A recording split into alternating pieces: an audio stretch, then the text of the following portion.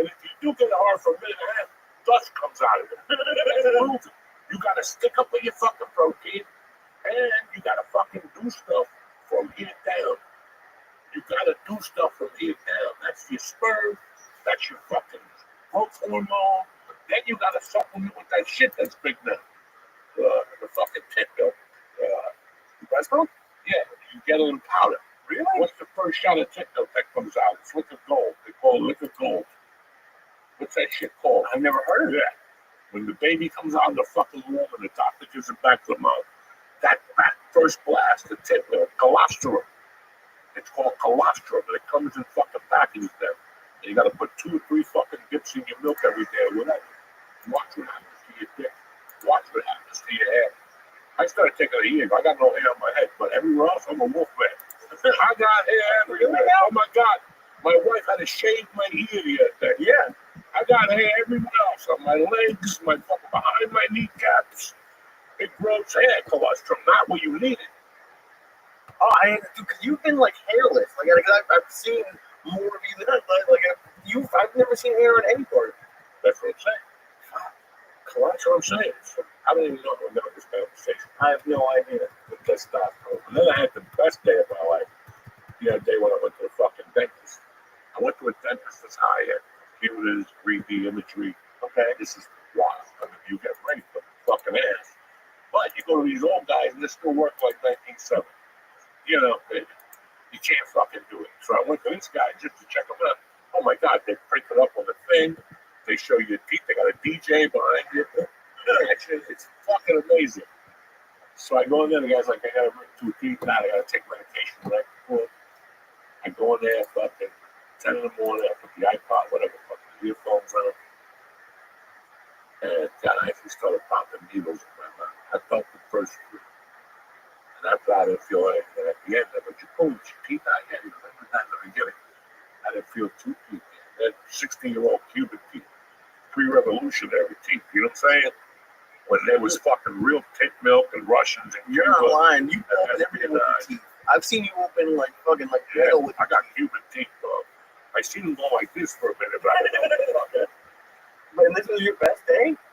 What? This was a good day for you? It was good because I lived at I was in a fake 8 times, but I didn't. The only thing that bothered me was the stitches. The cotton I had on my mouth. Every time he had to fucking put it in, the cotton would hang on my mouth. It was dry. Why do you like cotton? Fucking hate cotton. Really? I like cotton underwear, cotton t-shirt. But a ball of cotton drives me fucking crazy. You rub it on me. You go like a cute. When you fucking get in my ear first. That's why I always do those coke pens. You ever scratch your ear with a coke pen and shit? Oh my God. I've seen you do that. Yeah, the blue ones, yeah. You pop it, you snort coke. But before you snort the coke, you scratch your ear with it. And the wax holds on to that little coke. The next morning you'll be looking for that cocksucker. I was good. Do you ever put coke in your ears? Anyway. I don't know. Fuck it. Why would I put coke in my ear? I don't know. Why are you picking your ear with a ball? Believe why would I put coke in my ear? It's put it everywhere else. my goodness. Listen. You want to get your animal high, that's what the fuck you do. How did you know we got promoted? We did 3 spots on Thursday. Yeah, it was great. Comedy's been going great. I was at St. Mark's Comedy Club too. It was a great weekend. Look at you, shit. I walked up the stairs for one of the last times. I told you when I met you. You were looking for the first woman. It was not the first. Oh my God, I knew you got it. And now you dropped it on me. When I dropped it on you, it was in fucking 3rd week. It was exciting. I was excited. I'm up the corner from a Chinese restaurant. I'm down the block from this. And all of a sudden, under his breath, he hit me with like, it's on for 4 floors. What? What you saying? It's on for the 4th floor. I go, please, get the money back. You can't get the money back. You're not going to fucking go 4 flights of stairs. I know you for years. I'm going to go up. I have to over the next couple months because it has AC. She doesn't have AC. I have good AC. She was like minimal. Oh, yeah, rid of it. This is New York City. The entire This is New York City. You don't got AC. Yes, she has it, but like it's like New York. Have you ever had the buildings where it's like either hot or air? Yeah, fuck you. No, you got to get one of them. Oh, I have central air on them. Tell you Jewish, you want a window. Oh, I need AC everywhere. fucking Jewish people. I'm not dying for sexual anger. Oh my God, let's open the window to breathe. Oh, Fuck you and your fucking breeze. That shit don't work, Uncle Joe. no. People in California feel that. They do. They're just cheap. Yeah, but we live on the beach. We open up the window. Listen, stop. You're just a cheapskate. You're just a fucking cheap fuck. Put the fucking air on. When I'm gone, you can do whatever. Windows, candles, rub each other's feet. When Papa's here, put the fucking air conditioner down. And shut those fucking windows. I don't want to hear your neighbors. They're fucking doing Yamaste noises next door. One of my favorite stories with you in air conditioning is I think you were in Nashville or somewhere, and you turned the AC on so cold that it was too cold to get out of the bed to go pee. Yeah. You just peed from the bed. Fuck yeah. It was cold. Sometimes that air conditioning backfires, Jack, and you got to do what you got to do. But these people with, oh, we have fans. And listen, a fan ain't gonna work. They got fans in Cuba. That's when I was working out on them. You know what I'm saying? They got fans in Puerto Rico too with August. Has nothing And to put a string on it so you can see where the air Yeah, I don't want to see where it's going. I just want cold. Listen, when I moved to North Bergen when I was 10, my mother made the mistake of putting air conditioner in my window. Oh, yeah. Now, guys, 73, teacher, how much colder was it 73 than the bullshit we got now? We had no fucking buildings. This whole river line, they had no buildings. So that air that comes down from Canada, from fucking, once it would pop up, and then it would catch at the bottom of those North Bergen hills. Your ears, like potato chips, they would just break. Yeah. Which is great. That's why a bunch of people in North Bergen don't have ears. They got fucking up ears. Chickarelli, all those motherfuckers, their ear broke. Do you know I used to put my air conditioner on in December? When the time I got Would it even work? by the time I got up in the morning, it was frozen. There was 2 inches of snow on it. I'd have to leave a bucket under the bed and push the bed. My mom would go, why do you put the air conditioner on? It's fucking December. I'm one of those guys. Oh, yeah. I love opening the window in the winter. December. Colorado, and you too, where TJ lives, New Mexico. September comes along, you open the window like that. Ooh, you gotta get up before the morning, shut that motherfucker down. It's cold in there, it drops to like 10 and shit. Like, yeah. Yeah, you open the fucking mouth. Colorado in July, leave that little window open. I don't care what it was today. I don't care if the streets were melting. Leave that one by 5:30, you'll be waking up going, what the fuck? That is something that, like, I'm loving New York, but this is going to be my like, first full summer. Oh, yeah. And dude, I was here last summer looking for these apartments, and like I would walk out of the house and be like, I'd have to change 3 times a day. Oh, yeah. And I'm not you would take 3 showers a day normally, but fucking I would be. 4 flights of stairs. You're in no danger taking that one shower. Oh, I know, dude. I'm so happy to be getting out of that fucking place. But who knows? I don't know. You give me 200 milligrams of fucking coconut gummy. It's already fucking kicking in. Here we go. We're in training. What do you mean here we go? Yeah, we're in training. Oh. Bitches, we're back. Oh my god. Dude, I'm not even going to remember Austin. I already know. People ask me how was Austin, but I have no. You ever see any movies? Nobody wants to remember. They want to go down there, eat barbecue, shit blood, get chlamydia, come right back. That's the University of Texas. A lot of dirty pussy, baby. Really? A lot of dirty fucking white women. You on the street. Is that good? I don't want to. That's tremendous. Why do you want to get chlamydia? Come home with a crab, a little scratching, and a little juice coming out of your dick. That always makes mama happy. You know, how can you die without getting chlamydia? I'm okay with that. Stupid chick in LA who got the fake tits and got married 3 months later. Where'd you get the fake tits from? Nobody came on them. She spent $3,000 on fake tits. Nobody came on them. She didn't fuck anybody. She met one guy and got married. That's it. Take him back. What do you need him for? Take him back. Take him back. $3,000 down the drain. That's now it. you're gonna have kids. You gotta take them out to breastfeed. What would you do that for? I spent $3,000 on titties. I'm rocking, Jack. I'm at Rudy's, smacking people. I'm having a good old time. I'm earning. You can make a little good living with a big pair of tits in the bar. Yeah, but then you're gonna have to spend all that money on therapy. After 20 years using your tits in a bar? Well, nobody wants to see your tits in 20 years. Well, yeah, but after You got a 20 years, stomach you're like used mine. up. Yeah, you're still gonna have great tits, but a stomach like mine. Nobody wants to see you flat, but your whole body fucking shakes. Okay? short longevity. Right. Nice fake tits are like a running back.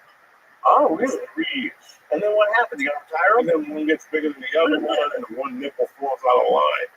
You gotta work for the fucking jerk. You gotta take them out. I've never like, I'm maybe a stripper, but I don't think I've ever seen like in person fake tits. Like no one ever fucked has had fake tits. I don't think. You never been with I don't think so. tremendous. Really? Oh, you give them a stab and you lift up the tip, you rub the scar. It's a little bit. You punch the scar? Oh, you rub they love it. You press your finger in there, you dirty fucking flat chested cocksucker. Who you think you're lying to? Press that finger in there, they love it. Pain and pleasure at the same time. Jesus, I don't like. I did hook up with a girl once who had the reduction. I was really pissed off when she told me. Why would you get it reduced? Why'd you get a reduced? I don't know. No, I'm being fucking bummed. They always tell you that, but my back was hurt. Let it hurt. Lay down. Oh my god. The ancestors are all bent over. Who gives a fuck? Your back hurt. I went to school with a girl that had gigantic tits in grammar school. I mean, they were gigantic. I mean, gigantic. She was cute, but her back started hurting too. What are you gonna do? They had a perfect tits. Now she's got like C-cups. I don't know. What are you gonna do? They still work. Would you ever do anything? Like, did you ever like think about like any sort of plastic surgery? All the time. I'm gonna go on the next week. I'm gonna do my nutsack, my foot. I'm gonna do my face. I'm gonna look like fucking Mel Gibson. I don't know. Are you fucking Dude, retarded? they do a lot of like they can make your dick bigger. Yeah, but who needs that? I don't know. Who needs that? Why don't you go get your dick bigger? Because I can't show up now with a bigger dick. What do you need? Dick of you? That'd be nice. Full review and fucking. A review of like Oh, call it. What's the guy's name? Ron Jeremy? No, Ron Jeremy. What's the guy that runs his? Oh, fucking not Netanyahu. Netanyahu's favorite person. That's what we just did. We just do a male review. You can have a bird with you, another Jew. I don't think he wants to see my dick. And listen, when it's 2 feet, everybody wants to see his dick. That's You just have a 2-foot dick. Everybody wants to take a peek. I'll tell you, I took that girl at 3 in the morning. I don't want to have sex. You know what I'm saying? I want to see your dick. Yeah, they do want to see your dick. You got a 21-inch dick. 26 inch. Let's do 2.2 feet of dick. 1.8 when it's cold, okay? Everybody wants to see your dick. You can open up an open mic, charge $5, people come in. And for $10, they can touch it. Like they can rub it. That's where the market picks up. What was that Mark Wahlberg You movie? sell t-shirts afterward. I touched the big dick. This is a big business. I went to New York and all I got was business. I got business for you. what was that Mark Wahlberg movie where he had the huge dick? Boogie nights. Boogie Nights. You could just let guys like look at it in the back, right? Or what was it? It was Doesn't crazy. matter. Doesn't matter. Of course, you were the one telling me about a 2-foot dick. Oh my If I had a 2-foot dick, I wouldn't wear underwear. Why? I just take the ticket. Why? Because why? It's not a ticket, it's jail. What do you mean you're gonna walk around? Look at the ticket. What's the story? You got your pants off. Look at the size of this fucking horn between my legs. You want to fuck with me? It's 10 degrees out. I got 1.8 over here.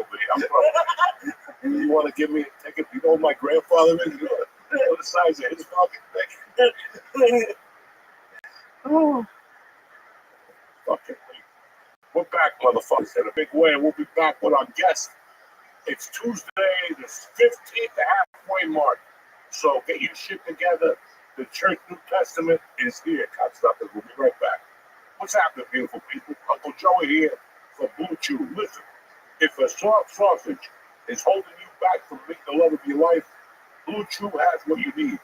They send chewable tablets right to your fucking front door that are going to make you a beast in the bedroom. Just head over to their website, talk to one of their licensed medical providers, and if they approve you, you'll get your medicine within days. It's easy, it's quick, and it's confidential. Even the mailman will know. I love Blue Chew. You know why? They come in individual packets.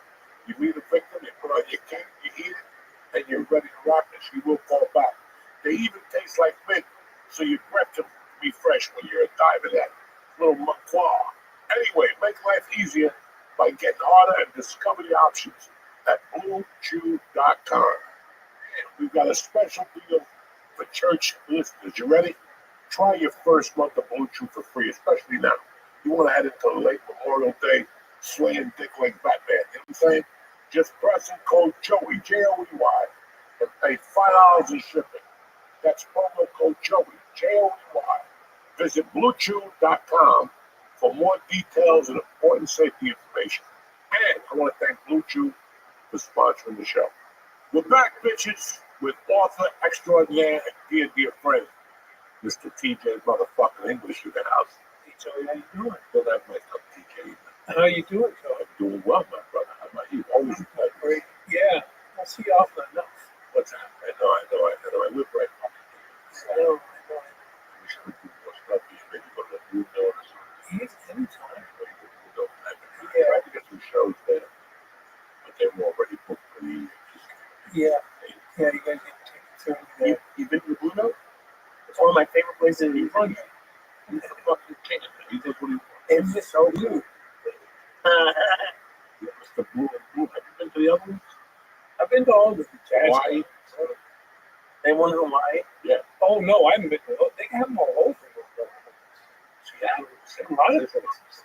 I always see an advertisement for something like Houston. I didn't know they had a Blue Note in Houston. Wow, that's good. So they franchised. What? Well, how long have you been into jazz? I think it's funny because there was no jazz around at all when I was a little kid growing up. So I probably never. Well, no, I take that back. My parents had a couple of albums. They had Louis Armstrong, and they had Bing Crosby, and they had Sinatra stuff. So I got a little flavor of it, but it wasn't until I got to college, Southern California, in the late 70s, and I would just go to these great old youth record stores near the beach in Santa Monica, and I started buying jazz records, and I just was winging it. This looks interesting. I mean, I kind of knew, okay, I've heard of Ellington. Let me listen to that. And I just started to explore it, and then just got into it. There's no other music like jazz to me. It's got soul and you feel it, but it's also kind of intellectual. There's like a thought process involved in it. And I don't know anything about music, but seeing it live, which is new for me, I saw it at the Blue Note, and then I went to Nashville and saw it at a jazz place. It was great, like live in a small place. It's cool as shit because it's like it's just like you really get into it. I know you're not here to talk about jazz, but I love the Blue Note. I love it. I mean, the last book I wrote was about jazz. Oh yeah. So jazz and its historical connections to organized crime. Oh shit. Yeah, there's more to that story than you could think. I mean, jazz and mob and mafia, it's kind of all started at the same time in different cities like New Orleans, Chicago, New York. And when they own clubs? They owned the very first jazz clubs. So they were in on the ground floor as the presenters of the music. All the clubs most of the clubs in every city, large cities and even medium-sized cities, were run by the local mob element. That's who ran the jazz clubs. And just because it was a cash business, like why would they pick jazz? Jazz was. You know how big hip hop was when hip hop just first started to really hit in the '80s and capture everybody's imagination. Jazz was that times 10. Jazz was like a cultural phenomenon. There'd never been any music like that. All there'd been in America up to that point was bluegrass and folk music, and then classical music from Europe, European music basically. Jazz was like American. It was the blues, had the blues and the roots of it, and it all started in New Orleans, so it was a phenomenon there. It was really popular. Everybody went to jazz clubs. That's whenever I watch a movie from like that time, and people are out at like seeing music and like doing stuff every night, like that doesn't happen anymore. People are out seeing something every night. Because it wasn't TV, like it was everything. I can't imagine how big that was. It like a huge part of the mob's business? It was a huge part of their business. It wasn't so much economic as it was prestige. It was like the hottest thing. Like everyone comes to your club, everyone wants to be seen in your club, everyone wants to be at your club. It was great advertising for a mobster. Oh shit. Yeah. It gave stature. And they became friendly with the musicians and hung out with them. So there's a lot of cross pollination. That's what I was. It's really weird when I used to go to when I first started, 93, Tribute had a club in Colorado. And this was one of those places we used to go this off to not that for a boat. Yeah.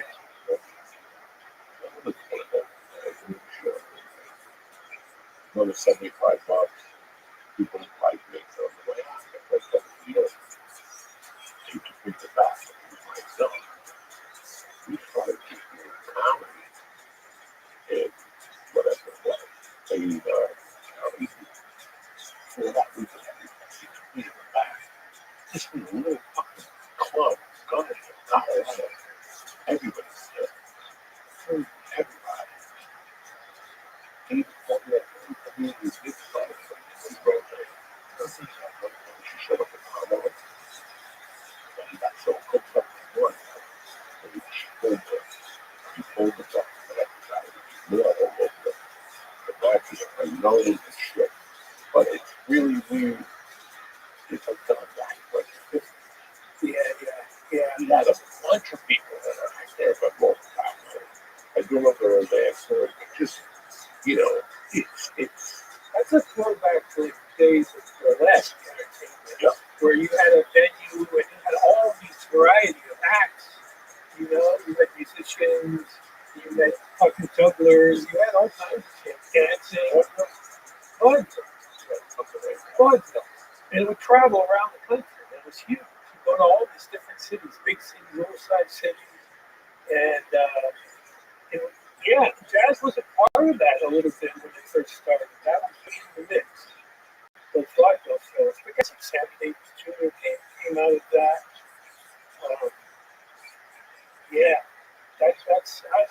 I miss that kind of night.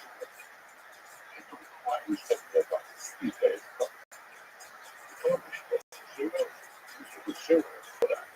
Yeah, I don't know that. That was food, service, sex, booze, and chicks got pregnant.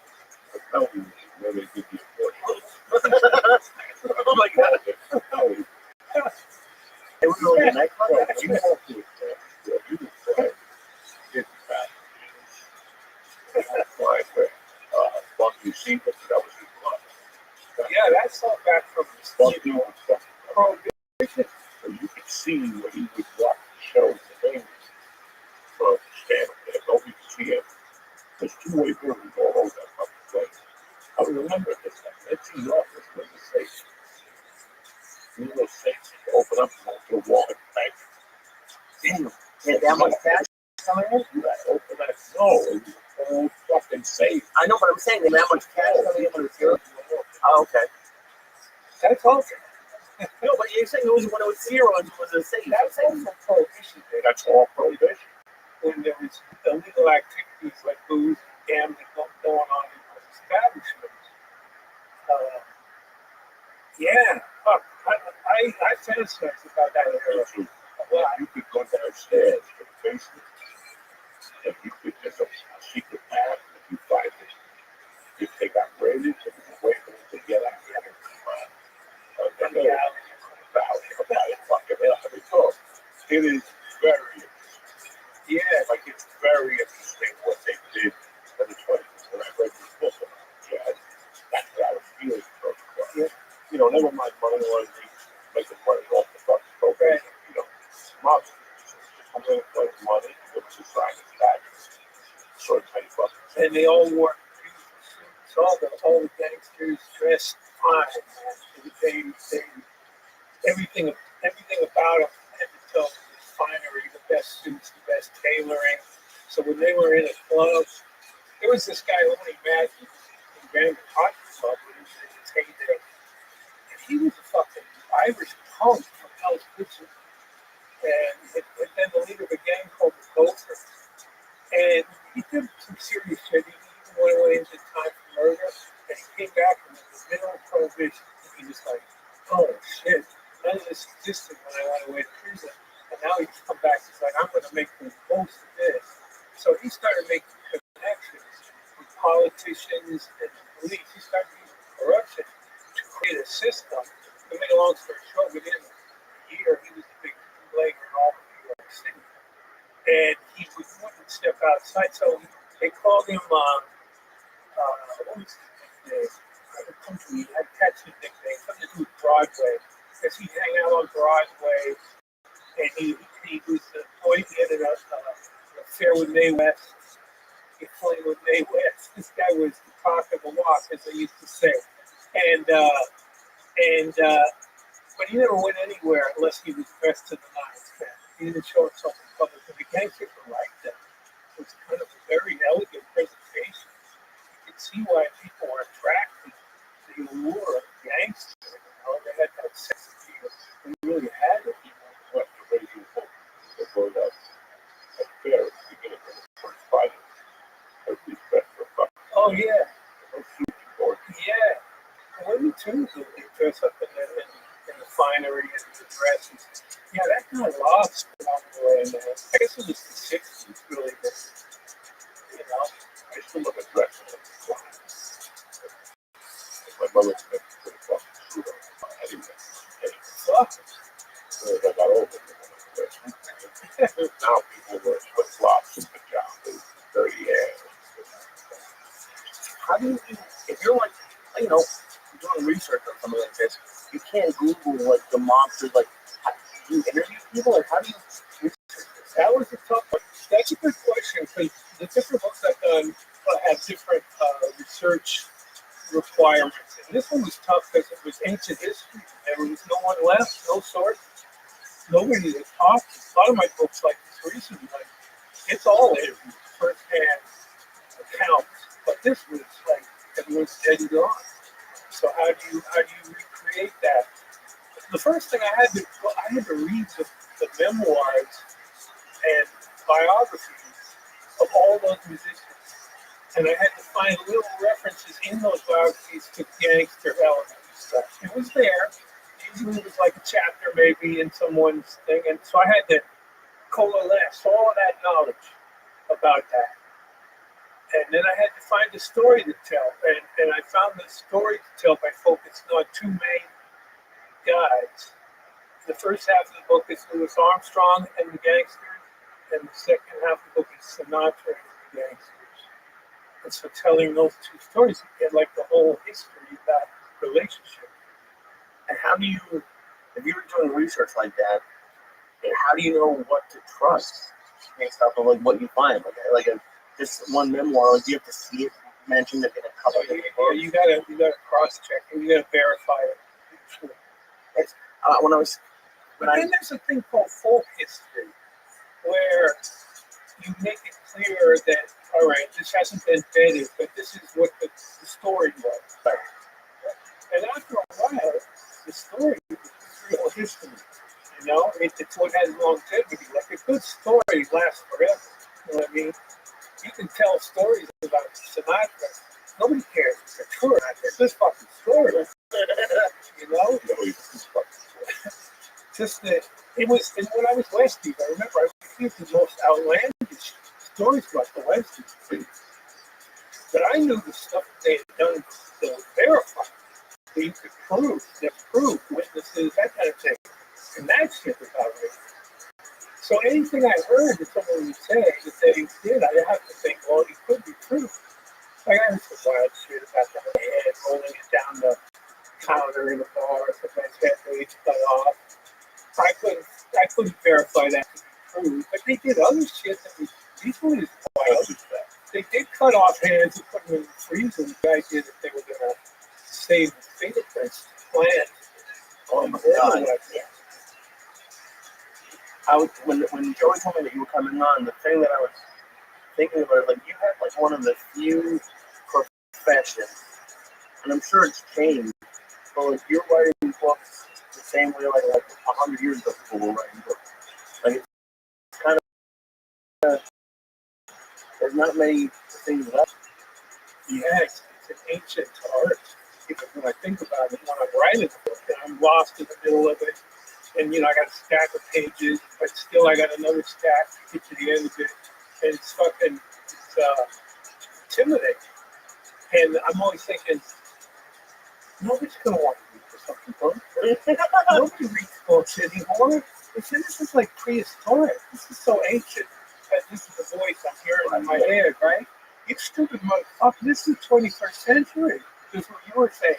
This is like primitive. People open a book of written pages on a piece of paper, and that can hold their attention for sometimes hours at a time. That's like real primitive storytelling if you can pull that off. But now we're in an era where that's a dying. I think that's a dying art. Being able to do that. Nobody has the attention span of doing So write it or or to read it. Just so you and check. And they don't listen. The thing I miss about the noise is not flying as much. I was generally place I could read about the noise. Yeah. With peace. It's at 4 hours, 2 hours, it's a gas piece. And it's just like that. I read books about it. As a matter of fact, I read the corporation of that last time. I have a question for you because I laughed for 2 hours. And you said that, because every time you read a book, you always go, well, when I read that book, I read it. You can motherfucker, you're going to catch it. You can read. That's true. Like, I'll read a book for you. I really like a book. I'll read it. Cujo, Corporation, fucking, Havana Nocturne. There's another one I read every fucking shit. What about the Art of War, the War of Art, Frank Pressfield, whatever. Yeah, I read that every chapter just to keep my mind fresh. But you fucking dropped the line in there, and I fucking died down. You said something about that they call people Korea.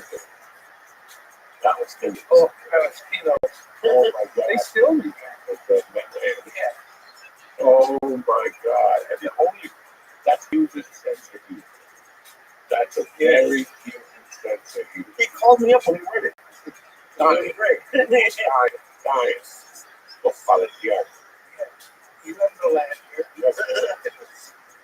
Yeah. That's, and how do you, because like, what I was trying to relate it to was, I'm at the very beginning of the stand-up, and I have to not only write jokes, but weave them together, and like, putting it here for here matters. Yeah. Like, with a story, like, yours isn't a novel, it's like actual thing that happened. Weaving that together into a story must be completely different. And like it's just like, oh, it's a big task. Yeah. But that's the creative part. That's where the artistry comes in. Where you take all that. A lot of people can gather the material, but not everybody can tell that story in a way that really grabs a reader or a viewer or whatever. I think about what you guys do as writers a lot, because you're right, it's a much different form, but you're kind of doing the same thing. You're structuring a set, right, where you're wanting to tell a story, right? Walk and flow. So, yeah, That one who takes everything you have to do a broad story, and also a skinny. yeah. That's the difference. Like, I would love to write a book where you could do that shit. Talk to people. Yeah. workshop it or Workshop. yeah. You know, a chapter every week. You get like 6 chapters ahead of you, and you just do it once a week. That would help me a lot. You know, because I don't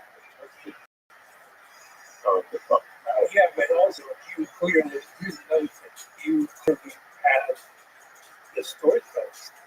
Right. The storytelling. So you really, That's you might have to be born with that,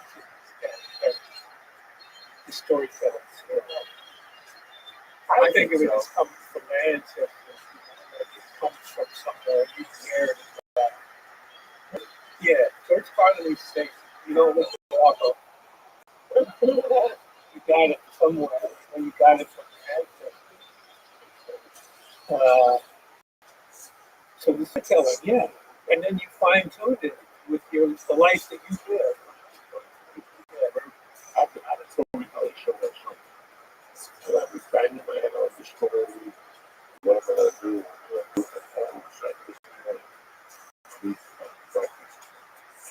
we took it so we now I could tell the story about the way you get pussy, all that shit, but now it's worse. The hell is gonna work. Yeah, clear. Everything fit. It took fucking 3 months to think it. And I was going somewhere else the whole time. And then this morning it hit me from a different perspective. And I was just talking to a girl I wrote a book with. She was telling me that she wanted a song, but she has herpes block. And I was like, I've been going through the same fucking thing. And when I go to Starbucks, I can't write shit either. That's fucking terrible. And you Starbucks, nobody can write. What are you going to do about that? Hey, you should have been it. So I started writing in the garage. And I'm saying, yeah, last night we went in the garage.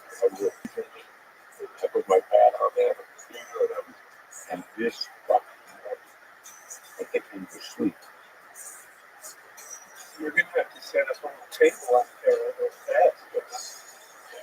But even like I'm just thinking like you might like that there's no desk. Like are you walking around and like doing stuff everywhere? So like we sat in the garage, I put the booster on. Okay. And I fucking sat there for 30 minutes and I made great notes. And I wasn't even going there. Like I said to you, I wasn't going. This morning, something came in. And if I added to that, it would be the fucking perfect fucking thing. You know, I often have to remind myself, so you know, when you have a writing task, you do anything for avoid it. You do whatever shit to avoid it. And so I'll go for long walks along the river, and I'll be hard on myself because you should be writing right now. But you know, those walks along the river are really valuable in terms of thinking time. You know, that's part of the process. So you have to do that periodically.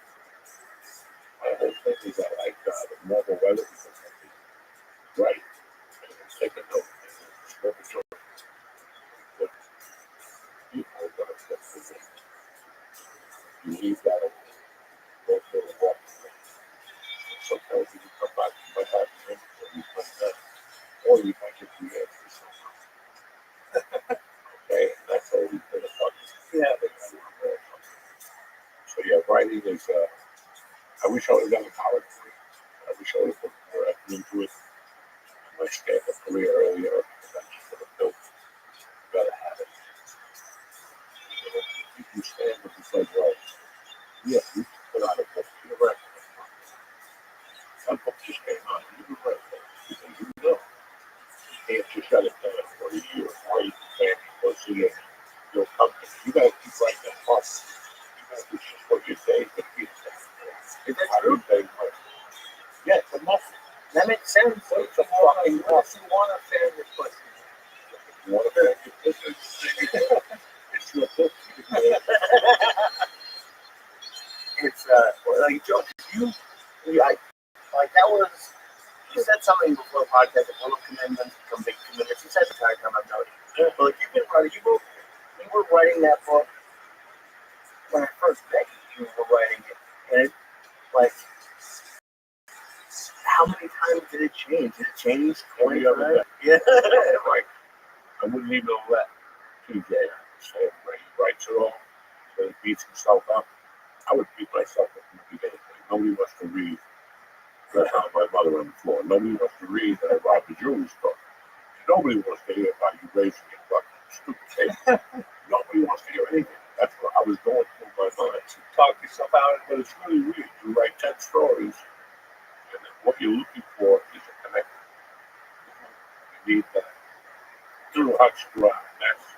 I can tell you stories for hours. Connecting them, that takes time. Yeah, you call that the narrative. That takes time. The narrative, you know, the whole together. That takes time. And that's when it sinks. That's when you know you have something that's real. You know, that reaches, that does still reach people, even though books maybe are not popular in that way anymore. But to people who read books, it can have a real impact. How do you think? I like to read. I have lack of it. I have not great comprehension. So when I read a book, it took me 20 years to figure this out. I have to read a book with a author 3 chapters. Because I'm going to wake up and want to read those 2 chapters again. So I go 2 when I pace myself. Then I'll read parts of it again. And then I'll start the next chapter. It took me 20 years to do it. So what's the market for? To retain the good stuff.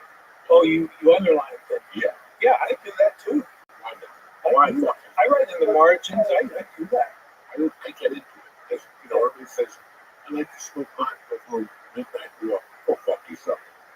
I like smoking pot, getting a light, and maybe a pot of coffee. And just sit there and roll another joint. You can smoke it with the coffee. As you read your book. Oh, you get high and read. Yeah, I can't really do that. I don't retain that. If I do it, That might be the retention problem. yeah. Well, if you get too high, you start reading, and then the stories in your life come in. Start going You gotta into your It's head. right. It's Because your imagination is inflamed while you're reading it. Right. It's extra sense for you. And you're picking up a lot of other shit. At the same time, I'm going to feel hurt. Right. I can feel like I like reading. Right. Like, let me give you an example.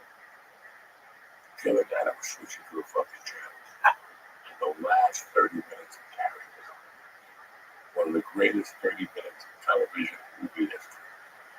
In fact, Travolta, that's how they got you to go see that movie. It was Travolta, coming up to the end, he gets killed. He was kind of a nobody. It was, at that point, no, it had been like 6 episodes of Walking That Time. Yeah. And the girls liked him, so that's why you went to see that movie. They must have been disappointed because he's hardly in it. Yeah. He what? He's hardly in it. Yeah, he gets killed at the end. But it's so weird watching the last half hour of that movie. And I remember reading that book and not even knowing who the author was. Not even giving a fuck who the author was. And then years later, I got him writing, and he tells the story of how his wife grew that way. About, what was he thinking about? People move things with their mind. Yeah. Telekinesis. Yeah. Yeah. And his wife grew away. He got home. She gave it back to him. She finished this. And I became fucking Carrie. And I'm thinking about how the fuck he wrote that. Like, even with you, with Corporation, Havana Nocturne, the Westies, I like reading a book and then for like a day or two going, how the fuck this motherfucker write that? That's how much That's a nice thought. For writing, that's a great compliment. Yeah, Because you want to think, in your act, what you do, you want to think, I just want to task them. I want to make them have to go, oh, how did you do that? And I know you must get that feeling in your stand-up, right? Yeah. You just can keep on pass. Yeah, you throw it and you see them and then you start laughing. That's the money. That's the money that nobody can pay you enough for when you start laughing. That's why I was having a hard time writing jokes when I was smoking pot. Because I like to get bullets. Right? So if I'm giggling, motherfucker, that joke is as dirty or as nasty as it can be, I'm writing that bitch down. So as you're writing shit down, and you start to call your way through it, how much of it do you keep? How much of it is good, and how much of it is just? So let's go 50%. Oh, that's good.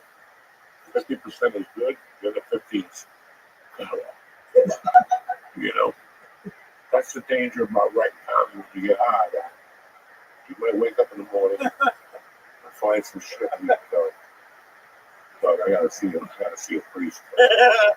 This is not good. Oh, it's like I gotta burn that. I know, I'm lying to you. Now that we break it down, I retain 20%. I was gonna say 50% is high. Yeah, I would say 20%. Especially if I'm getting high and I write a page. First off, the first hour I gotta figure out what I wrote. It's hieroglyphics, I'm so high. And I start writing Joey Shorthead. Writing my own shorthand. I don't remember the next day. There's a ton of them. Yeah, tons of fucking. You know what Carlin said about how he did it was he would write his stuff not high at all. He would complete what he thought was an act, and then he'd get high and punch it up. Yeah. And that was the point where he'd get high. That was always really good value stuff. He would bring it in. It's funny because I do that with acting auditions. If you send me an acting audition, I read, read it, I read it, I read it. Then I get out. Then I read it, I read it, and then I start making notes. What goes here, where I'm taking a pause, where I'm going to take a drink of water, where I'm going to scratch my ass, everything. I'm going to improvise, I'll put something there. That's when that works. Weed is very valuable for your creative process now, right? It's got to be great. I want to drool. I want to fucking drool like a fucking. I want to drool, be left the fuck alone, a little bit of music, not too loud. Snapple iced tea, no sweetener in it, that shit. I could go for hours, 2 hours, right? And no computer. Yeah. I use greaser. Everything is written by my hand. Well, you're describing the process of being a writer and how isolated and alone that is. I'm an only child. And you tune the whole world out, and you create your own little world that you're working on it, and you're writing. Absolutely. It's I don't even like all that fucking life. Because you're writing something good, also shit. No, you can be it. Listen. You know, I don't want to shut the door because that's a new song. So I gotta wait till they leave and do anything. you're maintaining your sanity down. Yeah. That's what you're doing. You know, I'm an only child. Okay? I've always been ready. I love smoking dope. Just Right. listen, when I was 18, everybody was going to Hawaii. My goal was to get $1 million and move to with my son. And smoke dope and eat chicken cutlets and drink cranberry juice. That's happiness for me. Sounds Nobody bothering me. Nobody talking to me. That's not bad. How old were you when you came up with that? 18.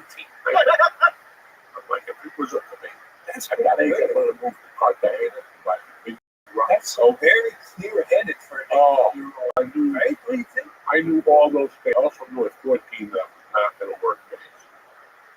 I love people who had days that they had more freedom than they are. Yeah. They were out in the corner when it was hot. They were hot. And they worked at night.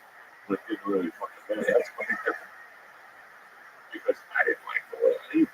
I go club, be VIP, so you could pay me at night, and I could have my days to myself. No drama, because when you walk into the house, everybody's leaving for work. You can come in there and make cheese on, put on fucking Popeye, and sit there. Nobody's gonna come in and break it for you. Everybody's at work. You live in the dream. No, but I've always loved that. That's what I mean. You had that dream that you live in. Oh, having a day job was always fucking cool. And I would do it, and then I'd go in the fucking steel something. I could sell an 8-ball at $75. You know, it's a grind. I can see. I know guys like you. A lot of guys like you wind up in criminal life. Yeah, Because they can't take the grind of having to do a 9 to I 5. gotta work 12.50 and I work 12 fucking 10 hours a day. I'm gonna make $1.25 a day. I can make that fucking break it into a room.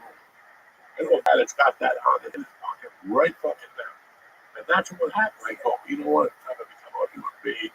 And I take these jobs in Colorado and I be drilling fucking beans and getting bit by mosquito bites. And I felt like, well, what's the check came? And I'm like, I got bit. I fucking eat a salami sandwich. You see all the deductions from the check. No. I'm not doing this. I'm not doing it. It's not working. It's not working. So I went without for years just to prove my point. I'm not working days. I would work days enough to get money, and then I quit. And then I fucking figure out. There was a time in Boulder, my rent was due. Every day before my rent was due, I did not know how to get that $4. And I didn't get it. I'll tell you all the times I got that $4. And you die. Like I remember it. It was going to take making people drop receipts. And I would pick them up in the window. And they'd spend $300. I just go in there and put everything they take and return it without even walking out the store. You wouldn't even walk out the fucking store. I remember one time I needed to rent a guy dropped a receipt with $500 for a lawnmower. And I went in to go to steal it. They didn't have it told them. So I got in the car and I went to Kmart Walmart. They had one left. I actually walked in there, put the receipt on it, walked up and go, what's going on? I go, I just got this out of water. I didn't even buy it at that store. You put the receipt in the store. So how old were you this time? You were doing this?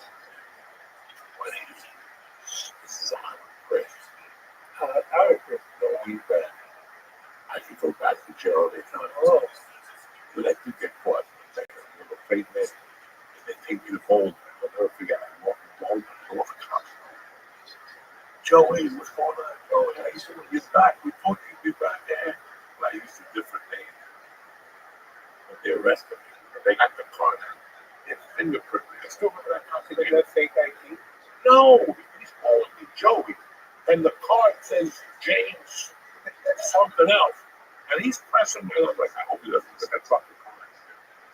I was in there 36 days already, 30 days over the holiday.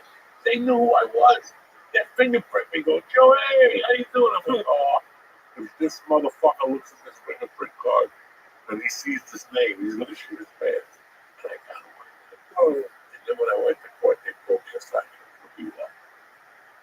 And I went back to court for that. I did the probation of that day. And I had a community service. And I did it just for nothing. nobody ever asked to see an ID.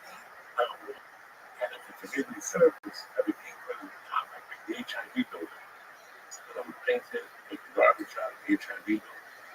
And after the job was over, about a year later, I smacked my ex-wife's boyfriend. The cop that came to arrest me was the cop of the HIV business, and he would arrest me. He's like, I'll give him a ticket. He gave the other guy a ticket for calling me a racial slur. So every story fits. You see what I'm saying? You got a little angel on your shoulder. I'm fucking crazy. You got an angel and you got a devil. Oh, I got a big devil. My angel got a big dick. My angel's got a big dick and he's Cuban. You know how those Cuban angels, they ain't fucking around, motherfucker. Yeah. What's happening, beautiful people? The NBA 82 game grind is over. Now it's time for the real fun.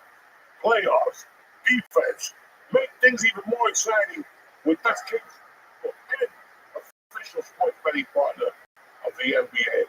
You could be raking in dough this playoff season. Take it from your Uncle Joey.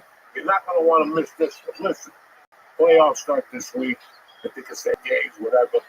Lines are still soft. Go get yourself something. Here's something special for your first time. Is you ready? New DraftKings customers, new guys, not you old geezers. New guys, bet $5 and get 200 bonus bets just like that. Make a playoff run to remember with DraftKings. Download the DraftKings Sportsbook app and press in code Joey, Joey. That's code Joey for new customers only to get 200 bonus bets with your bet just $5. $5, 200 bonus bets. Jump on this deal. Only at DraftKings, where the crown is yours. I love you guys. Good luck. And download the DraftKings Sportsbook app right now. Gambling problem? Call 1-800-GAMBLER. In New York, call 877-8-HOPE-NY or text HOPE-NY 467-369. In Connecticut, help is available for problem gambling. Call 888-789-7777 or visit ccpg.org. Please play responsibly. On behalf of Boot Hill Casino and Resort in Kansas, 21 and over. Age and eligibility varies by jurisdiction. Void in Ontario. New customers only. Bonus bets expire 108 hours after issuance. For additional and responsible gaming resources, see dkng.co/audio. So the last kilo, talk, brother. We've talked about everything but the last kilo. Last kilo. There's a little bit of New Jersey in that book, but it's mostly Miami boys. It's in Miami. What's the guy's name? Willie Falcone, and his brother's name was Gustavo Tavi, but his partner was Sal McLuda. So Willie and Sal, they were kind of legendary figures in Miami, starting in the early 80s, all through the 80s, really, until they got busted. And they created a gang called Los Muchachos, and Los Muchachos were the biggest, by far, importers and distributors of kilos in the U.S. So they created a distribution network based in Miami that was shipping it eventually to San Francisco, Chicago, New York, everywhere. And they only dealt at the high level. Like in these different cities, they had maybe like 8 customers. But there were 8 customers who were buying bulk. And so they were operating at that level. And interestingly enough, there wasn't a lot of violence in this story at that level of the cocaine business. I really learned some shit researching this because, you know, we're all primed to believe that the cocaine universe is just bloodshed from top to bottom, and you know, Uzis and chainsaws like Scarface. So I just assumed that there was going to be nothing but violence in any cocaine story that you tell. But this story, there wasn't a lot of violence the way they were doing it. They were Cuban exiles. They were tight. They were that first generation of exiles whose parents had been humiliated and had to leave. And these kids were like 10 or 11, and they grew up watching their parents suffer, in a sense. And they were driven by this desire to make it by hook or by crook. And the cocaine thing just kind of fell in their lap. I go into it in the book. It was actually connected to the anti-Castro movement and the CIA. And they were bringing kilos to the United States to sell and use that money to buy arms and explosives for the Contras in Central America. So wrapped up in that political politics from it. And so that's how Williams first got into it. They started doing it to raise money for the anti-Castro movement. And then the anti-Castro movement got busted, led to a big political scandal. So that's all. But by then, that's how they created a system. And they were like, well, let's just keep doing it and keep all the money for us. And that's when they became the Los Muchachos. And they created this very complex apparatus of bringing. They go right to the source. They meet with Escobar. They were dealing with both the Colombians.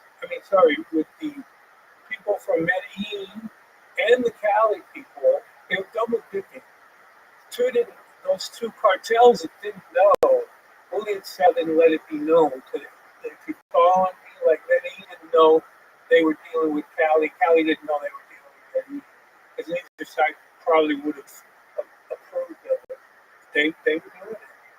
And they did it at a very high level, and they came up with a system to bring the kilos into the U.S., and they did that in all kinds of ingenious ways. They had their own pilots and planes, but they also had boats. They wound up being championship powerboat racers. Yeah. They owned the powerboat racing business. They were the company that built the engines. The great way to launder money, by the way. The company that built the engines, the company that built the boats. They were designing the boats, and then they got to race them, and they were going into races for guys all over the world. You know, They got a war. they had a war in the eventually. Yeah, There was a service. yes, there was. Yeah. Ball driver.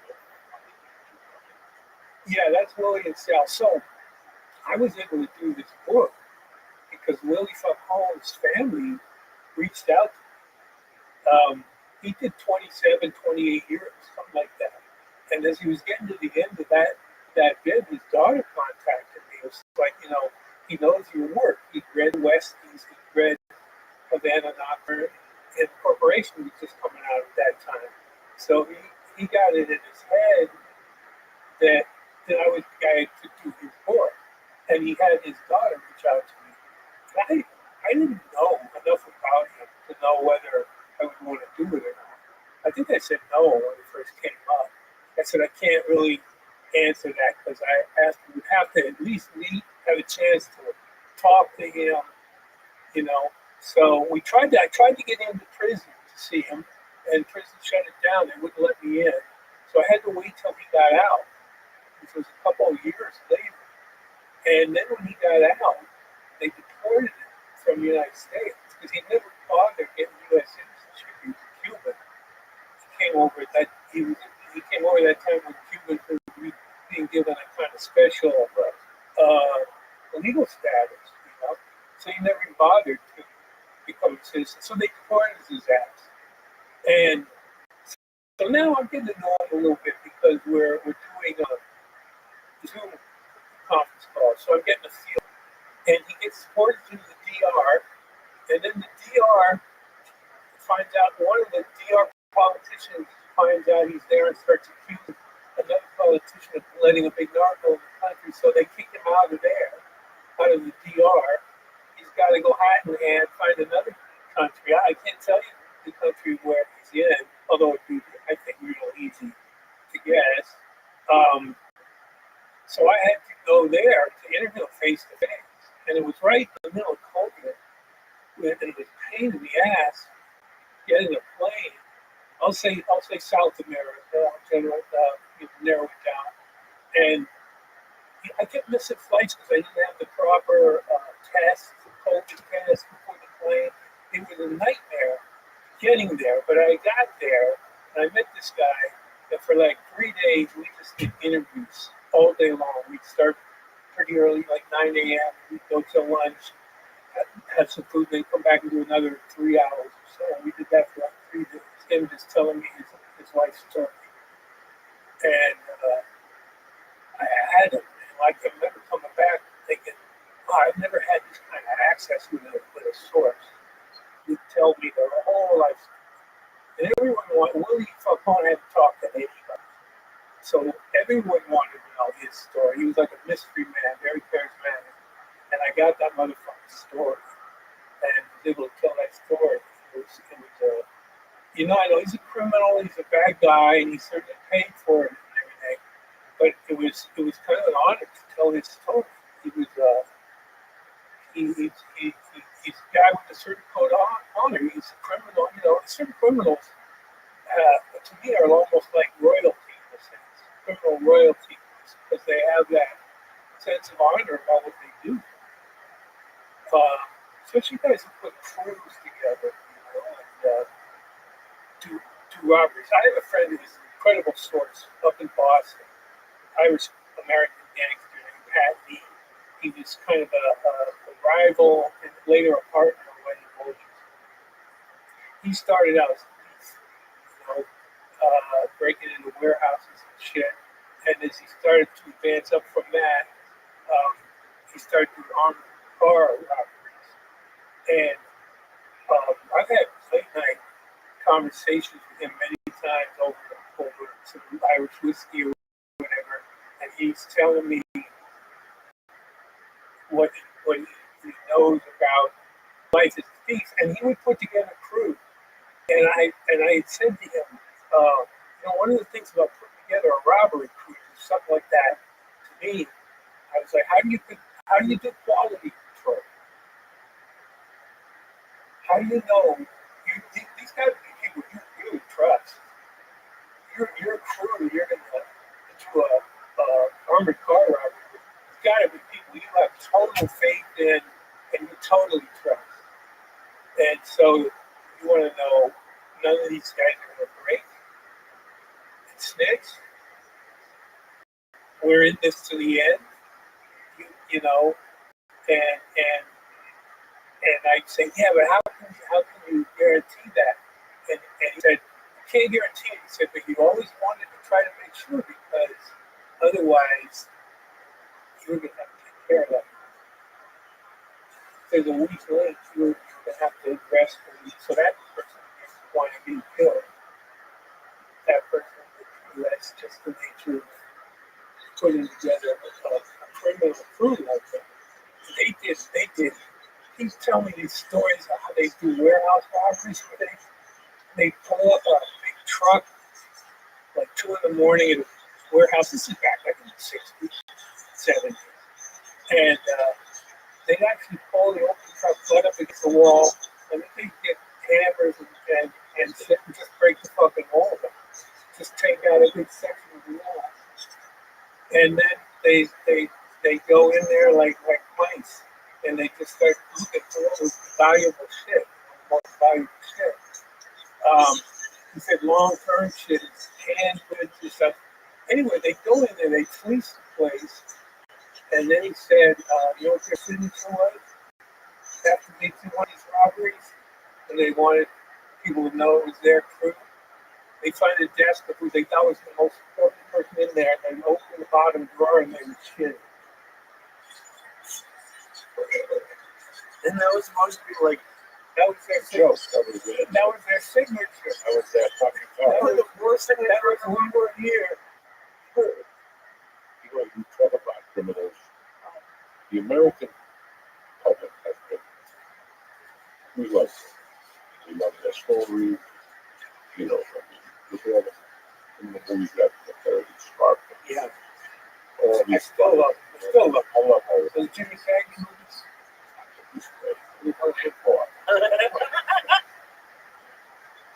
all that shit. But, you know, it's a market that will never fuck me. Like, look at this broken hero movie, Malcolm X. It died of that. And I don't think it was a bad movie. Yeah. I still think it was a Did you see it? I didn't have a chance to. I know. I was just a Yeah, no, I just killed it before he's even out of the gate. you know, yeah, people like, oh, the movie was shot because it was like, repetitive. I went to movies every Saturday, just like you did. Every Saturday we went to the fucking movie. Yeah. You either went to what came out or $2 for $3. Drive-ins. Remember drive-in? Yeah, drive-ins and Clifton, whatever. So we've taken that parentheses, the monster shit, Italian ones, done. Now, Mobland, the English. It's like I tell you, there's gangsters, there's people with gangsters, and there's hell in them. God damn, that bitch is fucking good and everything. Did you see the last man? Fucking gross.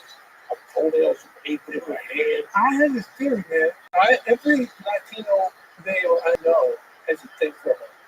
Really? I don't think that's Latinos have a thing for I don't Alan know Weir. if I thought it was nothing like Well, that. you ever see her when she was in her prime? Oh, she was a piece of ass, yeah. But now she's old and she don't give a fuck. She's still kind of sexy. She's still very sad. She had boots on last week, a mini skirt and a leopard shirt on. She's fucking 75 years old, a leopard shirt on. Fucking weird. But besides that, we're factual with all those stories. We go on Netflix. How many fucking Eskimo movies are there? Yeah. Jesus Christ, Netflix. I have different fucking No, it's fun. Paradise Remains, and they're all got off. Like 7 or 8 of them. And they're all got off. The only Pretty one much. is Marcos, Yeah. and that even lost its fucking thing after a while. That every time you go on there, and the Narc, well, now it's Aaron fucking Rock, whatever. Aaron, the guy, how many men Oh, and then, he got punched in the head, and he fucking shot him. What do you want from me? That's what happens. You know, it's like Bryce Mitchell. Did you watch that fight the other day? He got knocked out again. Listen, how he said, Chris Jericho and punches to the head. Like a little mix. Jesus got a punch in the head. He left 3 days later. He's like, I don't need this shit. It don't work. But it's funny how, you know, this cocaine thing. Like, listen, I love all this shit. I love all this stuff. You know, I love all this stuff. Because I grew up. yes. I saw Yeah. point A, and I saw point B. Yeah. I saw everybody spending $2 for a half, and 2 years later, everybody was spending $50 for a half gram. That's a big fucking up. Yeah. People were spending, look at that, it was $5, 3 joints, all over the city. And now the needle just won't be 50 cents. Mm. You know, I was telling somebody, I remember living here up to 83, and it was blocked out a half a gram between 3 of us. And I think you went little. When I came back 18 later, people were leaving on Friday over on Sunday or Monday morning. Like, and it just blown up. Yeah. I saw what happened with weed. Yeah. What happened here. Well, you're Cuban, so you were in the main vein of the Cuban culture. The selling of it, the using of it. You know, you had that Cuban connection. And cocaine was like these guys who I was talking to who were in Los Muchachos, and I and a bunch of other ones other than just Willie. They were from that generation. They just hit the cocaine business, and they just took over that shit. They turned a little fun into like world their safe house world and stash shit. Nobody was going to talk about it. You could get away. The whole culture became part of the cocaine to an extent. So you were in the middle of it. So I made sense. The little bubble. Yes. It was a game. Ball. And one night he said something to me. I said something to him. I said, I'm not going to win. In my house, you can't say Allah. That means I like. Yeah. I said to him, I will be fucking die, motherfucker. They came to grab me by the hair, motherfucker. You can't say that. Like, you was this motherfucker die. And Jason and Carol died? Yeah, he died. Maybe I lost him. I'm going to go up the streets. So if a weird person dies, you can't hurt him. Yes, you were thinking. While the cops came, you have to do a fucking thing. Not be brought to funeral. You gotta take the saint out of that. So whatever taking the saint out of that, what God's gonna do, he's gonna be taught to you for my mother and I want you to come. God, I'm sure. But while they were doing the fucking thing, somebody had to go up there and sleep out with a kilo. I still want to be the thing. See, I told you that. Like, walking up. You said it's You know, the thing, you just said the thing, you said, well, I still want to be the king. Tell me, mom, think you're fucking knowledge. Like, I was a fucking kid, guys. 8, 9, 1. We can fucking know, please. My friends are here. Do you think it's like as prevalent as it is now? Coke? Will explain how to do it? Not when I was 8, 9, 10. I knew that. My mother's bar, people said it, and I knew that they did stupid shit. They weren't smoking or anything like that. They were just. I stood up and getting up in the morning, like 8th grade, 7th grade, went to school. And they did that with me. They were huge and they were open. They didn't grind the coke. They don't grind it. You just put the rocks in. Oh, shit. They would just sit there. And I go to school and eat my Cheerios. Oh, I snort coke. And they all felt guilty, so they would all give me money. Hey, what do you have for lunch? He's $50. I would leave for like $200 every time they all was snort coke. And my mother said, don't give me cash. I go, nah, I'm back tomorrow. You can do whatever you want, my fucking ass. No, you would do it coming that way. It's what it's all of you. Well, they didn't know. Yeah, like 1974, right? 1975. And there was a guy that used to come to my house. And in the morning, that would get my mother and stepfather, they'd be up talking about it. Dad drove out all the time. He used to get married. His name was Muñeco. He had an eye that when he did coke, it staggered shit, right? So when I was a kid, I liked him a lot. He had 2 sons. I liked him a lot when I was a kid. Something happened at the bar. I did something. I stuck up for him. And he called my mother. He was hopefully taking the Macy's tonight on his son. I was still living on 88, so I had to be up to 10. So we came over to the Macy's. He was 5 with that music on. So I felt like something real everything. Like the mongoose. Yeah. And I brought it home. We got walkie-talkie. And my mother goes, that all you got? It's all you want. My mother looked. The guy took my fucking 6-inch of cash. I bought this. When I saw that, I go, whoa. Let's go back and get some skis. Because I just saw the James Bond movie on skis. I feel like, what do you want? Like, I said something. Probably was that. Like, something but I said, I hadn't seen him. And they're like, he's smart, he's a good boy, he's high. He fucking stuck up for us. So then my mother died. I don't see this guy. He was tight. Before my mother died, they killed his son. He's doing everything. Somebody just around here. Somewhere up the way up. Yeah. Right. I'm like, yeah, you want to they call him to the place and look at him 2 days later. First thing he's going to hold up, he's like a set fee. Because I want your Italian friends to kill that family. Because he knew that I looked at the Balzanos and he shot a guy 8 times in the back. He goes, see if you go over there. City, so he brings me back to his house. Got a wife and two. The one kid died. The other kid was way older than me. I got to be 18, 19. And this guy, he would do coke, but he would disappear and then come back. He white up in there, a white t-shirt, Chinese t-shirt with things, with the gold chain. He shut 12,000 in his feet out while he could get a big margin. So he could take his margin. Is this the Gay Santero stuff? No. The Gay Santero is at a third. This is like a couple of it. He would get filled with water and put a dish in. So the water, dish flow the water. Then he would go for it. So the cops came, he would just dump over the smoke and no water. That's a completely different set of character. He had bars on the window already, the whole fucking thing.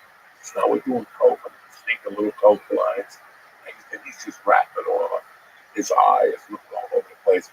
He carried it. The 22 and the 32 in the place. You know, he goes outside and look at the blood slips, himself in fucking good mom, and his wife comes running in, the son, he's on the floor. They're like calling him, like, don't call nobody. And his wife goes, he shot himself last month. And I looked at his feet, he had like 3 more bullet holes in his fucking feet. Every time the gun fell, I'd go, oh, I shoot something. Jesus. Like that was 84. And by that time, the cat was on the bag. But all these stories that we were reading about now. You ever told that story before? I think so. So. That was a wild night. It was a Monday morning. And the music at the time was Chickathon. And Give Me a Higher Love. August or September of 84. Yeah. Those songs really place it in time, right? Yeah. Chickathon. I feel that's how I think. I feel for you. That was that song. That's a good one. Yeah. She still looked good. I'm on her social media. She looks really good. I was just thinking first, I listened to Sweet Thing. She was still with Rufus. That's how the fucking play like guitar. Nobody plays guitar. She was cute back then. She was what? She was cute. She was adorable. That was 76. That was my She song. was like in her 20s. I was like, anyway, even if you never think. She had the big fro. She was hot. Yes. With all these books and all these series, it's just like, this drug thing, you fuck this Americans. You fuck this. Listen, I had a great time doing coke for 28 years. I'm not going to sit here and be Johnny Hypocrite, but we love it. Because you read about all these different organizations and stuff. Everything was great until about the 80, 81. Then the government got involved. And that's when everything fucked. That's the war on drugs. It was no war on drugs. It was a silent war on drugs. We go to make peace. That's why they wouldn't got Noriega. Right, and they never give a fuck about Noriega. They probably have to lock them down. They want to put Noriega. They want to get 15%, though. Just the way it is. And that's what they always do. That's what they always do. And that's what you watch proportion. You watch all these documentaries, folks like cowboys, this and that. How many think about how many of these guys were in the cooking business? Yeah, well, there are many layers. There was morons. Yeah, morons. That was bad. A lot of money because I used to rock those morons. They didn't know what they didn't do. They didn't know what they did. I got locked. Well, I got locked up.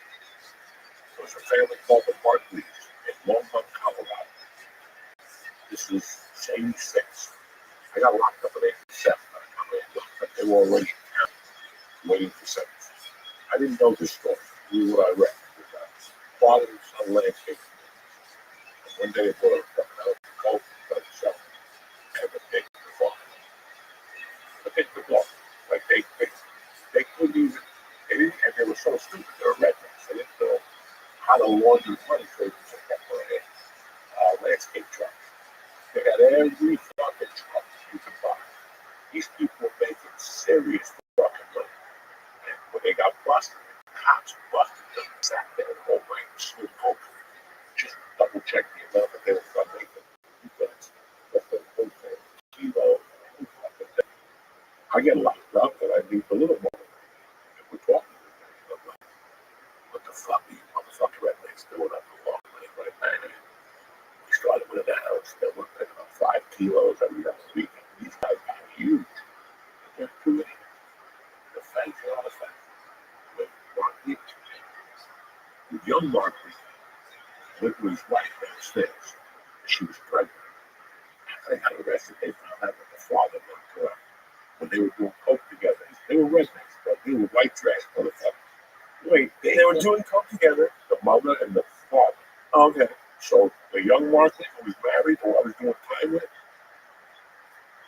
they got divorced during sentencing. She went with the father.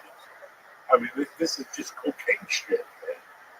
This is just, I heard all these fucking stories. And that's how they got him to beat us. That's how she ended up breaking on the middle fucking because she was fucking both of them. Just crazy shit. It was a crazy time in when the cocaine, when cocaine hit, let's say early 80s, this period we're talking about, it hit like a fucking tidal wave. And it hit everywhere in the U.S. This was really, they were bringing it to these different places. They were selling more coke than anybody in L.A. By the mid 80s, and it just hit everybody. People, the early media about cocaine was mostly positive. It was on the cover of Time magazine, Newsweek magazine. And they were like, everybody's doing it, all different class levels are doing it. You don't get a hangover. There's no hangover, and all the PR on coke was very positive up until crack. So crack, and it tarnished the image a little bit. So if you were a coke dealer, you had blood on your hands by, coke, by the crack era. It hit like a phenomenon. We all know it from the clubs, the way it took over the nightclubs. I mean, come on. But what always got me was up in New York, and I'm sure this is true. Actually, I started in Cleveland and some other places. Cocaine hit the working class. And you go to a local barber store after work on a Friday, and all those working class people were doing coke. They made it affordable. It's one of the things when in South here, they brought in a lot of product so that they could bring the price down. The price came down suddenly, and they got it to the middle class and the working class.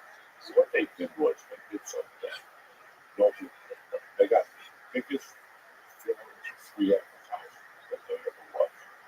Maybe ever did it was cocaine. It's the early 80s, something like that. They came out and went to that drug. Yeah. That was it. And people would come up right up to you. Man, is it cool? Do you really see things? Do you really, they'd ask creepy questions. But it just took one thing. Let's show it, try it. And boom, they won't because You just say no to it. yeah, because you believe that a person is doing different things. You're at a club. By you doing it, like a chick lives in the projects in North Bergen. You got her in the city doing coke, drinking non-perry guys, sucking and things. Because nobody's ever made her feel like that. All of a sudden, there was no VIP in North Bergen. But think of that. That was the VIP. If you coming out of the back, oh my God, doing all that shit. That's What do you think changed? Like, why? I've seen cocaine out, but I've never it wasn't. I don't think it's like that anymore. I don't think that's that type of drug. It's out there. it's out there. Oh, it's definitely out there, but I don't think it's like a Not status like symbol. that. Not like it was. No, we're talking about. Now it seems dirty. Now it seems like people are like, to me, we've never done it. It's like people. I don't get. I always win. You know what I mean? Every time I go to Vegas, Yeah, I clean up. Well, Vegas don't get bigger and bigger. those are the people who do a lot of cocaine. Yeah. If you're winning and everybody I know wins, how the fuck is Vegas keep getting bigger and bigger? These cartels have all the money in the fucking world. When in the 80s, when they were doing all, didn't these motherfuckers early on basketball. That dude was making what, $6 million a day? Basketball. Are you fucking kidding me? So, it was. I remember it feeling like if you did coke, you were a little better person. Celebrities were doing coke, rock stars were doing coke, athletes were doing coke. And I'm telling you, I grew up in northern New Jersey, blue collarville, and when somebody went and came out of the bathroom, it was like fucking all hell was breaking. Well, you had a better chance of getting laid if the ladies heard that sniffing too, because they loved it. They fucking loved that. No, it was, and I wasn't even that into it, really. I was before they were. Loved it. I didn't get high for like the first year. That's when they were playing the trick. But you know, the whole, sorry to interrupt, but the whole world could be divided into two groups. The groups are when they laid out that line of cocaine in a party club for the first time and said, you want to try some? There's the people who said no, and there's the people who said yes to that. And there are two very different kinds of people, right? Totally different kinds of people. I personally would rather spend time with people who did the line of coke than people who didn't do the line of coke. The ones who did do the line of coke are the ones that just probably became boring. I was gonna say, Boring. They were the boring ones. My mom sold the bar at 78. She had some money. She invested in the fucking jewelry store in the city. And she was buying more jewelry than she was selling. And then she would go to the fucking who's next place. And then fucking she was eating with money again. So my last year with her, she started buying drugs downstairs in the basement. For people. And for a few weeks, they do weed downstairs. Those yellow weed bags. It was the worst weed in the world. They grew it, crush the seeds, put the seeds back in. So it means every time you start it, it blows up. It blows up. You couldn't even smoke the joint. And never heard of that. I went downstairs because big bag. I'm throwing some big bag of coke and I would look at it. I would ask around. And then one day I stole some. Just a little taste of it. You're a good guy. You love doing coke business. Like, where'd you get this from? So I took some. One day, before my brother died, one day we went back to jail. Parked with my beer from Albertsons to my buddy's house. Mom went down there and used the basement. And I went upstairs and I had legs. And I said, "Fuck, it's coke." I was 16. So we were drinking vodka. You're 16? 16 would be in the freezer, we could get high. And when it came out, that's how we did it.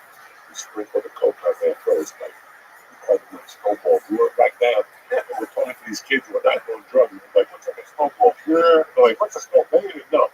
And then finally we went upstairs and the line of coke was like, don't say this to nobody. We did that coke. And I didn't get high until You guys were little hoodlums, right? at least You were like Jimmy Cagney. no, I saw we school. There was a football player that sold grams in school. We would bring it into the classrooms and pass the package back and forth during the class and do little parts. Kids were looking at us like we were fucking Martians.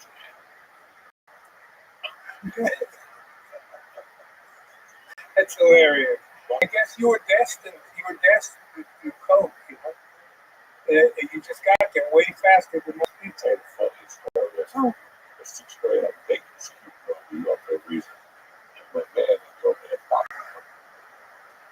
He comes up, he's like fucking 18, and he comes by himself. And he was like a broad, cute guy, thin, like that dude, because he was like 6'1", 180, but he had big hands and big feet, and he was hitting it hard. Sounds like a big dick. So one day, everybody's like, your mother tells me you're dating some girl. Like, my mother went to him to give me like advice, up to me, not him. I mean, you got to think, this guy used to take me to a barber shop on the way back. those little apartments on Boulevard East by the 60s. Right there. That's little, like, they've been there forever. We could go in there. That was one of those places where he waited for. So the two girls that were always naked. And they'd be eating each other. And he'd go and swat for a little while. I'm in the sixth fucking grade with this guy. This is Docky, dog. He knows the legend of Docky. So one day he's like, "You eating a pussy?" I'm like, "No, I'm not doing anything. I barely kiss her." He's like, "This is what you do." He fucking went in his jacket pocket, fucking something out. When he had a capsule, he emptied it like a fucking contact, contact for the 16-hour cold relief. He had like a contact and he emptied it. And he filled it up with coke. He gave it to me. Next time that girl was over, he put that on a pussy. And I'm like, "What? I didn't know what he was talking about." He's like, "Gotta eat a pussy and all this shit." I'm like, I didn't tell nothing to nobody for fucking like 5 months. Wow. One day my mother came over with Steve and all. She goes, "Get fucking down here." She goes, "Docky gave you fucking coke. And you, where is it?" She goes, "In my drawer." I said, "Go get it. Give it to Mom." I could hear her on the phone. "How dare you give him coke?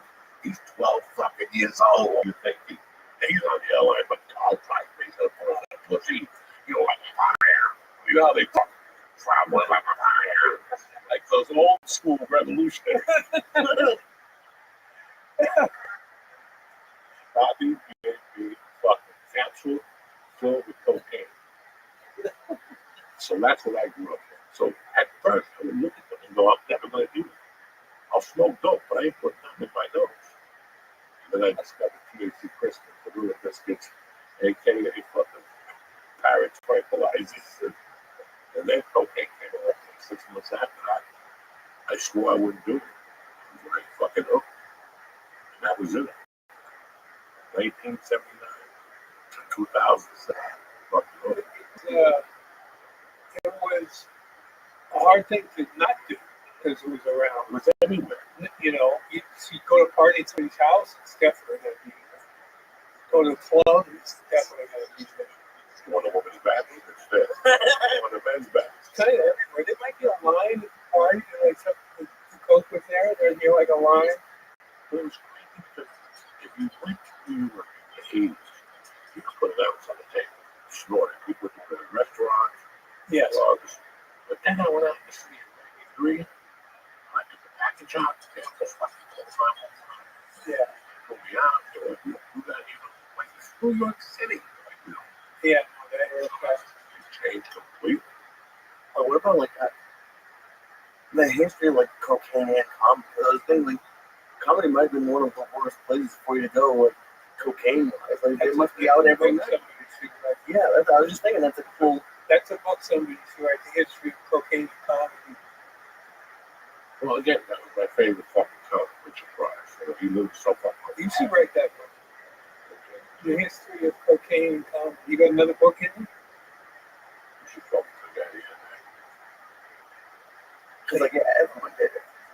It seemed like it. I mean, Freddie Prinze, Oh, yeah. all those guys. Pryor. All those fucking great. Those guys got hooked. Marvin Gaye was fucked up. Oh, yeah. Marvin Gaye was fucked up. A lot of those guys. My favorite, Holly Henderson, was fucked up. Fucked up, And that's why cocaine was easy, because athletes were doing it. The only thing that broke my heart when I found out in coke, there was only one person that was shot. That's Joe Montana. Oh. When I found out Joe Montana did coke, I was fucking pissed off. Really? Because he's like my hero. I love my hero. You put him on a pedestal. Yeah. Like Joe Montana did coke. And I got a horrible fucking story. So, Yeah, a lot of athletes there, football players, people who coke, basketball players, I'm sure. Baseball players. Remember the whole big scandal with the whole Mets in the 80s? They were all cokeheads. fucking the Phoenix Suns with Gunder's younger brother. There was in the dugout. They'd make jokes about how they were going to run out and sniff up the foul line off the field. Like realize coke. The fucking San Diego Chargers had a problem. He was like being left. They called him a bunch of free bases of motherfuckers. They went to the Niners. Yeah, it was real, man. And you know, listen, we were sold the Bill of Rights that didn't do anything. When I found myself in prison for kidnapping, I was like, they were funny. Okay, they didn't really know the effects of cocaine. They didn't know the effects of the They just didn't know the effects of long-term cocaine usage with alcohol and imagination. Yeah. Because cocaine is imagination, life is imagination. Imagination sometimes gets you in trouble like you don't even know it's imagination. I just had something 6 months ago where I'm like, what they use something is imagination. So something that I thought would happen, a TV show I watched or something, it's just hard. So are you saying when Coke first came out, you didn't think it was bad for you? It wasn't good. It wasn't built like that. It was something that you did, make you drink, no man, no use. You're gonna go home, fine. Yeah, there were no case studies of long term use. There hadn't been that. Fuck, I never thought. I just thought you knew it was bad, but it was fun. No. I mean, the other night something was on. I told you Time Magazine said, there was no bad consequences from it.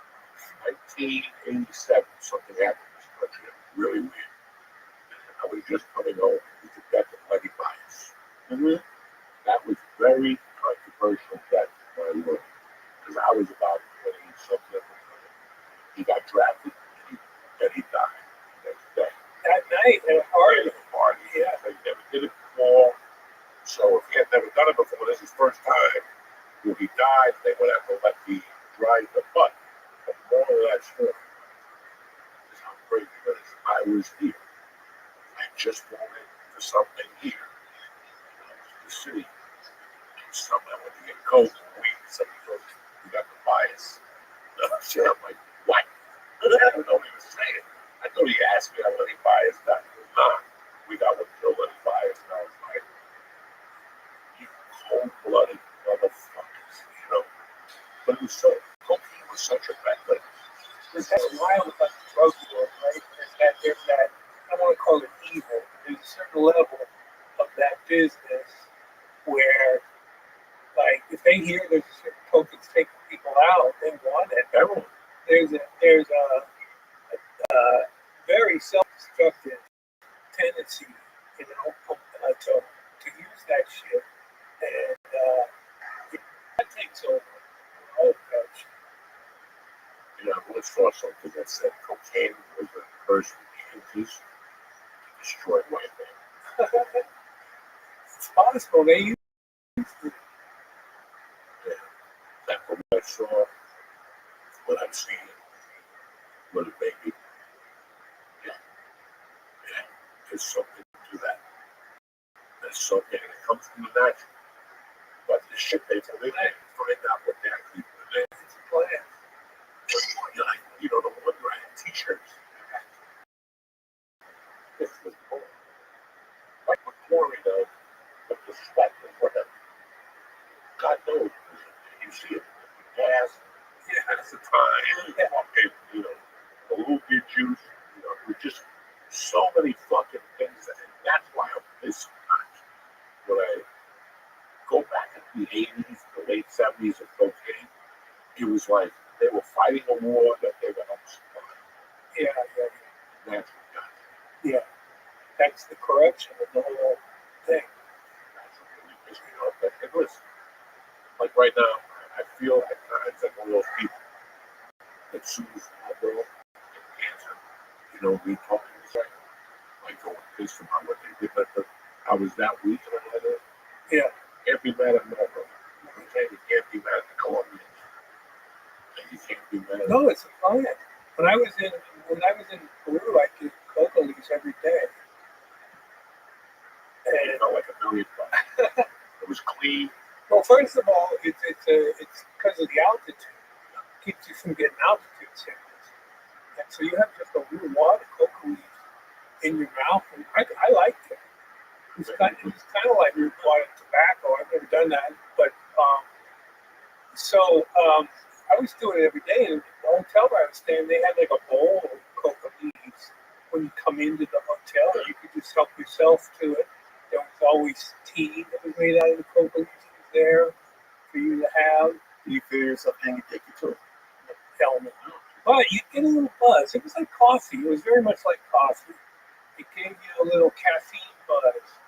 And I used it one time when I was going up to see a shaman, a woman. All I knew is this woman was elderly, and she was in this village outside of Lima, and we could go see her and, have a session with her. And I said, yeah, that sounds great. We had to take a bus to get there, and when we got off the bus, we had to go up a hill into a very remote part of this little village. And then we get up there, and one house out in the middle of nowhere, there's a line there. There's a line of people waiting to get in to see this curandera. And so I'm in the line and finally get in to see this old lady. And she's like, she's about 95. She speaks a local dialect, not Spanish. So there's a translator there. And I sit down in front of her and she says, okay, please put them in your mouth. And by then I've been using cocoa almost every day while I was there. So I was like, great, no problem. Boom, put it in there.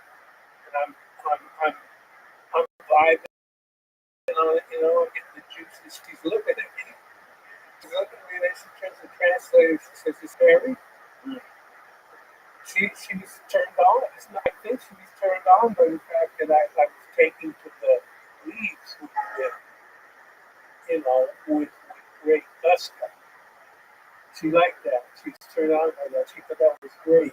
So it's like a bonding thing. The coca leaves. It's a ritual from long ago, just like the cocaine. But that's from the natural or the spiritual. Yeah. But you like gasoline, shoot diesel, fucking, everything else. Yes. Whatever else they Well, have. that's man. That's man. That's what man does, right? Man that turns it into a dirty little business. What do we do about that, Joe? This is the future. This is the and so they're all mental peace. Motherfucking, fucking dirty in the house. Hey, you're doing good. You're still sitting here telling great stories, able to enjoy good stories. That's okay. It's okay. It's okay. I lived here in the house for 60 months or so. Yeah, it's okay. I'm going to Austin this week. We show like shows. That's it. We You do Rogan? Thursday, Friday, stem cell thing. A shot here. Really? No, we usually go for a shot of that league. And There is. You do get to a stage, I guess, men get to a stage where you have to start shooting your dead or something. not me. Not for minutes. Yeah. That's a different world. But they will invent something. No, that's already happening. I have that guy was talking about Boston, gangster friend of mine. He had some, and he got it on the black market for another gangster. He one day. He said, I got to take this over to this guy. This injectable fluid with the needle. They inject it in their dicks because they were both probably pushing 70 around that time, or into their 70s, well into their 70s, yeah. And so they were having to inject their dick. So he's going over to see this guy to give him some of this liquid. And they're making a deal. He's paying for it. He got it on the black market. And so they leave me in the car. I'm sitting in the car. They're just standing in the street right in front of the car, and I'm watching this transaction. And the one guy who I didn't come with, he looked over the car and he taps on the window. And I roll it down. He says, hey, you're the writer, right? Yeah. He said, you're writing a book? I said, writing a book? No, not at the moment, not writing a book. Because he says, you're not putting this in a book, right? He didn't want me putting in a book with these guys. Having to do a black market deal to buy stuff that's injected into their dick so that they had any action at all. And they tell tell me, the older guys, the older fellas tell me that that's one of the next stages. You're probably not there yet. I'm not quite there yet. But that's what we have to record. I don't think it's in gel. I don't know. I think it's just something that stimulates your blood, I guess. Well, China, you buy those fucking whiz balls. This episode is also brought to you by Bluetooth. I remember I was in Hong Kong once and we go to one of those little places where they sell all that shit. And the variety of stuff they have in like that Chinese pharmacy. All those ancient herbs and shit they have. They're all for the dick. A lot of them are. Yeah, But they should go sell that black stuff, that black cloud that heat that breaks. It's really thick. That little Chinese pharmacist. So you can't get that shit back. That's good dick. That's like Okinawan dick. You just keep giving it. It's the dick that keeps coming. You know what I'm saying? TJ, always a pleasure. My pleasure. Thank you for reading the book. Thank you for being sir. Thank you for being my inspiration. Look, read your stuff. Hopefully one day I'll be able to be like you. So for the audio listeners, TJ, what's the name of the movie? It was called The Last Kilo. The Last Kilo was a subtitle. I don't even remember it anymore. But yeah, it came out as a hardcover book a few months ago, and it's out there. You can get it anywhere. You can buy it. Well, yeah. Thank you, bro. Thank you. And that's it. We got Austin, Texas. Lee, what do you got? The 19th Saturday, I'm with Steve Simone at the dojo. For the dojo cover, there it is right there. Fucking perfect on Saturday night. What else you got going on? You one of the shows at the fucking you DJ. You do any shows at the Blue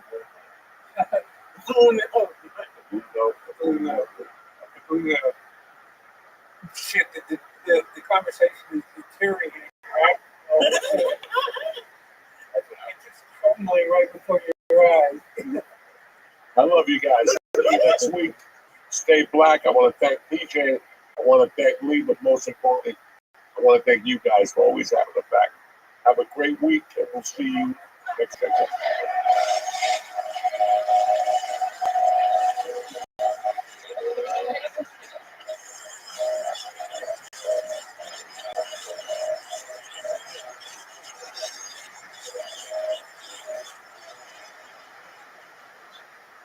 What's happening, beautiful people? Uncle Joey here for Blue Chew. Listen, if a soft sausage is holding you back from meeting the love of your life, Blue Chew has what you need.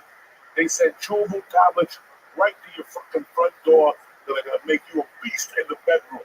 Just head over to their website, talk to one of their licensed medical providers, and if they approve you, you'll get your medicine within days. It's easy, it's quick, and it's confident.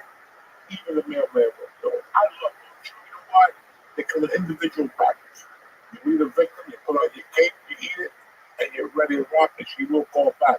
They even taste like mint, so your breath can be fresh when you're diving that little Montclair. Anyway, make life easier by getting harder and discover the options at BlueChew.com. And we've got a special deal for church listeners. You ready? Try your first month of Blue Chew for free, especially now. You want to head into late Memorial Day, swinging dick like Batman. You know what I'm saying? Just press in code Joey, Joey, and pay $5 in shipping. That's promo code Joey, Joey.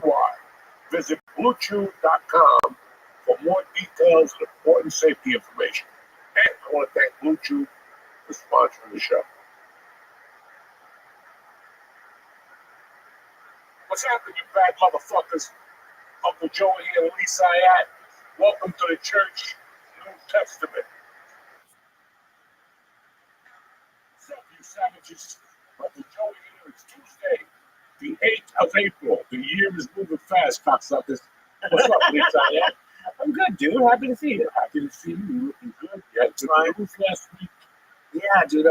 It's like getting into the clubs in New York. It's like my first experience trying to get past at places. And it's been a little bit of a grind, like a lot of a grind. But I got a good news from Broadway Comedy Club. So I said I'll be there a lot this month. And I'm a broken record here, but I just love being in New York, doing stand up in New York. I'm having a blast. Good for you. You sound like that song. Remember that song in the 70s? I love New York. I do. That's you. I never want to. I love New York. As you say it, New York, you had that respect from behind. Dude, every fucking day. Me too. I just got an email yesterday. Have I had to look up months? Yeah, they got the over and under. Oh, you They're should gonna put that follow on. you one day. Take them. It's gonna be family. It's not gonna be What do you mean? take cash in your wallet, give a picture of your girlfriend, whatever. Do people still put pictures in their wallet? Do you have pictures in your wallet? Yeah. Fuck yeah. I've never been with other than you with pictures in my wallet. Picture of my daughter. First like 9 years old. You got that, but don't you have the dude, the weightlifting? Rango, yes. Yeah, Rango. Yes. That's all. Dude, that's changed now since the phone. I bet you're like one of the few people I bet who still has it. Oh my God. If the phone goes up to 2,300, I'm going back to Canada's. I'm saying 2,300. They're saying this is just giving people an excuse to raise prices. Oh, All you have to do is mention tariffs. Already they're starting tariffs. That's tariffs. Everybody was buying cars this week like a motherfucker. That's it. And now your parts, if you thought your parts took long during the pandemic, forget about fucking that. Especially, you know, thank God I'm not buying shit. no. Not a thing. And the only time I've been happy to not have investments. I'm the only shit without investments, and I'm thrilled That's about it. why everybody's like, I lost $2 million. Bitch, if I lost $2 million, I'd be burning down a town. All right? You didn't lose $2 million. Oh, I lost $2 million. No, you didn't. If you're saying it like that, I don't believe it. If you're saying it like as you throw your wife out the window, she comes home with, I just got a new Range Rover. What? I just lost $8 million fucking dollars. That's what I want to see. Don't just tell me I lost $3 million. Yeah, but you're right. The iPhones are going to be expensive as fuck now. They're already expensive, $1,400 a month. Dude, I have that Mint Mobile that sponsors us. I got so sick of, even before the tariffs, paying $100 a month for a cell phone. $100 a month. The Mint is $15 a month. It's the same thing. Yeah, but you call people in another country. That's the problem with that shit. You call somebody in Bulgaria. Mint got some. God damn it. Oh my God. How did you I didn't do shit. I'm feeling a lot better. You might be feeling better. Yeah, I'm feeling a lot better. I started smoking again, not guerrilla style. Just because, listen, let me explain something to you. I don't like not having an appetite. I have the control, but you know what? I'm not going to eat. But the worst thing is when you have to eat and you're not hungry. I feel like that. As it's going down, I'm like, why am I doing this? I'm not hungry. And you're not hungry without weed? And the edibles, listen, let's be as honest as we can with everybody. I think I'm coming to the end. I'm just waiting for something to happen. Like, what do you, something. They put in a gummy. Like an improvement in heroin? Something, like heroin gummy, something, because that's my next level. I smoked weed after 5 weeks of not smoking. I thought I was going to see the devil. It was okay. Right. It was okay. And then, I put it down 800, 1,000 grams, those ABXs. I'm expected to eat the kitchen, right? You know that I eat 3 little those. The tiny white ones? Because they're disgusting too now. You don't like those? They're all fucking disgusting. Listen, donuts are done. There's no donuts on the East Coast no more. Dunkin' Donuts blows. We fucked up when we left LA. And we didn't bring a franchise of Yum Yum Donuts with us. Oh, We brought a Mexican with us. Those are Mexican-made donuts. Oh, they're good. Fucking delicious Yum Yum Donuts. Once they make them fresh at the store. At the store. Dunkin' Donuts, dude, especially, I see it in the city all the time. Oh my God, have you seen what's at McDonald's now? No, Krispy Kreme is at McDonald's. They're just trying to kill us now. They deliver in the city. They have Krispy Kreme at every McDonald's. Just in the back of like a U-Haul truck, they're bringing all they can made. Last time I had Krispy Kreme, it tasted like dick, okay? When we when you're coming out of fucking Irvine or Ontario, you pull it out there, it's 11:30, and nothing to do, and there's a fucking Krispy Kreme. I go in there and get a dozen From the drive home. of just the regular donut with The glaze. There he is. glaze. How you Oh doing, man? my What's good, God. son? Oh, yeah, about Martinez. Well, How many games in a row are you going to lose?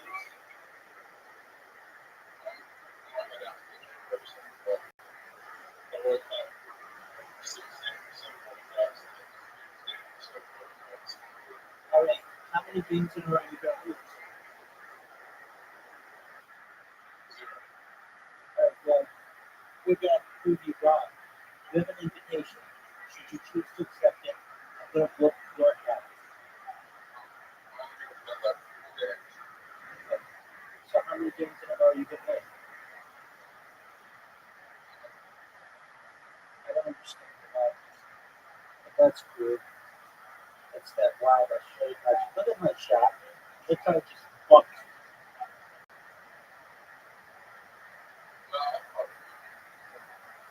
Well, yeah. But right now, what? How do you fuck?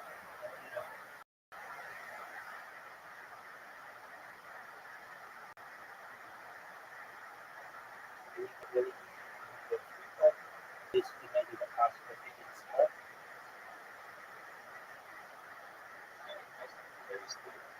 Yeah, you're already down 149 after the shot. That's the beast that I know. Dog, you're down 1-0. What are your thoughts? The people demand answers to your shitty mini golf play. You said that you were going to win. You're down 1-0. Everybody wants you to win. Dude, this sucks. Okay? You also are such a major gun.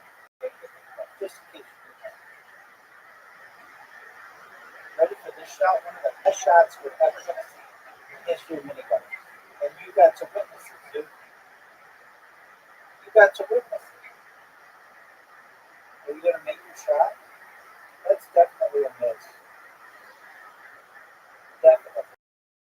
You're down 2 holes to none. You need to have the kind of comeback that I had on you yesterday, or it's all over.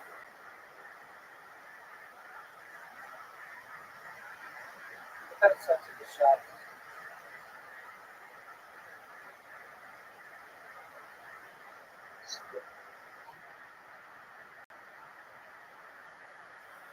Did you like the shot that I just had?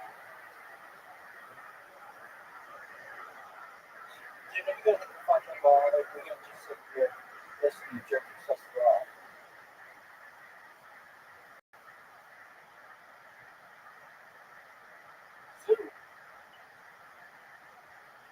Dude, hit the ball. Dude, you suck. Dude, you're terrible. You're a terrible person. You come in here saying that you want to play, and then you don't hit your shot. Alright, there you go. That's fucking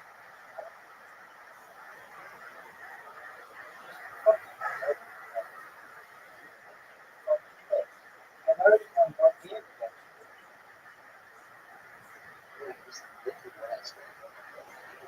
Alright, so that's not where your head should be. Your head should be in a real aspect Play-Doh.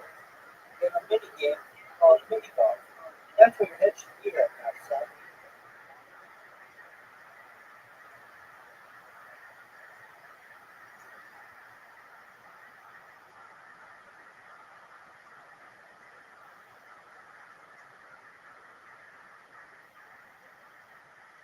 One of the greatest shots did go in the hole. Oh, that would have been one of my greatest shots of my career. Sue came in here talking all day bad. I'm going to meet you at 100 games. No, I can only play 4 games because I got to get off. So, I think you just got slapped in the face. You're Chris Rock and I'm going to skip that. Keep my wife's name out your mouth. Keep my wife's name out your mouth. You're going to hit the ball, you're going to trick yourself off. You need to have the greatest shot in your career right now. Dude, make your shot. That was not bad. Not good. Dude, you're gonna allow me to get a perfect English. Oh, I hate this book. Oh, fuck this book.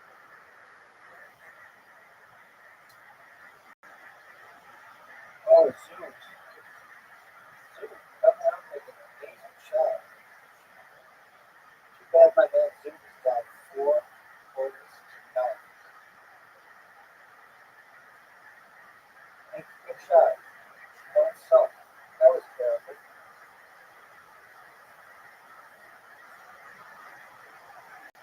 Oh, dude, I just found out fucking heck. Zoom make it. You're not even gonna score.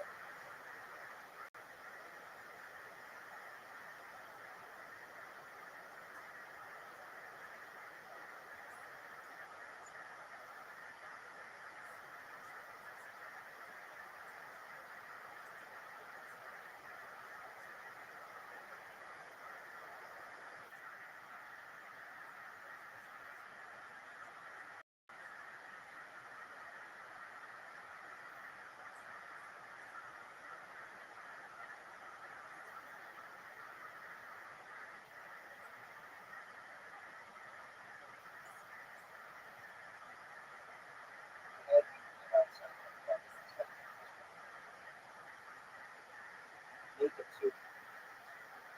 Dude, you haven't scored in 5 quarters. Alright, are you ready for Squid Game?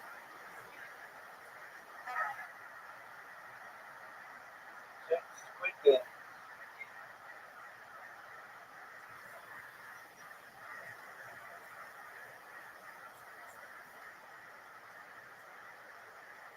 Are you proud of that shot?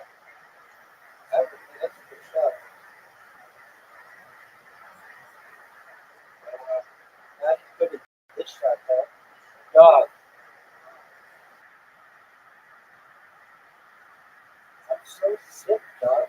You haven't scored in 7 hours.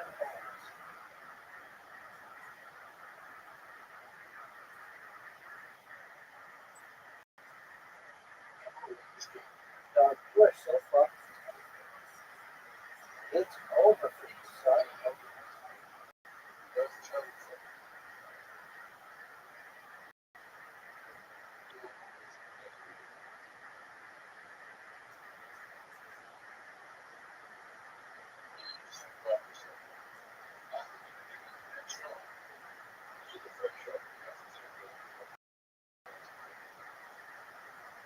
Are you fucking sure you can make it?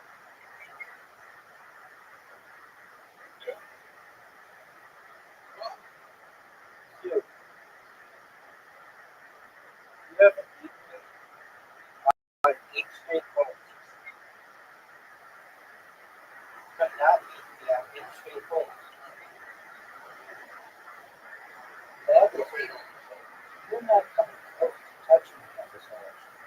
8 straight holes. You have to make it 9 straight holes. Yo, dog. Dog, you and Chris Rock and I just keep my wife's name out your mouth.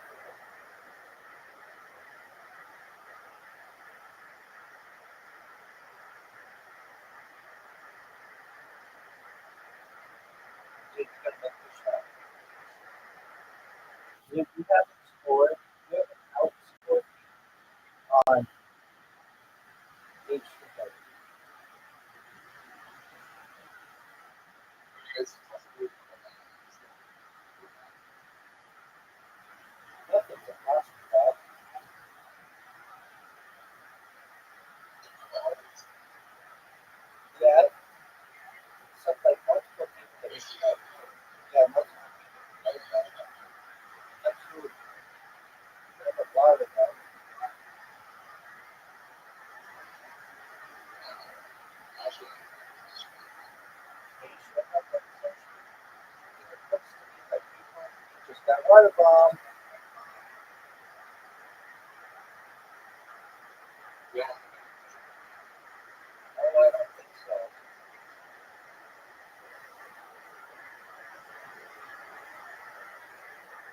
What's the point?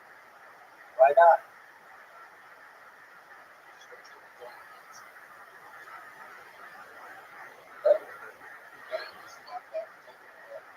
Oh, I did. Gave myself a perfect position at the hole.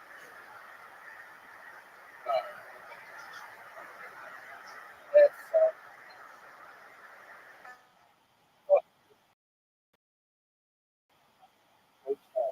good time. Dude, good time.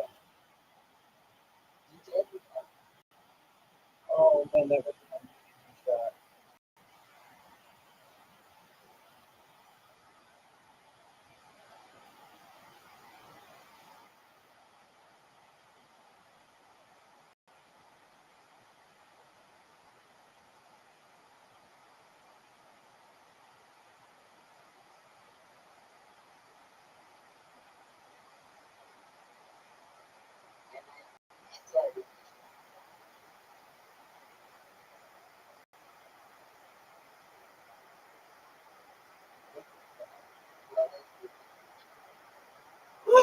Oh no, Zoo, fucked up.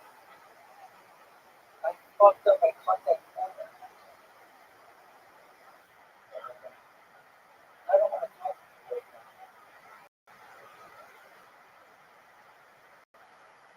Why would you do that?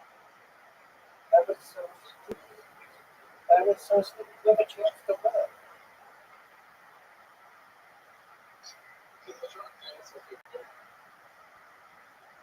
I'm gonna make you regret that shot, son. Look at this go in the hole. Zoo, you have to make this. Oh, what a great shot. You make it. It does matter. It does matter because I'm getting the W. And you're walking home with a big ass L. Straight up L. You are walking home with the 12th letter of the alphabet.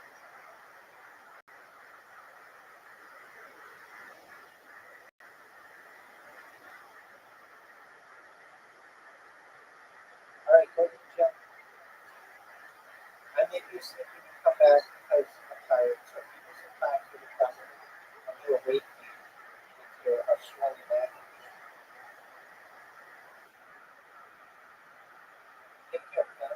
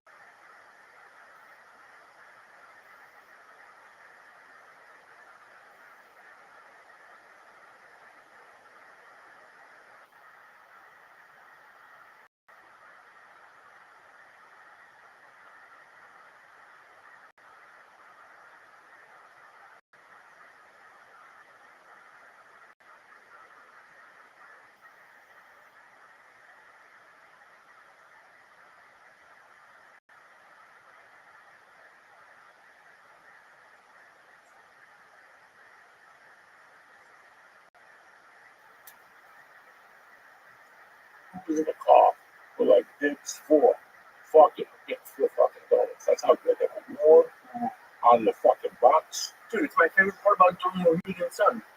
If anyone asks, I'll do a free spot of Mohegan Sun because they have one of the ones that with the conveyor belt and that gets hot.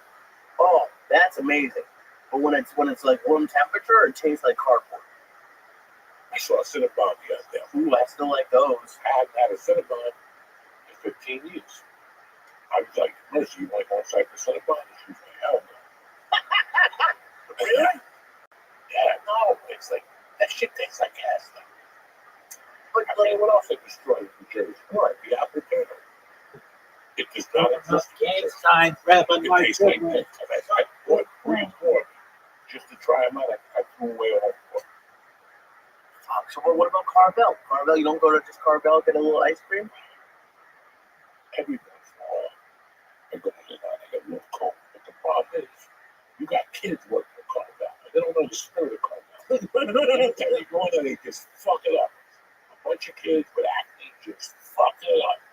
There's one by my house that's a drive-through. You have to, if you want something original, you have to go in the daytime. The owner's there. She's my age. And she'll make a fucking egg cream that'll make you head blow up. You tell her thin, she'll make it like milk. Whatever you tell her, she's dope on it. The kids that work there at night, they're 17, right? They have no responsibilities, whatever they pay. $12 an hour, they don't care. The fucking pineapple I shit they. You have to take the pineapple and move around every hour of the hour. Right. These kids just sit there. Dude, if you're high, if you have 800 milligrams in you and the stuff doesn't taste good, there's a problem. A lot of shit don't taste good. Wait till you get older, you're gonna go, wow. I used to eat 22 of them. Now I eat one of them, I don't want to shoot myself. Your taste buds change. And I know it's like you're just half joking around, but they're like, do you get the munchies on heroin? Like when you were doing heroin, did you get the munchies? Or are you just taking heroin because you want to be fucked up? I want to be fucked up, okay?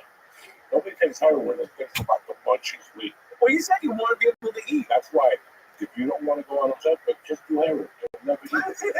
Be asleep the whole You'll time. never eat. You sleep, get up, shoot, snort, whatever the fuck you want. I'm just waiting for heroin to come. That's it. I'm done with the THC. I moved to a different level. 50 years. I'm a doctor. I got a doctorate in THC. What do you want from me?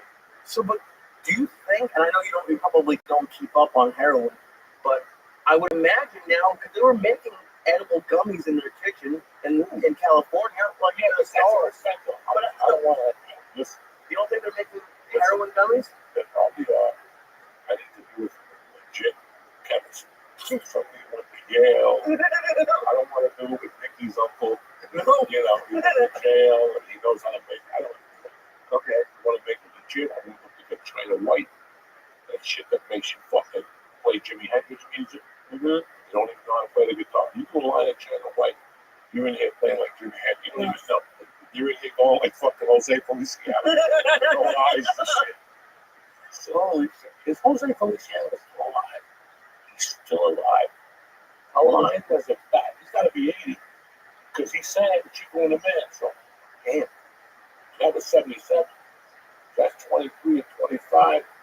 48. No, 58. No, 53. 20. I think it's so many numbers. I don't know what. When was the last time? Like, what was the last time like you were like completely sober for like a week? 1980. And you know what goes through your mind when you're completely like you just hate it? It's just boring. Boredom. Nothing. It's bad enough my mother died. When your mom or your dad dies, when your mom dies, the rest of your life it's like eating food with no flavor. That's the best way I can tell you. When your mom dies, that's what life becomes. No flavor. Right? And then when you stop smoking, I mean, there's positive things to it. I don't want to say I had a good time the last 5 weeks. Yeah, it seems like Things started coming out, like, the comedy writing was horrible. The getting loose on stage was horrible. But I like what I'm like. what was the difference? Clarity. A little bit of clarity. I had a lot of noise in my head last year. A lot of shit, And sometimes, believe it or not, that's what makes you sick. Really? You can get too much about shit. Listen, I know comedians that go on the road, they don't even worry about it. And here I am at home, going up with cancel that kid because I only got 20 minutes. There's so many things that I worry about, that I should worry about. I should worry about. I don't worry about. Do you think that's what was fucking with your stomach, the worry? No, just my daughter's getting old. I'm getting old. Listen, middle-life crisis. What I did was had a kid. You know what I'm saying? When you're 50, you go out and chase a 20-year-old home. You crash your car, you go back to doing low, and cash in your 401k. And then when you're 58, you go back to your wife begging, I'm sorry, like a fucking animal. I didn't go through that. I had a child who's 10 or 15. So I knew at some point he was going to catch up. And I thought during the pandemic, I had to deal with shit. But I did. But it was different. After I got out of the hospital, the third time, certified. That's it. Once you go to the hospital 3 times in your 60s, you're certified old. Your body takes a different turn, and I have to accept that. I got to accept that. And you have to accept a lot of things that you're like, fuck, I'm not going to work that. I'm not going to go and buy Jordan jeans and get a tattoo on my hand. And, I'm not going to do that shit. Right. I'm just not going to do that. I got a Corvette to prove something. But I got to do something. I don't know if heroin gummies is the way to go. Listen, you talking to me about serious shit? Of course I'm talking about heroin shit. That's something in the future. That's eventually going to be fucking paid. So what do you are you talking like you want to have like a little midlife crisis sort of? No. But I was just thinking about the fucking big question with me the last 4 years has it was what the fuck happened Over the last 30 years. What happened those 23 years now? Right. How did I go to LA with a fucking horrible drug problem and leave there with a kid and wife? You know what I'm saying? Like, it's just very hard for me to comprehend. The other day somebody came up to me and like, I saw you with this. And I'm like, I never did that. And I was wrong. I did do that shit. Oh, really? Yeah, like just little shit that I'm like, wow. I forgot a bunch of shit, and I just want to know. Well, I think that happens. I feel like that happens a lot in life. Like, taking it back, like looking back at all a lot of the church clips that people are posting. I was 23 or something, and now I think life just happens fast. But then for you, you focus so much on just what's in front of you that it don't seem like you go back in your head and ruminate over the past a lot. Or you just are really focused, or at least more on just right. You have to always go back and figure out where you were wrong, what you could do better, what you should have done, what you'll do the next time. That's a part of life. That's just not. You do that? I didn't sit there and go, I should have robbed that gas station. Okay, I did it. I'm happy we moved on. Okay. But there's it's like you think about little things that you do that just fucking drive you crazy. Something you said when you got out one night, you should have said it. Like, what the fuck was I fucking thinking? Yeah. When you're on stage, you say something like, what the? You ever have that? You go on stage and you're in the middle of putting that. You have a great set, and you just decide to just fucking say something. Yeah. And nobody catches it. Only you, but it drives you nuts. Nobody catches it. People just go, whatever. That's it. But you know you said it. When you walk out of there, you're like, thank God. George or Creed or Nick can say, George, what the fuck came out of your mouth just then? Right. So I think about that shit. I shit in a bathroom. That in my house. I put that there purposely. The bathroom. No. Oh. I didn't build the fucking house, genius. So what do you put there? I put on the wall 2 weeks. Not wrote it out, but when I went to do this gig at New Orleans, they gave me a plaque. The House of Blues. I don't know what it was. They gave me a plaque. 2 May, New Orleans. I hang that in my bathroom for a reason. Because I bombed so fucking bad that night. And I want to see that thing every fucking day and go, what the fuck was I thinking? And then I bombed, and the majority of people, African Americans, and what did I do? Start doing African American jokes in front of these poor people. And then I had to walk out in front of all of them, and they all started hugging me and talking to me. And I'm like, oh my God, he's going to stab me over that black joke. I can't believe you kept the plaque. Guess what? I probably smash it. If I bomb that hard, yeah. You don't bring home a lot of shit. You're not really a sentimental person. I'm surprised if you just knowing if you bombed that bad, I could just see you being pissed and like throwing it away. No, I brought it home to remind me that can't ever happen. Fuck. That cannot fucking happen again in your life or in your next life or life after that. You cannot let something like that happen. And it wasn't like an intentional bombing. It was a bombing when you're prepared, when you're overconfident. You just came from the store on a Thursday night. Right. And you think you're Johnny Bananas. Yep. You fly in and you walk there, and it's your body. It's something about your body. This motherfucker is coming out like he's Jim Carrey. This is not going to work for this motherfucker. Yep. Confused. That's the way life is. And what does that do for you? Like just remembering it. Not to do it again. And you and I both know I'm stupid. Because it's going to happen again. Right. But in your mind, that sits there that it can't happen again. A bombing like that cannot happen. Did you, at the beginning, did you like try to forget your bomb and forget they happened? And No, you wanted to buy it out. Well, I've always done home after my bombs. Even when you have like 3 shows, and you do 2 of them, and the middle one bombs, and then you still go home and think about the middle. Well, you got to think about it too, that people at home, people so on stage, put it out. They don't remember that. They remember that bomb. So you remember that bomb. And I didn't all want to go. I'd be sitting there, this is not going to happen again. I cannot bomb. I try to listen to the jokes. Those days I would stop after the first show. I would take my first show and go, this is worthless. I'm not going to do this show. It's amazing. But it's cool to like use that as motivation. Like to think about that you still do that and like it still gets to you. And that's this is what I was saying before the podcast. As a comedian, as a lawyer, whatever you're doing, you have to work yourself up. Then you work yourself up. You think I made it. But no, now it's a different type of work that you have to do. Now it's kind of intelligence. It's this, it's that. It's just so many fucking things. And you're like, when is it end? Then you like, stop struggling. You don't. You don't. You don't. Jay-Z sits there with white people jumping up and down around and smoking blunts all day. At the end of the day, eventually he's going to have to go back to work. And he has to cut home, whatever. And it's just funny though, like 20.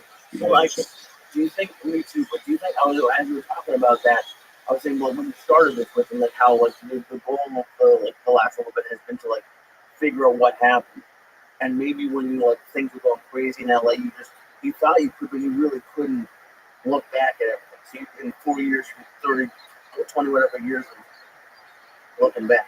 So just to keep that in mind, there's a line in Godfather that I think about every 2 days. And it's as fucking real as it is.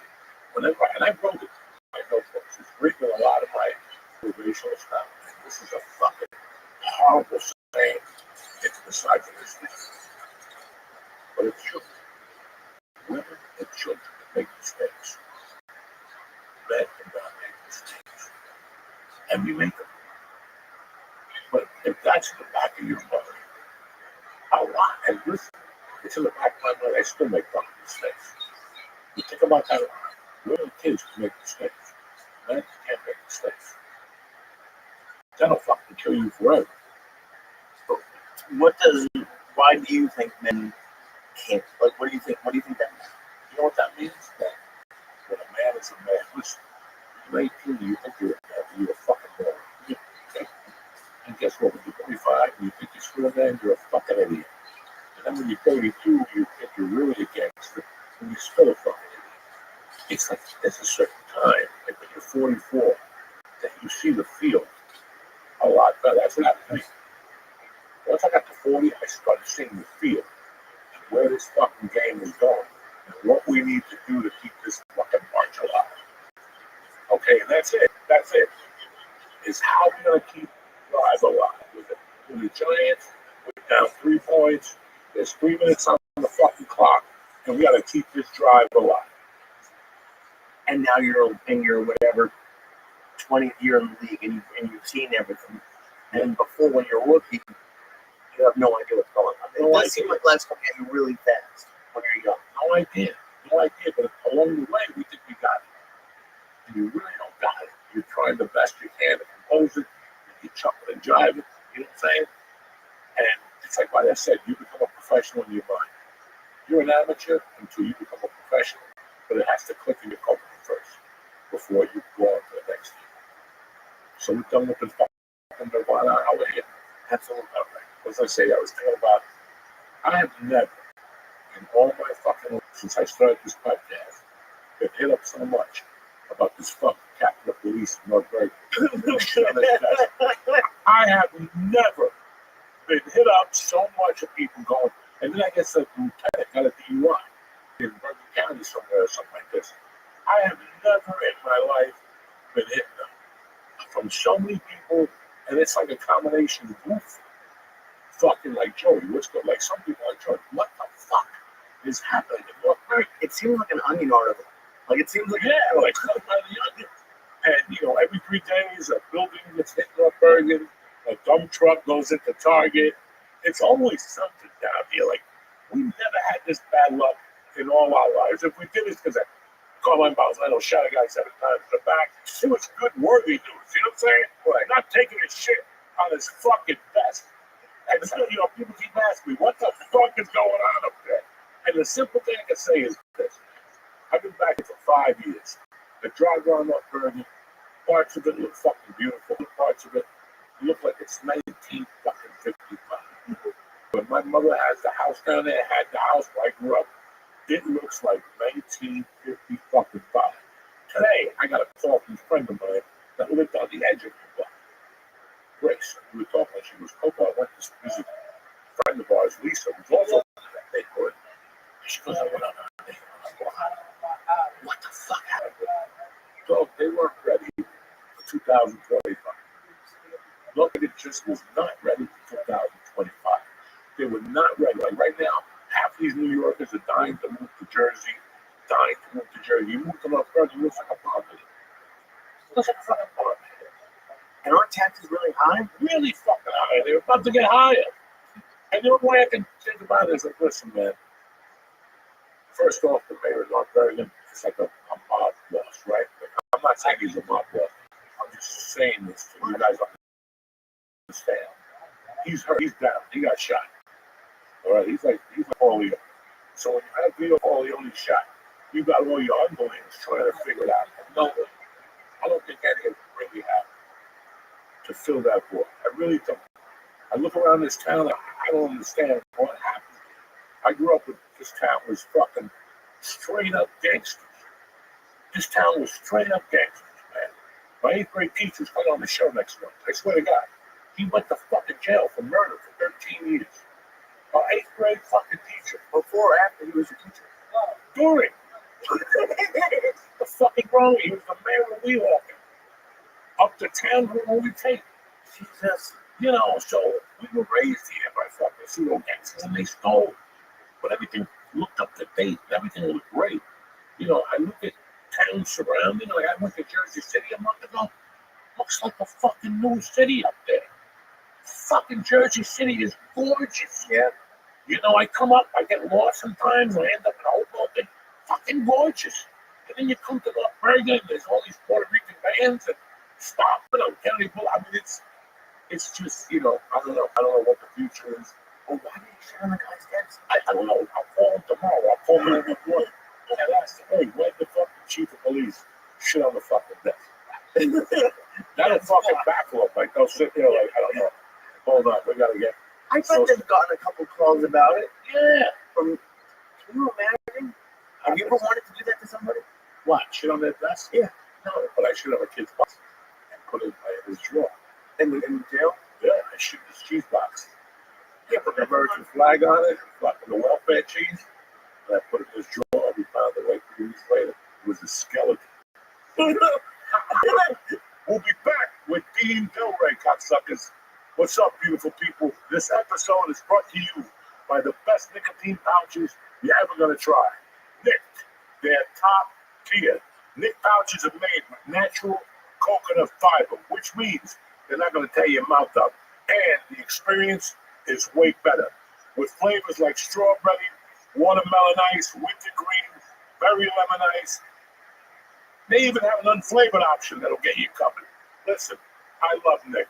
I started with the low batch because, I can't be seeing the devil jumping up and down. But you take one of these, look at this coconut fiber.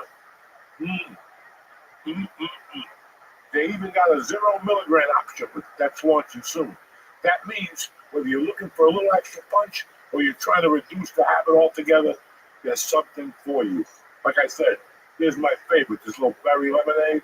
It is tremendous. So it's time to upgrade to nicotine pouches, just like I did.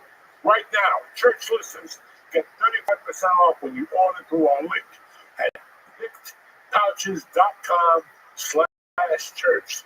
That's nicpouches.com/church for those people. nykdpouches.com/church. nykdpouches.com/church. Use the code up to 3 times. That's how much Uncle Joey loves you. Don't wait. You get 35% off now on nykdpouches.com/church. I got the church bundle with some of my favorite flavors. That's nykdpouches.com/church.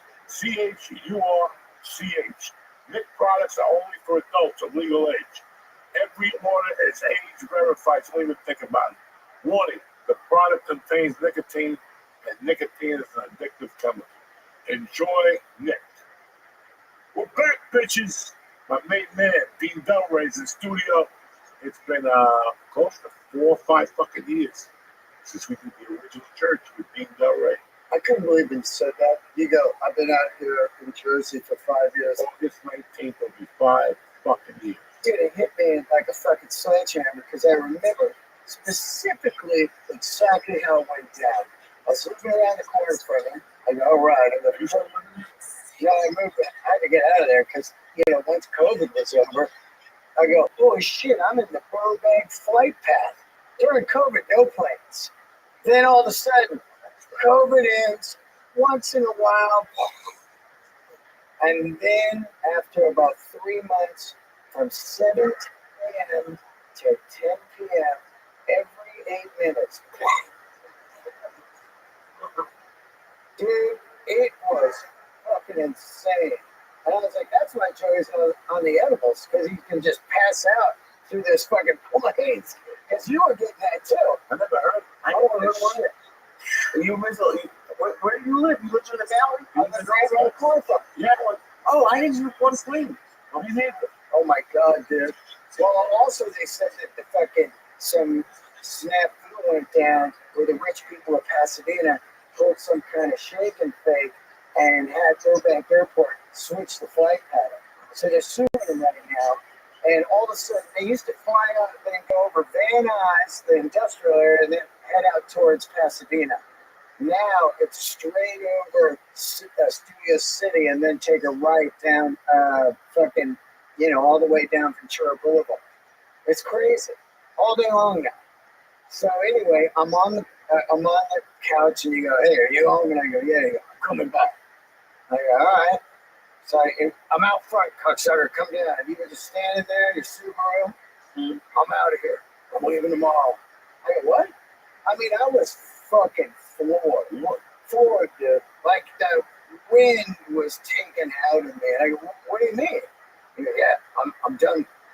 Bought a place in Jersey, I'm out of here. And I still will never forget it because I was like, wait a minute, this is a guy I see every fucking day of my life. And now he's going to be gone. You went to tacos? Yeah, we went to tacos. 1986, which are opening in New York. Fucking crazy, man. One of those guys coming out here, they're just gonna. I hope so. 2 white guys. No, I think one of the guys will come out. Yeah, we met those motherfuckers out here to show these peasants. Got to get the flavor. Gotta get the flavor. Yeah. But that was it, man. And now he's out sitting on the couch just now. He said 5 years. And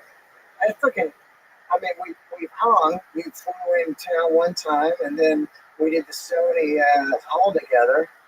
But other than that, man, text and calls. It's crazy how fast. I really can't believe it. Because we have a college. Yeah. You can graduate this May, Phi Beta Kappa. Yeah.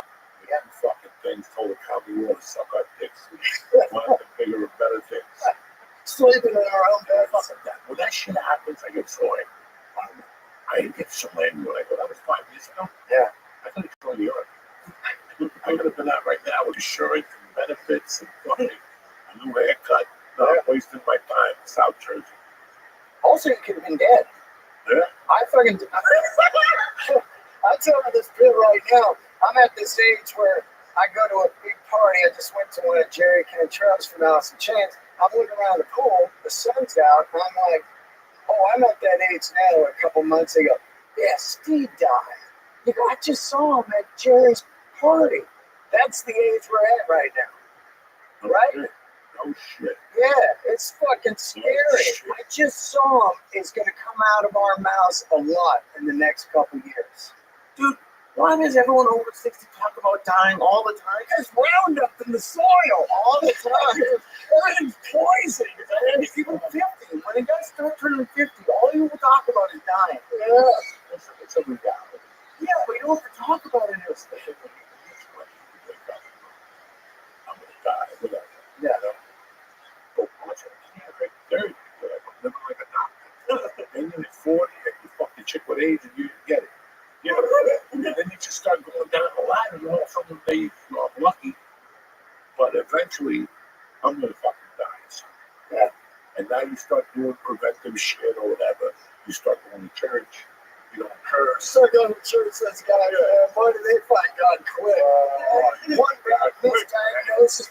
We think it's a stroke. You're like, oh Jesus. And in church. When you're 60 or 50, you want to live. Oh yeah. God, yeah. But then you start looking like just a couple of 80-year-olds, like do everything. You know, some of these stuff there, they're 83-year-olds still work for their father.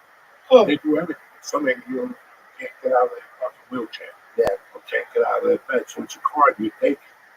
You know, so instead of taking that card, do something about it. Start getting ready for that age. Yeah. You know, so you won't fucking be a mobile. You know, you have to go to the doctor now. It's so weird. Get older. Oh, you still think you're so fucking invincible. And you're really not. You're not. Like I went to a New Year's thing and people were doing it. Oh my God. Okay, I was watching you over it. Like, I couldn't handle it. I couldn't imagine. A fucking line of that now. Just your heart alone. You know that. That's fucking scary. When you're young and you're like riding out, you're hitting some wild turkey, trying to come down a bit in the corner. Imagine you're 60 and you do a fucking bump and you're hoping it doesn't have any fentanyl. You're asking the guy, this stuff's cool, right? And he's like, yeah, I think so. And you're rolling a fucking dice. Can you imagine being 65 going on a boat tonight? You know, You were running America last month. You're like, oh, damn it. yeah. I just saw him at Jerry's party. That's going to be the callback of my son this year. Holy shit. Insane. You look at that shit. Like, listen, I'm going to be honest with you, motherfucker. I'm way up here. There's a little bit of traffic. I'm trying to get around cars. And I get the biggest mistake. Yeah. When I choose to preach, I hope I pull up the aisle. And like the song 3, I thought it was going to crash the fucking car. It was just too much going on. Yeah. Guitars and cars and people yelling.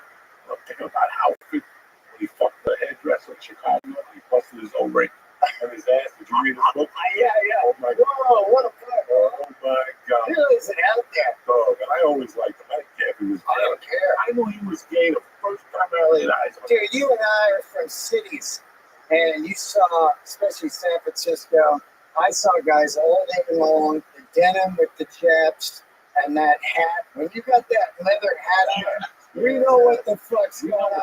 You don't wear that hat unless you're out ass chasing. You know what I mean? That hat. And it didn't bother me ever. I was like, this guy looks fucking badass. He's out there full leather, gay daddy, and he's looking at the metalheads going, if you only knew. You know? If you only fucking knew. But I knew he was gay the first time I saw him because he had a whip. Yeah, he had that whip. Now with a fucking whip, and he's whipping the fucking floor. I'm like, oh, this guy's a great gay guy. He's a great fan. He must be great at parties. He's unbelievable singer, man. So they have it. Oh my God, come on, Still out there. I had him on the podcast, Joey, and I was telling somebody a couple days ago, Brian Slagle, the owner of Metal Blade Records, he has a metal podcast. So I chose my song was Screaming for Vengeance. But I was telling this story, I interviewed him, and the most professional guy I've ever seen. Every couple minutes, he uses your name. So you'll be talking, and he'll go, Dane, the first time I saw Zeppelin, Dane, he'll use your name, fully engaged, man. And for 2 hours, just your name, he remembers shit. He's not punching at all. And this guy's like deep in his career. He could be like, who the fuck is this? I'm on a TV screen, you know what I mean? But no, killed it. Well, that's part of being authentic, articulation. Yeah. That's why I always said if you're a comic, you gotta watch seconds. Because they're doing the same thing without music. Yep. They get through your fucking audience. So that's what it takes. But it's just, I don't even know what we're talking about. Well, he's my favorite. Like, okay, I was talking about metal singers. So I love Bon Scott, of course. We know I love Bon Scott. But when you get down into metal, you got Bruce Dickinson, Iron Maiden, right around that time, right? 82, Number of the Beast. And then you have Rob. And when you listen to Rob, how fucking crazy he is on that live record, you just go, it's Rob. That's all there is to it. Victim of Changes, Sinner, Green Man Amishi. That's a great fucking album. I still listen to it. Unbelievable. I lose my fucking mind. Oh, Unleashed in the East. So it was so intense in the car, I had to switch to the Smiths. Oh, that's weird. I had to switch to the fucking Smiths. I was like, and I'm thinking about it when I'm listening to the Smiths. Yeah. Because there's something a lot of people don't know. When you're raised in a city, you just go for a beer. George is gonna laugh. You just go for a beer. Then one day you move to Colorado, and you move to a college town like Boulder, and they have beer and they have 3.2. It's like a different alcohol. You ever heard of that? Oh, no, you have to It's hire lower. It's so lower. It's lower than beer. Oh, I'm not sure. Near beer. 21. Was it called near beer? No. Budweiser made them. All those companies had a 3.2 beer. And they sell it. They used to be a club called Pogos, an 18 to 21 club. And I remember driving, listening to the fucking Smiths. Yeah. And again, you don't know what's objective in your memory. Yeah. The girl was from Cambridge, Mass. She worked at Abel's Pizza. It was Abel's Pizza, a driveway, and then downstairs was Pogos. This chick was so fucking hot. I had just moved to Boulder. I had a meth cabinet kicked in. Within 2 weeks, I already know what I'm going to package. I'll never forget this. Like, only I could. That was all weed heads. But one of the weed heads goes, I can coke last night. You get something. He's like, yeah, 50 a fucking half grand. All right. So I'll never forget, I went to the pizza place. She started talking to me, real cute girl from fucking Cambridge, Mass. Forgot what her name was. First girl, maybe the third girl I met. We're talking like new people do with her. She was like, I'll be in tonight. You want to join me? I'm like, bitch. I went home, took a shower. I saw my buddy Ed. And they give me a half gram of coke. I went to that thing. She's surrounded. She's an East Coast girl. She's got like 6 gorillas around her. And I went in there like, call home. But that half gram package, that bitch went to go. She was ready to go when she saw that little package. Travolta style, stand on, just split the line. No conversation. You saw that pack, and then you just turn around and start walking, and she walks right behind you. Like dating for like 3 days, then I don't know. Yeah, like 3 days she can't move. That was fucking insane. That I still remember about 3.2 feet. And then this motherfucker goes to a party one night, and he takes my weightlifting gloves to Pogos or some shit. And I go, where's my gloves? And I think I left my Pogos. I was gonna fucking strangle him. My fucking weightlifting gloves. He thought he was Rob Alfred. He's coming down there. He's coming in as a dice man. Oh! Yeah. I don't even wear those gloves out. That's embarrassing. Dude, I was just in your bathroom, and you got the fucking king on your wall in there. Kelly Leak from Bad News Bears. I don't put that up. Oh, let me tell Artistic you, director did. that fucking guy, man, and that movie is is just a masterpiece. Yeah, that's great. Come on. And they tried to remake it, right? Yeah, well, Billy Bob, yeah. Billy Bob's a bad motherfucker, Oh, I love it. but he's not the bad. No, he's Sling Blade to me for life. Yeah, but he's good on this oil show. I heard he's killing Okay, it. what else is a good show? Mobland Mobland. with the London I heard that shit's great. and Helen Mirren. Oh, yeah. She's the sexiest old lady. I gotta see her in this show. Oh, she's fire. She has a leopard top on, Yeah. a leather skirt. She gives her grandson. The grandson says, "Mammy, I wish I had cocaine." And she goes, "Well," and she goes in her bra last night. I have no peace in her idea. Whoa. She gives her grandson cocaine. Granny finger. Helen Mirren isn't even a bad motherfucker. Oh, I love her. She is she's passionate. Yeah. But that's Denzel Washington. She's a legend. Helen Mirren is up to life. Because then I watched her on 1823. 1923. Oh, yeah, yeah. And she was shooting motherfuckers last The night. Western one? Yeah. Oh, that's a great show. Yeah, yeah. In fact, I got the other hour to watch because it was a long one last night. But that's what I'm watching. What are you laughing about over there? Tricky Dicky. I don't want it. I think it's Helen Mirren. Helen Mirren. That's her name, right? Not Myron. Myron, Mirren. Yeah. You know what I'm talking about. Yeah, English. Yeah. I'll tell you a crazy story, Jerry, about her. She was up for an Academy Award about, I don't know, maybe 8, 9 years ago for something like Queen or something. She did some movie I saw. She was fucking fantastic. So every Sunday morning, I would go ride with Mike Beach, the actor. You know, we did this movie together. So after that, we became really tight. We'd ride every Sunday morning. So we went to that Starbucks on Sunset across the street from the Griddle. At like, Yeah. I've heard the place. Right, exactly, right there. So we pull in at like 7 in the morning, and we're going to get coffees, and then we're going to ride out Sunset to Malibu. And we park, and it's Academy Award Day. And this car pulls up. She gets out. It's like a limo, like a black car. And she comes walking towards Beach, and I hit Beach like, holy shit. She comes up, she's all, "Gentlemen," I go, "You're going to win tonight." And she goes, "Well, thank you." And she fucking won, and Beach and I were like, "Hell yeah, we saw her this morning, man." You know, it's an amazing story. That's like a Hollywood type of story where you run into people, you know, like, yeah, she is. Oh my God, I love it. I love TV shows. I love watching like that for like 2 months. It was nothing. Yeah. And now we got something, and I'm excited because now the mayor, the level will be back. Mayor what? Oh, that's my movie. Oh, TV show.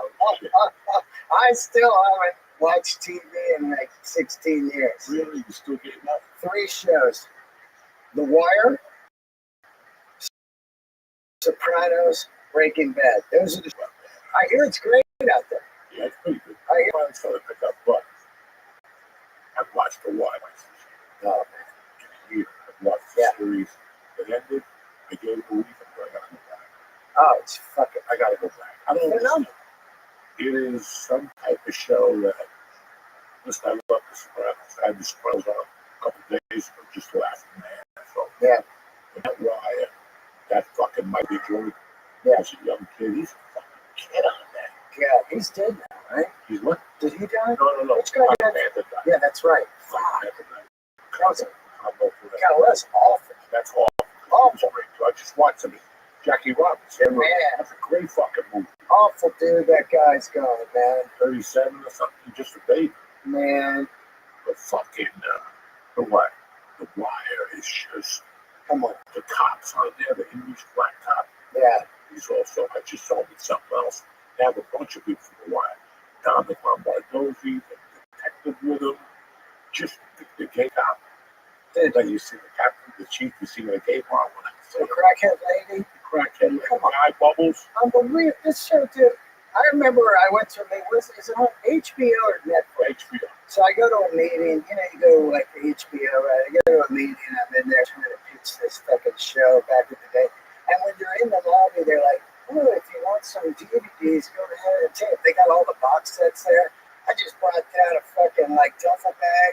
I'm like, all right, I got The Wire, I got The Sopranos. I just grabbed them all, you know, and just fucking would sit home and watch that shit on the weekends on DVD. Back when you had the player, you fucking put it in I the still got my DVD. box.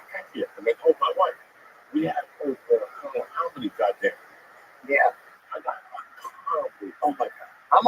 cafeteria channel. I had thousands. Really? Thousands. I have your place now? I'm there in my mom's place right now. But yeah, I would go to like a place and use DVDs all the time. Yeah, Blueberry Comics for people like in or FYE. Amoeba. Oh, Amoeba for sure. Amoeba. I would go, dude. I went to Amoeba about like 12 at a time. Yeah, these are like $4. I stopped going on people. Oh yeah, what? That's the money. Oh, it's a demon. You go in. Oh, it's a What am I spending there is absurd. and then you buy shit you already have. How about that? How about when I cleaned out my office? Me and my daughter about 11 hours at the brothers. Fuck yeah. It's like that. You not forget. I had so many good outfit brothers. That happens to me all the time. Go in, oh, Saxon, denim and leather. I don't think I have this. Fuck yeah, I have this. I fucking obviously own this. Thank you, buddy. Yeah. I was looking for a particular, one of them, we had it for $100. Yeah. One of them, but for $6.99. Oh yeah. The owner lives in my building. I swear I didn't do him. I couldn't even believe it. Are they still like Yeah. No, we moved to a new place right across the street from the theater. I haven't been to it yet, but I know they moved right over to that point room where you just fucking pound the Stoli Collins for $3. Yeah. Fucking get DUIs. Right across the street from there. What's the theater next to it? Like Seinfeld sometimes does big runs in there. They do Broadway plays. It's right there on the corner. It's beautiful. No, next to the Fonda kind of, I forget what. There's Pet Boys there, and then there's that theater. Yeah, it's a famous theater. I forget. They do like plays there. But yeah, man, they moved in there, and it's real nice. And the owner lives in my building. He's got the Berkeley one still. San Fran one's gone. But oh no, it might be still there. Yeah, it is still there. He told me, yeah. It was this weekend something happened. I would have been excited for it. Yeah, 25 years ago.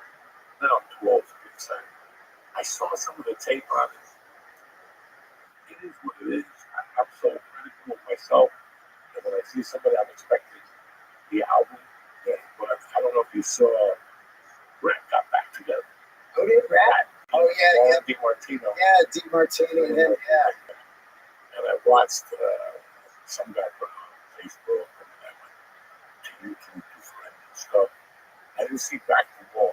Right. But I saw Round and Round, something else. Yeah. I don't know. DiMartino can still play that fucking guitar. That guy's a smoker. He's a fucking animal. I didn't know they had Carlos. Yeah, they had Carlos for a month. Yeah. But I was just, it's so weird how every summer I'm going to go to concert and go see this. Yeah, fuck that. Once I look at the price tag, fuck that. I gotta walk. I gotta get you in the Sphere. This could be your last concert. To see the cut. You got it. I want to go. Have you been to the Sphere? Let me just tell you something right now. After you go to the Sphere, you will never go to another show. You're gonna go to your local town, whatever fucking venue you got. You're gonna be like, oh, because this thing is like VR goggles on 1,000. Did you eat too much? Dude, I'm doing a bit right now where I say, I got there with the mushrooms. I get in my seat, the band goes on, the screens come on, I go, oh, fuck no. And I put those things away because I know what's coming. It is so radical of a venue. These visuals, I don't care. You got to be a seasoned tripper to be able to handle what's going on with these visuals. I've never seen, first of all, this venue is only like 6 months, a year old, which means they've been working on this for the last 5 years. I don't know where the fuck this stuff came from, but they went from way back here, the 2 screens, to your living in the venue. It's like, what the fuck? At one point, I'm watching Denko, and they've got the San Francisco Bridge and shit. And you're like, oh, this is crazy. And a satellite flies over your shoulder. And you just go like, whoa, fuck. I mean, goosebumps, scary, amazing. One of the greatest things I've ever seen in my life. What's that? I saw U2 on the Autumn Baby record. Unbelievable. So I've gone 3 times now. 2 dead, 1 U2. And man, each time I go, this is fucking unreal. The Dead just got a record. Yet they do like 16 shows or, 6 weeks or whatever, 3 a weekend. And I'm telling you, you don't even know the band's on. They are the music to this psychedelic ride. Some of the greatest visuals you will ever fucking see in your life. At one point, they got a giant fucking bear, and it's walking, and it turns into 100 pieces of acid, the sheet acid, and it's floating across the ring, and then the sheet acid just blows up, and the bears are coming at you, and you're just going like, what the fuck? I can't even tell you, Joey. I couldn't exaggerate how radical this fucking venue is. After that bear turning into acid. You have to. Just to fly in, I'll get us in. You sit in a great fucking seat. The place is not giant, and it is insane. It holds a lot, but feels small. It holds like 16,000, but it feels small because it's a ball, and it's just a wall that goes straight up the seats like this. And then there's a floor, but I sit in the seats. And you just get this whole fucking thing, man, that I can't even describe. It doesn't matter where you sit. It doesn't matter where you sit, as long as you're not on the deck 101 back, because then there's a hangover that you can't see the visuals. Other than that, though, every seat in the house, and then it has something like, 10,000 speakers. There's speakers in your seat. Everything, it sounds like a record. The sound is the greatest sound I've ever heard, and I'm telling you, I only go to the Spirit now. It's a lot of people over there now. Yeah, they got the Eagles, they got U2, they have Dead & Co. But I think it's Backstreet Boys or whatever just announced they're doing like a run there, which would be wild. But what I'm waiting for is like Tool. I think Tool in there would be fucking insane. And then we got to get Gilmore or Roger Waters, one of the two in there. And if we could give them $1 billion and do one last run, hate each other but stay on the sides, the greatest of all time will be Pink Floyd in there. Of all time, there will be nothing that will come close to it. They did all that shit. They did all that shit. 40 years. They did that shit when they were making it. They're in the back making, flying pigs and planes flying out. There was that screens. They were making that shit in the backyard. That was Fuck. It's crazy how they did that. They did that. They did that with the war because that first song has a plane. Crashes right into the fucking thing. I was like, and I did some heavy duty acid for that one. Yeah. I was 16. I was mentally deranged. I was a mental bitch, and I was fucked up. Where'd you see that one?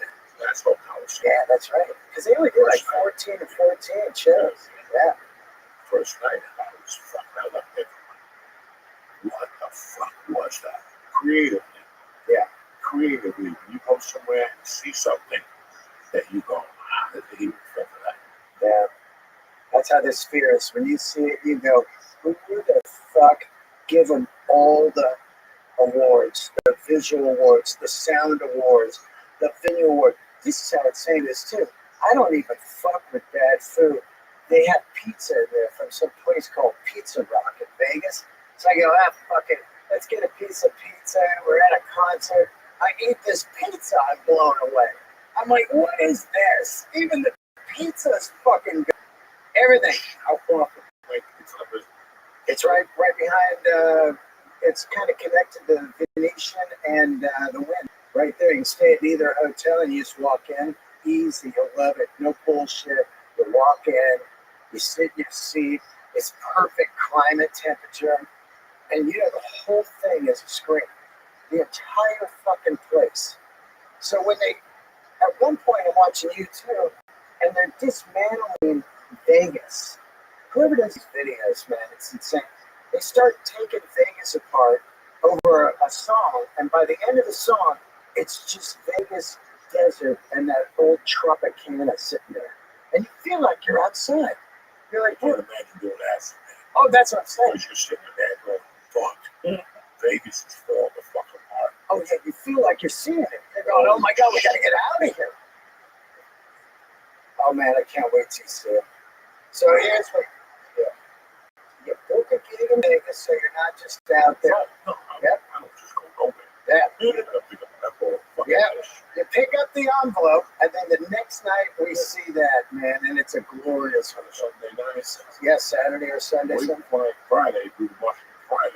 100%. Go Friday night and then do Sunday. I would actually take mushrooms with you there because I've been there now 3 times, so I've got my bearings. But, first couple times I go, I don't want to fuck around in here. This is crazy. Oh, man. I'm telling you, Joe, it was fucking epic. And John Bear just destroyed. He's so fucking. It's fucking nuts. Guy is unbelievable. They got like pussy. Yeah. That motherfucker has fucked everybody in Hollywood. Everybody. He has destroyed every snatch with that guitar. He just walks in like one of those Latin Mexican guys playing the guitar with an ape on it. Yeah. So, then he fucked this chick, right? She wrote a song about skinny chick that they could. Yeah, he fucked her. Oh, fuck. He banged her head with the guitar. He just said, here, take these up. He fucked the nigga over there. Guy can play, guy can sing. Holy shit. So you're doing something that I'm very proud of you to do. I know you've been working on it for a while. It's your new special. You got a bunch of symbols around the head. I mean, this is just, it's great for you that you're doing this. And how seriously you took it, the sets, there's not a lot of people that work like you. There's not a lot of people that are out there working like you. Personally, like you, your attitude has that type of animalism. Shit doesn't really bother you. Yeah. Because you're not focused, like you said, you got Bobby's show, the Apple show, and then you don't hear them the next day. Yeah. But you're so used to your stuff, that's what happens. The only time you got a couple of shit like that when you're not doing work. Right. And that's what people don't realize. I know bullshit me. Like I can't get stuff done because you're not putting in the work. Right. Don't tell me that you're not getting this. It's like me with stand-up. I'm having a hard time, but I can't put the work. It's so much fucking work. Oh my God. With so many notebooks, I sit there for hours and I just write stories and shit like that. I got to do Ari's storytelling show. I'm in no danger. Oh my God. I don't even have a story. Yeah. Nothing has happened exciting in the last 5 years. Oh fuck. You know what I'm saying? Except my daughter hitting a double or something like that. You know what I'm saying? There's nothing But exciting. that's a fucking story because here's the thing I think is interesting about you right now in this thing, and I try to convey it on stage also, is like, this is funny because you've been this tornado your whole life, and now you're like, hey, fuck all this. You know what I mean? I just want to watch these little dads fight. And I'll just have an edible and laugh at it, and then I want to go home to my house. And that is a fucking interesting thing to hear somebody that achieved such high status and come from the fucking ashes all the way up to, you and I, you sold out the Chicago theater. You got specials, you got a book, you've been on TV. So it's cool to hear that side of it, like, get fuck all, I just want to do nothing. There's something funny about I want to do nothing. And it's so hard to do nothing. So I get up in the morning and I try to be like Johnny CEO. Yeah. Johnny CEO? And it just ain't working. You know what I'm saying? It just ain't working. I used to wake up like this fucking voice and go out there, make people send me dick today. And I go to Facebook, I'm like, how am I going to write on that? Yeah, because they're way beyond that. They're still fucking in the woke world. Oh, God. Yeah. You had it on Facebook, and there was a Facebook on fire. What's that? That post, people on Facebook are like old, like, I don't think they could handle that today. What's that? You saying, like, look, get ready to have the day suck your dick. And all that I used to say it all the time. Yeah, that's do your thing now. And I can say it now, but the ones that they don't like to say on Facebook, it's like I'm going to move to stab a motherfucker. Oh, yeah. You know, say your letters, you can't do violence. What the fuck? Yeah, you're suspended for 2 weeks. High school. That's Yeah, it. yeah. Stab 3 Puerto Ricans suspended. Yeah. Fuck, you can't stab. That's just a saying, man. But it's so weird. Listen, and I've said this for years. I tried to duck it. When I went to the comedy store and I sat on those stairs, Yeah. and I said goodbye to the building. Yeah. I wrote my name on the building. Yeah. I knew that this was going to take me because that was my bread and butter. That was the nucleus. Yeah. The last 23 years. That was home base. That was everything. That's the cocoon. When I wasn't there for those 6 years, I improved, but not really. Right. I wasn't doing much. So that's why I went back there in 2014. And then when you're around those type of people, you grow. Oh, You know, yeah. You got to rise you up. grow quick. You got like a month. You got to follow Hallelujah. You got to follow this one. Yeah. Once you learn it, now you got it. And once I got on that plane, I said goodbye to the store. I always knew it was going to be real. Because in my mind, I knew I wasn't the major leagues. Yeah. I'm in the major leagues in my heart. But in my mind, there's no way, I'm in that level of people will never understand those 4 years in the comedy store, the last 4 years. Incredible. I always looked at the first 4 years as my college, but it really wasn't.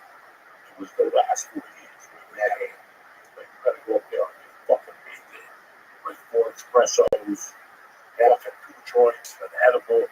Like I had to have a plan to go up there. It was my A game. You didn't know. Yeah. You didn't know what was going to happen. I still remember getting angry up there, like motherfuckers dropping in. You want to drop in, bitch? I'm going to make your life a little bit better. I'm going to show you why you got to work at this bitch. And they would leave. I just saw that Judd Apatow made a comeback 3 years later after I buried him at that fucking store that night. And then he started going to Largo with all those Largo Eagles. Yeah. And man, he went back. He was looking around at her. He was looking at the lineups, making sure the boys are fucking, the gangsters weren't in here. You don't like that. You don't like following that. Well, it's a different animal. Yeah. When you were coming up, and when I started there 15 years ago last month, I tell people, you don't understand the hazing and the radicalness and the brutality of you've got to kick ass. You can't go up and go, where are you from? What do you do for a living? You can't do any of that shit. You know what I mean? Yeah. Somebody pull you aside and go, what the fuck are you doing? Yeah. It's a different machine now. And there's guys like me, the Hinchcliffe, the Gerard Carmichael, and Melissa Villasenora, Tony Baker. These people, when I started, you're just there till 4 in the morning. You didn't leave because if you left, they were like, that guy doesn't want it. 4 in the morning. Yeah. So, walk the big night. yeah. Get a sandwich and walk back and sit there and pump Eddie Griffin. Bruce Lee fought 100 samurai the night of the night. You gotta sit there and go, wow, this is interesting shit. Yeah. The cocktails with anything, fucking hysterical. It reminds me of when I stopped music when you told me that story because I thought about it. I talked about it on my today. 2 days ago, Genghis Khan announced that they were closing after 40 years. 40 years, dude. And you and I know it well. They can stand up there. Exactly. They had a good egg roll for a while. They had a great pot sticker. Yeah, they had a good egg roll. Yeah, they got good parking Yes. and a cool little room on the side. So check this out, Joey. I played music 25 years. And on the last 10 months of those 25 years, I did a kind of a world tour, playing all over America and Europe and stuff. And when I came home, I was like, in my mind, I was like, this is kind of it. People aren't buying music anymore. They're downloading it. CDs aren't selling, And so I get booked at this gig at Genghis Khan. And I get in my Dodge Super B and I put the acoustic guitar in the trunk and I drive up and I walk in and it's packed. And I go, oh shit, yeah, it's packed. And there's a girl on before me, like a pop girl. And as soon as she's done, the place empties out. And I'm next. And I go up there and I'm playing a 10-song set. There's people texting, they're talking and shit. And in my mind, I go, this is it. I'm going to count down these tunes. And when I'm done, I will not play music ever again. So I was like Burr on that thing. 10 more minutes, blah, blah, blah, 7 more minutes. I was like, 5 more songs in my head, 4 more songs. And when I got to the last song, I put the guitar in the case, put it in the trunk, drove the Super B out of there, and never played music again other than the Bon Scott thing once a year. But it's amazing how quick people just forget. They're not like, hey, where did you get, a couple weeks ago, when's your next gig? And after that, it kind of goes away, and you're still at Harley's in the valley in the 114 degrees sun. Oh, and some guy goes, pull the blue one out again. I want to see it in the sun. It's like, motherfucker, it's 117 out, and your wife ain't going to let you buy this. Get out of here. That's like when I got here, I was looking for a job. Yeah. Like during the pandemic, Yep. I was close to get a job at CBS, Stock and Shelf. No, really? Doing what? Stock and Shelf. Whoa. I was like, but then I realized what we were hired. Yeah. I couldn't get hired if I fucking wanted. Thank God for that felony, huh? People enjoy working. Oh, yeah, you come on. It's going to be done. You make money. But then you're not here when you don't do this. Yeah. It just was like, But also people are like, aren't you joking? Hey, can I get a photo? yeah, that's the reality of it. Like, God, I'm yeah. making a fucking job of the warehouse. People don't fucking torture me. It's not fucking great job. Yeah. Well, why were you getting a job? I just wanted to try the local life. Yeah, I tried it. It sucks. It's just like The Godfather when they go, I'm out, and they pull me back in. Because there I was. I did music 25 years, and then I go, I'm going to sell Harleys. I need health care. And then the Tarantino people come walking on one day out of fucking nowhere. And they go, and we need an advisor on this biker film. And next thing you know, I land a role and advising on Hellride, and then I start doing mood comedy. So I was like, what the fuck, the weirdest way to get into comedy. The long way. But it's crazy how I was like, you know what? Something's going to happen. Yeah. I'm going to fly into a store. Something will have a fucking hot dog business. Maybe a party or something. Nothing's happening. Yeah. So I'm stuck in this stand-up. And it's just fucking fine. Yeah. I can't be on planes every weekend anymore. That's one thing. The tours, It's worse than ever, the planes. the planes are worse than that. I don't have the patience. No. I just don't have the patience. The animals in there, man. If I get there and I go to the plane delayed, I fucking snap like a twig. And then they're walking and they're switching and they lose your luggage. And you're like, you know what, man? And every once in a while, you do get a great flight. Yeah. You do get a great flight. But Air traffic controller guys anymore. You're like, hey, are we cool to come in right now? A wheel falls off. there was something wrong. They were taking the rest people out of the way. There was a fire. Fucking You crazy. see the flame from the fucking highway. That shit. Fuck. Every time you get on a plane now you have to do that insurance. Yeah. Oh, yeah. Your family gets nuts. They get like $5,000. Well, if I died in the plane ride, I get a couple million. Oh, yeah. You get 250,000, 275,000, a percentage of what you're going to make for the rest of your life. Well, that's the thing. Look at these people in Minneapolis. The plane that flipped over. They told me with 30 G's to go fuck yourself. Go fuck myself. I'm calling fucking the judge that's getting that poor bastard out of Nicaragua. That Trump sent down there by mistake. You see that poor bastard? Oh, yeah. They got him in a prison. I didn't do that. You got to do something. Oh, Somewhere along the line, you ran a package for the Nicaraguans. You did something for violating the Norte, whatever their gang's name oh, is. fuck. I don't know what the fuck their name is. Oh, my God. No, the other fucking guy that, Trump just sent back the ice to people, right? He sent back a bunch of those. When he took this dude that was like a UPS driver in Minneapolis, the judge told him he's got to be back by Monday. And they're like, listen, that ain't going to happen. That prison's holds like 40 G's deep. By the time they find him, he's been raped already. God knows what's happened to him. You know what I'm saying? Yeah, we got some crazy times. Right? Yeah, because they was on 60 Minutes last night about the tattoos. Yeah. And how they found this guy had a flower tattoo on both. And he's like my favorite soccer player. No, he's not gonna. You're a fucking guy that kind of stuff. How long did it take you to work on the special? Well, I was the first half of the material. I was kind of working up to do Conan for my second time, and then COVID hit. So there was a chunk about my back. And it was just going to go like an Al Mack style, which I really like his style, where you pick a topic and that's the thread of the 5 minutes. And from there, Burr started touring. We did a Texas tour right around COVID, and COVID was ending. And then from then on, I went on a 2-year arena tour with him, and I started working this stuff. And about the last 4 months of the tour, I was like, two things scared me. You know, I had this weird acid reflux called silent reflux, where I didn't know I have it. It's not like reflex where you go, goddamn, heartburn. It's silent. My voice started fucking like going away because the acid flies up on your vocal cords and just trashes it.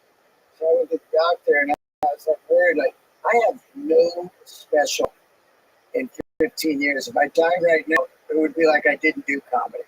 You know, like, yeah, I heard he did comedy, but I never fucking saw it. So immediately I was like, I got to get a special going.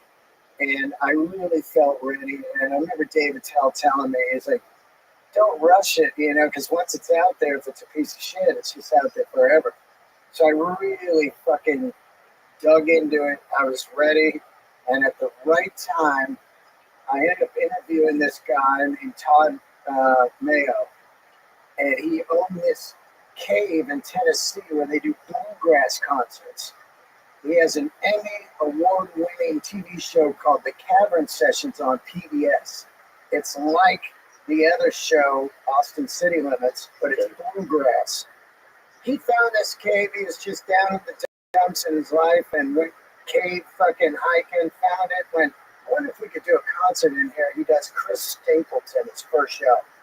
12 years later, I'm interviewing him because he wrote a book called The Caveman Chronicles. Mid-interview, I go, I got to shoot my special in there.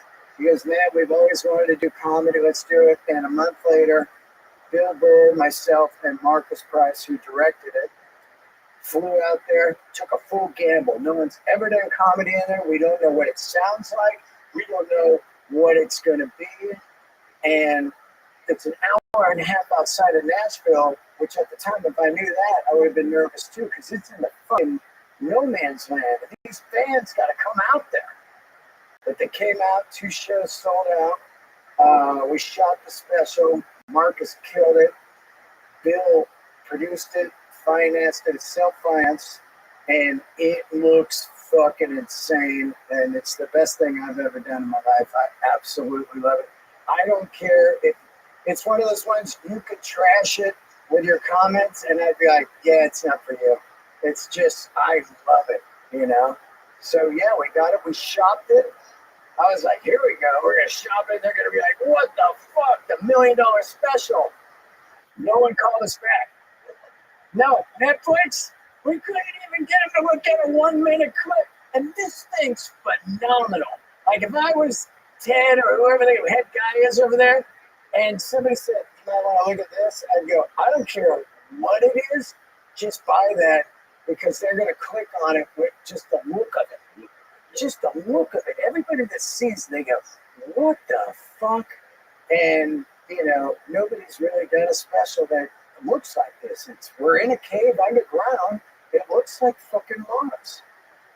It's insane. And at one point, a bat flew over. I was like, oh shit, a fucking bat. You know, like in the cave. It's a real cave. It's not a Hollywood fucking lot. People are in there, and there's one door in, one door out. Anything goes down, you're fucking done. And then we had all these cabins there and yurts and tents, and people flew out and stay camped out there. Partied for the weekend and came into the show. It was goddamn magic. And now it comes out on Patreon. It's on Patreon right now for 10 days, and I put it on there really for my patrons that really helped me through COVID, man. Without the Patreon, I would have been fucking on the streets. I gave it to them last night. We watched it together, and now you can buy it on my Patreon for $10. You know, it's self-financed, so anything helps. And then I drop it the day we hit Austin, April 17th, the Paramount Theater. I'm dropping it on YouTube for everybody for free. And all I ask is just to share it or fucking just watch it, man. You know, it's pretty fucking insane, the look of it. And I love the jokes. The thread is great. I was ready. I was definitely ready. You know, my goddamn, I put you on the front. The intro has all these photos of people that helped me in my career. And if you stop it, it's kind of cool. You can stop it like a slot machine and see who comes up. Like Joey, San Francisco, when it was fogged out, and I had the headline for you while your flight was stuck. Shit, that's right. Yeah, then you and I in the Comedy Store hallway the last week before you left. Boom, photo in there. I put everybody in there that really meant a lot to me in my life and my career. And I dedicated to my mom, who passed away a couple of years ago. We didn't get to see this, unfortunately. But, you know, Marcus Price, who did the recent Keith Robinson special, he directed the shit out of this thing. And he's in a cave. He doesn't know. It's not like we're all in a cave. Like, what do you do? I think you just get a crane and fly it. You know, we had a crane in there. It was fucking flying over the people. It looks cool, man. You saw some of it, right? Yeah, it's really crazy. I don't know what's going on in this special world anymore. Yeah. Some they buy, some people on YouTube. Yep. It's. I mean, they didn't buy like Joe List, but these guys are inspiring to me. You know, like a Sam Burrell or you know, Tim Dillon, all these guys that put them on and they blew up. Shane, you know. These guys put them on, and then they blew up, and then people buy it. And it reminds me exactly of the music business right now. The music business just sits back, and they look around, and like, this guy has 10 million followers, and these 3 songs are 1 billion streams. Give them a deal. So now it's almost like they're kind of laying back, and they're waiting, and if something blows up, then they come at you, and then that's when you grab all the money. You know, because you go, well, I already made this, so you got to, you know, come with something. Because I already got it going on right now. Now, I am not delusional. And I tell people this a million times because people just go like, hey, you just put your special up, man. You get like 3 million views and you're selling out theaters. That's if you're like, you know, say like on Rogan Weekly and you're getting people sharing it and you're getting the viral thing. This thing could easily just do 5,000 views. But in my heart, I'm fine with that because I made a special that I fucking love. And that's all I care about. You know, I love this thing. That's it, man. You know, you either get clicks or you don't. It's not going to make you stop. You know? It's not the fucking. At least people get to see it. That's the number one thing about a special. It's a shame that HBO doesn't really put on specials or anything. Right. That they do with something older. Yeah. Now, you know, it's just everything has changed so much. But it's also changed that we have the power. It's great. We control our destiny. Yeah. If you want to put a half-hour special, put a half-hour special. Yeah. Yeah. YouTube. And then there's this new Venmo TV coming out that I've been reading heavy duty on. I think it's just going to get better and better for self-made people. So Venmo, what they want to do is you have your platform. They do Venmo TV. There's no algorithm, so you're not battling like, oh, nobody saw mine because I wasn't in the algorithm. It's just your own TV channel. You have it hooked up to your Venmo, and people just tip you or whatever, and everybody with Venmo can just watch this shit. They're gonna have like a TV channel, dude. It's gonna be crazy. I think that it could take off because like a PayPal did a PayPal TV. Everybody has PayPal. So you're on PayPal and you go, oh fuck, look at this, a special. I'll watch that. It's kind of a wild world, that we're about to probably venture into. But they also, I've seen a lot of comics like get their old specials bought, right, like later on. So maybe they don't buy this one, but the next time they'll buy both. Right, when they blow up like Shane Gillis or something, Yeah. they license it, and then you really go because you still own it. Right. And then you can do whatever you want. Possibly chop it up, put it out, make clips, sell it to a different market, put it on the hotels, the airplanes, anything, When do you think you were ready? Like, you're 15, like, you think you're ready at 10 to do a special? Or like, when do you think you were ready? To do another special? So when do you, or no, like, to do this one? Oh, no. About a year ago, I was like, I'm ready. I had done this material in an arena all around America, opening for Bill. And that's a tough gig when you're opening for one of the biggest comics in America, hands down. And he's a slayer. And you're coming out stone cold, no host. And you're doing 20 in an arena, and people are just looking at you like, where's Bill? And now you got to get it going. It is the fucking truth. Yeah. 18,000. Garden. You just did the Garden. It's so fucking electric when you walk on. Dude, I got goosebumps right now. You walk on, you're like, I'm fucking right where, some of the greatest shit of all time happened. You saw concerts there, like fucking Zeppelin there, 6, 7, 5 nights or whatever. And you're in that dress room, you see all the photos, and you're like, all right, I gotta fucking get this. It is. So you really figure it out right away. Is this material working? And once you see it's working, you're like, it's time to shoot this and move on. Did it change at all going from like doing it in an arena to doing it in a club? No, it's just like in the arena, like somebody told me when I first started doing arenas, the tip is go slow. That's it. And I was up there after a while. I was almost kind of cocky after a while because I was like, oh, because once you're inside, they're all kind of the same. It's driving up to you, you're like, fuck, we're in the arena. But once you're in it, you're like, oh yeah, where are we? If you go up there and do my style, it's the lane. Oh yeah. Or you use the person you went to a microphone. Right. Because I'm on the rant. Right. Those rants don't work that well in the arena. At least Bill has a tip. Right. But a fast rant, you just hear boom, boom, boom, boom. It's like fucking listening to, Yeah, you got the so echo. you have to do the joke, let it magnify, come back. Yeah. And hold your plate and do it again. And it's hard to learn, but that's why you do the theaters. That's why there's an evolution. Nobody goes from, I went from fucking 18,000 seats to 60 last Wednesday. Yeah.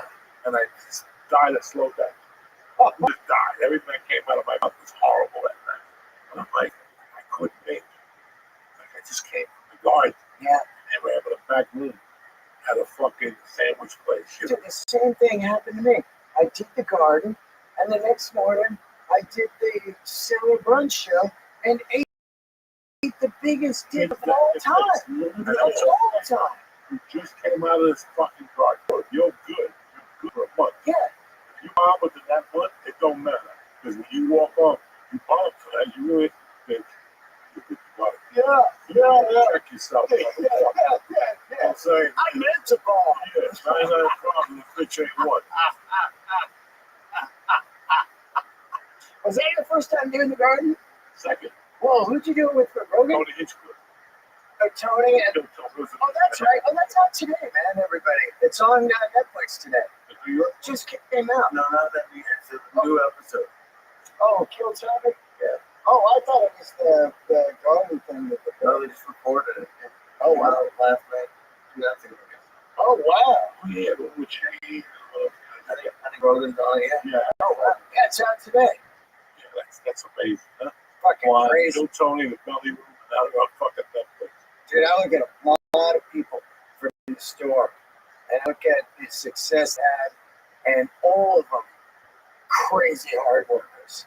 There's not one person that put it in there and they're like, that fucking guy was like here 2 weeks and he did arena. No, man. It's like grind, grind, grind. The situation. So, these guys know about it. A friend of mine wanted me to put her podcast up. And it was a really weird conversation. And I did it for her because I have history with her. She's a whack. And 2 hours later, she was on the taking that, you know. And then I heard from her like that night, at 10 o'clock. And she was saying that she really wants to do a podcast, but she thought about it. And she just destroyed herself. Like, you know what? I've seen people do this all the time. You know, I want to be this, but they just put all the negative. Yeah. You know, I said, okay, whatever you want to do. You know, it's up to your choice. I really don't give a fuck what you do. But I thought about it for 2 days, how people don't see themselves growing. But I thought about how when I did comedy all those years, I thought I was just going to die of book. Okay, I was just doing comedy instead of doing criminal activities, whatever. My point is, but then you're running in a circle. You're in a circle, and everybody in that circle is poor. You're all struggling. This guy's got 2 roommates. This guy's mother sends him money.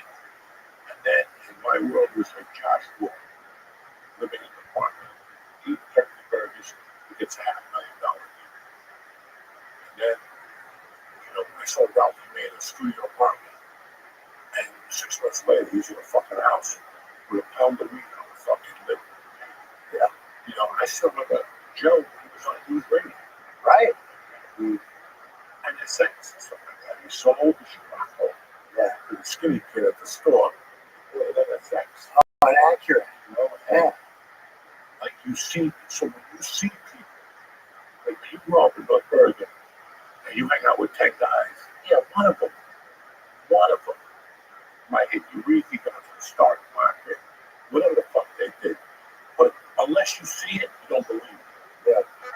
It's all right. Because this is the problem. I wasn't just pointing her out. I'm pointing even people I like that come here, you know, I really want to write a script and I just need you, like whatever you need. And then a week later, they talk themselves out of it. Yeah. Just talk themselves out of it. And you're like, you want to like talk them back into it, but you're worried about them. I got to go. I got time to convince you to get your life together. But it's so weird how, unless you see people grow around you, that's when you start believing. Like Josh Wolf, Ralphie May, Bobby Lee, and all these fucking people blowing up around you. Crazy. You know, and all of a sudden you're like, here I am in a 1-bedroom studio eating fucking ugat for breakfast. And then one day, something just happens. And now you're at least, like there was a time I had to call my wife every day. You know, you need the 20 off. Oh, yeah. I would have like 4 the night before. Yeah. So now I got 24. I could actually take 20 out and buy a bag of food. Yeah. You know, I never thought I would be out of that. This is at 40. I was still calling my wife and getting the 20 in my books. No, you know, where's my money for the rent? I know. I'm going all this shit. I'm not even that. I'm not even talking about that. I'm talking about having good sets when people put you on a special or Comedy Central, whatever. It just switches. But unless people see other people growing, it's tough for them to believe that they're going to grow at that night. And like I said, I just pointed her out because her attitude went from hero to 0 in 4 hours. Yeah. Like it's not for me. I want to work behind the scenes. So what? You know, I just, all right, good luck, whatever you want to do. I'm here. And for 2 days, it really was how people got it. I know, listen, I'm going to be honest with you. I know somebody probably that was so much funnier than I was. No, man. And then they went a different route. They got scared. They did this, they did that. It's so many, I saw so many people talk themselves out of a career. And they were close, because you never know how close you are. You don't. But what, like the words of my girl Cheryl Crow, why quit before the miracle happens? Yeah. Let the fucking miracle happen, you know? It's a fucking miracle. For me to have more than $200 in my checking account, that was a miracle. Yeah, man. Because if I got $300 for a gig, I bought an 8-ball. Yeah. Okay? Yeah. An 8-ball. Yeah. So it's a fucking miracle. And people don't, it's really hard to make people believe that you have to get to the slot. It's like you're in LA doing open mics. And then they say, this is completely improv with me. You go, look like shit, I make you do sets in the front. You just moved into the chamber. Totally. Now it could be a chamber of a fucking machine gun with 1,800 rounds. Yeah. Or it could be a chamber with 6 bullets. You don't know? You decide, and you don't know. Yeah. And you don't know. And you get into that. The next thing you know, you book a national commercial. And now, it's no big deal booking a national commercial. But people can't fuck with you. Because they know you got a chance now. I don't want this motherfucker to blow up.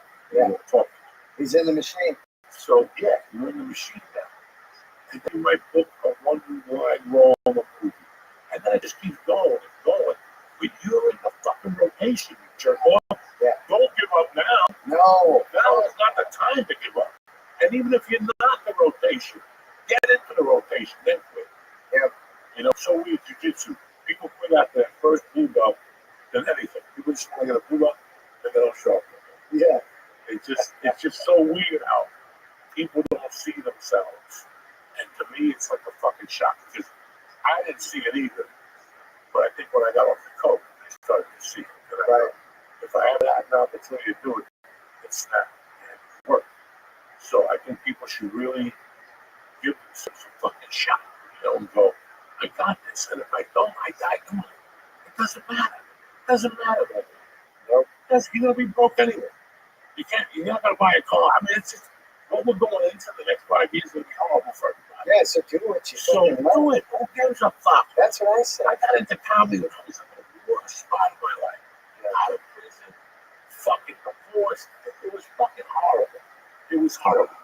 But I wouldn't, you know, I think I told you, open mic on a Lamborghini. No. You know what I'm saying? Nobody goes up to an open mic. No. This, you know, Cadillac fucking Escalante. It's Whatever the fuck. even playing field at an open mic. Even playing field. We're all in there. Hey, I No man's land. You know, it's like people who work for an hourly wage. That's great. But you tell me you're not a fucking boss. Take a chance. Come up and give it. Because guess what? On the first, we're all fucking eating. Yeah. We're like the number 1 salesman, number 10. We're all eating, bitch. Yeah. So I get another chance first of the month. And I love that. I love that we can throw away a month in your life. Fuck it. I'm smoking dope. I'm getting herpes. I'm not fucking sleeping this month. And then you come back, you take your herpes medication, and you're fucking back. That's what this whole thing is about, man. And as old guys, we gotta explain it to these young motherfuckers. Yeah. That we've seen it. Yeah, man. You know, I've seen it. I've seen it. people fucking hit a home run right in front of my fucking eyes. Oh, And God. I go, holy shit. We were just That parking lot at the store is a fucking plane, you know, like, it's like, here comes this car, like, whoa, someone got a deal. well, I still remember writing a one-man show with this fucking, and I would meet him at that hamburger place in Burbank, Oh, yeah. where people bring all their cars on Friday nights. Oh, yeah, Big Bob. Bob's Big People. Bob. It's out of business. No, fuck no. That burger fucking that gives you hemorrhoids. Oh, That man. burger's right next to the fucking Starbucks. Red Man, I used to go there and have Yeah, nice it's like eats, right next to a Starbucks. chili burger. And I was in there one day. The fuck was that? I forget now. Cars going in. No, I know what the fuck it was. I'm sitting there writing a one-man show with it. Oh, yeah, Loser. What's this thing, man? Damn it, I hope it's good. Oh, I'm writing a one-man show with a stiff. Yeah. And as I'm walking out here, Joey, what are you doing here? I turn around, Billy right there. Oh, wow. And I go, Billy, what's going on? How you doing? He's struggling. And he's telling me how he's thinking of moving back to Pittsburgh. Like the funny bone, he's offering him a deal. It was horrible money. And I it was about the time that they had called me too. And the money was god awful. And I had to call them back. Well, I'll do those weeks, but I'm not doing Sunday. Then we're going to prorate it. Yeah. They were like, oh, you have to do Sunday. I'm like, listen, this deal is not going to work. Yeah. But I still remember Billy Vidal telling me this. And a year later, he's on a CBS show. And now he's the host of a fucking, wasn't he host of, he's had 2 shows on CBS. Yeah. Whatever the fucking recurring, whatever the fuck it's called, syndication. Right. And he's touring that. He's going to be here. Yeah. I see him at Flappers. Yeah, I know he's Yeah. He's a funny motherfucker. Oh, man. I don't remember seeing him. He lost a lot of weight. He's killer. Yeah. I still haven't seen him. Yeah. He's one of the nicest dudes, man. Nicest dudes. He'll come up and go, God damn, that fucking joke's strong. Yeah, you know? he's a good dude. He'll tell He's you. a very good dude. Yeah. He's an old school comic. Yep. And I still remember him going, I don't know if this is going to work out. Motherfucker, you got a billboard on fucking CBS and shit now. And you know, I remember those. How they walk. Oh, man, I tell the story all the time. Fucking, you know, how can you do it? I didn't know what for the operation. Charlie Wong's incredible. And what a superstar. Yeah, I don't remember. I didn't meet her until after she had the TV show. And you see all these people and you see them they explode. Now you're like, okay, that can happen. There's been a lot of explosions at the store. A lot. It is nuts. Check out Saturday Night Live. Oh, yeah? Melissa. No. Oh, fucking Punky. Punky. Dude, bartender to SNL. Great store. Leslie Jones also out there. Leslie Jones. Fucking Melissa, 3 SNL people, you know? Crazy. I love it. Yeah. And I remember meeting the black dude from Forrest Gump. Forrest Gump. Oh, yeah. Michael, Forrest Michael Whitaker. T. Oh, Michael T. okay. Williams. Michael T. Williams said that the pilot for Miami Vice, man. Years ago, we did a new Law and Order mock-up show. Oh, wow. I got a call from that and coach. He goes, keep this under the fucking wraps. Law and Order wants to do something else. It's called Law and Order Judges Circle or something. Yeah. And they just want to use a couple of actors that she used. It was me, the kid that's always he was on our podcast. He's a guitar player that came from Northern California. He was Joe Bonamasso's student. I forget what his name is. I see him a lot on Twitter. Richie Kotzen? Huh? Richie Kotzen? No. It was him and Michael T. Williams. Oh, wow. During the breaks, I would talk to Michael T. Williams. He goes, I saw you at the store with that good stuff. We started talking. And he goes, I used to hang out at the store a lot before I got Miami Vice. Because he was a pilot of Miami Vice. And he goes, I used to see Trudy. Trudy was on Miami Vice. Yeah, that's right. She was a waitress at the store. Wow. She was a fucking waitress. He used to see her. And he was like, where is she? He goes, she owns a clothing store in Compton. You know, yeah. That place is has churned out the stars. The store. It is crazy. In the last 20 years since I started, I'm 16 years in now, I just look at the people and go like, wow. You know, Ari, Burr. I mean, Burr, of course, he's, 30. Right, but I'm just saying, like, when you really look at, like, these guys that became these giant killers in there working all that material, and then Gerard Carmichael and who else? Somebody else fucking shot their special. There's so many shit that came out of it. Yeah. I tell people all the time. I told me a couple weeks ago this podcast, I don't really care about shit. I didn't do nothing. But I held my own on Tuesdays and Thursday nights the last 4 years. Yeah. And that meant more to me than anything in the world.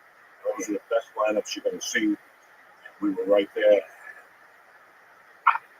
They were always, just being around that, you knew you had to be a top of your game. There was no fucking, that's all I ever gave a fuck about. No matter how this ended, I came out of Comedy Store Marine. Yep. That's all I ever gave a fuck about. Here we are. You get that name on the wall, and sometimes you're rolling down Sunset, and you turn the corner, and you see your name on the marquee.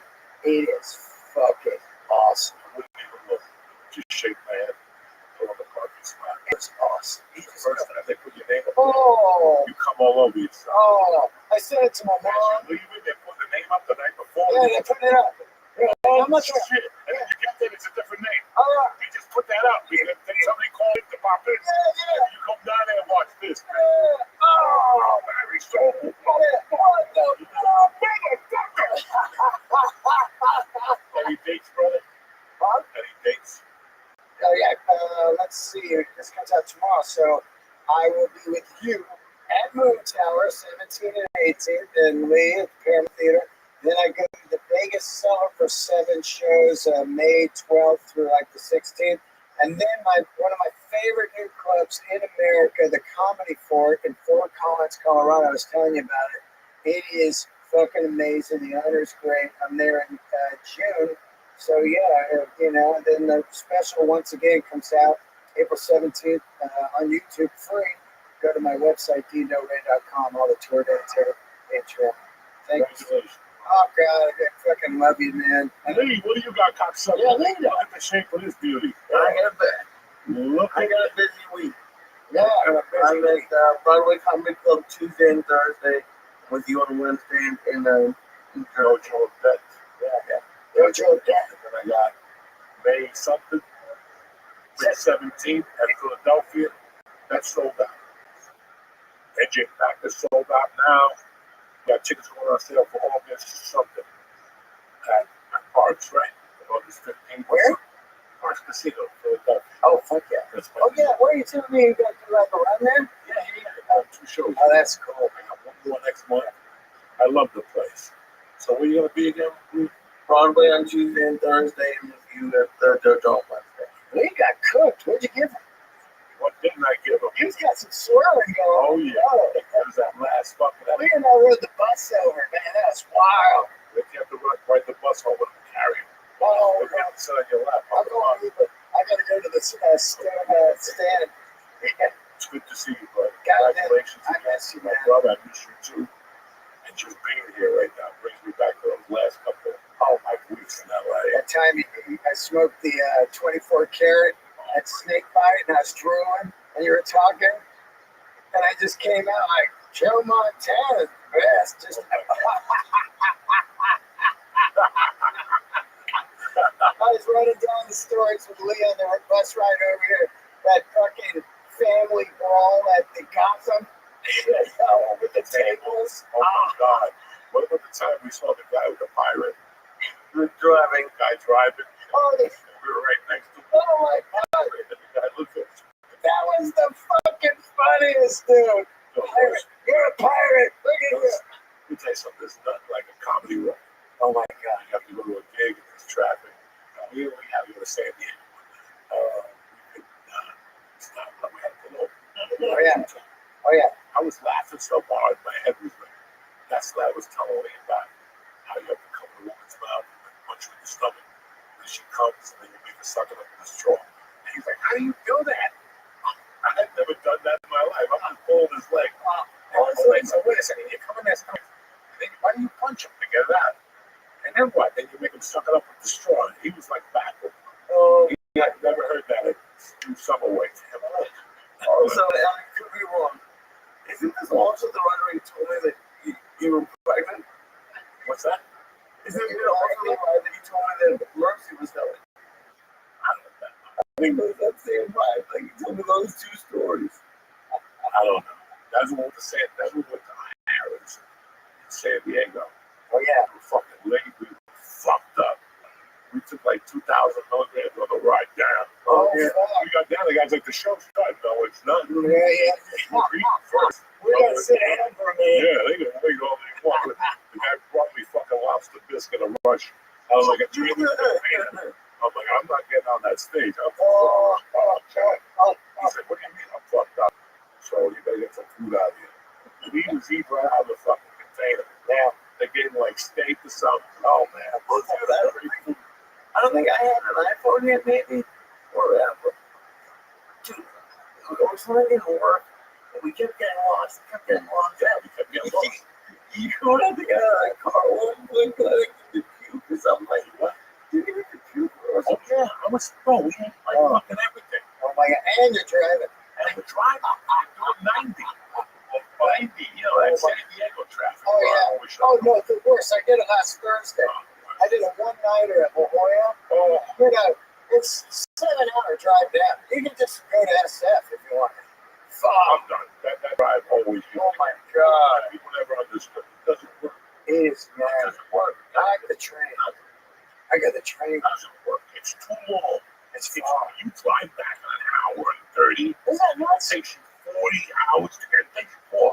You leave at 2 o'clock and I'm getting it till 6. No. Forget it. I leave at I'm 10 not doing it. I'm not fucking doing it. Crazy.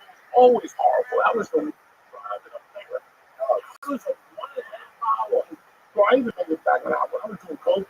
Oh yeah. If I could do suppose at 1, I made it back in an hour 20. Oh yeah. That's 90 from Irvine all the way to fucking house. I did an hour 43 minutes Thursday night. And No the way, problem. No, the way down, fucking phenomenal. Easily. Easy every time. No. Whoa. I don't even like that in San Diego that much. I was running down there. You know I what I'm like saying? that club, bro. I like the club, I like the beach, I like the sushi, but I like to be in the fucking car. 4 hours for this shit. I can just go to Sushi Zai, whatever the fuck, by my house. The one next to the comedy store. Yeah, exactly, whatever the fuck it is. Yeah. I love you, cocksuckers. Stay black. We'll be back next week. Don't forget to watch Dean Delry's special. And don't forget to, I don't know, keep it alive, cocksuckers. Stay black. We love you.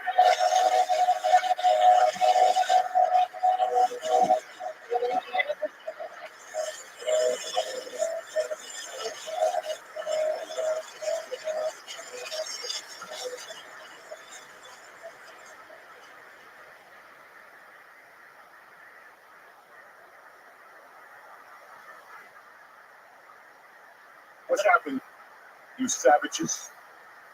What's going on, doctor? I had a great week, dude. I know mom was you tap dance. It was great. The play was a lot of fun. But just like, yeah, I don't know. Every couple of weeks, I just realize I'm in New York, and I just like had a good stand-up week. I did the dojo. I did Broadway comedy club. I just had a good week. No complaints. Every week something shitty happens at some point. But last week was a good one. You know, you get good weeks in life, you get bad weeks in life. You get 3 good weeks in a row, and you have like you had a flat tire on the parkway at 4 in the afternoon. That's fun. That makes everything. You still want to shoot yourself. Oh yeah. Like, whenever you get a flat tire somewhere, it's a fucking watch. I'm gonna get a flat tire today. They're talking this fucking nonsense. I got one in New Jersey right before I moved here. An Amish dude had metal shit fall out of his truck, and he went, "Sorry," and he just left. And then New Jersey has a weird, corrupt rules where you can't have a tow truck come to you. It has to be New Jersey has to send a tow truck to you. And luckily it was okay, but they tried to overcharge me too. They told me one number on the phone, one number in person. So yeah, the dude, that and getting a car broken into. I don't know if you remember, but right when we left LA, someone broke into my car, my apartment. That will piss you off. Oh yeah, it was just in my garage, and I came down, and my podcast bag was just gone. It was just the window was broken, and they stole a backpack, and it's just like stuff like that happened. Just like you're not even upset almost. You're just like ready to kill yourself. I don't know. It's just the worst. I was living in Hollywood, my wife. We had the 1-bedroom shit apartment. 9 fucking cats. But we had a garage. You didn't even go, No, I was away I after let you in the back. Yeah. Before I met you, I couldn't make $7 one way. This apartment building was rent control. And it was old. The bricks would move. One time there was an earthquake, and those bricks were going up against each other. Oh, they evacuated us. Somebody paid the bill, or the building went down 3 years anyway. It's next to the gay and lesbian center. The YMCA was all right there. Yeah. YMCA right there in that corner. And what the fuck we do? I'm assuming someone breaking in or. And one night, everybody fell asleep. I was sitting down, bored to death. I had the monkey on my back. I was fighting all night. And I'm like, fuck it, I'm going to go back. It's like 2 in the morning. When I went out to the car, I went back. When I came back, there was a girl upstairs. I think she was a half hook, or my sister. I think it was a half hook. The one was like mediocre, but the one was killing it. And she had a boyfriend. And one day the boyfriend came up and he goes, I don't know if you remember me. No, I know he was the guy that jumped off the roof. Nebulous, whatever the fuck. Right? This is the shit I dealt with in Hollywood. When I came back that night, I was already blasted. And I remember going upstairs. I never closed the car. We had a fucking Zia. Neon. Yeah. We had a fucking whatever Neon. It was a death trap. Didn't have brakes, fucking windshield wipers. And you know, for a long time, I had change in the fucking ashtray. That fucking was a lot of money in there. It was like $22 to me in those days. That was a lot of money. That's like an emergency Chinese lunch. That's 1,000 things in those days in my world. That was your savings account back then? And bro, it was like holding on. Like the ashtray was starting to bend. More quarters and shit. And I had CDs in there. And the next day I came out and they stole the whole fucking ashtray. Oh, it didn't kill me. I forgot all about the feeling of pain that he had. And you can't even, for that, like, I at least got some money for the stuff they stole. Because I had stuff like that. I got new podcast equipment. It was just annoying. You can't call the cops over $20 in quarters. Or did you? No! So when I looked at it as how many times did I rob people for it? I used to work in 1993 on George. I used to work at the Jeep store on 12th Avenue, New York City. Okay, right with that. I'm a fucking Jeep store. How many times I showed up there at 8 in the morning, not a dime in my pocket, and I would go right to service. Start going, I sold this guy a car. I got up my market thing. I'd take everything of the glove compartment, including the fucking tokens to get a little bit of product. Remember those little tokens with the Y that you could sell those? I would fucking take like tons of those tokens and just walk around New York. I'll buy some tokens. Yeah, how many you got? Give me 10 for fucking $8. $8 to me in those days? In 1983, $8 is a lot of fucking money. That's a nickel bag. And a train ride to Harlem. I still got to walk the bridge. But fuck it, it's worth it. I'm getting exercise. I'm smelling some good fucking air. Maybe. I don't know how to do it. You walk over the bridge, man. It's fucking beautiful. I've never done it. Oh, you walk over George Washington Bridge, and it's nothing. It's really nothing. I don't know how far it is. Break it down, George. How far is it? Walking a mile and a half? Yeah. See, but so, most people do it for health. You're doing it because you're broke. That's a different. You gotta listen. You gotta win a little. Like I would steal from ShopRite. Okay. Right? We go to ShopRite. Then my mentor taught me this trick. I would go to ShopRite. What is it? I don't know. I used to steal the screen. I go, no. The big money was the shit that women put in their monkeys that they used to fix. That was that preparations for hemorrhoids, please. I know preparation makes perfect. You're like a street pharmacist. You're like, no, that's the preparation age. I had stuff on those days, which he fucking forgets, was the yeast infection medicine and Tylenol. Tylenol extra strength. Safeway was on the other end of the Fort Lee Bridge, right there. It was right there. And they had the best lobster bisque in the business. And I would walk in there with a suitcase, like a businessman suitcase. And I'd walk in there, and they would have, these poor bastards would have the yeast medicine, but up on top, they'd have the backup. I wouldn't even fuck with this. I'd just take a case and put it in the bag and walk out of there. There was no security. I got there before security. Security would get there like at 8, 8:05. They gotta drink coffee. They gotta put that costume on. I was already on my walk over the bridge to see Pepe at the bodega on 181. Like, damn, that's who you took me. And I was like, oh, I was selling cars in the beginning of it. That was my morning run. I just have the image. Did it have like the middle clicks at the end with click, and then it's like two little codes on it for your little briefcase? Like they were No. This is one Jimmy Schubert gave me this. Okay. Somebody gave me. I don't know who the fuck gave me. Jimmy Schubert gave me one when I first got to LA. I had that one for years. I didn't even know Jimmy Schubert. How many days a week would you do this? Whatever was needed. If I walk this, some nights you picked up $60. You stopped on 181st Street, you picked up a fucking G-Bow or two, you walk home, you fuck whatever, and then you wake up in the morning, you got $2. At least that's a bus ride.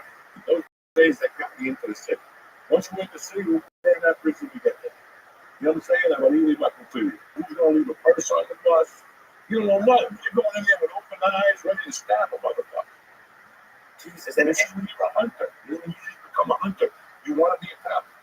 You don't want to be part of society, correct? You become a comedian, you don't really want to be part of society. You want to be a renegade. Yeah, okay? You know, you want to party at night, get your dick sucked, party with people, you know, whatever the fuck it is. Your alcoholism leads you to be a comic. Who the fuck knows? For me, it was all those things. What could we go? About why you were stealing every day. Why you were stealing. So to sacrifice that love and not have a full-time fucking job, I can't sit and dance. Right. It's interesting because I never wanted a day job. Right. I thought my days were too bad. Back in that was 90% of the city job. Pay for that or work at White Rose Warehouse and see carpets fucking loaded lobster tails all night. Yeah, but I never wanted to work days. Never. I don't think a lot of people want to work days, but most people don't go to. But then I had a choice. I never made that decision. But you know what? I want to make me happy. I gotta make me fucking happy, okay? I like my daytimes. I like going home with nobody else is home. Yeah? Go home, nobody else is home. You get home at 6:30, you smoke a number, you put 3 eggs with fucking a steak, you watch The View, you bang one out, you go to bed at 10, you get up at 5, mom's there, whatever the fuck. You know, working nights is important. I love working nights. You know, Friday nights, maybe you got a job early, you got to do it at 7. And they say, no, I don't know, maybe there's 3 trucks below. Very interesting. When we're talking about trucks, this guy's going to be upset that I brought him up, but you guys don't know this. Friday night, my wife and my daughter have to go to a tournament. I can't go because I would never make it back. The first game was at 11:30 on Saturday. It's a 2-hour minimum. I don't know the beach. That's all I know. It's a town in Jersey that have a beach. So Friday night, they leave at about 7:30. I'm sitting there. I can't watch basketball. I can't sit there another fucking night, especially without my wife. At least my wife will find the show. You know, I don't know how to fucking do Amazon. All that Paramount Plus, fucking whatever. So she always finds that shit. I'm good with the regular channels. You know, put up TBS and all that regular shit. So I'm sitting there and I'm like, what the fuck am I going to do with my life? I can't smoke a joint. I really don't drink. You know what? I'm going to eat some mushrooms. So my wife made chicken nuggets before she left. And I had 2 of them ketchup, and I was eating fucking chicken cutlets and stuffing my face with these mushrooms. It was like 10 grams. I waited. What are you doing, dog? I was solo, and I went to see the devil. I can't smoke reefer, and I was happy. I was going to pop an edible at some point in the night. Not yet, though. Not yet. Okay. Aaron Burton, I love this shit. So, I don't want to go sushi. In my mushroom mind, I'm going to get sushi. Right, so I start driving on the 9, make the U-turn illegal, and I go to place. I pull up. There's got to be, I thought it was a Japanese parade. There had to be, you know, a bunch of Japanese people, a bunch of white people that were waiting to pick up their orders, deliveries. You know, people going on. I'm like, you know what? I could probably go and get like a table for one. They have those little tables. Yeah, of course. But I'm not walking for that crowd. I'm fucking mushrooms. I don't deserve this. So I said, I turn around again. I get back on the 9. Group 9 going on. Man, they fucking nothing around here. I was like, you know what? Maybe I'm on Earth. And I'm like, that's a bad idea. Fucking chief of police just should have the best. Oh, yeah. What am I going to do? Drive up and down Kennedy Boulevard and shit, right? And all of a sudden, I go, oh, shit. Bourbon Street. Bourbon Street is a little fucking strip club. When you get off the Parkway onto 99, there's 2 big strip clubs. There's whatever it's called. I forget what it's called right now. Triple X. That's live. They got fucking naked women in there, women flying through the air. The whole thing. I went there like 2 times. When I first moved here, during the basketball playoffs, it was like a kid I grew up with in North Herndon owned me. So I would keep inviting me in there, and I went up there 2 times. Always very, you know, it's okay, but it's not, you're too old. You're too old to enjoy a strip club. For me, I felt insecure when I go in there, but not this time. I go, you know what? Here's the deal. It's 5 to 9. I'm going to fucking go in there. If things are creepy, I'll have a drink, whatever. I'll eat.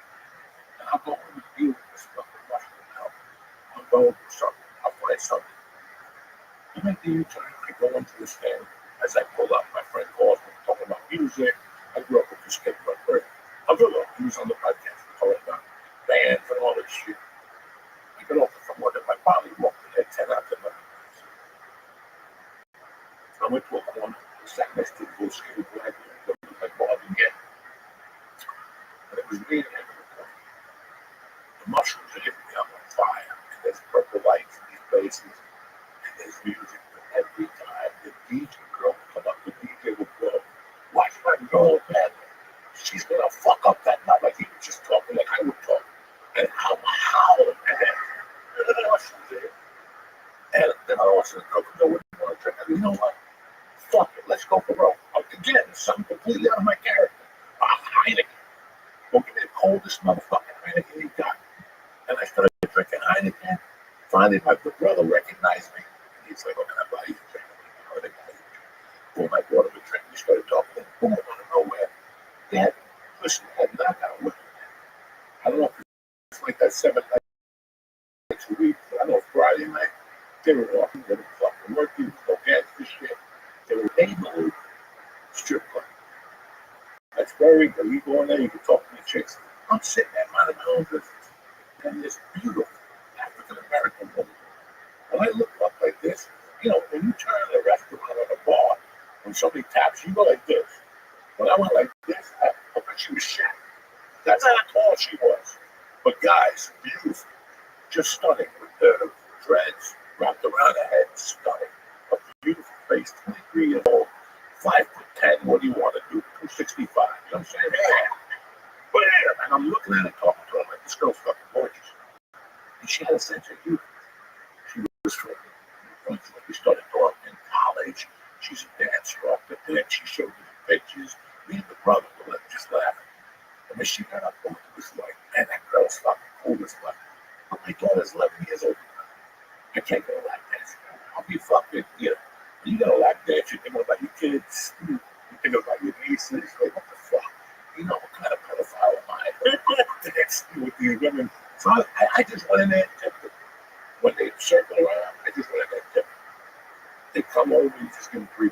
I went like through fucking cash like a motherfucker. Did not even give a fuck. You know, like when you go to a strip club, I gotta say $50 to get. I don't even give a fuck. I got quarters in the car. I don't give a fuck. And the next thing you know, fuck. At the end of the night, the owner said, listen, I think you're something. I'm gonna have to dance anything because I'm an AV great guy, Joe Biden. I get over there, this beautiful Russian girl, another one. Fuck, I thought it was, you know, she was 6 foot 1. Just beautiful. It was the best lap dance I've ever gotten in my fucking life. I was sweating. I had to like tap out at one point. She was a fucking knockout. I left there, it was like we were family. Everybody's family there. I met 2 guys, this Persico dude from fucking Staten Island. They were sending over tequila shots. I couldn't drink them. I can't drink it dry. I can't handle that shit at all. I said 10 grams much. Oh, so over there. Okay. And when I got home, I thought I was sober. But when I got home, that mushroom trip started again. I went to bed like a 4. I didn't walk in my house till 2:15. Again, very on Joey Diaz like. But everyone, you know, the next morning I woke up and I meditated on it. And I go, you know what? Nothing happened. And I had a fucking good time. Organically. You know what I'm saying? If something's organic. Yeah, like if we had to go into the city and spend $800 to get VIP, that's unorganic. You'd rather have a good time. And you're not going to. You're going to sit there all night, you know, with 3 other fucking morons. I both know this, right? Girls come over, get games, and they leave. They're a bunch of morons. They don't. That at least, that's always very planned. You got a table, I got a limo, swing dick. They go over there with no packets, they're unprepared. You gotta have a packet, throw on the table. These bitches love that shit. They love that razor blade at that fucking table. Also, how is this? I'm with you. I'm glad you had a good time. But you keep you like the line at the sushi place was too much. It was too much. But the strip club with the lights and people touching you, they're like, to me. At least I'm looking at beautiful women. Yeah, I can see that face for an hour. I did just throw with a fat attack. Italian dude for an hour. And I grew up with D, and all that Joey D, and he told the manager, no. And then next thing you know, what am I going to do? I got to let myself go. You know, type bitch at a comedy club, at a strip club, type of fucking animal. Were the lights good for the mushrooms? Oh, that's a good tremendous. place to. And the DJ was the king. Because he's going to fuck this motherfucker. Dude, speaking of DJs, George Perez looks like he's killing it. George Perez is on private planes. I think he's opening for Gabriel now. Yeah. George is killing it. I'm so happy for George. I said, George, you love that stuff. I love you. That's awesome. I'm glad you had fun at the strip club. I did. I really fucking did. You guys really Like I do said, I that. got up the next morning. I'm like, you know what? Number one, I gave every dollar I had in my pocket away. Every dollar. I knew what I had there. Trust me. I gave away every fucking penny. And that's what people think about it. I didn't give a fuck. Those girls, they laughed so much shit. Watching other guys go crazy. That's work the entertainment. You know? All right. I could be myself. Just like I go somewhere and be myself. 20 people come up and go, look at the picture. That is so fucking nice, man. You probably went on a good time. Because like it wasn't like a super late when it probably gets packed there, but just a couple people. Oh, I was there from 9 to 2 with them. Oh, you were there until 2. I stayed till close, baby. When they told me we were closing up, I couldn't believe it. I forgot. It wasn't like I blacked out and did a gorilla biscuit or did a Quaalude or a pill. I did mushrooms, and it felt like 1 minute it was 9:30, then it was 10:15, then it was 12:30, and I'm like, fuck, I should go home now. It was 12:15, man, this is way past my bedtime. And about 1:30, I get the phone up. I go, what? God damn it, these mushrooms are on fire. And I'll be like, don't move it. My McDonald's is on everything. All right, let's bring our guest on here. Let's do that. Let's do this shit. Hey, good morning. Uncle Joey here. Just want to fill you in. The summer is on the way, and if you need a quick fix for that limp dick, Blue Chew's got you covered. Blue Chew is the chewable tablet that can help you have better sex. It's not online. The boot. Just consult with one of their licensed medical providers, and if you're approved, bam, you get your prescription in days. Listen, Blue Chew is tremendous. They come in little packages. You can leave in your glove compartment. You bump into a victim, you tell you got to go to the glove compartment, boom, it's all over the shop. Get your confidence back and get ready to sling some dick like a runaway slave. You understand me? Uncle Joey's telling you to make life easier by getting harder and discover your options at BlueChew.com. We got a special deal for you this Tuesday, okay, for the church family. Try your first month of Blue Chew for free. That's right, motherfuckers, free. When you press in promo code Joey, Joey, and pay $5 for shipping. That's all I'm asking you. Go get a prescription for this stuff. It'll cost you $2,000, $50,000. You don't need that. $5 for shipping, and you'll be slinging dick like the old days. That's promo code Joey. Visit BlueChew.com for more details and important safety information. And I want to thank Blue Chew for sponsoring the show.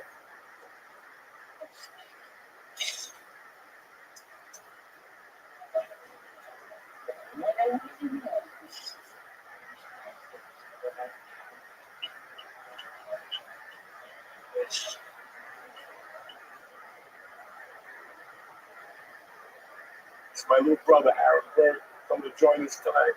You guys asked for more comedians from the local area and the scene. We over it. We look good. Yeah, we need to make sure we look good. We're just going fucked up tonight. Don't matter. You know, take something, my brother. Daytime. Strip clubs. That's when I go. Daytime. Disgusting. Comfort. No, Joey, you don't get it. I get it, but no, you don't get it. I've done this.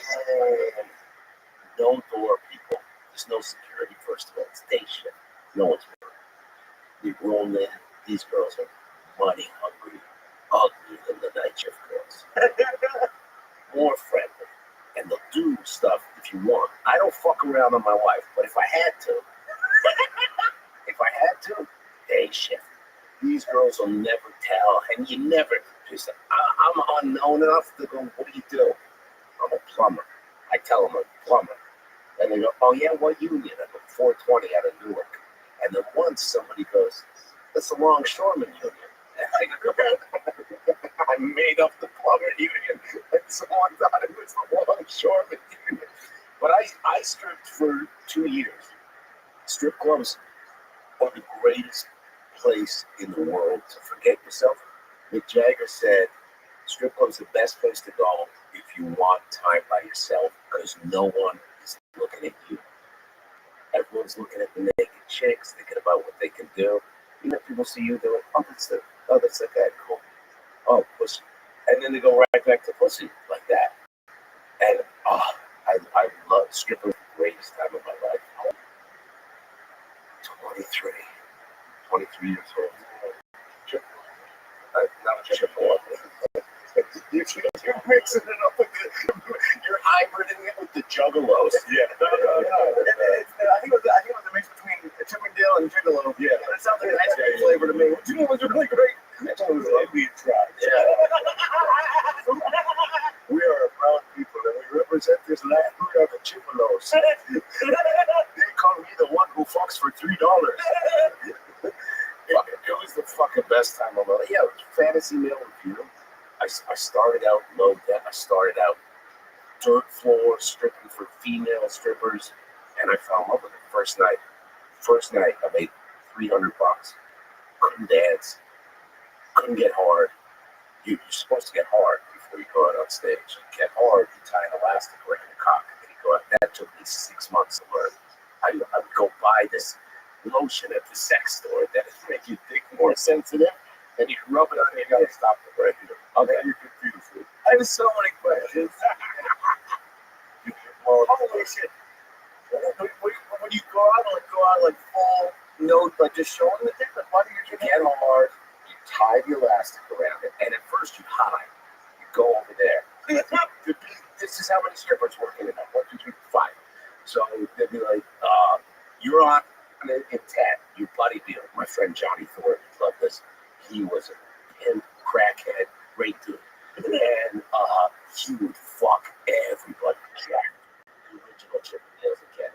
Full of roids, fucking didn't shit. You put a condom near this guy, he'd slap you in your mouth. He'd go, what the fuck do you think I am? I'm not using that. He'd say, and he would just fuck everybody. Always had a rash on his crotch. Just always had, I'm telling you, he called them bobos, Joe. He goes, I got a really bad case of the bobos. Do you remember? Lotion, and he just put baby powder on him. So it'd be a red rash with white cake baby powder. The reason I'm looking at you is I got the same problem. Have you tried baby powder? Fucking rash. You got a rash? Oh, I got a rash. That's fucking slipping in my pocket. I went over there with this. Oh, and then it just stayed in my system. Yeah, it's like a bacteria type of thing. And it flares up. Yeah. It's like herpes. It's just, I won't have it for 6 months. And then one day I do something with moisture. You know, I do something and there's some type of moisture over the pool. Keep my mood out. Yeah. Sure, sound like a fucking savage. Yeah, I'm done. The next day, no matter what I do, I wash it, dry it, I'm done. And it's like those things that first hour, like when the shit gets dry. Yeah. And it's like what you do before you go to bed. But 10 minutes later, I'm scratching I ripped the skin. Yeah. My sheets are bloody. Now it's by my stomach. It's on this side here. Oh, and it's tangling with those little fucking things you have on your body. Tag. On skin tag. Every time I scratch, I hit the skin tag. The skin tag. No. I'm getting tortured. Yeah. The medical condition is getting fucking tortured. And I scratch, and I gotta put up. So now I gotta put special cream, and then fucking do everything for my cats and shit. Yeah, like tonight I'll go home, I'll take these black things off, and I pull them up, fucking powder goes all over. And it's from my knee down. The skin gets so dry. So every night, I mean, when I come out of shower, every time I shower, yeah, which is 2 to 2.5 times a day, I gotta put cream all over. Yeah, I'm like the fucking driest. What's the half shower like? The half shower is like, you take a bath. Yeah. You gotta do something. It's not too big. Yeah. You're not gonna see nobody who matters. Yeah. So you put You don't know about that day, you stick your head in the shower. Okay, because I got a head, I got to fucking tight this shit up. You know what I'm saying?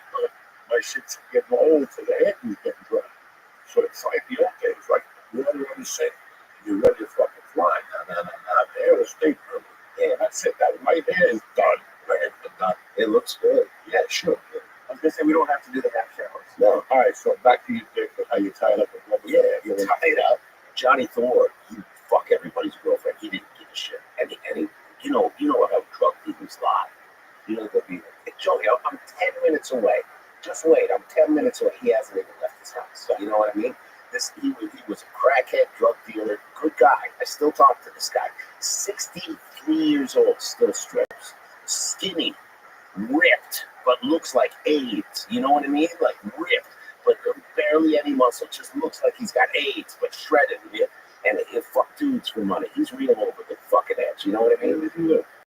Toronto. Yeah, you might watch the show. He's a good guy. But he would fuck anybody's chick. So he's jacking off. They finally got a VCR. This is when you used to have to just use a magazine to get hard. And you're going through everybody come on the magazine. These guys are fucking savages. You love them. And you jerk off. And Johnny's jerking off. And then some guy comes in, the top fucking fantasies. Who the fuck are you? Like, fuck people's girlfriend? And Johnny turns. And he doesn't stop jerking off. He's on in 3. He's a pro, right? And he keeps going. He's like, dude, I don't fucking know what you're talking about. You fuck Stacy, man. Stacy, my fucking girlfriend, man. Well, she told me she had no boyfriend. You gotta talk to your girl, man. She's fucking crazy. So he turns it around on the chick. While he's doing it, Midnight Dream comes in. Big black dude grabs him. He goes, motherfucker, wrong place. They throw him down the stairs. 3 guys boot fuck the shit out of this guy. Oh, a gun goes flying. Someone grabs a gun, puts it in his mouth. You want to fuck with us, motherfucker? Blood everywhere and teeth. And then, Johnny, you're there. You are. Shot you down hard. And you just runs out on stage. Hard. Chaps on. These guys are still beating the shit out of the guy in the background. That's a professional. That's a yeah. This was insane. It was fucking. My mom came one night. This was bad. Her and my aunt's famous cookbook author.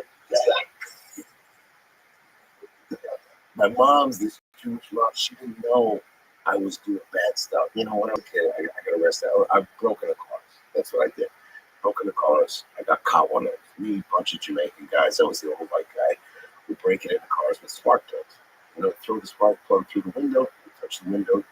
The whole window just shatters like that. We'd steal whatever out of cars. So this guy leans out his window. I'm calling the cops. Fuck you, fag. And we run off down the street. Best night of our lives. Go to the McDonald's. The cops come up to me and all these Jamaican dudes. And the cops go, you know what these guys are? Because I was the only white guy. But yeah, that's my crew. So they arrest all of us. I was a fucking idiot. Going to lock up. Fucking it's off. Parents come down and get them. The next morning I come out chained up. Like I'm the only white slave with all these people. 8 of us going chained up, ankles, wrists. My dad looking at me just like, they go, we're going to release him on his own recognizance. He's got an 11 p.m. curfew. And my father goes, I'm a lawyer as well. I'd like to have that curfew made to 8 p.m. I'd like to have him not associate with any of these people. They go, all right, confirm, go out. So I get sent off to this boarding school, and then I come back from this boarding school, and then I get in the bodybuilding after college, and I start stripping. And fucking, so my mom is just so proud of me that I'm not in jail. And her and my aunt come and watch me, Joey, and I tell she goes, so you strip? And I go, yeah, but it's just fun, and we don't get naked and nothing like that. We just have a good time, and I'm making good money. And my mom, I didn't know if she was there, fucking up there, fucking cock dangling out and shit like that, fucking desperado, women wrapping $5 bills around my cock, yanking it and shit. And the next day I go over to my mom. So, Aunt Rose and I came to your show last night, and I go, what, the early one or the late one? It's the early one, you don't go naked. So what's the late one? Right. You're really good at what you do, and it seems like the women really enjoy what you do. And Rose could not believe I diapered you. I mean, she said that you really have a big schmeckle from my mom.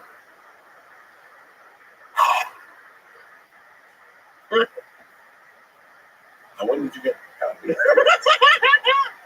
In the mix of this whole fucking show, you gig that was jumping up and down. You never did that, did you? What's that? You never did that, did you? What? Look at me. How many wants to see? Well, you used to be Listen, jacked. What? You were jacked. But I still don't like laughing. That's just crazy. You never thought about it. No. Just because morally, or because It was just I'm sure there are like strip clubs with dudes in it in America. I haven't, but is it like the same thing that like Joey went to for girls? Is it just like no, it's a show. girls? It's like a real show. I saw the women go insane. Oh, okay, so it's more of a show. Oh, they're trying to fuck you there. But I've gone to girl strip clubs with their lap dance for you and to do this stuff. Low hot breath on your dick through your jeans.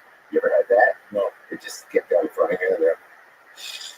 And I'm married, so I don't get that a lot, and it feels like a real blowjob. And I was in Niagara Falls. I go, you gotta stop. I'm married. I'm gonna cover my pants. And I told her, I go, I'm gonna cover my pants. Yeah, you have to stop. They don't even touch it. They go real close to it. But I started comedy in 2001. So what year was this when you stopped? 96. Because I was running it. I had a girl strip. We were running it. And I had to get out. That was it. That was too much. So it took you 5 years to get on stage. Yeah, I was an actor. I was at Detroit Rock City. I had 2 scenes in that movie, Kiss. And I was young, good looking. I had hair. I couldn't act. But I was like, I'm going to be a movie star. And then didn't have it. Yuck Yucks in Canada. They had amateur night. You call in and try and get on. First time I called it, I got on, went up. Did very well. So bad. Comedy was so bad. I'd be like Michael Jackson before all this stuff. I mean, oh man. No, it was George Michael. I go, man, he should change his song to I'm whacking off before I go. Don't leave me hanging in the bathhouse, yo. And I was like, oh, I'm great at this. And then I did it. Then you go do it outside of a club and you bomb. People looking at you and you're trying to tell jokes about dead hookers and stuff, and everyone's just staring at you. And I ate dicks for 6 years. But what's worse, bombing as a comic or bombing as a stripper? Bombing as a comic. Really? Yeah, when you're a stripper, you can just get angry. And you're like, oh, you dumb bitches. If you don't respect this, you do that when you're bombing as a comic. You can't get it back. Bombing as a comic is the worst heckle I ever had. And that long, dark room there, someone just yells out, next! And you can't see it to say nothing to him. And for months, beat me up, and I go, I should have said I'm not waiting in an alley to fuck your mom. Holy shit. You tell us how bad. People in the pain of doing comedy for 10 years. The fun pain. I was watching that show 1823. You see that shit? Yeah. You watched the episode last night. I just know about it. But Harrison Ford, Helen White, I watch every Sunday. So I'm watching it last night. This was a perfect movie show. As a girl, she's a girl that went out with Epstein. She brings her mother chick. This is 1823. And there was a guy that tie these bitches up. Like the stuff they torture you. You get 2 hands. Yeah. And then he talked to you in English like first make her feel pain. And then turn into pleasure. And then after you love you, everything becomes a pleasure. And he says, I have to show you that thing. You don't see the monkey, but you see the man going with it. With love it, you can sit there, smoke a cigar, have a cocktail, fucking old disgusting burger. That shit drives me crazy. I go to the bag and just sit there. You're 31. Yeah, after you see 2 chicks coming down, an 8-ball next to you. You know what I'm saying? I was telling some guy the other day, the guy I live with, he loves music. He's one of us. He loves music. Listening to Don Henley's verse solo. It's a fucking masterpiece. It was like maybe 3 years after he was broke up. And then the other guy struck, but he struck first. And I thought about the story. He said, look out. You gotta look this book up, guys. It's been out since 1997. You won't have lunch in this town anymore. I remember that. It's a book about a hooker that wrote stories about everybody she stuck with. I mean, she threw some people at her. They went after her because she was their fuck. They sold the rights to the movie that they made the movie. But she wrote out stories with that. One of her big clients, one of her biggest was Don. Yeah. And Don would make the gold every Friday and Saturday. 4 women. He would sit on a chair. And there was a fireplace. Like a table. Make them bend over naked. Just stay in that position. And he would stay there and do coke Brian style and smoke a cigar. Then get up, put his dick in one of them, bang it for like 8 minutes, and go right back to his chair. Yeah, and sit there, and the chicks would have to stay bent over. Like how crazy is this? The world is crazy. Hey, listen, I've had my moments. Yeah, you're doing that double powder. Crazy things with into your mind. I never had this fucking. I don't know. I just want to eat somebody's monkey. You people, I don't think you will walk with that shit. People choking it. That whole world was just so fucking bizarre. I didn't do a lot of coke. I did it maybe 20 times. That's funny. Yeah, but I was in Vancouver and I did some and I was like, oh, that's fun. What do I got? $600. Let me see what I can get. I called up this person. I need to send me 2 girls. 2 Asian girls. Same thing. They showed up. And it was such a great thing. But they would do this weird thing. One of them would blow me. And then I'd go, grab you. And before she would, she'd grab a disinfectant wipe and wipe my hog with this disinfectant wipe. And I go, why didn't the first girl do that? And then I realized, oh, I'm not the dirtiest one in this room. That first girl's probably got something. And after I was done, Joey, I looked in the mirror when they left, and I looked at myself and man, I'm cool. You know how good it feels after doing something like that? No, doesn't matter you pay for it. It's still fun. So just don't. Toronto. Then, once you decide to move to this great city, It took me 10 years. I had to get paperwork, because you have to immigrate. I'm an immigrant.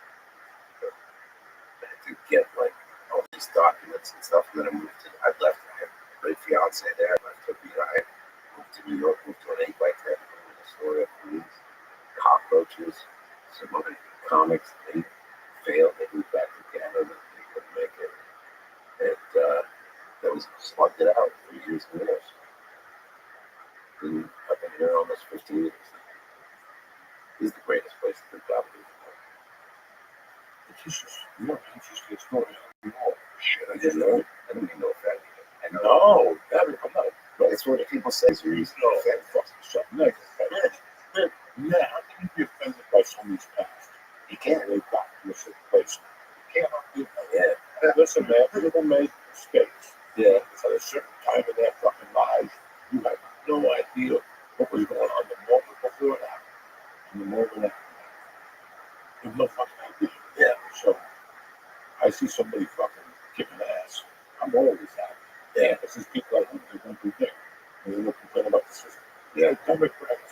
I can't live like that. I cannot. I cannot do that shit. So I just had this thing. Maybe I'm going to burp something. But comedy's changed. It's not comedy anymore. We're talking about politics, talking about all this other shit. It's business people. You know what I mean?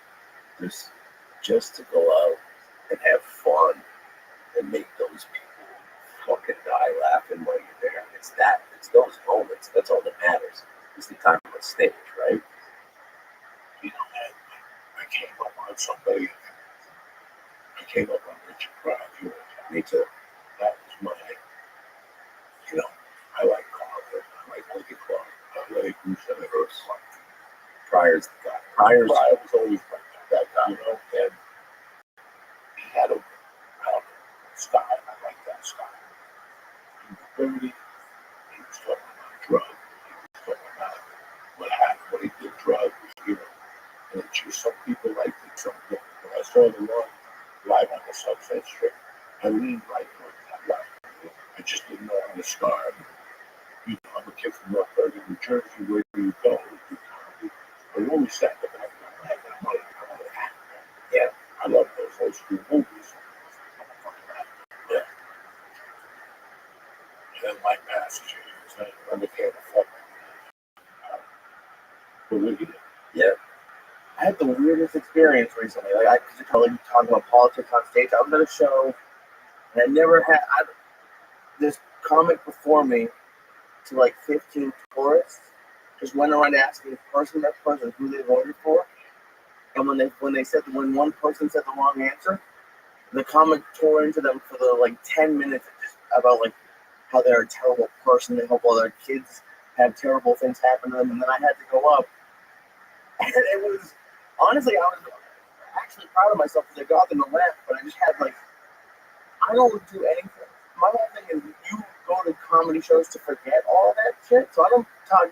That's why I make fun of myself. Like I don't want anyone there to have any. All I want them to do is that. It was such a weird show. I've never had that experience of someone just not even trying to be funny, but just being mean to like an audience member. There's different styles, different people. People agree. That's one of the styles. They both break for a while. They don't get laughs. They attack the audience. I get it. Yeah. You're angry at yourself. You're actually angry. You're not right. Right. You're not going home and getting Judy finally put and sit there doing the exercise. Right, George? It's still there? Here we go. Still, it's very weird. People want all this, and especially in today's society, the IGs, this, that, it's incredible. How many people you look at? I don't even know you. Yeah. You know, why are you in front of the boat that they give us? Why are you in front of the boat that they give us? Yeah. So everybody wants to fuck for that. Nobody wants to die. Makes that fucking something. And Aaron, I haven't had a chance to see it, but you did a special a few years ago that like honestly is one of the reasons why I wanted to move to New York because it was called like something like 35 spots. It was like you did a crazy number of spots. 25 cents. 25 cents. Yeah. And one, how That was the appeal of why I wanted to move to New York, because in Toronto I could maybe do 5-10 cents a week. And then I was like, and then I would look at, remember when they used to have all the shows in the paper? There was a website that listed all shows in New York. Like open mic, open. It might have been The Voice. And No, the voice had something. Was there? something, yeah. And everybody like, here's Wednesday late, Thursday morning. yeah. And you look at it and go, oh my God, look at that. I could do 10 shows in a night. And you didn't know most of these were like shit open mics. Oh my God. Oh, half those motherfuckers. But there was just this love to get on stage. My goal was always to get on stage so I could just talk the same way on stage that I talk off stage. That was the whole thing about getting stage time, so that there was nothing disingenuous about it. And when I moved here, I started doing it. And then I got in at some clubs, and on a Saturday, I'd be doing 8 or 9. And even that sounds great. it does sound like a lot, but then I'd be like, I'm up for 2.5 hours, and I'm sitting in Greenwich Village smoking. And I'm like, there's gotta be, I could do more. And then I researched it, and I'm like, oh, Steve Byrne did 13. And I was like, I could fucking crush that. So then I went home, came up with this list of like, and I was like, oh, I can do 26 in a night if I line this up. And then I made all these calls, and then I talked to this girl. She used to work with Morgan Spurlock. Remember the Super Size Me guy that ate over McDonald's? And she goes, I work with Morgan Spurlock. You got excited by the McDonald's? Oh, I just remember that. And then he got canceled. Do you remember that? He did something. I don't think it was one of those. Is he dead? Oh, yeah. I don't think it was one of those. I'm pretty sure. Yeah. I think I'm almost positive. I'm like 80%. Did you? Yeah, I don't think it was a bad cancel. I think it was like, hey, you're a good job, Toots. I think it was like one of those cancels, you know what I mean? They're like, he called me Toots. And it's like, I'm so sorry. I'm going to check myself in the rehab. But she goes, you should shoot this and put together a crew. I was like, all right, we're going to start at 4 in the afternoon. And we went until 2:30 in the morning. Ran around. And, you know, shortest set was, I think, like 4, because I was like, I got to go. I can only do 4. Longest set was 19 that night. All different, you know, a couple same jokes, but it wasn't the same set all night. And then, and then the next night I went back to work. I was like, all right, I'll go host it. I went to host the show. You know what? An interesting show. Right now, a guy like yourself, you do 6 episodes. You, especially now in springtime, so it gets really hot. You can't walk the streets of June. Yeah, just you. Going park, yeah, stop doing it's not bad. Yeah, very natural. It's like, take a time, yeah, accept it, yeah. If you want to have movie, yeah, you know what? Do you stay out late at night after you down here? What you do last that those days of the night show? I'm gonna try and get up with my kid at like 7 o'clock. Just computers, take my just the other night, I could not do it. I would have been out in front. One day when we got it. Yeah, a lot of food at this point. I wasn't in it. Too many people. I like, you know, 6 of us. Yeah, small area. Now, these restaurants are fucking 10, 11. You can do 2 shows and go out and go, no, keep your restaurant open. You go to the back room, mom's a tail, put 2, you just got to take the menu. Yeah, you got to get the taste of the t-shirts. Yeah. You gotta go deep there, get late. Yeah. So you gotta make it worth their while, gas money, the babysitter, the wife, he's not gonna bag him because he was gonna go home. So yeah, that's those days already. If it's you, but the other night I stayed, I ate the dice because he's like, you know, I want to eat one. I was like, all right. But then you're like, it's 1. That's late for me. I'm like, all right, it's 1. I'm gonna go for it. But I'll do that. I'll do 1. No later than 1. That's crazy. How far as you drive? 40. Yeah. 35 to go to bed. Yeah. Think about shit process, which is not remember. Maybe as you drive down, you're going to be joking. Yeah. So fuck it. That's why when you lit that nighttime light up, and you get home, you're going to go to bed at 9:30. Fuck you. You sit home, and let's say you smoke dope. Get home, eat, take a shower, sit on the couch, go to bed, you get 2 pockets, that shit wakes you right back up. And now you're reviewing your material. Why was that guy looking at you like that? The guy that paid you for those 8 people, the balcony, you know what I'm saying? Remember, he said, I was going to say, just forgot. Happens to me all the time. Something like that. Oh, if you gotta shoot something the next morning and you got a 6 a.m. call, you're dead. There's no way your body adjusts that quickly. Even if you go, I'm not gonna do spots, I'll go to bed at 9 o'clock. You're not doing 2 a.m. It's not gonna happen. No, your body's like that. No, yeah. That's the worst. Like a movie, it's 5 a.m. call. You're like, I got 2 options. I can take a half a bottle of fucking Dranex and try to fall asleep, or I can just stay out. Yeah, and pray the best. Pray that you got to shoot first. 3 hours set up there.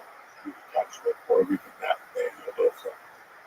You know what I'm saying? I did it many a time. Many a time. I fell asleep with them. That early for I just brought us back. Yeah, because it was the same trailer every day. What am I going to be back and forth? Fuck it. In the afternoon, I get tired. I put the sleep vacuum machine on right there. It's a nice trailer. Huh? Yeah, bigger. Like a half. Yeah, half trailer. All big on. If you've never been to half trailer, boy, you feel like a star at that. Because normally they put you in one with this little tiny bag. It's like a jail car. Well, it's a jail car. Like I said, you can't turn, you can't sleep. Right. It's one of my favorite TV shows. I've done it a few times. I love doing it. But for fucking quarters, you know, I can't believe I'm in this money. What do you It's feel like? just piece of shit. A room with a little couch that go. It's like you went to summer camp. Yeah. That's where you lay down. Your feet are gonna dangle off. Yeah. Leave. Love it. He would. I was gonna say, Right to the corner there, and he would love it. But you sit there, and it's nothing like you're in a fucking set. Yeah. Of a tremendous movie. Every once in a while they forget. And they put you in a big trailer. That's very nice. Oh, there's one that's bigger than that one. The second one to that, it's the cousin. Yeah. It's the one with the bed. Now you got a mirror. Yeah. You got a little sink. You got a counter there. You can put your notes down. You know what I'm saying? There's no drawer, nothing like that. Now, what are you doing? I can't imagine you jerk off and you can't. no. What are you come up with something? I'm doing a fucking jerking off at work. There's a bed. I'm fucking legit off and paying you $1,200 a day. You jerking off. If you're there for 18 hours, it's not going to cost you months. Well, why would you want it? So what do you do? That's what I'm asking. What the fuck is wrong with you? You just talked to her and jerked off in front of his mom. I don't know. I didn't jerk off in front of my mom. How'd you just make that so big? Jerking off in front of my mom. Should have got to live with Joey D is here. Hey, people, it's springtime. The birds are singing. The clouds are blue. Get up. And you can relax with Via. Via combines high-quality hemp-derived ingredients with powerful cannabinoids to create some serious results, if you know what I'm talking about. Whether you want a laser focus or deep relaxation, Via has products ranging from 0 to high cannabinoid levels.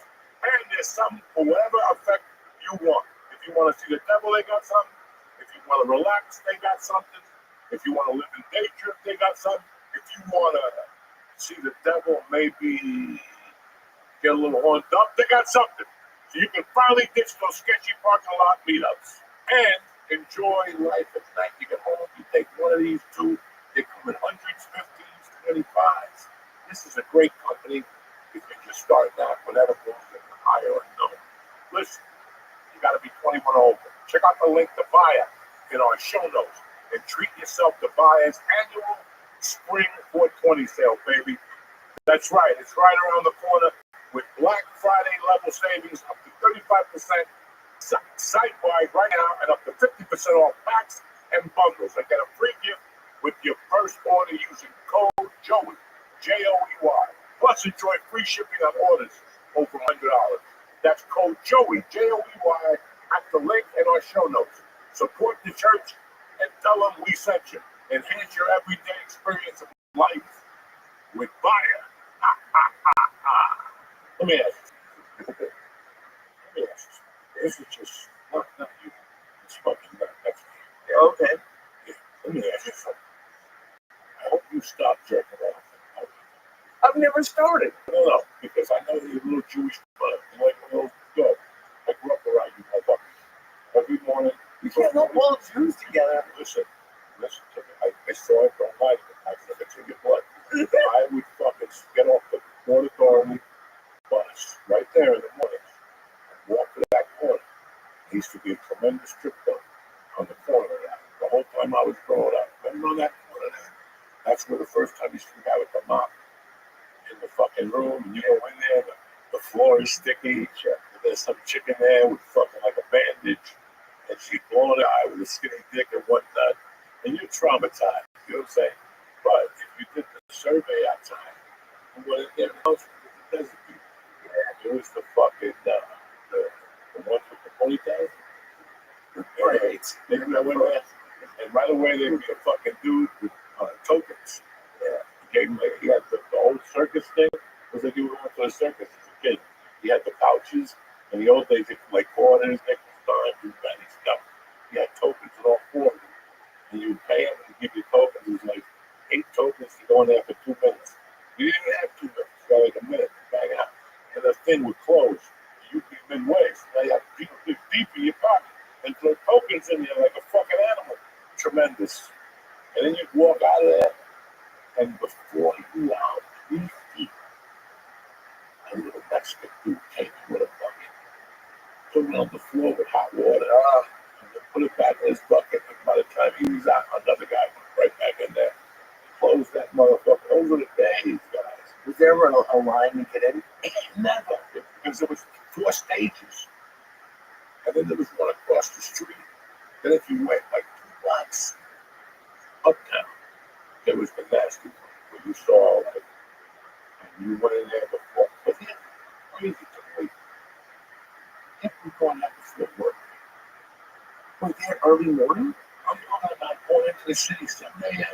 and then people getting up that bus, getting a cup of coffee. And then in those days, there was no Starbucks. It was that hot dog man. He had the best coffee in town. One cup. Blue cup. With a white lid. I don't want to eat that shit. Regular, what else was it? Black, regular. But what else? There was another one. What? Cream and sugar, regular, and fucking black. That's it. There was no macchiato, you fucking momo. There was no frozen whip. This is something they sold to society. And people did great.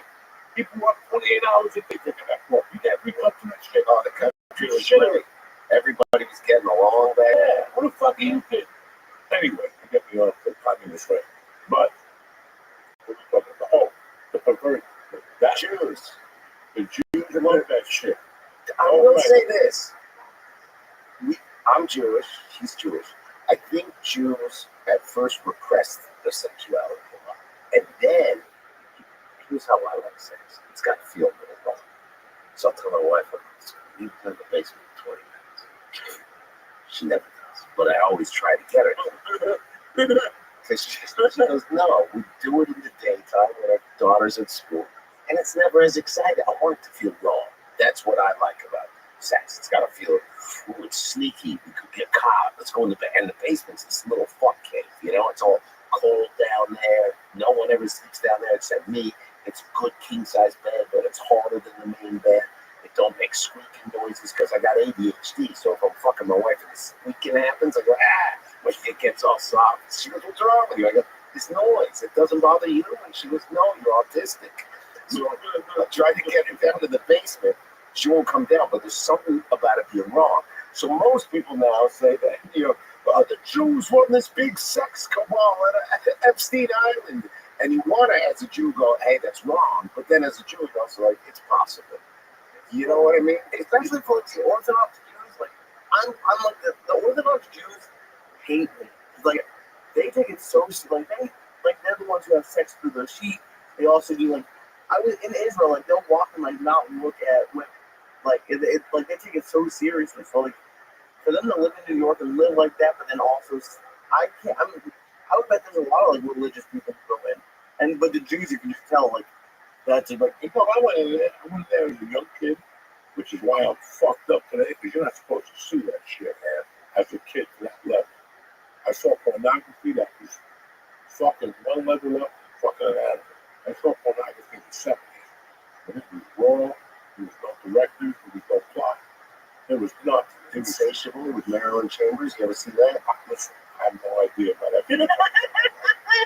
I'm talking about the dirty movies that got sent to your house that you had to hide. And I saw some disgusting shit with your kids out of the night. I saw a chick, I don't even want to talk about it. But Kissing. Huh? Kissing. Real gross stuff. Kissing? No, I didn't want that shit. I made my mother get HBO. Yeah. To watch the group too. That was a good movie. Some chick was running naked with titties. Yeah. I was about 11, Group 2 was good. Bro, Group 2 and the Kentucky Fried Movie. Yep. They're both like cousins to each other. And you know what? If you watch it now, you know Joey and Aaron, you guys are fucking retarded. That is the worst shit you've ever seen. I'll tell you something. When those movies came, I saw a Kentucky Fried Movie in Jersey City. And I'll never forget that scene. And the guy takes the rubber dick, puts it on the top of his head, and goes, we are from another planet. When you're fucking 12 and you smoke 2 joints, you're giggling, that's that 70 giggling weed where people threw you out there laughing. Come back when you grow up. Because you're sort of dying at fucking high as fuck. And the waitress come over. Hi, boys, can I help you? You just bust out. He was uncontrollable. Here, call me when you grow. I was always like they yelled at you. They threw you out because you laughed. You fucking asshole. I'll never forget that. Group I saw it. Hot Dog, the movie. Hot Dog, Cheech and Chong, and the fucking band was made out of weed. and they fucking lit it on fire. What a great idea. Oh, that's when the chicks still have the coat. Yeah. What was that? What? Ajax. When you're a fucking kid, you just lose your mind. Now they come out and you're like, oh, ooh, I could have gone a different direction. Something's not working here. One of the girls I dated, and this reminded me, and I forgot about it and blocked it out. She worked in one of those sex shows, like in a peep show. And this guy, a striplet, they were like a couple in the show. Oh, you going out with Trudy? Yeah, I know. With David, not exactly. But I went, what do you mean? And then she told me she got like simulated sex. She got a peep show. She had 2 kids, 22 years old. C-section scar, fake tits, but those old ones with the scars underneath. Remember those tits before they moved to the nipples? Oh, yeah. Right. The jaw. They just put a bag in. No one eats those bags. They've just been poisoned. It's fucking hot. Dead brown tooth, George. She had a dead brown tooth just dangling there. One of the hottest chicks I ever dated. C-section scar, 2 titty scars, and a dead brown tooth. How long did you date someone like that? That was 6 months. And then she thought she got pregnant. Because we wouldn't wear condoms. We pull out, you know, like a man. I never looked. Is this getting too sad? And she thought she was pregnant, and then I go, we better talk about it. She goes, no, there's no choice. But I already got 2 kids. I don't need to. I'm like, oh, jeez. Is that when you moved to America? I go, that's my life. It's done. Luckily, she wasn't pregnant. It was ovarian cancer. And we still count how lucky we are to this day. She was fine. She lived. They removed it. But it was a big scare. You know what I mean? I was 23. I was going to have a kid with a stripper. She already had 2 other kids. Their fathers were hooked on Oxy. I would have been the breadwinner for fucking 9 people. Thank you so much anxiety. Yes, she's fine. I haven't ordered. I can't. What about me? I'm over here dying.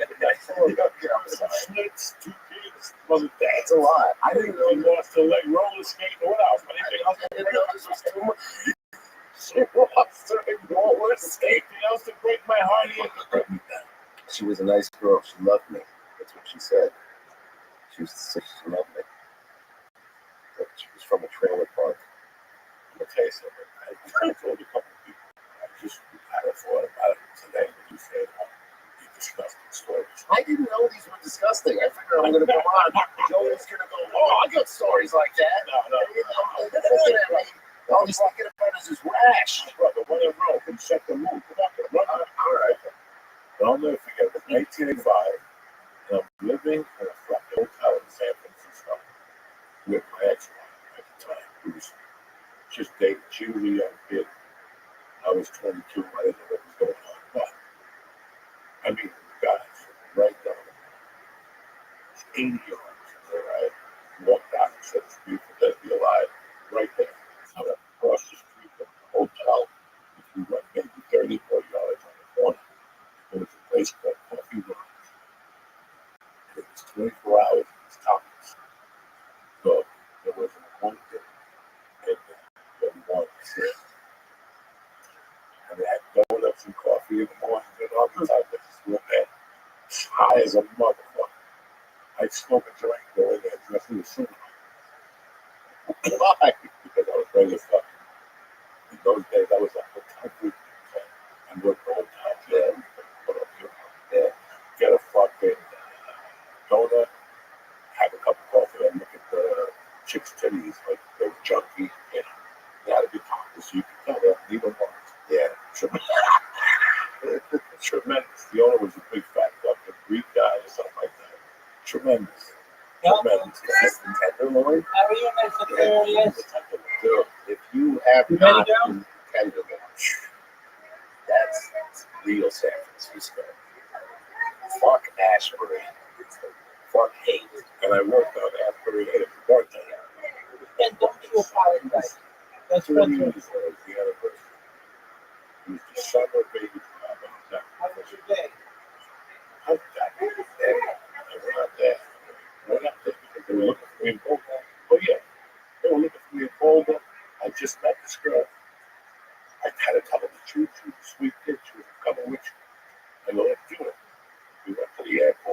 shuttled off to San Francisco.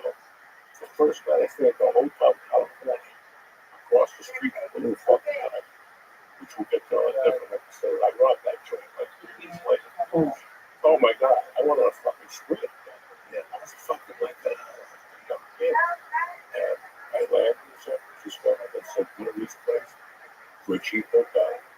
First night we stayed at that place, then we moved into the Virginia Hotel, which is now in kids from other countries come in. Hostel. And hotel. And it was probably the best education in my life. My mom had died at 79. And I stayed here for a birthday. I hadn't spoken Spanish. I go to San Francisco and I walked 3 blocks from the hotel. I make the right turn for a week. All of a sudden, you got your full feet out. I go, whoa, tell me that you people. Yeah, we started talking. He sold me some weed. We were all people on this block. We just sold drugs on this block. Come on, Brian, say hello. If you want to work with us, they were nice as shit. I was there 2 days later working. They had me talking Spanish. You had to buy the guy on the corner, follow a run to create it. That was your tribute to the guy. You were an old guy that was like maybe 70. He would just sit there and goof on everybody, fist fight. It was like 20 of them. And I became president. There's so many levels of this story. How much I learned. Because these were the guys that came Fidel sent them over in 79. That people were telling them were criminals. Not these guys. These guys were behaved to be criminals. I don't know what he did. He was home. We used to sell liquor packs. We used to sell stolen travelers checks. Oh, yeah. But I was Remember Traveler? I not stolen one. American Express travelers check. They replaced them with no question. And you could bring them into a Chinese place or a Japanese place. They don't look at the idea of the numbers. They would just take them and give you back change, cash. So if somebody gave you $100 traveler's check, you didn't even flip the book. You had $2 grand. So you have to spend $200 or $300 to get your money, your cash. You got 15, 30 of them. They're doing nothing. You had it. I take those to San Francisco before Japanese time. And I would just walk around like karate suits, whatever the fuck I needed that night. A bag of rice, a sword, I don't want to need a sword. Because if it was $69, you got $100 one. They gave me back the change. Of some ones you won, of some you lost. No big fucking deal. But that was one of the most interesting. I got a walk into this place to look at each other. No, first of all, I went to American Bartender School in New York City. Yeah, February of '84. It's lifetime place. Yeah, so I get to San Francisco. I got all these motherfuckers. I call them up. Yeah, they check me out. They flew me right now. Come on down. You have a job for me. They sent me out there. It was a nice part of San Francisco. Nice Italian. They said they want to see you between 10:30 and 11. Me being the Cuban. I got that time. That's how I'm right there. I get that walk in. Hello? No. I keep walking. No, my girlfriend's outside. Let's go. She will know about that. I keep walking there. Hello? No names. I keep walking. She got number. There it is. You told the office is right open. The bank is a fucking desk. The safe is open. Cash. I took the cash. But you know, the Cuban, I took every piece of change that was in there. So I remember walking around there. Back of the head, the suit was twisted from all the quarters. There was one was longer than the fucking other one. And he ran out of the house. But you got the job. Fuck, come on. You gotta get this body. You know where the bus is. Yeah. Just got on the bus and the house. I started pulling out 15 pounds. Like, Jesus Christ. Get back to the hotel. The lady got 2 business. They're looking back to school. I called back to the phone. We had a job. Like, did you rob that place? Oh, man, what are you talking about? You're up there, there's no man. Yeah. Well, the cops want to come, all right, send them over. And they never came. It was no big deal. They had no cameras back. I went to a different place. The guy looked at me. Kept checking the shit. It was the biggest tequila bar San Francisco. He was busy at lunchtime. I went by like 11:30. The guy actually saw me. He came like looking at me. The fucker sat down and goes, "My name is Jose Diaz, and I'm from Unison, New Jersey." And we just started talking. He was like 10 years old. He went to Emerson High School, played football. I was fucking big. He walked in lunch and he goes, "I don't have a job for you. I'll go get you a job." I'm ready to call. That job started tonight. They got me a job. I got 4 kids. He's a bar on Ashbury, across from McDonald's. It's still there. Red Cadillac. Things inside. And whenever you put the lights on, the music is blasting. The lights would go on and shit like that. And I worked there for about 8 weeks till the cops started looking for me around. Move on, got on Howard. They all get San Francisco. What do you think? You don't stop. Yeah, you don't stop the fire. You know what I'm saying? You gotta feed the whole motherfucker. And like when you get a job where you get to do 2 things, where you're a bouncer, bartender. But I had a bartender, like, they gave me a bartender. Yeah. It was like karaoke. What you want. And the other ones, yeah, so I was happy to do one. The adventure wasn't that job. It was the bus ride home on 8 Ashbury. And when I got off the bus, the 3-block walk to the hotel, there was always a fucking adventure. One night I made a fucking third, walk up the hill, got parked there, and there was just a dude laying there, fucking under him. God, the people were walking there. Like, they didn't know, whistling Dixie, like, the motherfucker wasn't there. You see the blood going down the fucking corner. This is freshly made. It was just freshly done. It wasn't like the blood was traumatized. I see it rolling down the hill. I just stayed away from it. I didn't like blood. I thought that was it was just one thing. It was like my business. That's how crazy the hate Ashbury was. And then the night I topped it off was the night I fucking saw You are so nice. fight the black dude with a sword. That was fucking brilliant. Across the street from that movie theater with the comic place. Because that's down there. I was walking the day, so I started talking to him. You do like a big black dude. And I'm not doing it. It was just for Sylvester's story. Sylvester was an old black guy. One of the first fucking guys that dressed up like a woman, and he had 2 or 3. You make me feel in the other one.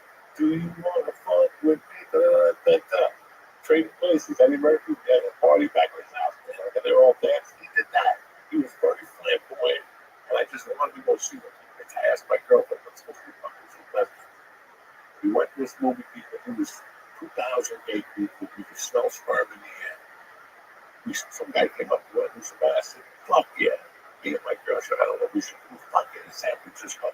Some of you acid, you fucking do it. You know what I'm saying? Especially in 85, you had a fucking, I'll never forget, they invited us to a party.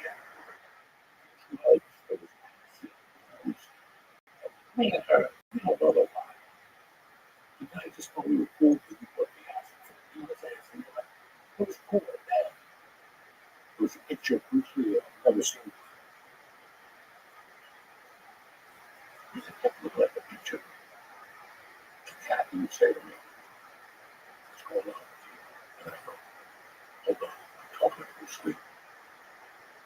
What? No, I'm not going to say that. And I started that shit with her.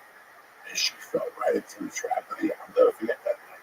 She's like, "Why is Bruce Lee talking to you?" I go, "If you look at your father up here." And I kept talking to Bruce Lee. She said, "I didn't look at that was landing." I mean, it was fucking insane. Where we were just going, I'm goofing on you. Then we started giggling. This is one of those things. You walk home, you was not playing. You know, the guy offered us the tickets on the corner, whatever the fuck. I had so many crazy nights. And again, I saw some shit. Then for 21 years I've grown up here, I never saw it before.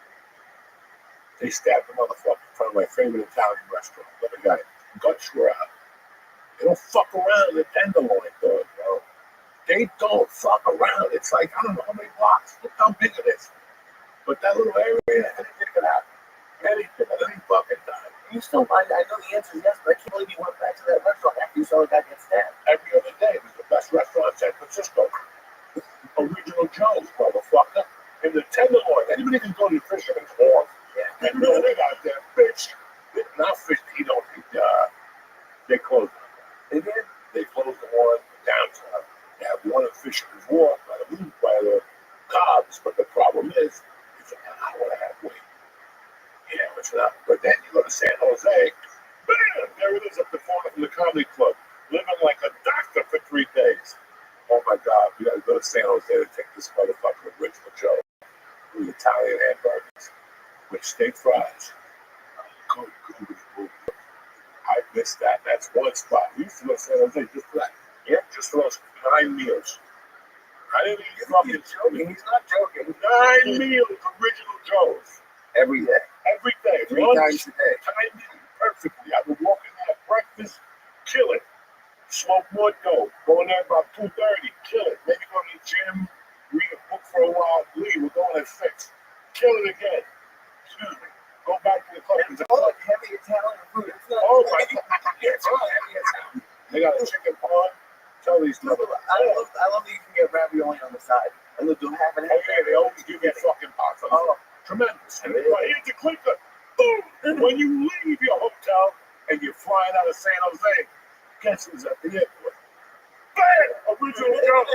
And you get your two eggs with a steak and 7-grain toast with butter and like with lemon. Come on, bud.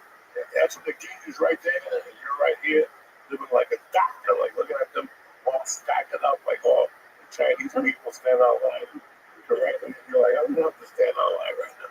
I'm gonna have my little steaky food with my fucking 2 eggs for like $8.99 too. No big deal. No, they could be good fucking Italian family. God bless them. God bless the fucking family. And that one has in San Jose doesn't have like a counter you can stand at.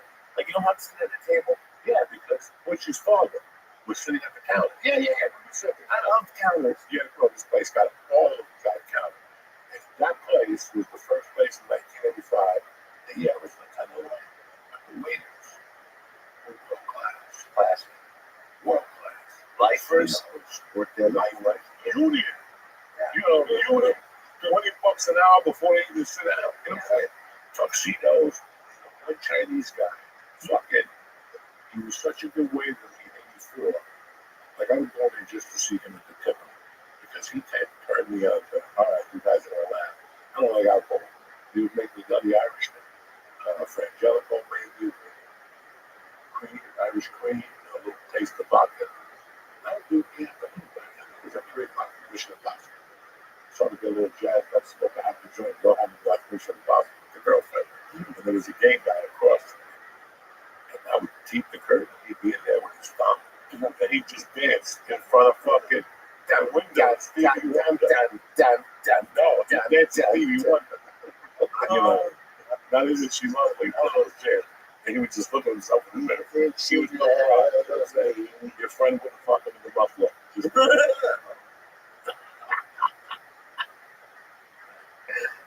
San Francisco, transients. Everybody went to San Francisco. They were like Joey. There were people running from something else. That's why people went to San Francisco. Now it's something different. But back then, in 85, I thought the end of it was very interesting. I loved it. I went back and I saw the change in me. Yeah. This is how insane I am. I hate saying this word, it's honest. I got married. This happened in 85. I got married in 89. And I married a honeymoon. I got a good baby. I got a good girl. She was 6 months pregnant. She was snoring all over the hotel room. And I got up and I said, I went to the zoo to he told me that I couldn't afford that shit. But he got married and put on the music card. And I went to the type of wine. I went to Bambusi. That was my man, Cuban. He was an engineer in Cuba. This guy told me shit that they filled me in on where I came from. This shit, my mother never filled me in. So I really like this guy.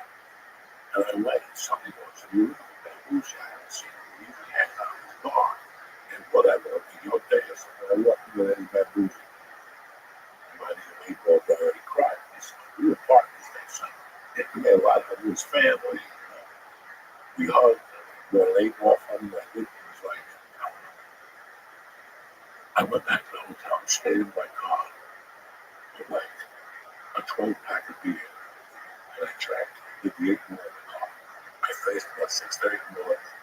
I was losing my was. I threw the shit in the upstairs and walked and she was asleep. I just got next to her in bed. She never knew I know. I'm disgusting at my hands. You pay for your 6 months. Fuck. That story was, it was, but when you're a fucking fiend, you're a fiend. But I got up that night to go to fucking the A's against the Yankees. They had fucking Canseco and his cousin. And then that night, guess what I did? No, guess what I did the next night? Really? You wouldn't believe this one, motherfucker. Opening night. The Giants in San Francisco, Snowy Joey Montana, at the old fucking place where if you thought you've been cold somewhere, you better check this out. All right? Because you free. What's the name of that place? Candlestick Park. With the river right next to you, the ocean, you just freeze at night. Tremendous, tremendous. I lasted like a quarter and a half. Yeah, we gotta go. It's too fucking cold to get there. There's a bar down the corner. I like the Giants, but yeah, I need to see this fucking. I need to be out here being a penguin. Have you seen the guy in that by that park? Is that they have a guy with a kayak who like goes and gets the balls? Yeah, that go over. Like he's done it for years.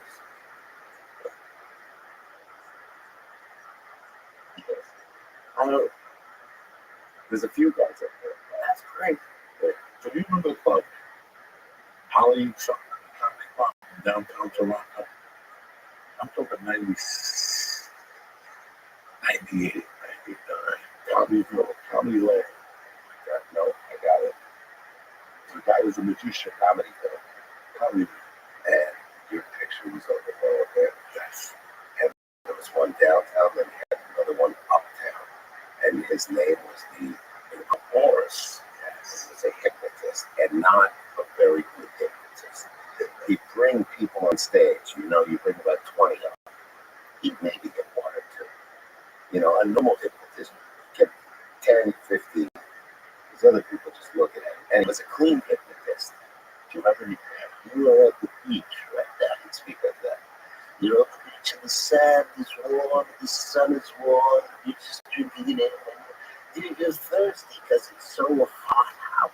So you order a nice frozen drink, your favorite drink, and you sip it, and people just look at him like, they knew it was bullshit. And he would book people, and then he'd try and get booked off of his bookings. So he'd book people to come work his club, and they'd be, I should come work your club. Like he was hypnotizing them. That was a good 2 weeks. I worked because you have to work for 2 weeks in a row. Yeah. It's $1,200 for 2 weeks. Yeah.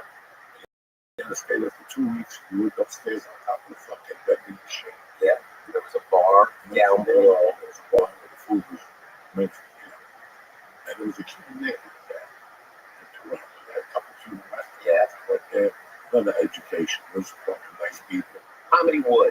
Comedy That's what Wood. it was. Comedy Comedy Wood. Wood. And here's the deal. They had 2 different clubs. Yeah. You did 1 week at one club and 1 week at the other club. For 1 week, you moved on top of the club and you shared a room with somebody else. Somebody had a door. I mean, the door you could blow in. Yeah. And it didn't matter. You were not safe at all. Yeah. Then the second week, when you went there, you stayed with his cousin's house. Basically, Big, tall cousin. and because Looked like a mobster. everything he did for a living, he drove hookers. Yeah. So every night he knocked at your door. Hey, I got one here that's half alive. I give you this for $40. You're like, no, come on, man. Come on, man. It was surreal. You know, when you're a comic, man, it's so surreal. Shit that you go big time the road. Yeah. And at one point, you're like, I'm too old for this shit. I can't do this. You know, now I was the last 20 years.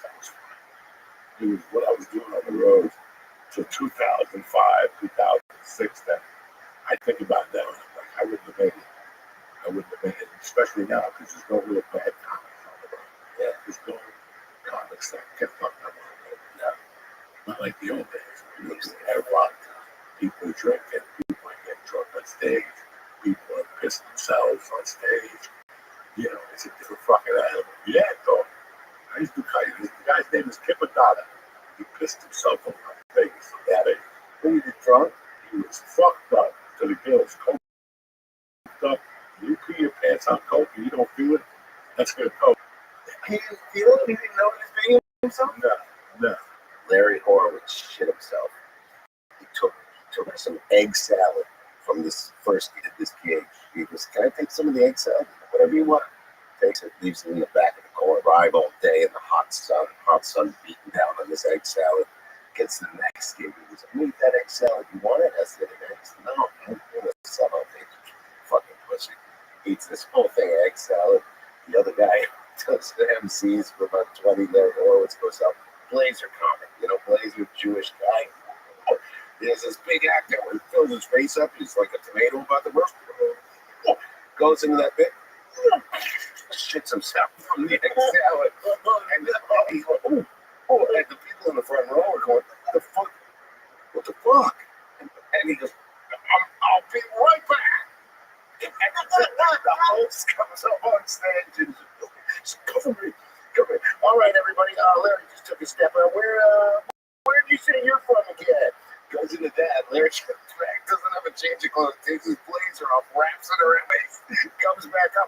All right, everybody. Goes into the closer, finishes up. He's like, thank you so much for coming out. And he leaves. Shit is bad. And it's like an urban legend in Canada. And they go, what's the lesson of the story? You want to be like, don't steal egg salad. Don't eat hot egg salad. The lesson of the story is always do your time. Always do it. You still have 5 minutes left. You go up and you finish that 5 minutes. Don't leave the other guy hanging out to dry. Yeah. Great guy. But he was a user. One night, I had already done my heart. He told me that I had, somebody said, you got 15. Yeah, you don't got it. That's if you remember something. Good. You got 15. And watch it. They're going to pay you $50, right? Well, I want to pay. Work my heart out. Give me 20 minutes. It was great. He up there, sucked the show. Fuck it. 10 minutes. And he's like, yo, he come up here. And he fucking went to the bathroom. He puked. He peed. Had it up there. He was 15. They were really pushing that. You understand me? I mean, that's the painful shit. That's the shit that you remember. That's what people look at you and they go, well, you got love. Yeah, I got love. Let me tell you a story. Where a guy called me back when I had no fucking material as it was, okay? I was like, hey, I learned the life, and I got it. I was very happy with that 10 minutes. He's like, yo, I'm on stage. I was up there fucking 13. No, come on. I have no idea what fear is. Oh, you say it's out. And when you feel it, places you've never felt sweat before, then you start to panic. That's the panic button right there. Then you got to breathe it out. Make sure, remember something good. It's fucking crazy in life with the stand-up motherfuckers. I forgot all about that type of shit. You used to tease me. You used to be like, I'm gonna give you the light. I'm not like let you make it do 45 when I had. Why not? That's totally right. One of the biggest lessons I ever had in stand-up was my daughter. She was better than that. I want to live again. This is too much work. I gotta fucking bring 5 people. Jimmy Man is gonna move all over the place. He's a Mexican husband. He had bars, chocolate places, fucking Red Robins. It didn't matter. He made everybody give coffee a shot. Yeah, some places didn't work. Pool table, they don't want to turn the nugget game off, they don't want to turn the hockey game off. And I get it. And fucking, he had a remember. He would call me on Sunday. He'd go, Tuesday, Wednesday, there's a room. He would pay. I'll give you 15 minutes. Yeah. Thursday, he closed. I forever thank him. And fucking, He struggled. I tell you what. How you had this stretch? This was very interesting. Because I bet some of these other kids, or they don't do it to you. He was 1993. He was a kid, I was a kid. I was 30. And the night before, I was 31 years old. And, these bars had women out. And one night, it made me walk person. And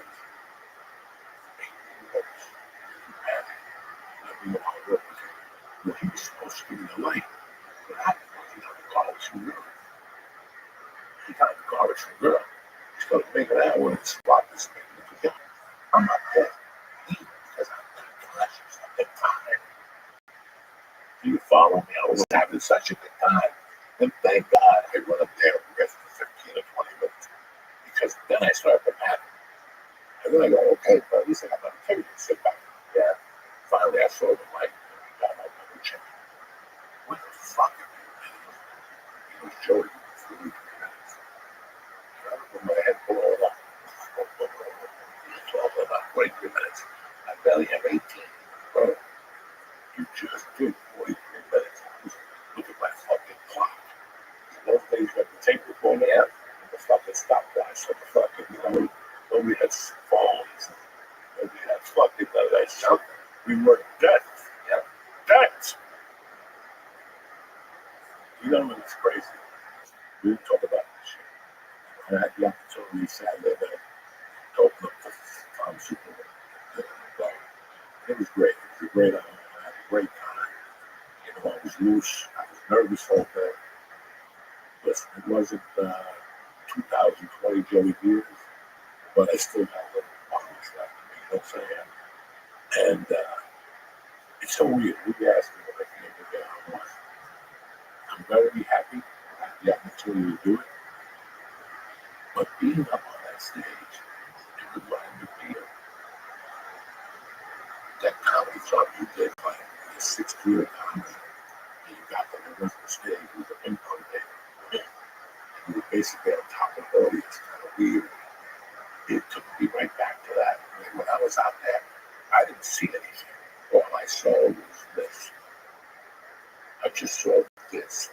And this was what got me through. If I looked at this, I looked at my fucking pants. When I looked up, I can't see. So it doesn't matter if it's dark. All I see is like a city. That's all I see. But seriously, I don't see nothing. I just see a fucking city up there. But it took me back to the importance of doing shitty. Like that's all I can think about. We, all of us, how important it is that, yeah, it's great to do that products and theaters with your friends.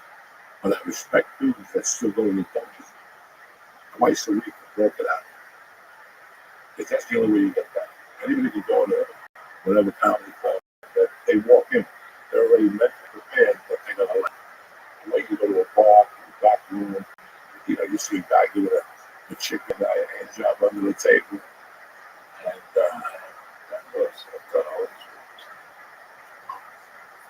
I know you have. So it's crazy how you got to keep going to stay really sharp to remind you the shit.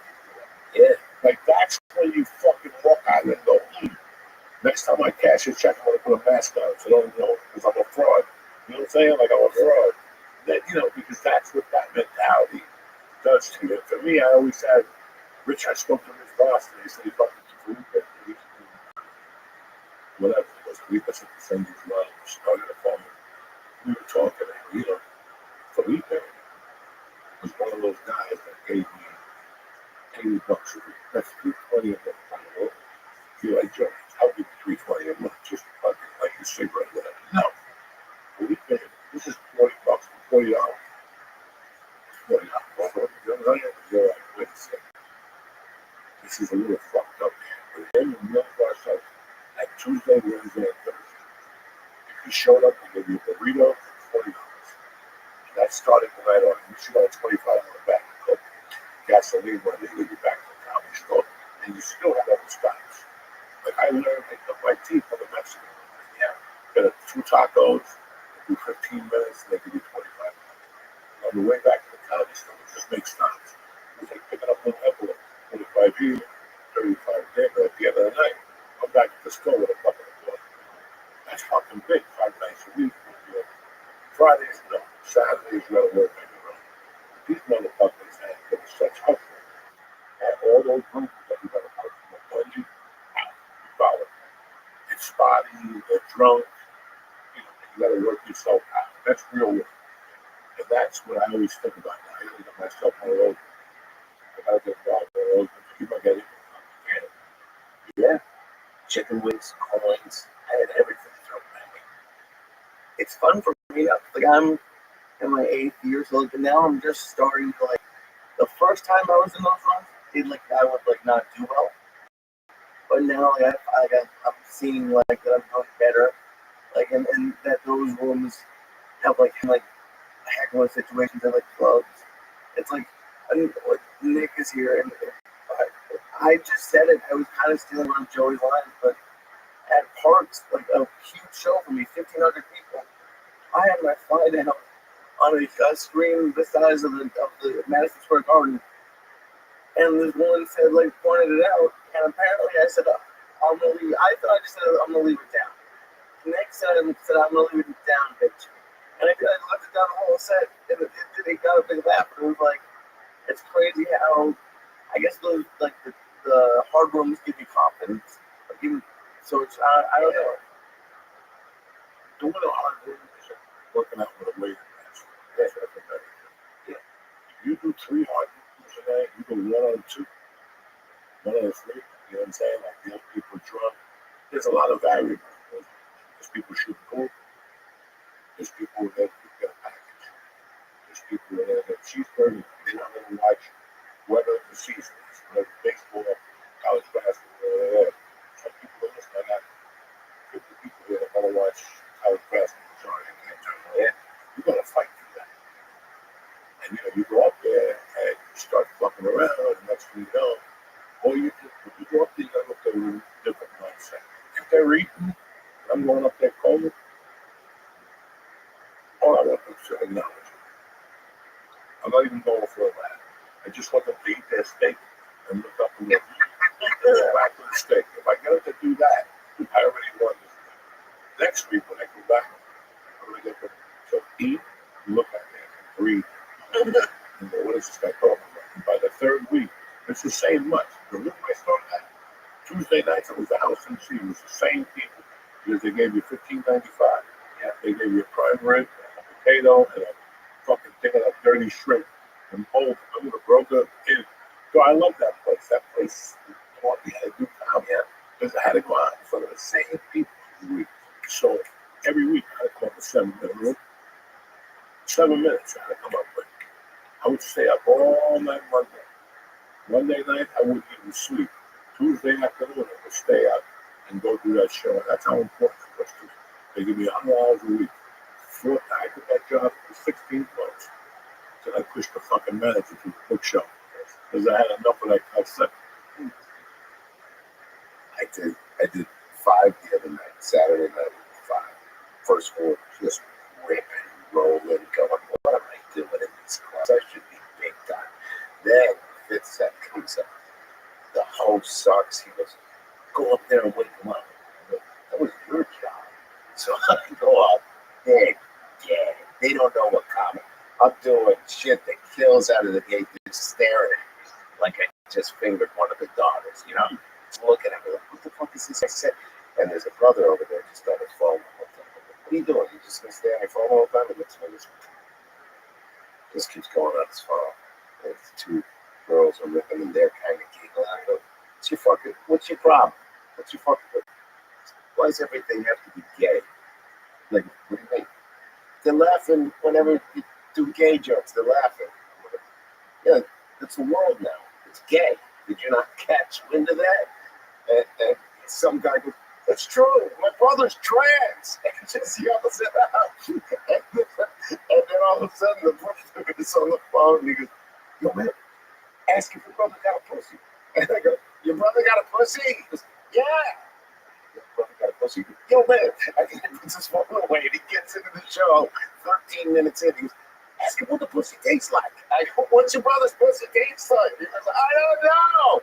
And then everybody comes together off this guy that hated me. That's the show. That you think it's going to maybe turn into a fight, and then all of a sudden it comes around. No, that's what people are. Yeah. That's what people are. Yep. And we get them. You didn't do a joke. No. You didn't do a joke. Yeah. For 45 minutes, she's banging. You didn't even do a joke. Yeah. You got off there going, ooh, wow, that was fucking amazing. And he was trying to survive up there. He's just trying to turn him. You got some dates coming up? What do I got? Probably in Florida at some point. Key West. I don't go nowhere good, man. It's gonna maybe Florida, come in Key West. I'll be doing that Marco Island place. What's it? The captain guy that wears a suit. What's his name? Captain Brian. Off the hook in Naples. I'm gonna be there. And then I'm around New York City all the time. Don't on Jimmy Fallon, Fox News, Saturday nights. You know what I'm saying? What did you do? That shit? Fox News. Fox. Regular.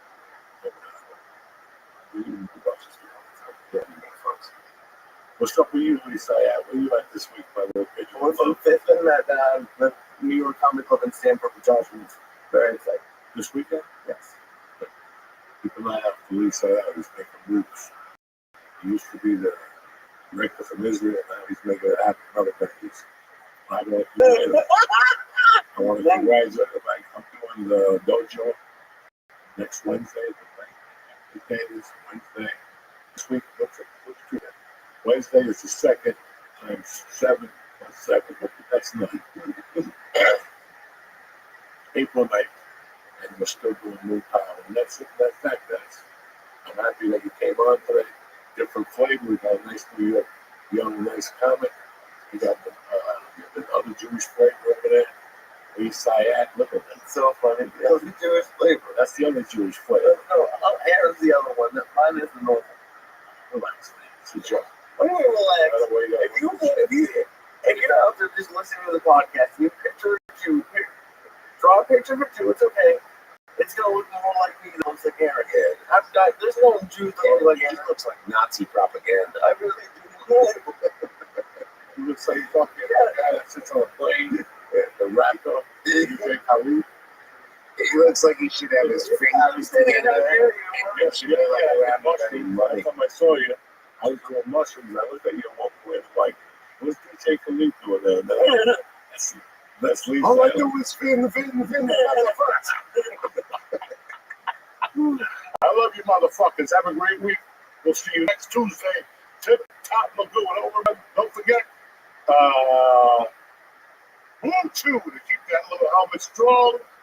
And boom, fire with the tremendous flavors. They got every different color, every flavor. And listen, they taste good. They take you where you need to go. And it's Uncle Joey Deal. I'm laying on you right now. Stay black. Have a great week. And that's it. Support my man, Aaron Berg, and my other little brother over there, Lee Syed. I'm Joe Diaz, the old goat in the room, but I love you. Stay black and stay black and have a great week.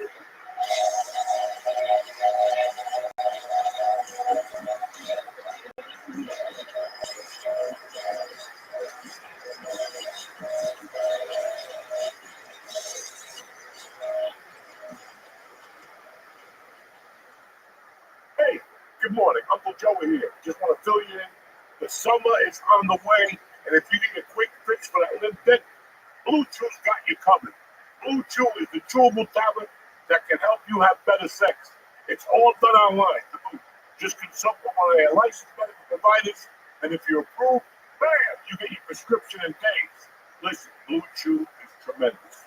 They come in little packages. You can leave with your glove compartment.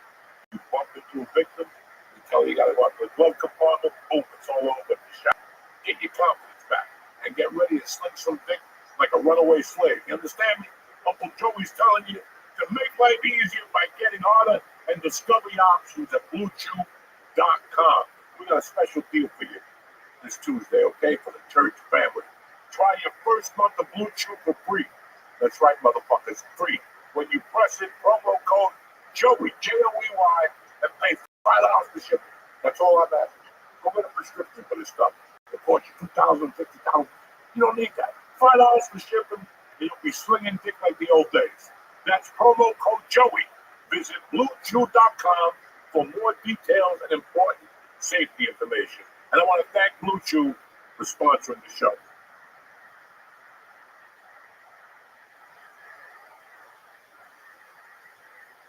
What's happening, you savages? It's Tuesday, the 25th of March. That's it. It's a beautiful day to be alive. This is the church, New Testament. Let's get this party started, gentlemen. What's happening, beautiful people? Uncle Joey here. It's March the 25th. Fifth, yes. Listen, I want to talk to you about some summertime. It's coming. You know what that means? It's time to head down to Pound Town. Da, da, da, da, da. You need to be able to get that thing up there. And that's where Uncle Joey comes in. Blue Chew makes sure you're ready whenever the mood arises. Whether you're on the beach, under the tunnel, wherever you're at, you're ready to go. Sign up at BlueChew.com. Meet with one of their licensed medical providers, and once you get approved, forget about it. Your prescription will be there in days. Blue Chew works. They're serious. They come in little pouches. You put one in your wallet when you're ready for war. Bam! There you are. Anyway, no more wishing. No more praying for your little fucking dick to work. Those days are over with. Make life easier by getting harder and discover your options at BlueChew.com. It's summertime. These women got tons of options. Tons of options. So you better show up with a cape, a helmet, and a box of Blue Chew. Now, this is what I'm going to do for these nice people. You can get Blue Chew for free for 1 month. That's right. You can try it on your own. After you try it for 1 month, you can enjoy it. Where have you been all my life? It's that easy. First month, Blue Chew for free when you press in promo code Joey, Joey. Again, Joey, Joey. Just pay $5 for shipping. That's promo code Joey. Visit BlueChew.com for more details and important safety information. And I want to thank Blue Chew for sponsoring the show and for helping young men slick some dick in 2025. You know what I'm saying? It's the summertime. 4th of July is coming. I love you guys.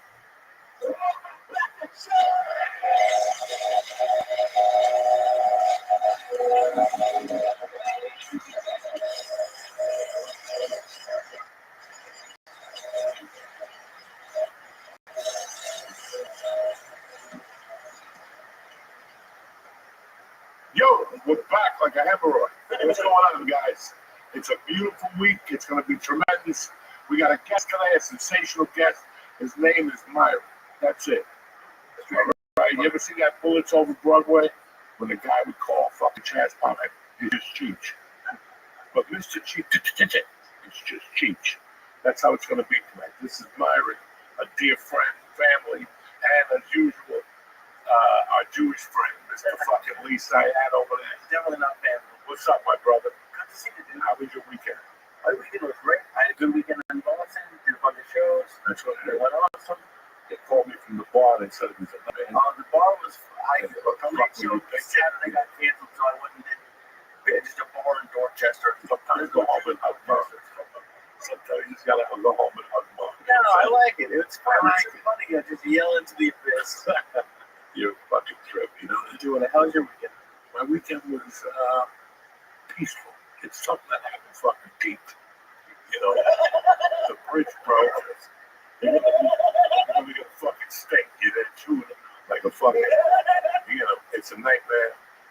You know, they can't even put them into a Jew or some shit. Into a Jew? Yeah, because they have to dig it out and remove 2 teeth that are still good.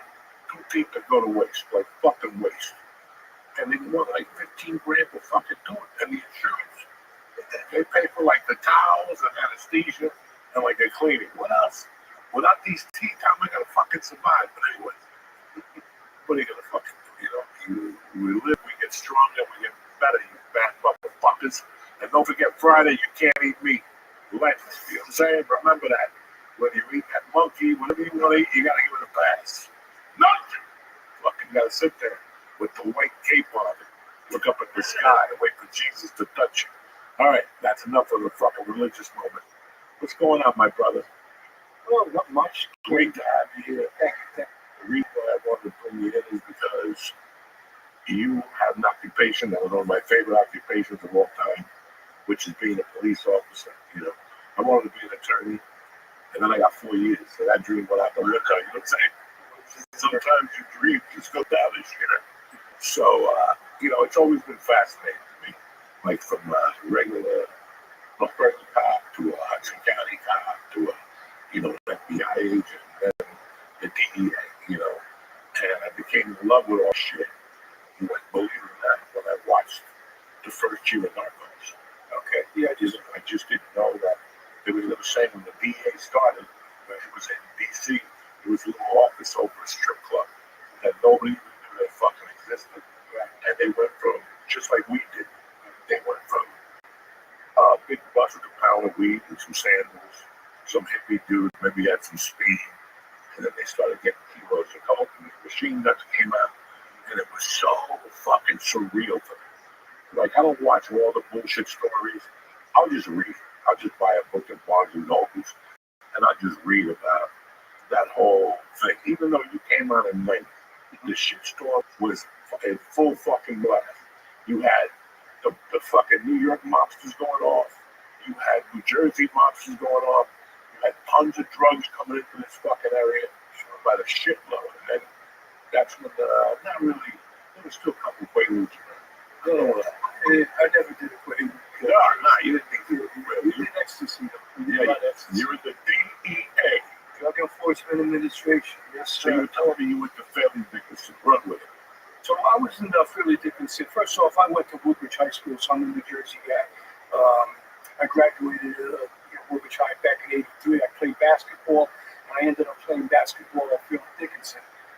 After a year, I said to myself, because we had to be there like a lengthy time during winter and everything, I said it wasn't for me. I just stuck to my studies, and I was a finance major, believe it or not. And I ended up doing what I'm about to talk about. So I went from being a finance major to basically being a law enforcement guy. I graduated in 1987 from Fairleigh Dickinson, and then shortly thereafter, I made my way to the DEA. That was the process started, I believe, in 1990. They had a hiring freeze, so I had to wait. It actually started in '88. Excuse me, when you said that back. I ended up getting hired in '90. There was a hiring freeze for like 2 years, so I had to wait. In between then, I worked in a prison, a local, a county jail. So, yeah. What kind of education was that? I mean, it was, I tell you what, once they lock the doors and you're in there with 150 guys, and, you don't have any weapons, you don't have any clubs, and to be honest with you, maybe you're working with, you have 2 guys in the pod, you might be like 5'6", maybe 130 pounds, and, I was pretty in shape, but, you had a lot of people in there, so you had to be on your P's and Q's. You had to, watch your back, because there was a lot of fighting going on, a lot of people. And I remember one little story, and I'll tell it quickly. This white dude came in, and off to the side, I said to him, "Watch your sneakers, because someone's going to take them." Lo and behold, about 3 hours later, I hear, "Oh, boom, boom, boom!" I go upstairs. One of the guys from the pot took a what do you call those mop ringers and busted him over the head. And I tell you, it was the worst sight. Then when I saw that, I was like, "Holy shit!" You know what I mean? I really got to watch, because there was like brains on tile. I mean, it wasn't that bad, but the guy was bleeding very badly, and I was like, "Holy shit, man!" I was thinking, underwear, yeah. But that was my first major incident. That happened quick. So Why did you go from a finance major, I would go to a finance major to avoid doing shit like that, and then why did you switch? you know what? I mean, I always loved movies. I mean, to be honest with you, growing up when I was a little kid, my mom used to play blackjack with me, poker, and I was always good at math and stuff. So I said, maybe I'll be like an investment banker. Maybe I'll be an accountant. So as it ended up, as I get out of school, I actually did pretty well in school. I graduated top 10% of my class. To make a long story short again, I got a job here in Hackensack at United Jersey Bank, which then became Summit Bank, which then became Bank of America. But I lasted like 1 year, because, I mean, the people I was hanging with, like when I went to work, I mean, it's got to be fun too. You know what I mean? You just can't go to work and crunch numbers, because you go insane. Yeah, same time that fun. No. I mean, it's nice when you get a lollipop when you're young. You smile. If you put your $5 in the kettle. When you saw the brains on the wall, did you at all think about going back to the bank, or I thought about doing anything else from where it was. I mean, especially because I had nothing on me. You only have your mouth and your mouth and just your instincts. But I did from working inside the jail, you develop a lot of instincts, because you can't use anything else but your brain. They don't give you anything. They don't give you a walkie-talkie. You can hit the panic button. But by the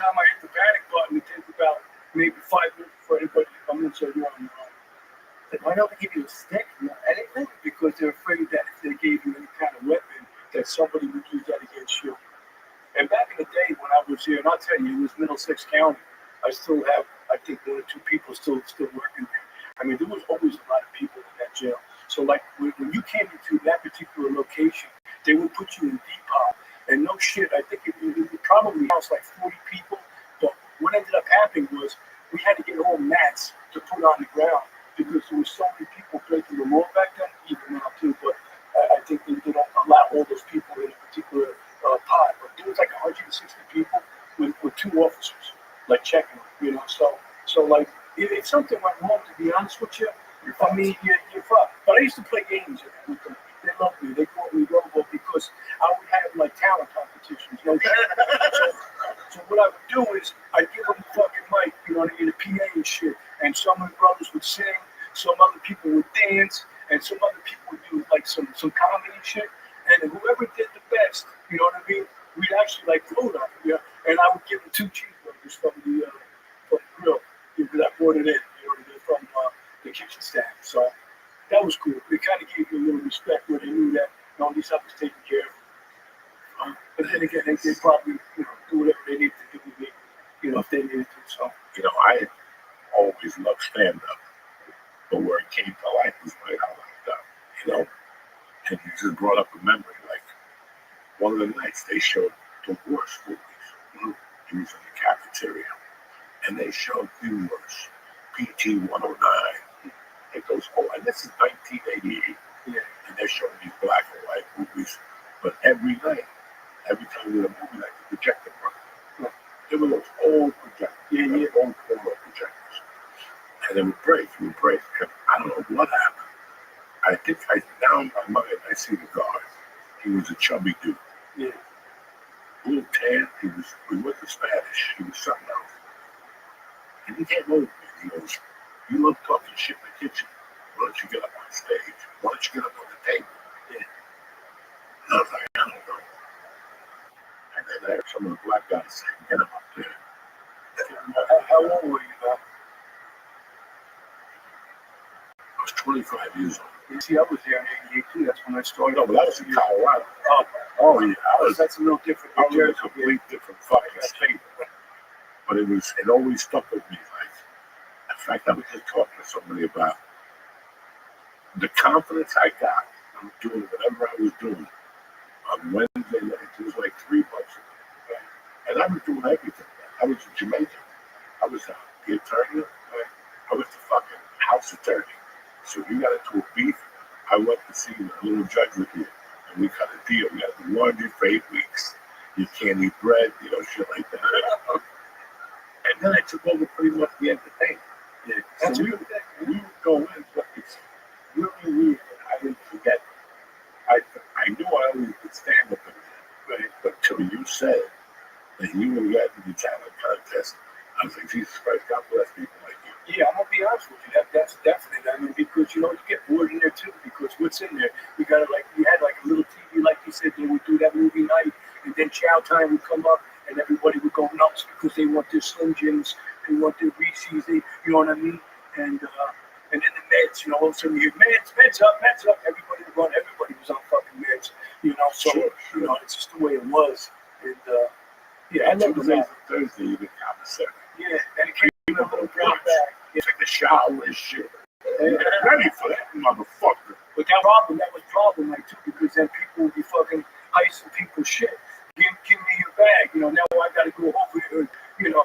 Most of the time, I just turn the other way and let it handle it. Because most of the time, what would happen, to be honest with you, they wouldn't fight because they were scared. Some of them would, though, and you knew which ones to stay away from. I think in lower capacity, like I got 4 years.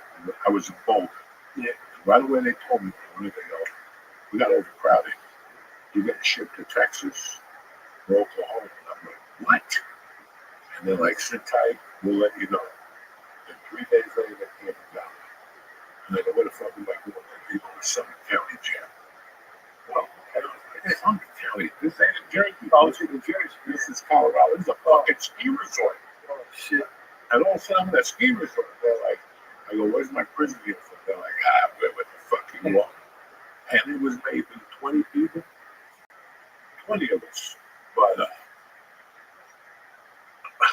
It was like 20 of us. And there were like maybe 4 guards. And I thought I was locked up. I was going to the state. I was waiting to go to a state prison. And like the first night, the guy comes to me and goes, Diaz, what do you want? I'm like, what are you talking about? He goes, what do you want? I go, commissary? He goes, fuck commissary. We're going to Safeway.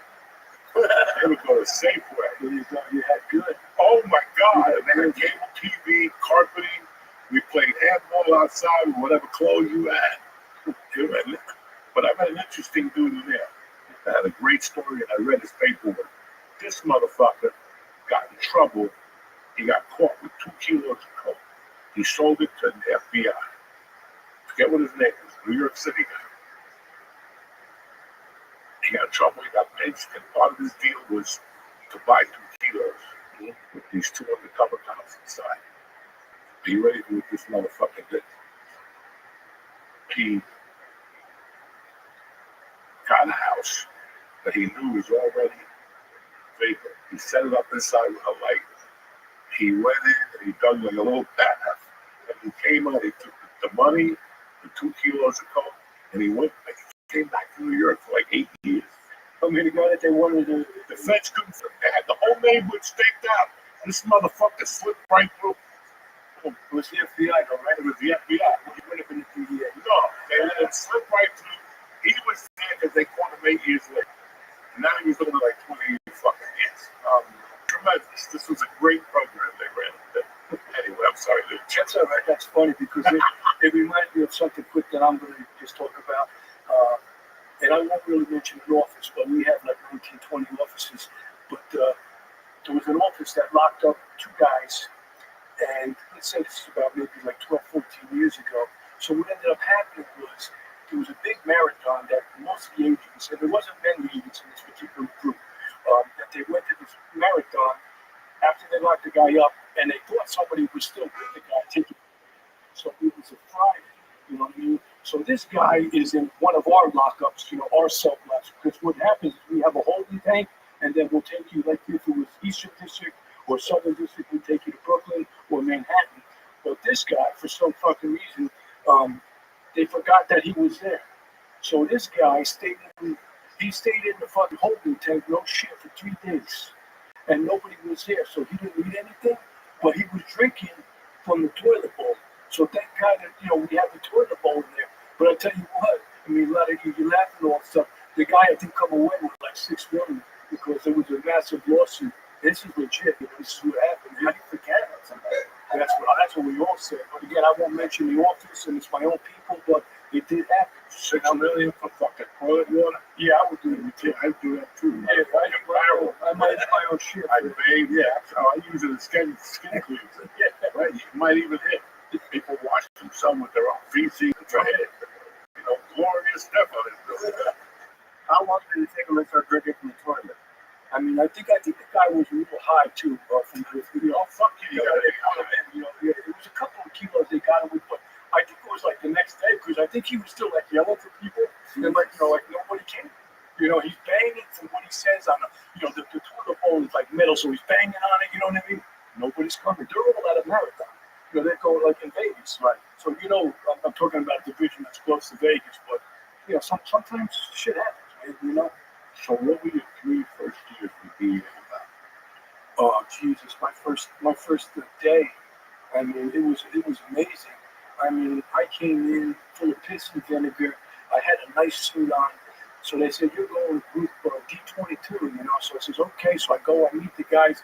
They're all laughing at me because I got a suit on. I go, well, you know, it's the first day. Let's take the suit off, you know. Okay, we're going out tonight. So I go, what are we going to do? What are we going to do, you know? And it's like 10 guys, 12 guys to a group. You know, everybody has their own car. You have your own desk. We're going to the Washington Heights, okay, where the Dominicans are. So I go, let's go. You know, so I go in the car with my senior partner, and I'm riding shotgun. He's talking to me, and we got a deal going. We have 2 of our informants, and they're meeting with some Dominicans, and we got like transmitters going, and everything's, you know, we're watching everything. All of a sudden, the hit signal goes, you know, get out, we got to go get him, you know. So now I get out of the car with my partner. I mean, I was in good shape because I just came to the academy, so I was one of the first ones there. And I got one of the guys that went in the bodega on the ground. everybody else started scattering because, again, you're in the heights. They think you're coming for everybody. You know, no shit, there was kilos coming out of the window.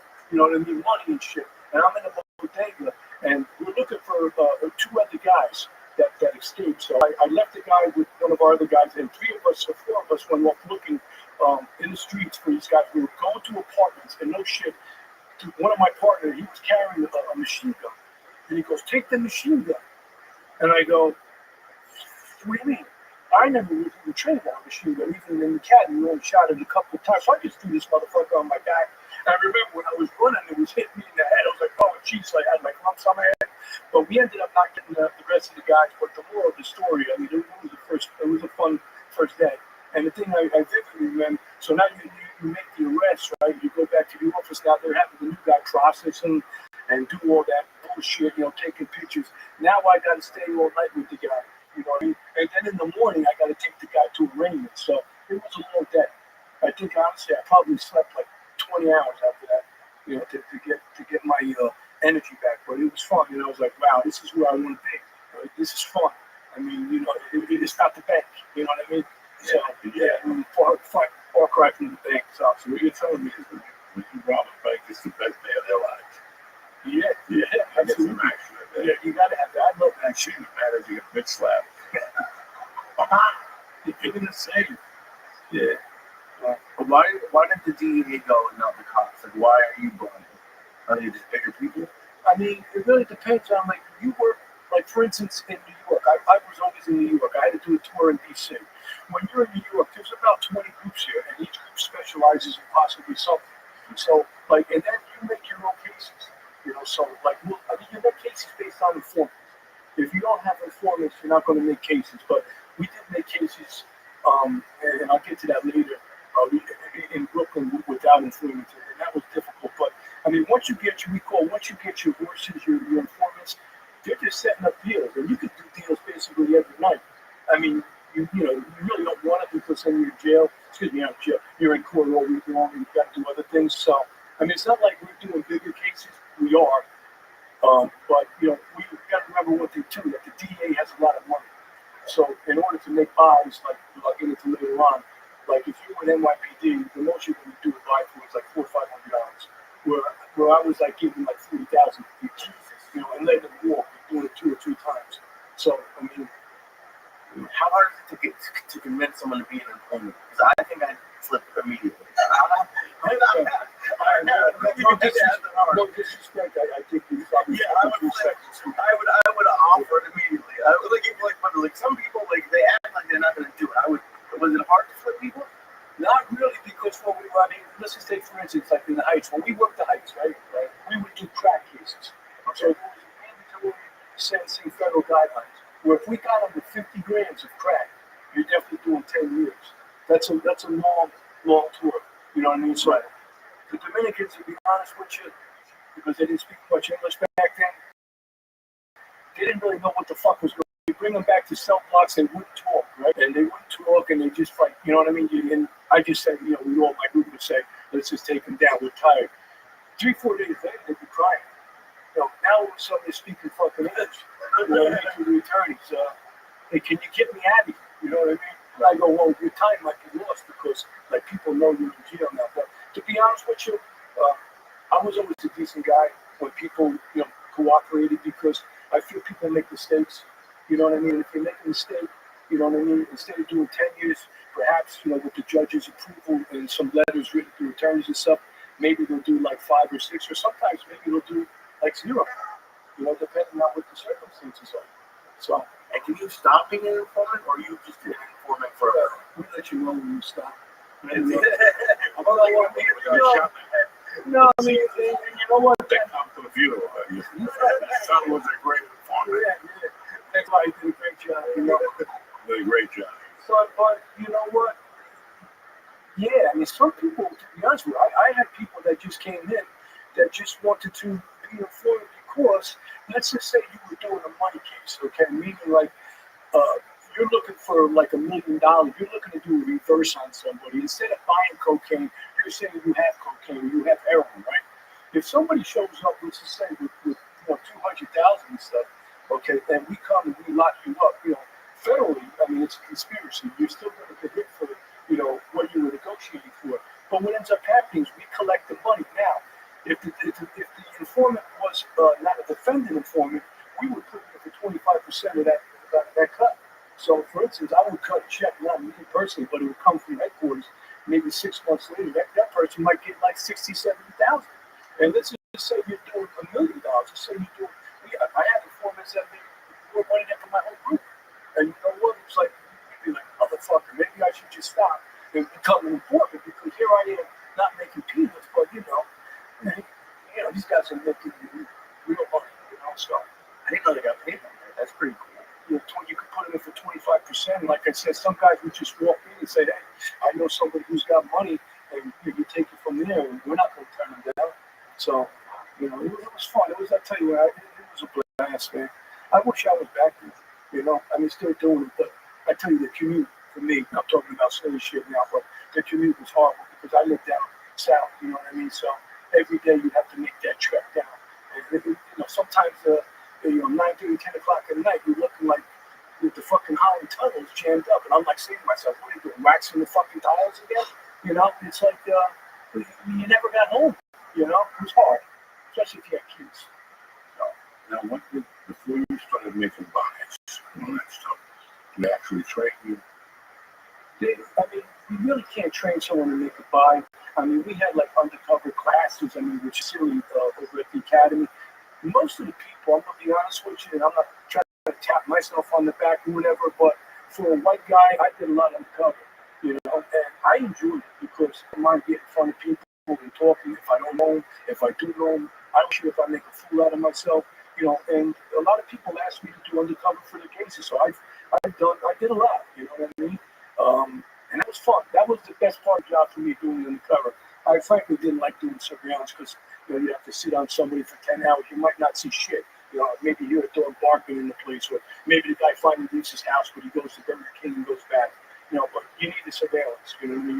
You gotta keep eyes on these guys to see, you know, what they're doing, who they're meeting with. And a lot of these guys are night owls. So, I mean, it's a lot of times you got to stay with them a long time. You don't leave, you know what I mean? You got to leave when the boss says go. And if you had a good boss, sometimes he let you go a little early, but, you know. I'm not married with that job. It was rough. I gave my wife, obviously, you know, Denise, I mean, a lot of credit because we had two sons and, you know, they were in school and she had to do everything. And, you know, by the time I got home, I tell you, she had, you know, food on the table, you know, even if I came home late. So, and then the kids would be in bed. So I missed a lot of the kids, you know, different things that they were doing with sports or school functions, their friends. I missed all that. And that's horrible, you know, so.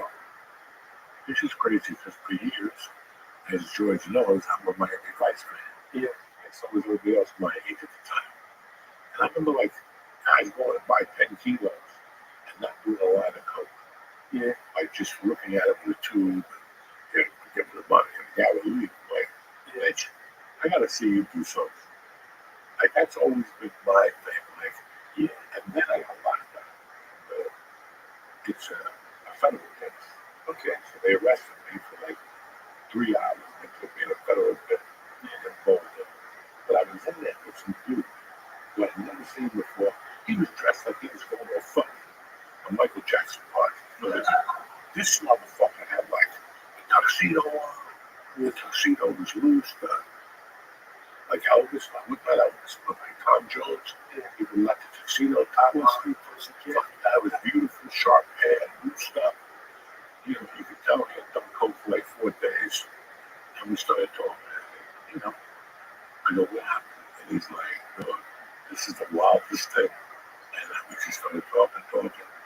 And he said that he went on a trip with a girl and another couple. And on the way back, that guy was a fucking undercover vet. And he goes, he was doing coke with me line for line. And I'm like, yeah, you got bullshit. But then you watch a movie like Rush. I know you've seen it. I try not to watch them, but I tell you what, I enjoy Narcos and stuff like that because the right movie. But the talk about the crazy thing, he didn't share. George, he was a player that band that does the Allman Brothers. Did you ever see that movie? I probably did, but coming to me right now. You know, It's a movie about he's like a kingpin from what Wall stories. Jason Patrick, Jackie Lewison's grandson, and a pretty girl from Fast Times. Well, yeah, one of the other agents, but their boss is Sam, whatever his name is, and he just tells them, you gotta get out of these people. And these guys go off the fucking deep end, and then they go to the rehab. By the time they go to court, they look like, Johnny Berucci. There's no blood test, they piss positive, they shave their hair. I don't know. Yeah.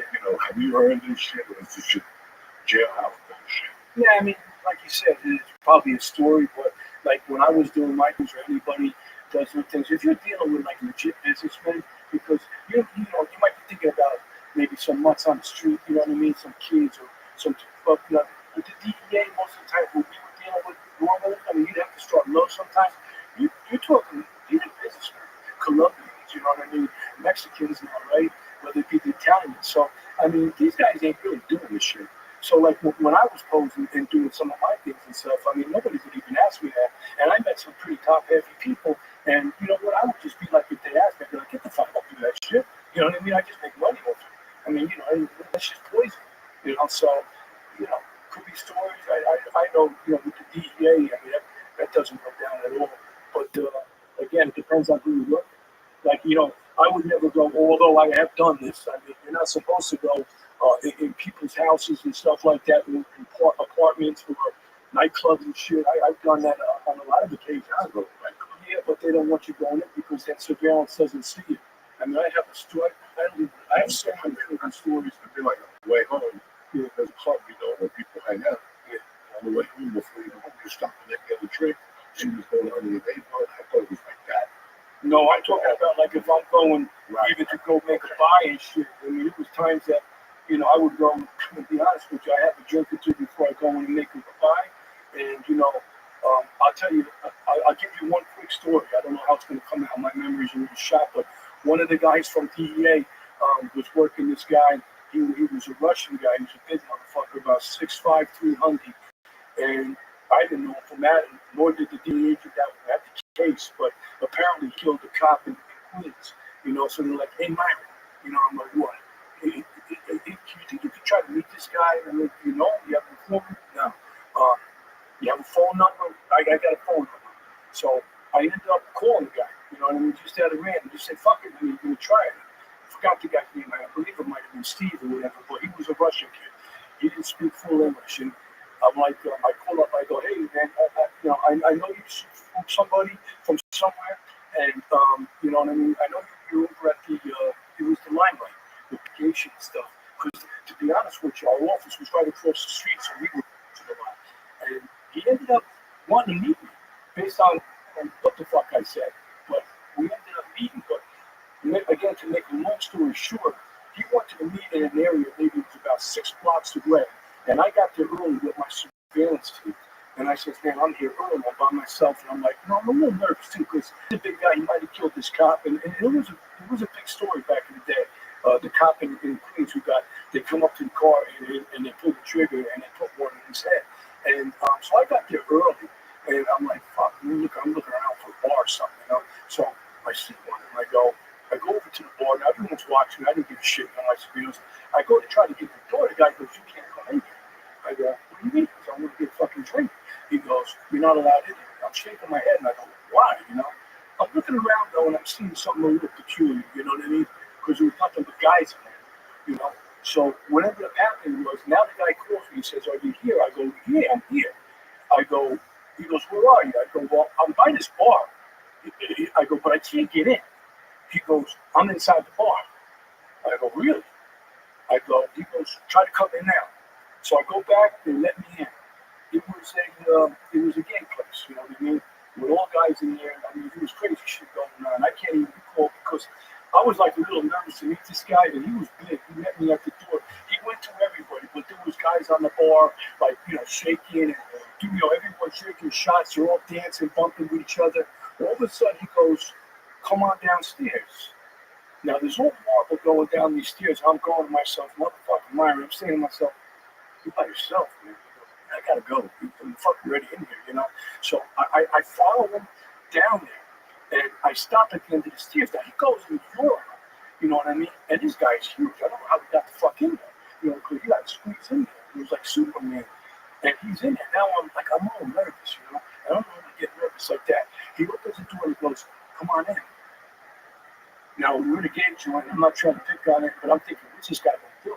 You know, is he gonna do something to me in there, whatever? I'm just thinking crazy thoughts, you know. So I go in there, and he goes, "You got the money?" I go, "Yeah, you got the money." He goes, "The stuff's underneath the toilet."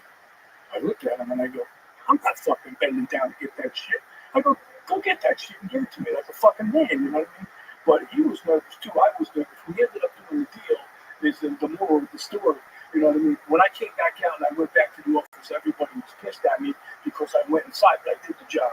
But again, those are the kind of things you don't want to do because a couple of our other agents, like namely, and I'll mention one that I had a case, was Everett Hatcher. I don't know if you all remember Everett Hatcher from Staten Island. Gus Faraci was going bananas there in Staten Island. There was a movie made about it. Actually, Tony Danza played Gus Faraci, and he was out of control, and he killed our guy, Everett Hatcher, was doing undercover, and something happened. I don't want to get into it, but the guys lost him, and he ended up getting killed. And basically, what happened after that, which was obviously very sad to see somebody, you know, getting taken out like that, and that somebody could actually do something like that over drugs. But I guess Faraci was just nuts, you know what I mean? So what ended up happening from like a good 6 months after that, we rode them. All the guys, the Italian guys, every fucking family broke down their games, did everything until somebody, you know, came up with where this guy's at for us. I don't know if you saw the movie. I mean, Tony Danza played him. I think it was Tony Danza. But he plays all those movies. He was in another one of ours that Model in Miami was another movie that was made about that Chris Levinson kid who was dating Madonna. You know, but he had issues that nobody knew. He opened up a club in Lauderdale, it was Club Liquid. I mean, it was one of the biggest clubs. Like, boy, yeah. I went there once to get me a cock ring. On a Monday night, I went there. There you go. With some people from the Improv. I was in shock. I didn't even know what a cock ring was. I ain't gonna lie, nobody. I was like 40 years old. I had no idea. That's how deep they took it. Let me tell you how hot the club was. On Monday nights, it was very tough. You got a plane ticket out of Newark or LaGuardia to go to Miami. That's how hot it was. I mean, now even today, that's hot. I mean, Miami's hotter than Vegas. I mean, it's unbelievable. But yeah, that's a whole Where bunch. is Chris Levinson now? Let's get to it. The last I heard, he had a pizza place in 2 miles from me.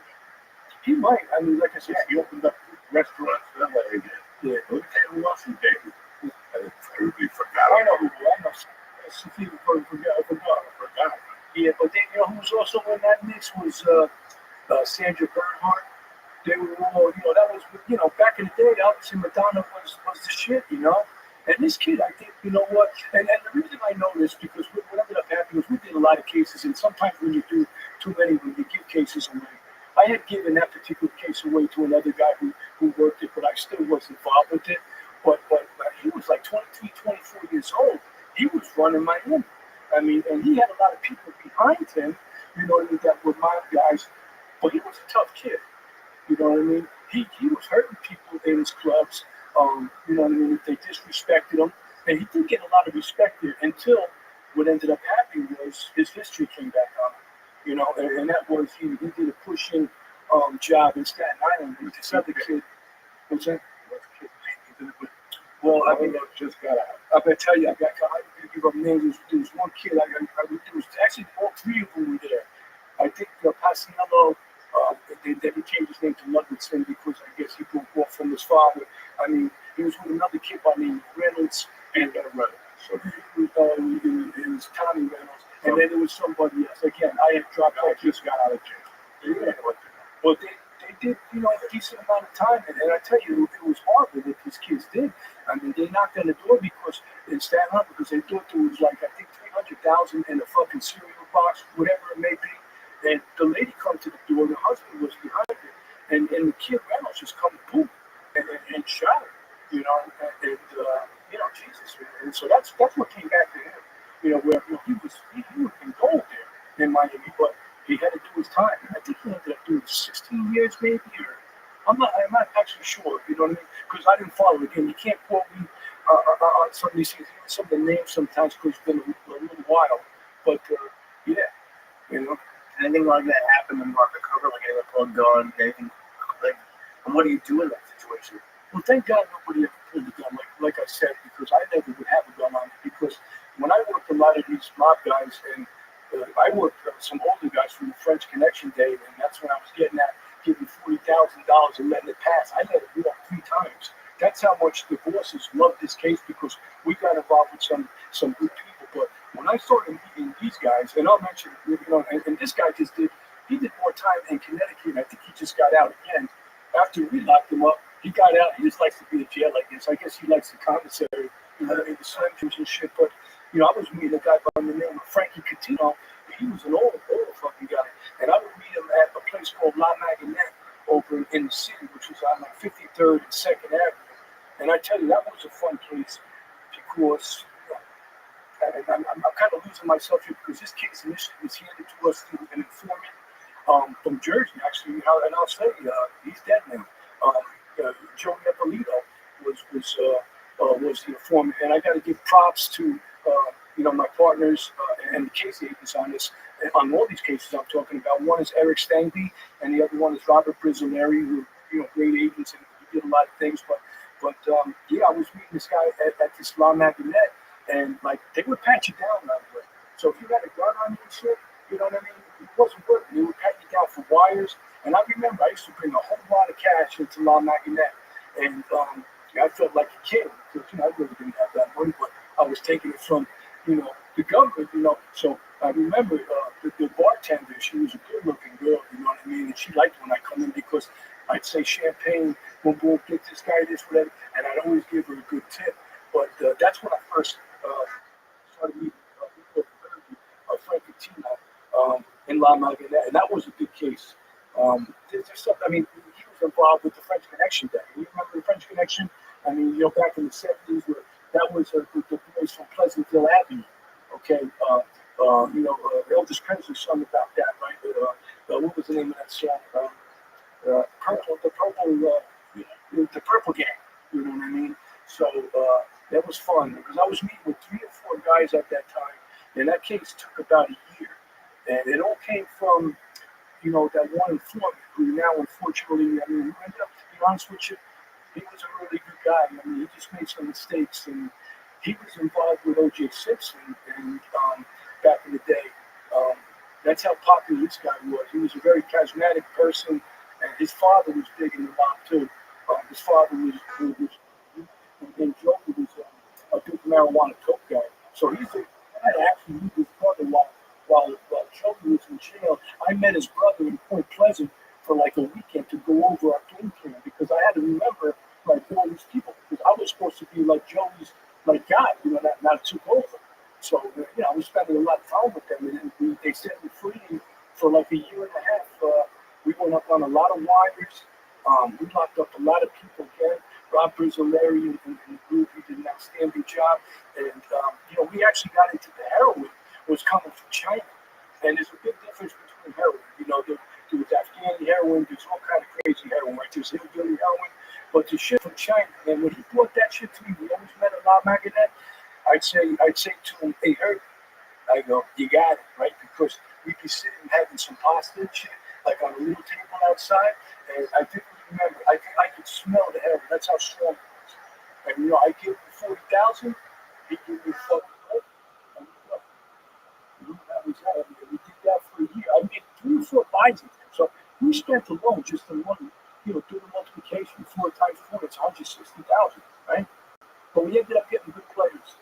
Again, I can go into a lot of other names and stuff that maybe you don't know or maybe you don't. But they were like, this guy was related to like captains from the KZ family, and a lot of high level people.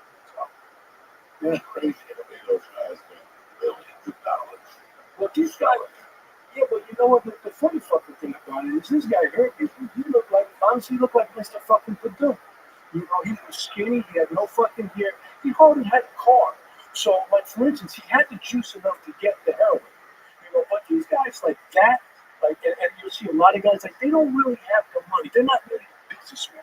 You know, so this guy would do whatever he can to, you know, to make a dollar. You know, and I don't know what's cut his. He took off the end.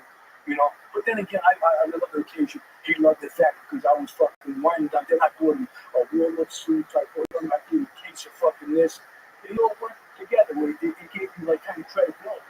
You know, so that was fun. That was one of my, you know, I don't see best on the covers were, but it was like just fun to do because I didn't have to go to the office. You know, my one big boss, you can wear sweats, you can wear shorts. I made phone calls from around my house now, you know, because they knew I was from New Jersey, so that was cool. Do you ever have to be careful of like not going to that area of the city when you were just off, so like they wouldn't recognize you, or that wasn't something you worried about? I really wasn't worried about it, but one thing that happened, and it's a good thing that you brought this up because again, my mind is all over the place. The thing that happened in this case, okay, is when this thing fucking went down, we locked up about 20-something people, okay? And what happened was the undercover's not allowed to be there for takedown, obviously, because they didn't want to see, like, oh, you know, I called myself Chuck, by the way, you know what I mean, when I was doing undercover. So what ended up happening, they did the takedown, and during the takedown, you know, afterwards, I came with the cell box, and they were trying to figure out what the fuck happened, you know, and all of a sudden Herbie saw me, and they overheard like someone saying, "Hey, Myron, come here." Herbie goes like this, "I can't believe I got beat by a fucking guy by the name of Myron." And I looked at Herbie because I had promised Herbie, I says, "Herbie, you know, in a week or so, Stone's around. I got fucking tickets. We're going to go." I said, "Well, you know what, fucking Herbie? You ain't going to the fucking Stones concert either." You know, so, yeah, but you know, those are the kind of guys, like, we locked up, like, a lot of the older guys, they didn't really give a shit. They didn't mind doing time. You know what I mean? It was like, you know, like they're going to play probably fucking dominoes or something. But then again, I just found out with Catino, when I'm looking through some articles, he got out after doing 10 years with us. He went right fucking back in. Like a year later, he got caught in Connecticut. And he had a lot of ties to the cases in Connecticut. One of them was like this guy, Anthony Mawat. I mean, it's well known. You know, he was just one of the captains and stuff. They were involved with Jesus gas pipe. Gas pipe. He wanted to blow up fucking NBC. He went to the escape there. He was going to kill him. You know what I mean? So you can't make this shit up. I mean, when you're on a wiretap, and a lot of times I would be listening, like the first wire we did, which I didn't even get into. I mean, the shit that these motherfuckers say on the phone, I mean, you just gotta laugh, you know, because they're saying, shh, shh, don't talk, you know what I mean? But yet they're fucking telling you everything. Yeah. And I'm laughing. And back in the day, I mean, nowadays, the kids that, you know, and I call them kids because they are, the 80s have everything computerized. Back in the day, I'd be on 4 fucking phones with our group. I'd be in a chair that had the wheels like this. I'd have to, like, one phone would be going off, I'd wheel over there, right down the other one's going off, wheel over there, you know. They'd be going nuts, you know, because they just talk so much, you know, and that's how you get them, you know. And that's how we did get them. And it was fun. We locked up 75 fucking people on that first case with me and Eric Steinby. Again, I want to mention him because, you know, he was my senior partner, and it was unbelievable. I mean, we started with the beeper. Back in the day, that's why I said we normally start with informants. Right. We backed out of the beeper. There were beepers back there in Bainbridge and Bensonhurst. We backed out of that. We got 80 fucking guys. 80 fucking guys. It didn't stop. You know, I wanted the case to end because it was like, as a matter of fact, I'll tell you a story. When we did the fucking takedown, it's just a little side note. There was one guy that was doing some shit because the conspiracy in the federal system, you still would do the same amount of time. But this guy was dealing low level with his crew, but he fucking lived there with no shit. He lived under Avenue U in a fucking box, like a cardboard box. And we wrote the instructions out to all the people that would go out to the takedown. There's like 5 guys that go do it. We said, yeah, you're going to find this fucking guy back. He's going to be in this fucking cardboard box. And lo and behold, they come back to the lockup after he goes, hey, you're fucking right. He was in the cardboard box. And, you know, here he is involved with all these other guys. And, you know. So let me ask you this. Because I get mad at my friends who, like, will text about buying the weed from like when they don't go to a dispensary, but they'll be like, "Hey, do you have trees tonight?" Or I'm looking for. Yeah, you ain't cops know what that means. Like that's they're being stupid, right? Like if they text about a. I mean, of course, but back in the day, but nowadays, I'm gonna be honest with you, man. Nobody bothers with that shit. I mean, like you know, back in the day, like for federally, see, we used to do a lot of the Italians on the marijuana, but we would do them on Ricos. If you don't know what a Rico is, you know, you have to have 2 predicate felons. So they might be doing gambling, they might be doing prostitution, they might have had a couple murders, and we bang them. That's how actually Giuliani started this shit, you know, with the Rico. So when you get them, they're doing like just about life, and you know, basically they got to flip. And nobody's bothered with that shit. I mean, it would take 1,600 pounds back in the day for me to actually have anyone do a little bit of time. But when you put that together with other charges, then it, you know, makes a difference. 1,600 pounds. Yeah, that was the federal guidelines. I think for like you might get like 5 years. 5 years? But not even that because you probably get out, you know, early. But we didn't, like I said, we did that as we did Ricos. We put that on top of other charges, you know. So, do they scare us so much in school? I thought if I bought like $10 worth of weed, I was going to jail forever. you know, I was scared. well, it's good that you were scared, to be honest, because you got to fear something in life. So that's good. But, you know, the weed stuff. I mean, even now, I mean, everything is different now too. So there's some jurisdictions like.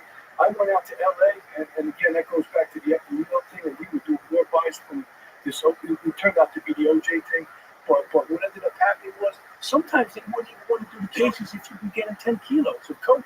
That's how different districts work. Like Southern District and Eastern District were great. They would do whatever you want.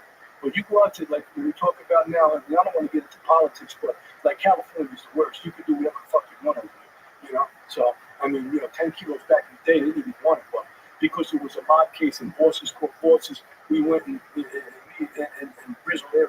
The guy I mentioned, we went and we bought off a couple of guys, and that was a funny story too.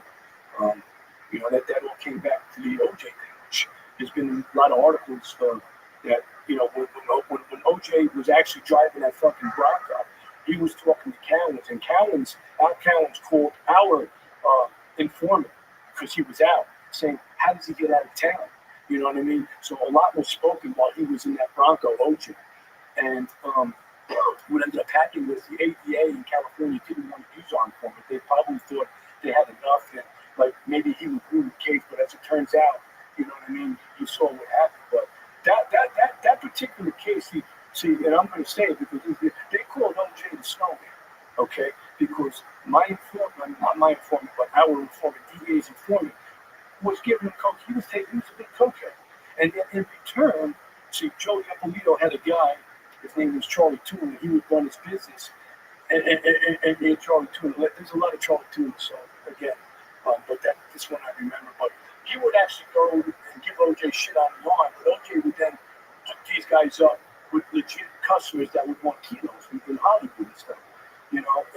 And that's how I believe that whole thing started with OJ, you know, killing Nicole, because she was good friends with Faye Resnick, and what ended up happening was this guy Charlie, I think, was there that day, and he was starting shit with OJ, getting them all revved up about, hey, your girl is with Resnick girl, they're cokeheads, they were in Mexico with some guys doing coke, and you know, I'm just saying maybe that put him in a rage, and you know what I mean, because he wrote a book that if I did, you know what I mean, if I did kill him, yeah, I believe he did. But, you know, I think this also had a claim, you know, the drugs was a big play because, I mean, to kill somebody like that, I mean, I don't know about you. I mean, I couldn't hurt a fucking squirrel. I mean, if they were coming after my family, I'm going to take care of my family. But, I mean, that was a gruesome murder. So there had to be something behind that. You know, I mean, the way he was enraged. So I heard that 2 years after that murder, the restaurant, Resolute, was closed down because they're selling fucking keys out of that. Yeah. I mean, I know the informant that I'm talking about, Joe, he owned 2 restaurants there, and it might have been the one. I mean, right, I'm telling you, and I think you're right. Well, he didn't even give a fuck about that. Like Joe, and I knew Joey, you know, well, and, you know, from just eating with himself, but in regards to, he didn't even give a fuck about his restaurant. Like, he had these Hollywood people come in, he didn't even want to talk to them, but he was good like that, you know? It was nothing to him. And that's why he said, fuck it. He sold that restaurant, but you know what? He ended up getting into, you know, problems. He had to face the music, right? Because He was looking to do 15 to 8 years. He fucking stayed there until that's another thing. He went back in, but then he decided to cooperate. And you know what? I like the guy, man. I mean, I spoke to him a lot. He was, you know, even though he did what he did, I mean, he was a nice guy. And I just talked to my partner the other day, and he loved him too. Not in a way like I know, but he was a good guy. But like he said before, he died at home. He was able to come home 2 years. We got him out earlier. And he called my partner, Prince Larry, right before he died. We thanked him.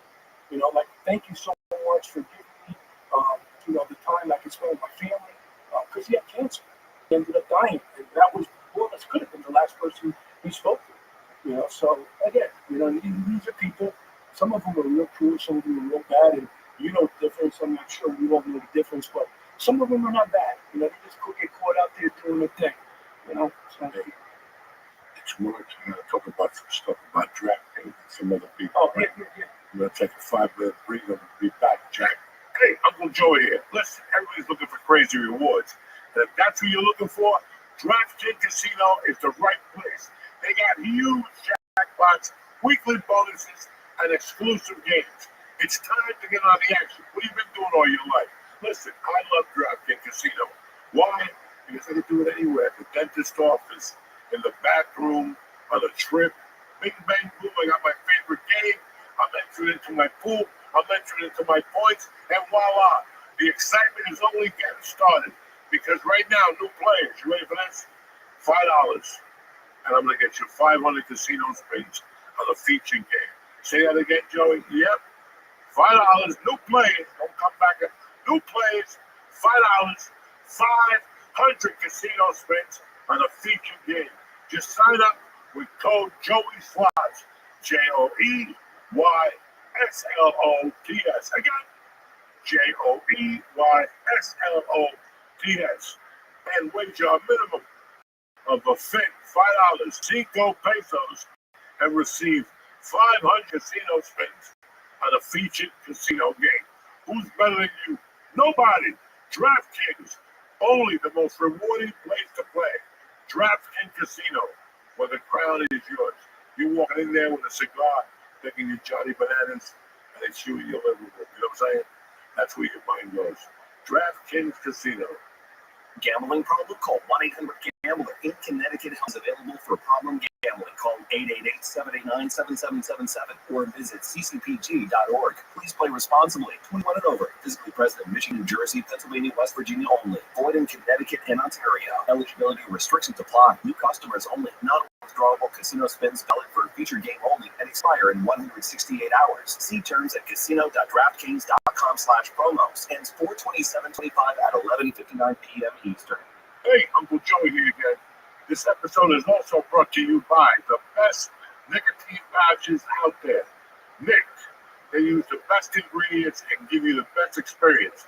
These pouches are made with natural coconut fibers that won't cut up your gums. They have a bunch of different flavors and different strengths so you can mix and match. These two are my favorite right here. Strawberry watermelon is tremendous. And lemon twist, I can't do it on my glasses. It doesn't matter. At the end of the day, all their flavors are delicious. These two are my favorites. Check this out. Nick is launching a new 0-milligram option soon, helping you gradually reduce your nicotine usage at your own pace. Whether you're trying to kick chewing tobacco, traditional smoking products, or vape, Nick flavors just hit right. Listen, it's time to upgrade to Nick nicotine pouches, just like I did. Right now, church listeners, you're going to get 35% off when you order through our exclusive link at nykbpouches.com/church, CHURCH. And you can use this code up to 3 times. Who's better than Uncle Joey? Nobody. So don't wait. Get 35% off right now on nykbpouches.com/church and check out the new church bundle with some of Uncle Joey's favorite flavors. That's nykbpouches.com/church, nickpouches.com/church. Nick products are only for adults of legal age. So you're too young, take a hike, go drink a cup of tea. And Every order is age verified. Warning: this product contains nicotine, and nicotine is an addictive chemical. Okay. Uncle Joey loves you. Thank you for something, and thank you guys at home for watching. All right, we're back, Jack. It's a beautiful Tuesday morning, wherever the fuck you are. Anyway, my man's still here. Myron, I want to ask him some questions about the Mexicans. Before I ask you a question, Myron, just to be honest with you, I'm a big looker. And there's nothing I hate more than reading a book, and 6 years later, finding out they turned the movie, they turned the book into a movie, and you go there with your thick heart, and it's completely different from what you read. Yeah. All of a sudden, there's a sister involved, and she's taking a bitch in the basement. I'm for sure, like, where the fuck did I come from? There's only 2 books I stand by. Silence of the Lambs is just the way it is on book. That's just the movie. And there's another one. God damn it, it's just Sleepers. Oh, Sleepers. I didn't see that. I did Silence of the Lambs. Sleepers. But those 2 books, everything else I watch, I know where I just came from. I know people's story, and next thing you know, they rewrite it. You're fucking pissed. You would say, throw you another million to shut your fucking mouth, of course, because if not, you're not going to have a dick, okay? You told that little mistress you were in Hawaii, the fireworks, the pineapple. That's over. That's over. So now you okay, add my sister and make my mother black. It doesn't make a difference anymore. And that's it. And you don't know it until he goes on a show 15 years from now. He says, did you know my mother was white? They wanted me to do that for the script, okay? So when I watch Narcos and shit, Right. I know it's 50, 60, 40, 60. I'm sorry. It's 40% correct and 60% made up for your imagination. Right? You know, I understand. But when I first saw the first season of Narcos, The guy Pablo? yeah, I dove in to read it. But I didn't watch the other stupid shit on Netflix. There's 82 shows. Netflix should just be the Pablo station. Right. Look at it. Look at it. To be honest with you, I watched all 82. No, you just horrible. Recently, yeah. Horrible. You can tell I live a fucking boring life. No, man, but no, don't get to that shit. It's just the same fucking Puerto Ricans over and over. It's hard to follow, too. Yeah, it's hard. You don't know. The best 2 that I recommend is I love Narcos. Until the last season, he shipped it over to the Godfather of Harlem. He shipped it back to New York. They just got a bunch of fucking people jumping up and down. The last season is god awful. God awful. Because I'm telling you, as a fucking fan, you know what happened. It peters out, man. You know what I mean? After a while. I mean, That's the writers get deals somewhere else. So now it's me, you, and him. We wrote the first 9 episode with Pablo, and we got fucking 9 more in the can. They're gonna sign us up. All of a sudden, you got a weird bug up your ass. You want to be one of those fucking Lifetime shows? Really? We just fucking wrote something tremendous. I got done with my band. I got 3 kids in college. But there goes the original Jackson 5. Now we bring in 2 other guys. I don't know what the fuck. They just came from a fucking soap opera. Yeah. We're trying to write about people getting bugged and gangsters, Lee. Yes. It'll be all right. You want to help this house? I do. I got a little step up. But so I read about it. I really read about it. And the other show I really like is Hota. I never haven't seen that show. What's it called? Hota. No, but I saw, you know what's a good one?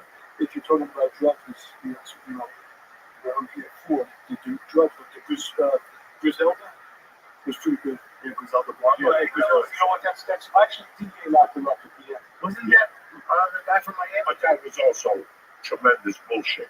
First of all, the show was going to be real.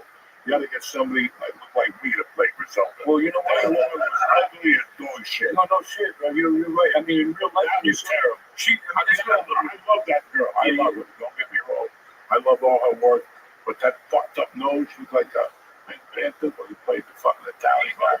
Because I'm No, come in real on. life, she was a tour, but No, Sophie did Yeah. You did her with a blindfold on, dog. You're crazy. But she had strength, man. She was legit. I mean, to be honest with you, they really were scared of her. She ran a fucking great organization. I mean, I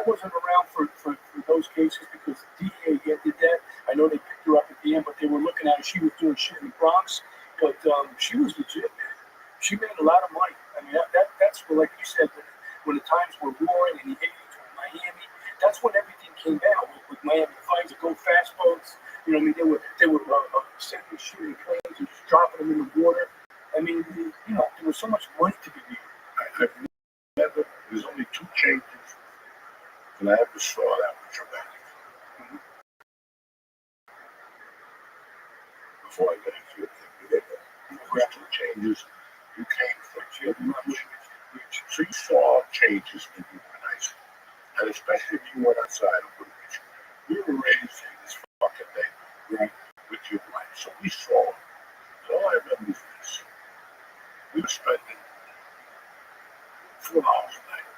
We do a hit of acid. Split a hit of acid and a 6-pack of Nicks or whatever. Not Nicks, that's a pizza joint. The liquor store in the corner or something like that. And then, okay, everything got cooler. You started eating quaaludes. Now your night went from $4 to $4. And you drank two drinks that somebody served you, and you were good to go. Then out of nowhere, people started going, come here, come to the back, try this coke. And you're like, I'm over here in trouble, man. You know, burger like that. I'm like, this ain't no discotheque. And you started, and all of a sudden, everybody was cool. Everybody was doing a package between 4 people. Nobody was ODing, nobody was jumping up and down. At 2 o'clock, people were like, good night, good night. There was no drama. I leave for Colorado, I come back. Oh my fucking God. People went from me going home at 2 to going home the next day. Yeah. Like people started going out on Friday nights and not going home till Sunday afternoon at 5. Just in time for Mom to meet one. Like nothing happened. What's up, Mom? Where you been? Oh, I tell you what happened. Went to a concert. What happened? Why would you head? You know, it was always something. And then it just went from people going out on Mondays and staying out till Thursday. And all those Sunday Avenue hotels. My friends would rent 4 fucking rooms. Wow. From one side to the other. That was a jacuzzi room. And they would just go in there. From one, I'm like, the growth of this shit. Yeah. When I left here, you gotta really look for cocaine. You gotta go to the city. You gotta know a cousin in Union City. Something. When I came back, just on 82nd Street, there was 3 coke dealers there. All you had to do is walk on Smith Avenue. Hey, did I tell you I got some coke if you can move it for me? I'm like, dog, you went to Catholic school. I knew you was a kid and everything had a beer and I didn't deal with coke. So it's Yeah, and, you know, it's a money game. It's all cyclical. Look how long, I mean, Coke is making a comeback. You know what I mean? And never went away. Yeah, no, I know. They never went away. No, I know. But everybody, come on. All these kids with the fentanyl and the heroin and stuff like that. I mean, that's been big. And that's why we're losing, you know, all these kids to really fentanyl, you know, which, you know, it's a shame because some of these kids might try it one time and they're just unlucky. And, you know, you get a couple of little pieces of fentanyl on you. And you know, if it's a bad type, you're gonna die. And we changed all our rules too with the fentanyl. Once I left and stuff, we had a whole new lab area where if you did think that you got something related to it, you would have to have special gloves on. It'd be a special room, you know, with all kind of special filtration systems in there. So the game has changed, but it's horrible how, you know, these young kids today in their 20s, you know, even older people, you know, are still doing this stuff, and it's sad. It really is truly sad because life is precious. Myron, it's never fucking changed. Yeah. Since 1980. Yeah. This has been a revolving door. I'm very fortunate to still be here. Yeah. I enjoyed it. I enjoyed going to Harlem. I enjoyed it. It was just somebody. It was who I was for a long time. But listen, when we were growing up, people were dying too. You know, they were fucking going into the city, whatever. And now, I wouldn't try anything out the street. Not even. So when I left California, you could already tell there was an issue at a marijuana dispensary where when you ate these guys' cookies, you didn't get high. You saw fucking food up. And for me to see people, there's got to be something in that cookie.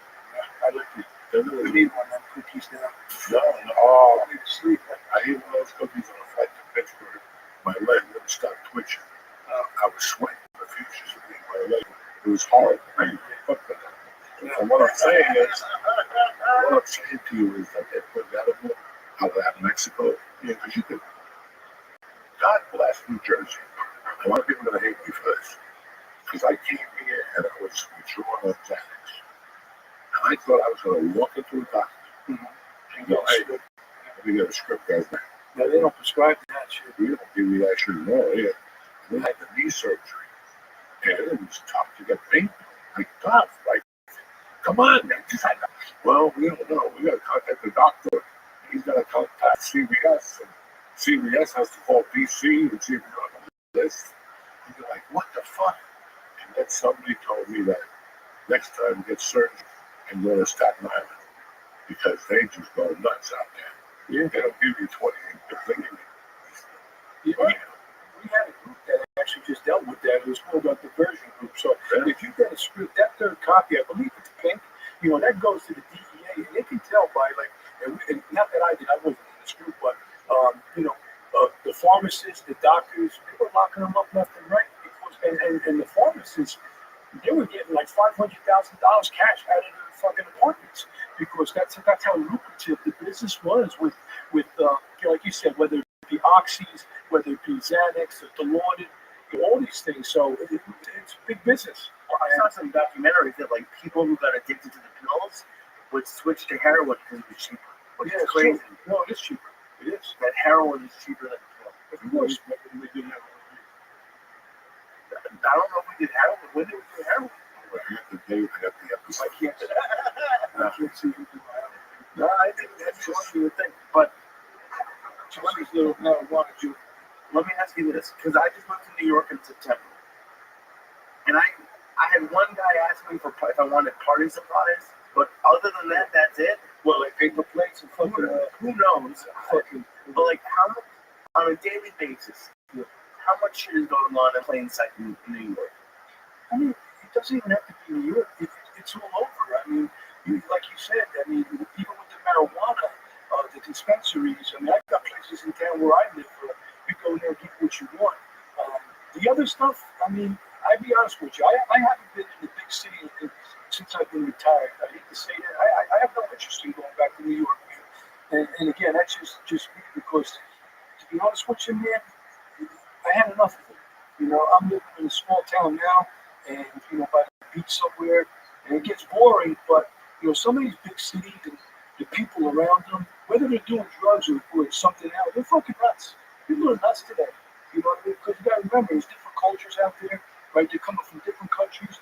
You see what's going on. I mean, actually, a guy I work with who's now in the head of the DEA, and I'll mention his name, Derek Mortz. He's on TV all the time, and he's out there in Colorado sending all these guys back to Venezuela, all these cases and stuff, But, I mean, I'll be honest with you, those are some dangerous people. I mean, we can laugh in here and be like, but they'll do whatever, They'll do whatever, these people, because they don't give a fuck, Yeah. How we get to the fucking Venezuela? I don't know. I don't know how we got there. Because what they're doing is they had that one gang from Venezuela. Now, that was causing, they want to start shipping these guys out, obviously. We got a new guy in their trunk, and he's saying, hey, you got to be legal to be here. And they're going after the people that are causing, havoc, that are dealing drugs, that have records and stuff. They're easy to find, you know what I mean? Because they let you know where they're at. They're that dumb, So it's crazy how the Pablo Escobar stuff was good to me. Yeah. Like I enjoyed it as a entertainment. The one that really got to me was when the Mexicans started selling weed in the middle of the night. Fuck you. Let's put some cocaine. I know that's what I know what you're talking about. And I went and read up on the people. I was blown the fuck away with the money they were making. Yeah. They got they made a big mistake when they killed, rest in peace. Yeah, our guy. Yeah. Yeah, Kiki Cabaret. That's a matter of fact, recently he was just in the news, Right. Because what ended up happening was they got one of his torturers, and then again, the name escapes me. And when they brought him to arraignment, they put Kiki Cameron's cuffs on him, which, okay, what I mean? you know, it's sad that we lost the agent. It was a while ago, but they got him. You know what I mean? And that was a great thing. And you know, at least gives the people, you know, from DEA anyway, say, hey, listen, we got you guys, and Kiki's cuffs are on you. Now you're going to do your time, probably rotten, you know, which is a good thing. But Mexico is a whole other story, man. You know, like Mexico, you know, like they kicked us out of the country for like a year or so because I mean, it's so. You know, even like when I used to back in the day, go to Cancun, Acapulco, I did a lot of fucked up things when I went on vacation. You know what I mean? And the Johnny's over here too. He remembers a couple of stories we did. But I tell you, man, you go out there. I remember I went to this place. They said I was all fucked up, you know, drinking beers all night. I was with a guy by the name of Pete. Make a long story short, I go, I want to go to like a go-go joint, you know. I was sick of seeing all these young kids, whatever. I was in 24, and I get in a taxi, and they go Chili Willy's, you know what I mean? And I go, yeah, let's go to fucking Chili Willy's, you know. I get into a taxi with Pete. I'm buying it, man. I'm drinking beer in the taxi, and I'm whipping beer bottles out of the fucking taxi.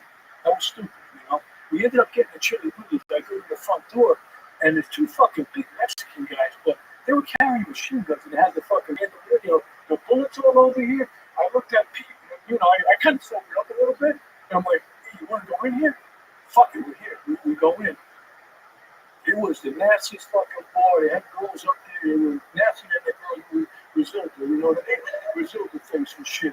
And I remember I had to take a shit so bad because I was drinking that Mexican beer. I went in the bathroom.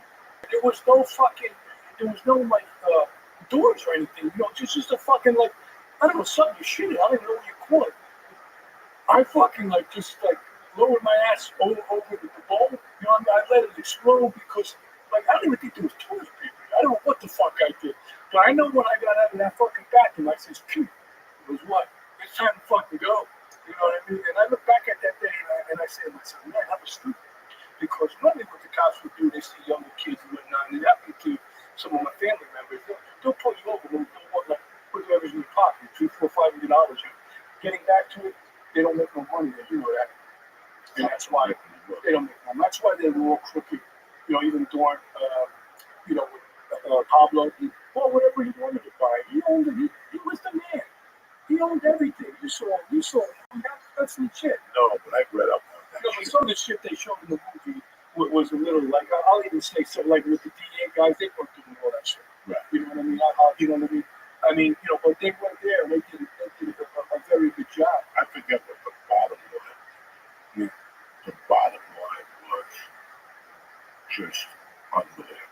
It was an amount that you could not even fathom come into your home every fucking week. And the more money he made, the more he paid out. He didn't care. He did what the fuck he wanted to. I remember I was reading something online about him one night, and I was just blown the fuck away. Just the thing that he built his own. Oh, that happened. That happened. I was just starting comedy in 91. And I remember it would come up on the news that they built a prison for this fucking guy. And I remember like even writing a joke, and I didn't even know who the fucking guy was. I wrote like some stupid joke and bombed. Yeah. Like he opened up a hotel.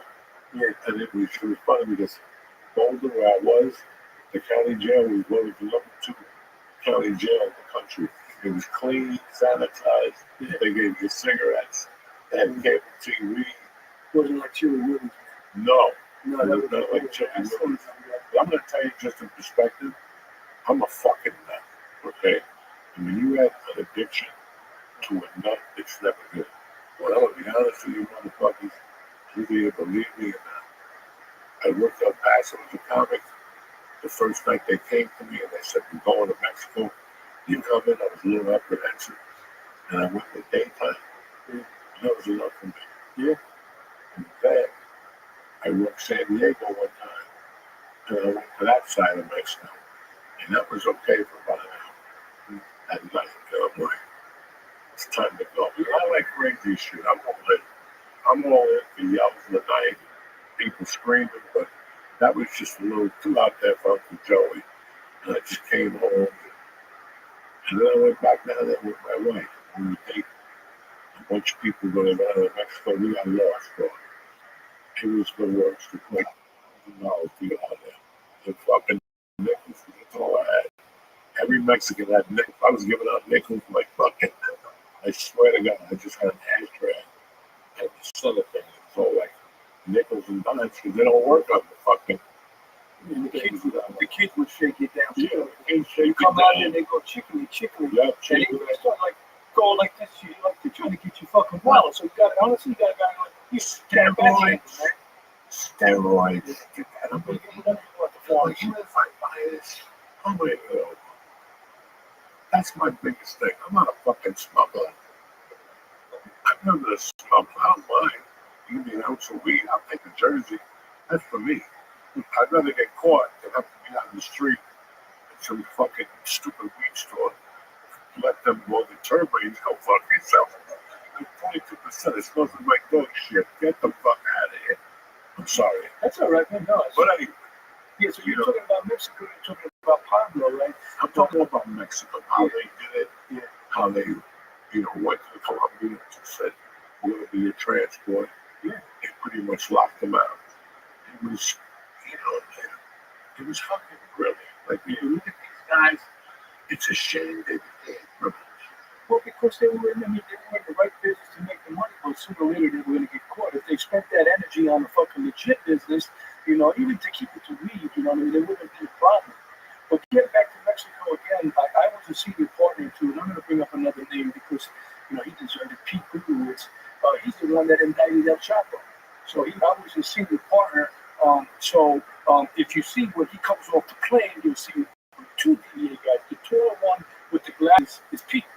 And he worked hard on that case, and that was a rough case because a lot of people had him indicted, but they always bring these people to the big house. The big house was in New York, so they gave the range in New York. You know what I mean? So, but that was another guy. You know what I mean? El Chapo, and It was like a fucking position. yeah, See, not even getting out of prison with a suit on. yeah, They don't have to tell chocolate. We don't try it. yeah. They were doing tunnels. It was a tunnel guy. Tunnels. But I did see some read something. This motherfucker was buying up land. Yeah. And digging tunnels underneath from the U.S. side to the Mexico side. When you thought about that, it was unbelievable because All this shit is like, you're like, oh, you a bunch of pellets and shove the rest up my ass. Meanwhile, this guy's buying a house from the other house. And it's like, they dug underneath, they put roller skates on it with a fucking thing that you push. That's all well, and they push it. Yeah. And it gets to the other side, and that's it. Who thinks it was simplicity?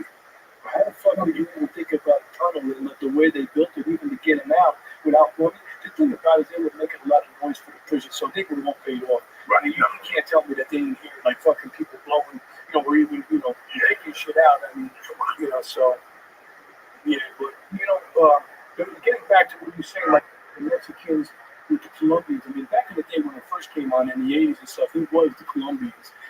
Especially in New York. You know what I mean?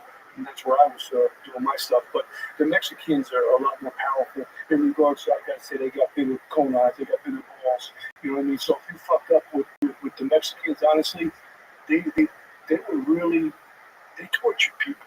Like they were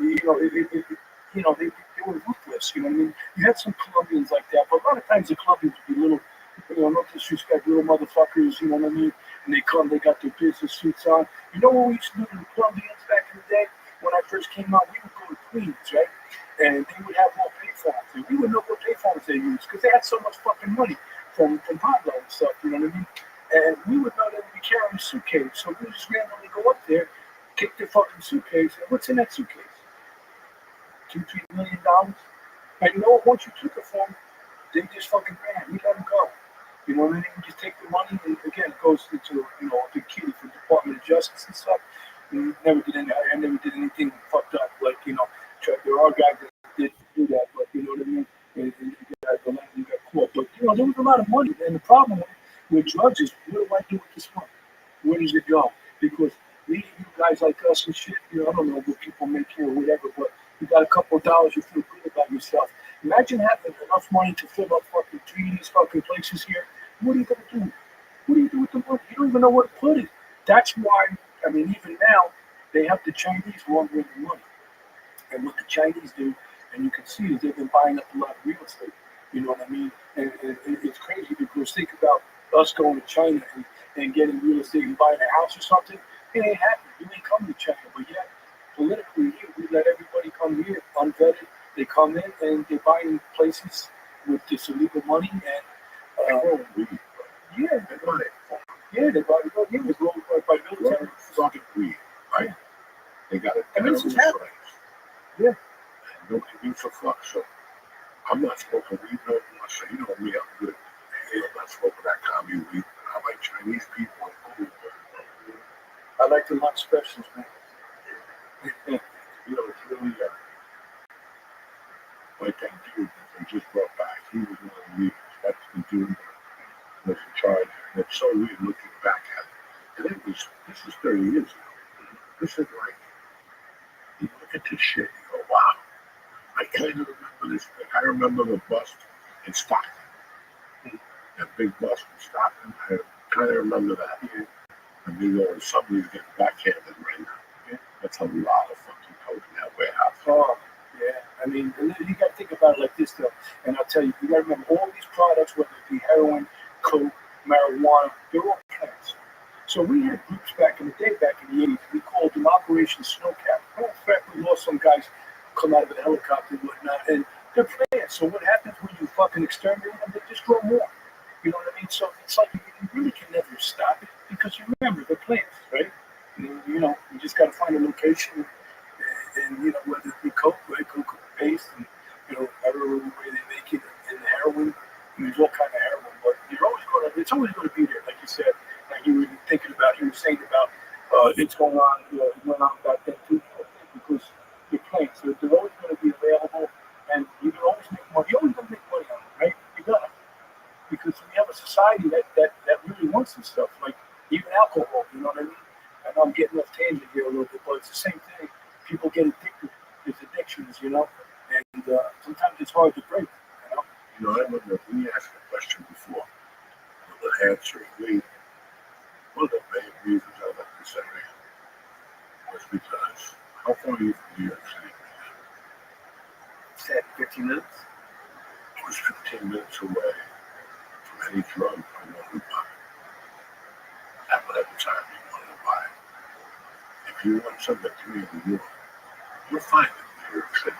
You have to walk a few blocks. You might get mugged, you know. But you'll find it.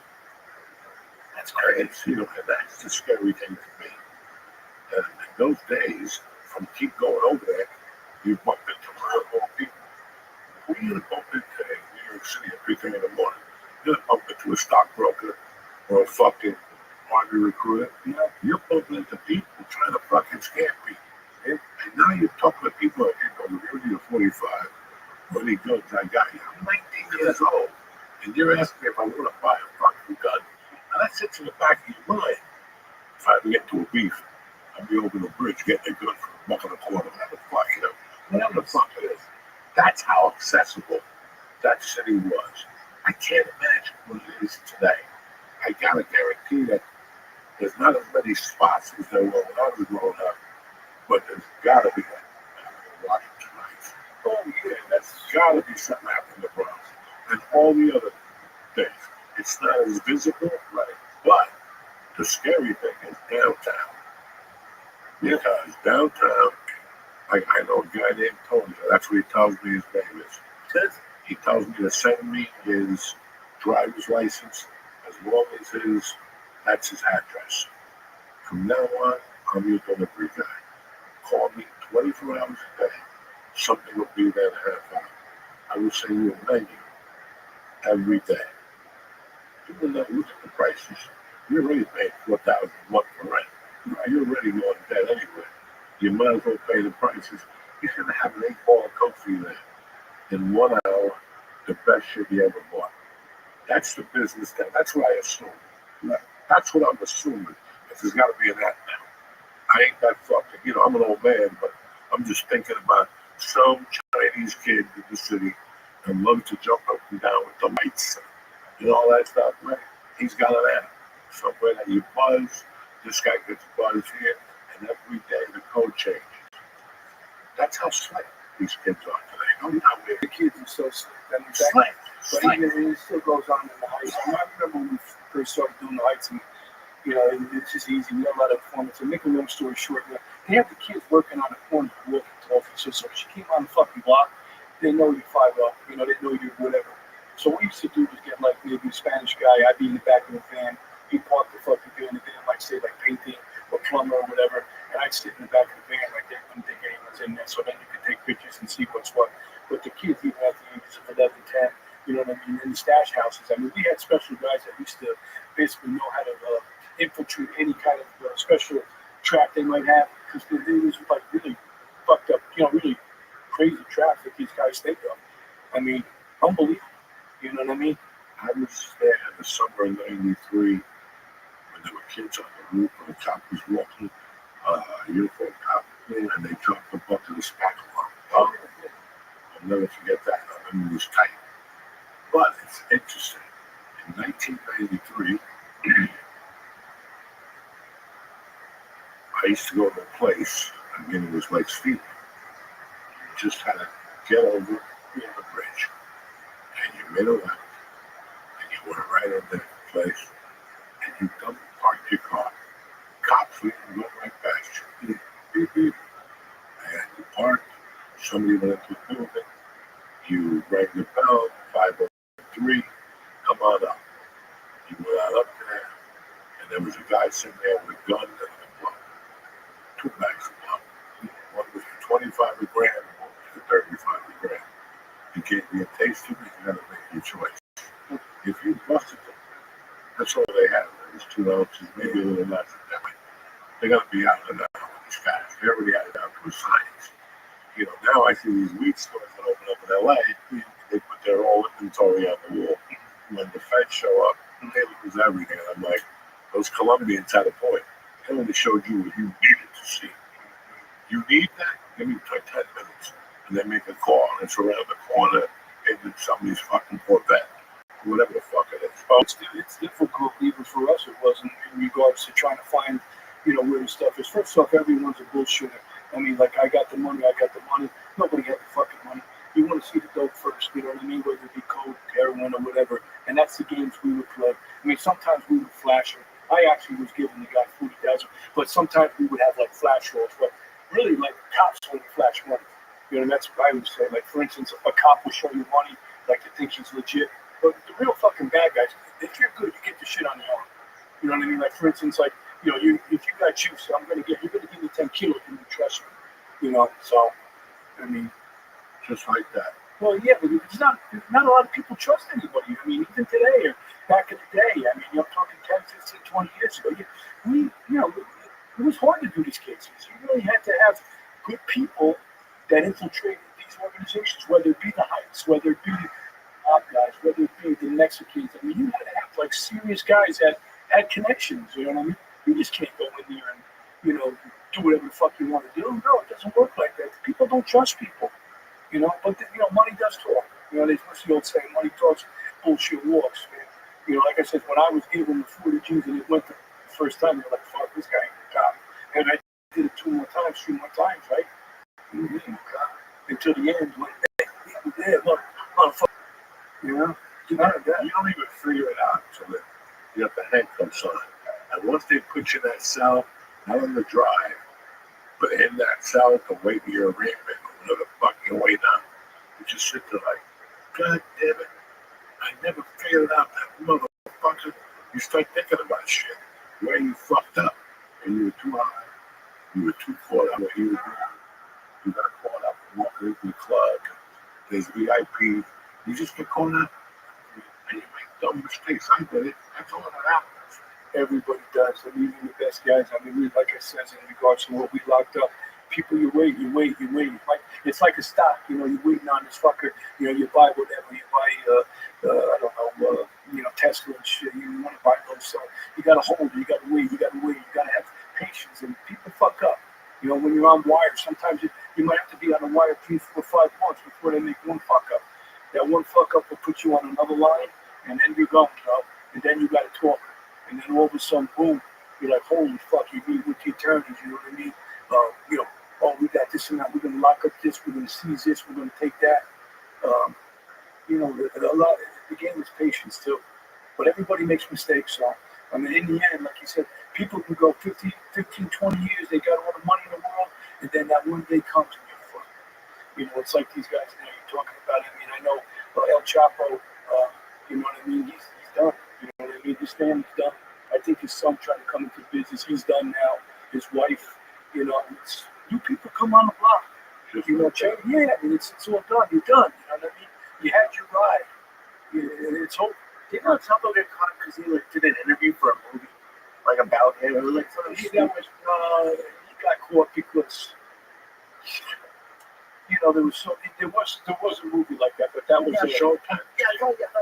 But like that's whenever I watch a movie like that or hear about something like that, to think about someone like building a case against you, you have no idea for like months or years, and they're building a case, and you just are going about your life as no way. When you build the case, you already have them by the balls. You just find it. Well, just anybody, just like We're anybody. just finding that motherfucker. You know, it was not only it was finding, but the other thing too is like they didn't want to give him up. They didn't want to extradite him. That's the whole game. You know, when we were playing, when we were trying to play nice with the Mexican government and stuff like that, they'll give you some things, but then they'll give you everything. You know, like I said, it all goes back to money. Life always goes back to money. You know what I mean? And that's what it is. These guys are making so much money off these guys. Even if you're a top politician in Mexico, this guy's giving $5-6 billion. You don't listen to some American DEA guy or some, I don't know, cabinet. You know who he says? No, sorry. Anybody at least I had? No. Colombia. Right. Yeah, I don't know nothing down there. That's why, listen, I don't have a passport. And there's times when I was still in LA, people go, I can't. And I'm like, not in a million. I ain't going in there undocumented. There's no fucking way. They do some nasty shit down there, yeah, and great burritos. I'm okay. I'm good. I just didn't trust. There was something about Mexico. I thought I was a coke fiend.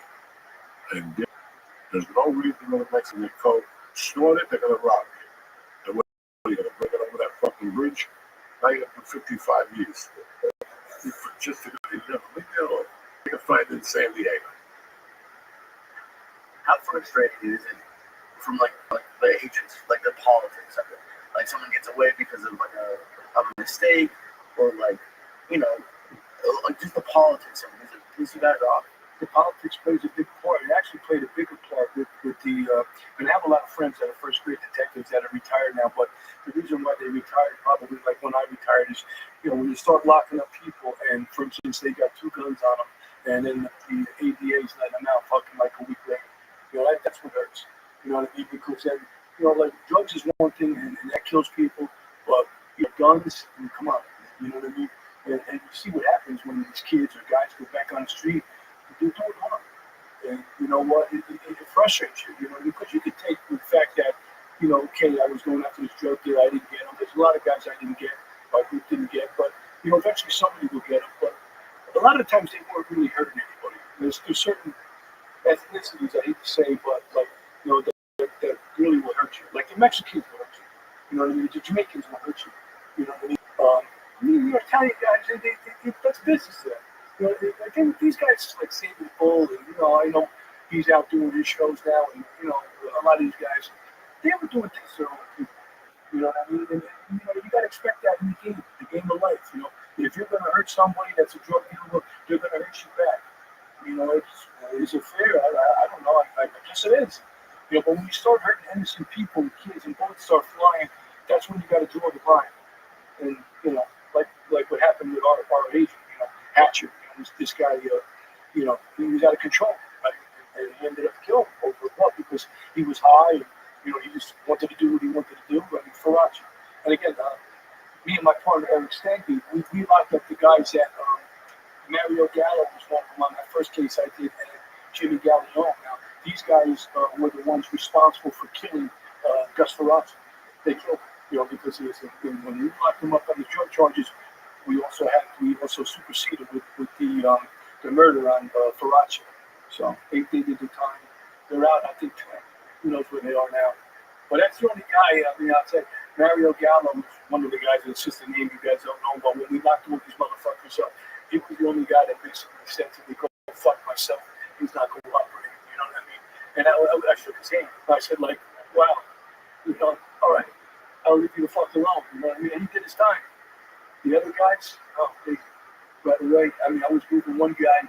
And these guys are all over. They're all in these podcasts and these YouTube shows. And these guys hosting these shows and they're talking about mob-related things and whatnot. And I know it's sexy and people like that, but the reality of it is, man, it's a dangerous game. And it's a shame that you're a kid and you get involved in this shit and you're going to do 20, 25 years for what? You know what I mean? I don't know. Jail is fucking horrible. I started as a correction, so it's hard to be in jail. You know what I mean? It sucks. I feel like a man kicking your bed. Yeah. I told you, Get the fuck up, right? I'm ready to eat. Let's go, motherfucker. What do you do? Kick the fucking bed, man. Get the fuck up and put the light on. And your first instinct is grab him by the neck. Yeah. He's got to sit there. What the fuck was that? Yeah. So that was enough for me. I'm going to ask you something. Listen, I don't know what happened. I got smoking pot, and then these came along and got my way to the death of my mom. I have a mind that I can make my own decision. But I saw drug thing. I saw people getting high and taking hits of mescaline and drinking. They were fine. And then there were the idiots. There was always a patch on a burger that did heroin, whatever. But all of a sudden I saw this community just get taken by cocaine. And that's, never mind Western Europe, Union City. That was a fucking, that's where they were cleaning it down there. So it's kind of weird how for fucking 50 years, 84, Reagan, The early 80s. his wife went on and we're going to fight the war on drugs. Yeah. What the fuck is happening? It happens quick, man. It gets out of control. Yes, and again, it goes back to money. There's so much money to be made because there's a lot of people that are depressed out there. There's a lot of people that, are just in a bad way. And, for whatever reason, that might be their cup of tea, whether it's drinking, whether it's this. And, you're always going to find it's never going to end. Well, somebody's got to be there, and I'll say like the DEA, NYPD, all of the cops, someone's got to be there to make them know that there are repercussions and there is a risk, So you always got to be there, you know what I mean? You just can't let, like a lot of people legalize this, legalize that. I understand the marijuana. I don't have a problem. No, I don't do it in some states. Yeah, we're talking about that some other. Yeah. What are you going to say? I was actually going to ask about that, because there are some cities that have come out of jail. That's it.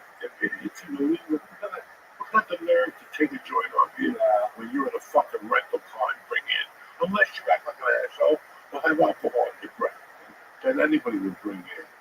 But forget about the marijuana. Look at all the synthetic stuff they're bringing in. You got meth that's making a comeback. Meth is never gone. Yeah. You got buddies with it. Or whatever. Yeah, I In got LA, and he told me, during the pandemic, I sold a bunch of dope. When the pandemic ended, it became meth. Yeah. It was meth by the fucking ton. I couldn't even get it on time. Because in the Midwest, with a lot of things you can buy at the pharmacy, it's like hillbilly shit. They actually, there's been so many times where they're cooking it and they're blowing themselves up. You know what I mean? All of a sudden, someone opens the door and the whole meth lab explodes. I mean, it's nuts. It's nuts, man. It's just, you sit here now 30 years, and listen, I was a consumer. I remember when Nancy Reagan said that, I'm like, man, you better start snorting coke. Because of the war on drugs, you better get as much as you can. Yeah. Because it's real cocksucker. It never ends. Yeah. And then, listen, I really love smoking marijuana. I can't do it anymore. God bless you. I enjoyed it. As a kid, it just took away that piece of anxiety. Yeah. Just did something. Yeah, it makes you feel, you turn the button. I love my drinking. I love that feeling to fall asleep at night. Yeah. And I think, I always thought my marijuana is getting your check on Friday. Stopping at the liquor store. And then stopping at Benny Blanco's house. And getting an eighth for $90. Did you say Benny Blanco? Yeah. From the Bronx? Yeah, and put it in your trunk That was a good movie. and drive it home in the feeder. Like you might get pulled over. That was the whole thing. Now we walk into the store. Hi, how are you? Let me see your ID. Oh my God. Returning customer or first time? You know what? It's fucking funny you say that because I'm not going to get into names again, but for someone's 60th birthday party, first time I ever went in as a DEA guy, I went to a town down the shore, and it's a big place. And long story short again, I go there. I'm a little nervous. I mean, but it's like fucking legit. You can go in there. So no, what does Myron do? Who's in the parking lot? I'm surveilling the place. Is this legit? Who's going in there? You know what I mean? Okay. I walk in there. It's like you're at Best Buy. I go to the fucking counter. How are you? Where's your license? No problem. Now go to these other two doors. I go to these other two doors. Now I'm in a fucking assembly. That's like a DMV. You know what I mean? And I'm behind a whole bunch of people. Then all of a sudden, a guy goes like this. Over here. I go, okay. I go, I'm looking to buy some marijuana for a birthday present. You know what I mean? He goes, well, I go, I don't know what the fuck you got. What do you think? I don't want to kill the guy. And she goes, well, I would try this. And I go, this is the first time I've done this. I said, I used to be the fucking DEA guy. And we used to like, he goes, DEA, you get 25% off. I go, holy shit. I said, nice, Like, it was like, I'll be honest with you, it was fucking funny because, like, wow, you know what I mean? What's that? Who would have thought? And the guy was almost like, hey, polos, you know what I mean? Like, Molly, remember that fucking show? It was like the guy looked just like that. I was laughing. I went home, told my wife. I said, I took care of him. I got 25% off. Yeah. When Utopia has a drive-in, you go online, order it, and you go to the window, and you don't have to get out of your fucking car. Yeah, nice. Okay, and then you have to pay cash. That's the only thing they have. The ATM set up. You can't. Just can't 7 a.m. Yeah. When you fuck up your birds. Wow. And for you insomniacs, and then midnight 1 on the weekends, how you fucking get in? Oh, that's big business. I mean, 10:30, got nothing to do. Also, 11 o'clock, the Exorcist coming on. Fucking, I'll take another shop, right? Drive through the weed store. I still can't watch that show. It scares the shit out of me. Yes, That's what I Meanwhile, you see a guy get that golf club. There's blood on the front. Yeah, now that don't bother me, but I'm telling you what. Don't bother me. No, the Exorcist one, that bothers me. That's a kid, I'm considered writing a book. I know you're retired now. You can't sleep. That's the fucking problem. Everything about writing a book. You need to start writing a book. Yeah, there's a lot of interesting guy. He's got a little security job where you just watch a guy walk from point A to point B. Yeah. Listen, you're on your own. They start shooting out with us. Well, I gotta say one thing. Besides the DEA, you know what I mean. And I know Johnny. I brought a friend with me, Johnny. He could tell you stories, man. We had the best times in our life. We always had short houses. He still had them up until last year. He just purchased the house.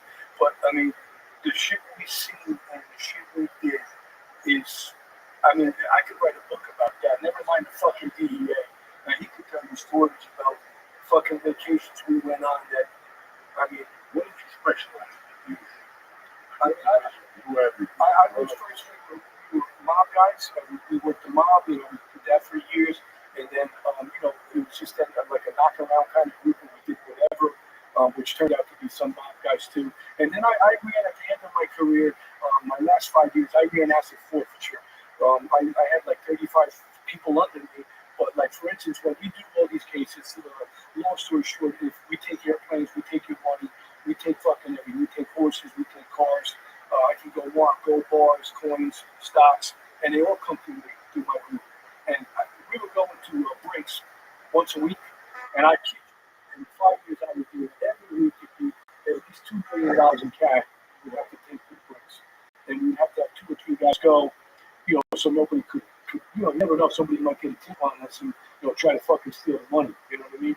So I ran asset forfeiture, which was a nice. It was a slowed down pace, but it got to be too crazy. And I said, let me pull up the stakes because of the things I said with the way just law enforcement was going. And I've been there 30 years, over 30 years, so I think that was enough blood to give. You know what I mean? I mean, I could have done more, but I was tired. Now I'm fucking tired and I can't sleep. So I might have to take you up on one Oh, Slim yeah, Jim, yeah, you got. you'll be up for 2 days. Happy as a pig and shit. I tell you what, as long as somebody wakes me up every 4 hours to eat, Yeah. you know what I mean? I gotta fucking eat. Yeah, we got one of those piss tubes Oh, that you take home and just push out to the mattress. I like the piss too. Yeah, oh yeah, Yeah, I've done it before. I had to take a squirt before. Even back in the day when we were on surveillance, we couldn't get out the piss, so we would piss in, like bottles. I didn't piss in front of the place here if there's any cameras, but I did across the street. Right, dude? Myron, whenever you decide to write a book, Yeah. let me know. All right. I'll hook you up with a girl that's really good. Oh, yeah? You got some good stories. Why fucking sit there and Yeah. guys like you can't fucking retire. You know what? This I've been writing for 3 hours. I'm like, this motherfucker won't retire. You still got a lot of life left to you. Yeah, You're not ready to go to South Carolina. No. Sit there. Like Charleston, it was nice, Yeah, but you yeah. know that like Hawaii too. That don't mean I'm flying there tomorrow to sit and look at a beach. I agree with you. We're not PI 100. Yeah. We're not gonna move to the beach and arrest people. Yeah, I'm glad I got out of the house. You got me out of the house. I know my wife probably said, hey, get this fucking guy out of here. You know what? I was just sitting there one day, and I told Brian I wanted to get him on and talk to him about whatever. Here we go. Yeah. No more smoke up your ass. You're an interesting fucking I dude. appreciate that. I And then mean, we had to keep some of the names and dates. You know, to yeah, protect I mean, the so like I said, my memory has to be jarred a little bit, but again, I thank you all, for inviting me, a good group of guys here, and I tell you what, it brings back a lot of memories. I'm happy we got here. Thank We're gonna be there on the way out. Good. Yeah, nothing with caffeine. Let's no Spanish people. They're not gonna cook. Oh, We absolutely. just passed the fuck out. They put Xanax Oh, or some Mexican, the Cubans put something in there. yeah. You fall asleep, beat Like your butt. Clarkins and the Valiums and No, they put something in their fucking food, the Cubans. 1 minute you're home, beating them banana, next minute you wake up before. The color food goes up. You know what I'm saying? People are fucking going back and forth with Morocco. You're like, what happened? I just wanted to give them a little shout out. Because I was talking about a lot of these cases, and when we first started bringing the cases to Eastern District, the mob cases, he was saying by the name of Jim Walden, and Jim Walden's running for mayor now for New York as an independent, and he's a very good guy, very knowledgeable, and I wish him well. And I just wanted to throw his name out there. He's got his stuff together, and it might be a good change to get away from what New York normally elects. You know what I mean? I don't want to get into politics, The but show is all about. So, yeah. so This is not a good nobody's vote. ever. You can't vote when you're in jail. That's Listen, all these are felons. Come here. you have anybody else calling in over here that from any of the guys, mob guys? They call it. Yeah. I don't like people calling in. Okay. Just random people. Yeah. They're fucking crazy. Yeah. They'll sit there on the phones. And, next thing you know, they're banging on your window. I've been on the phone for an hour. Yeah. You're like, no. They're probably going to have some of his empanadas if they find out how they are. But shit. Listen, man, we saw, this is my world right now. We saw the Godfather. We saw Goodfellas. And then at the end of the day, no matter what the fuck you tell me, we saw a TV series that swept America off their feet. So Miami. What Miami? Talking about the fucking Sopranos. Oh, the Sopranos. I told you go back to Miami. You know, I'm sorry, for brother. an example, Yeah. Miami Vice is Miami Vice. But it's like I tell people, in '97, I did a show and I sent my resume. And the agent called me immediately. She's like, I got to talk to you. I'm like, what? She goes, you got to take Northburg in New Jersey on your resume. Because I don't really want people to see that. You know, always go to New York City. All right, but New York City now is going to get your role. This is when Springsteen was out. You know, all these animals are out. The Sopranos came out. It was completely different to New Jersey on your resume. Oh, yeah, man. I love that show. I mean, I haven't missed an episode. That was amazing. And I'm at the point in my life right now, at least I am, that I think I've seen the best of it. When people approach me for mafia scripts now, Yeah. if I see Gino and Vinny, Yeah, yeah. the second page goes back. I'm not interested. Yeah. I'll be honest, I don't I'm not interested. Yeah. It's not interesting no more. Yeah. Give me the mob 2025. You got 3 black dudes now. There ain't You got a Dominican, Yeah. 80s are in jail. The other ones are fat and old. Nobody gives a fuck. Nobody's kicking up to these guys. No. They're 80. Get done. That don't You work. can't shoot nobody. You ain't good to me. Get the fuck out. You know. I mean, give me something like that. That's real. Yeah. So I just can't. What are we talking about? The Sopranos. No, you talk about the Sopranos and how The Sopranos are so good at that. What's gonna replace that? What story are you gonna come at me? As a matter of fact, your boy just became councilman in the town. I know who he is. Okay. John. Yeah. He just, you saw him. Yeah. He's all over the news. People, He was legit too. He was he's a real you deal. know who he was with, right? Yeah, I go to the weed store. People like, you know, John, he wants to be. I don't know fucking John. I don't know John. He's like the mayor of Williamstown now. So that's the best weed store in town. Fucking, well, that's. How could you believe it? I love John, and I believe John. Yeah. But I tell you what, it's a place of guys now running their mouths. Yeah. And I love them from turn evidence. I mean, And I'm a big fan of Sammy. yeah, I see some of his things, and listen, no disrespect towards anybody. I mean, they did their thing, but they're doing their thing now. They still want to be there. They still want to talk about it. They love it. It's like, you know what I mean? It's in there. I stop by Sammy on Instagram every other day. Yeah. And he's talking to you like it's 1984. It's like off the ball. Yeah. Like don't Paul. You're like, you think these kids even have an idea what the fuck you're talking about? No. Try to sell anything Gotti now. You're not gonna sell a ticket. People don't want to hear that shit no more. Gotti's been beat up to death. And not just throwing mobsters every Sunday. It's the same episodes. It's 1998. Sammy, let me just cut you off. Sammy, you know, he went back after he got out, and DEA, and I know about this because I know the people that were involved with that. You know what happened to him when he went out when he was in the program, right? He went to Arizona, he got his kid involved with a lot of things, and they got locked up again with that ecstasy thing, which I never even hit on because I worked a lot of the Russian guys, and that was fucking unbelievable stories with the Russian guys and the ecstasy. But yeah, and another little thing that, you know, perhaps if you have me on another time, maybe you don't want to hear my shit anymore, but because I get very dry in the mouth right now. Like the fucking, I got it doing it, but I've been thinking about that, taking that edible, that's even drying me out more. But getting back to, you know, we were working a guy on Mob Watch. We locked up my group. I was a supervisor there, but we had locked up Renee, Graziano, you know, and the big person that was Hector Pagan. I don't know if you look him up on that. Yeah, but he was actually, he was with us when he was on the show for Catch My Drift. You understand? But he did his own, when he come out, I think Graziano, Anthony, he testified against her father, who was a big blue guy. So that was very interesting, you know? Yeah. And you can see his shit there. A couple of YouTubers did a nice little thing on him, you know what I mean, that I saw recently. It was pretty interesting because I didn't realize all the shit he did. You know, he was actually pretty well liked. He was with like big guys and big guys, yeah. No, I'm talking about Hector Pagan.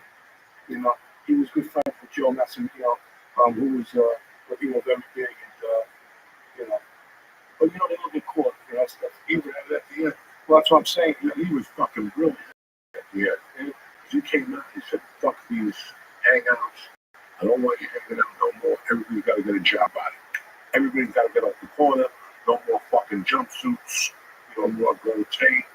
I have the silver. The guy over there is a Sergio Tacchini. Yeah, we're fucking high. You know what I'm saying? And he shot down for a while, but you're always going to make big fucking mistakes. The accountants came in.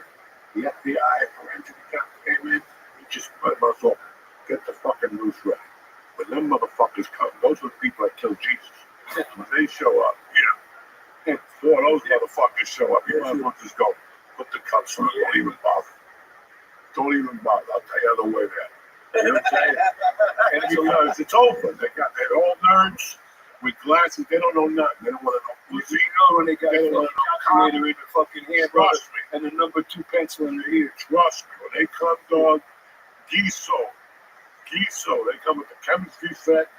It's over. It's over, guys. So Once the forensic accountants come, just call your mother, tell her, listen, I told you that you gotta get back the jewelry I gave you 3 years ago.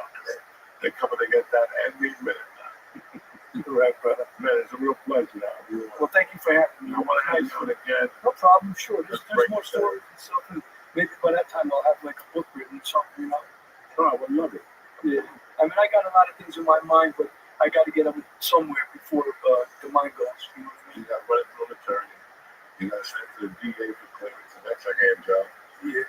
I don't know if I got to do that anymore because I'm retired. I don't know how to. I can call you back in and bust your ball. Yeah. But it's pretty interesting. This is the most interesting thing I'm going to tell you. You can fuck out of here. Yeah. Fuck up was on the podcast before the pandemic. What's his name? The Wolf of Wall Street. Oh, That's like he's Jordan Quaver from the fucking 80s. Oh, the Wolf of Wall Street. That was Jordan Buck, the movie. Yeah, I know what it was. But he showed up program. Yeah. He was on the show, the real deal. Yeah. Came on the show, we were talking my shit. And Russell goes, I don't know if you know I wrote my story. And I go, why? He goes, Charlie was my jailmate, my cellmate. Oh, okay. And the federal, he told me, he was telling me stories about the stock market. Yeah, because all the mob guys were, that's what they were doing. Yeah, that's what they were doing. A couple of names, you know, but what they were doing, you know what they do. Yeah. They push some stocks, and these guys don't even have licenses, and then they close it down, and they short it, you know, and that was, you know, we were looking for a lot of those guys, too. But, I mean, yeah. he talked to me right now. Yeah, that's my point. And it's That's what I'm saying to you. You sitting there, boy, write a fucking movie. Yeah. Just to give you a heads up, he is going to take 10 kiss just for as the manager. 5 is 5. You can have more than that. Yeah, He's family, bro. How can you always charge me 10? Because you got to fight. I gotta hold your hand. You're gonna call me at night. Can I make the right move? I need that in my life. 2 in the morning. What's up? I can't sleep. This manager's got me going crazy. I'm over here, you know, dreaming about fucking hanging out with the DA and all of a sudden. Yeah, well, it was nice coming. Nice you're a great guy. All you guys are good guys. You put some great fucking empanadas.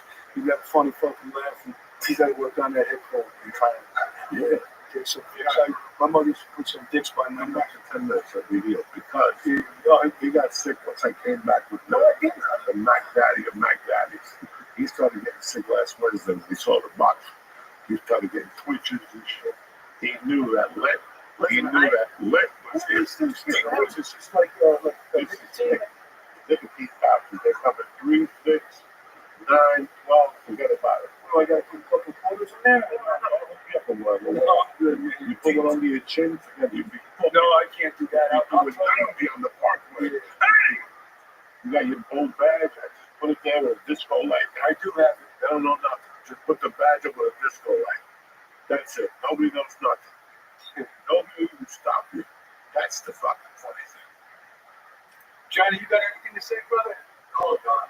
Don't get him started. Don't get him started.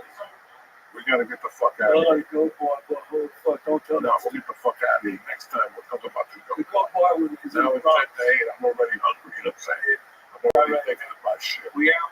We out, right? Fucking whatever. Lee, where you at this weekend? March 29th, Broadway Comedy Club, 5:30 p.m. Look at them. Don't forget to be there. Austin, Moon Tower is officially sold out, but you got May 18th at the Parks Motherfucking Casino. Yeah. Right? Or August. May. We're working on May here and come out. That's it and that's that. I'll keep you posted. Lee, that's all you got. That's all. I got Josh Wolf at Stanford Comedy Club. You go to Stanford? What do you want to say? Stanford, New York Comedy Club. Stanford, New York. Like Stanford, Connecticut. I think you're going to York. That's a complete other story. I love you, savages. See you next week. Have a great weekend. Get ready for April.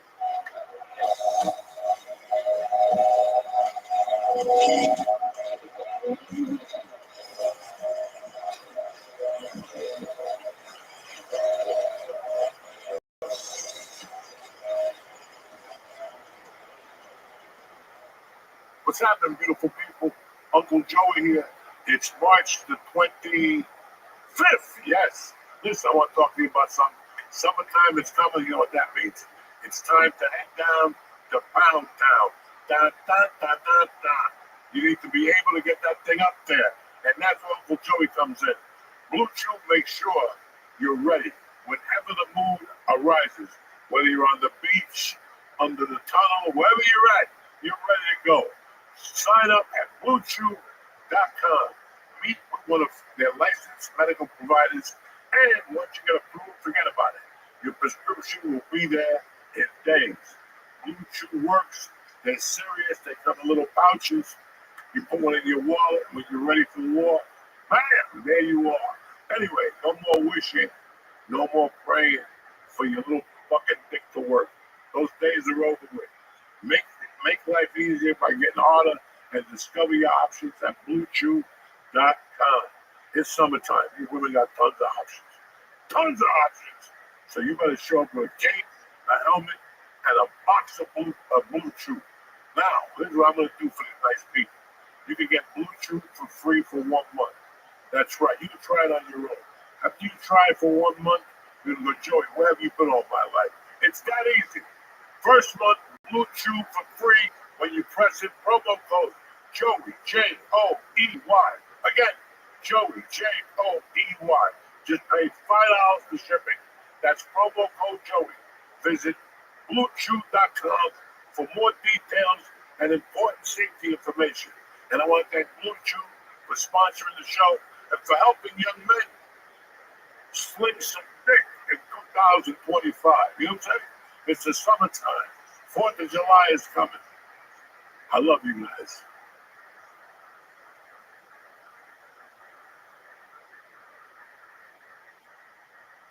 What's happening, you savages? Happy belated St. Patty's Day. It's a beautiful day to be alive. Tuesday, the 18th of March. The Church, New Testament, is here. What's up, beautiful people? Uncle Joey here. If you want the maximum out of your sex life, you need Blue Chew Max. It combines the active ingredients like Viagra and Cialis into one chewable tablet. Bam! This baby's going to get the job done for you quickly. It acts fast, and it seriously lasts. And if that's not enough, Blue Chew's online service sends you ED meds right to your door. Nobody knows nothing. You talk to the doctor, he approves it in 2 days. And listen, in 3 days, we'll be jumping up and with a new margarita. You know what I'm talking about? Getting started is easy and totally online. You chat with a licensed medical provider, and if you're approved, you get your prescription in just days, guys. And listen, whether you don't have ED or you do have ED, no matter what, you should be showing up with 3 guns. You follow me? She's not going to want it. She's going to call you the next day. What'd you hit me with, Papa? Anyway, make life easier by getting harder and discover your options at BlueChew.com. And there's a special deal for the Church New Testament family. You're going to get 1 month of Blue Chew for free. That's what I'm talking about. Okay. It's March, what is it? March, April, forget it. You start now in March, by July, you'll be savage. You understand me? So do yourself a favor, go to Blue Chew and press in promo code Joey, Joey, and just pay $5 for shipping to get that party started. You understand? That girl will be fucking up and down when you get through with that Blue Chew pill. That's promo code Joey. Visit BlueChew.com for more details and important safety information. Like, don't eat 10 of them, you know what I'm saying? Then you really fucking knock people out. And I want to thank Blue Chew for sponsoring the show.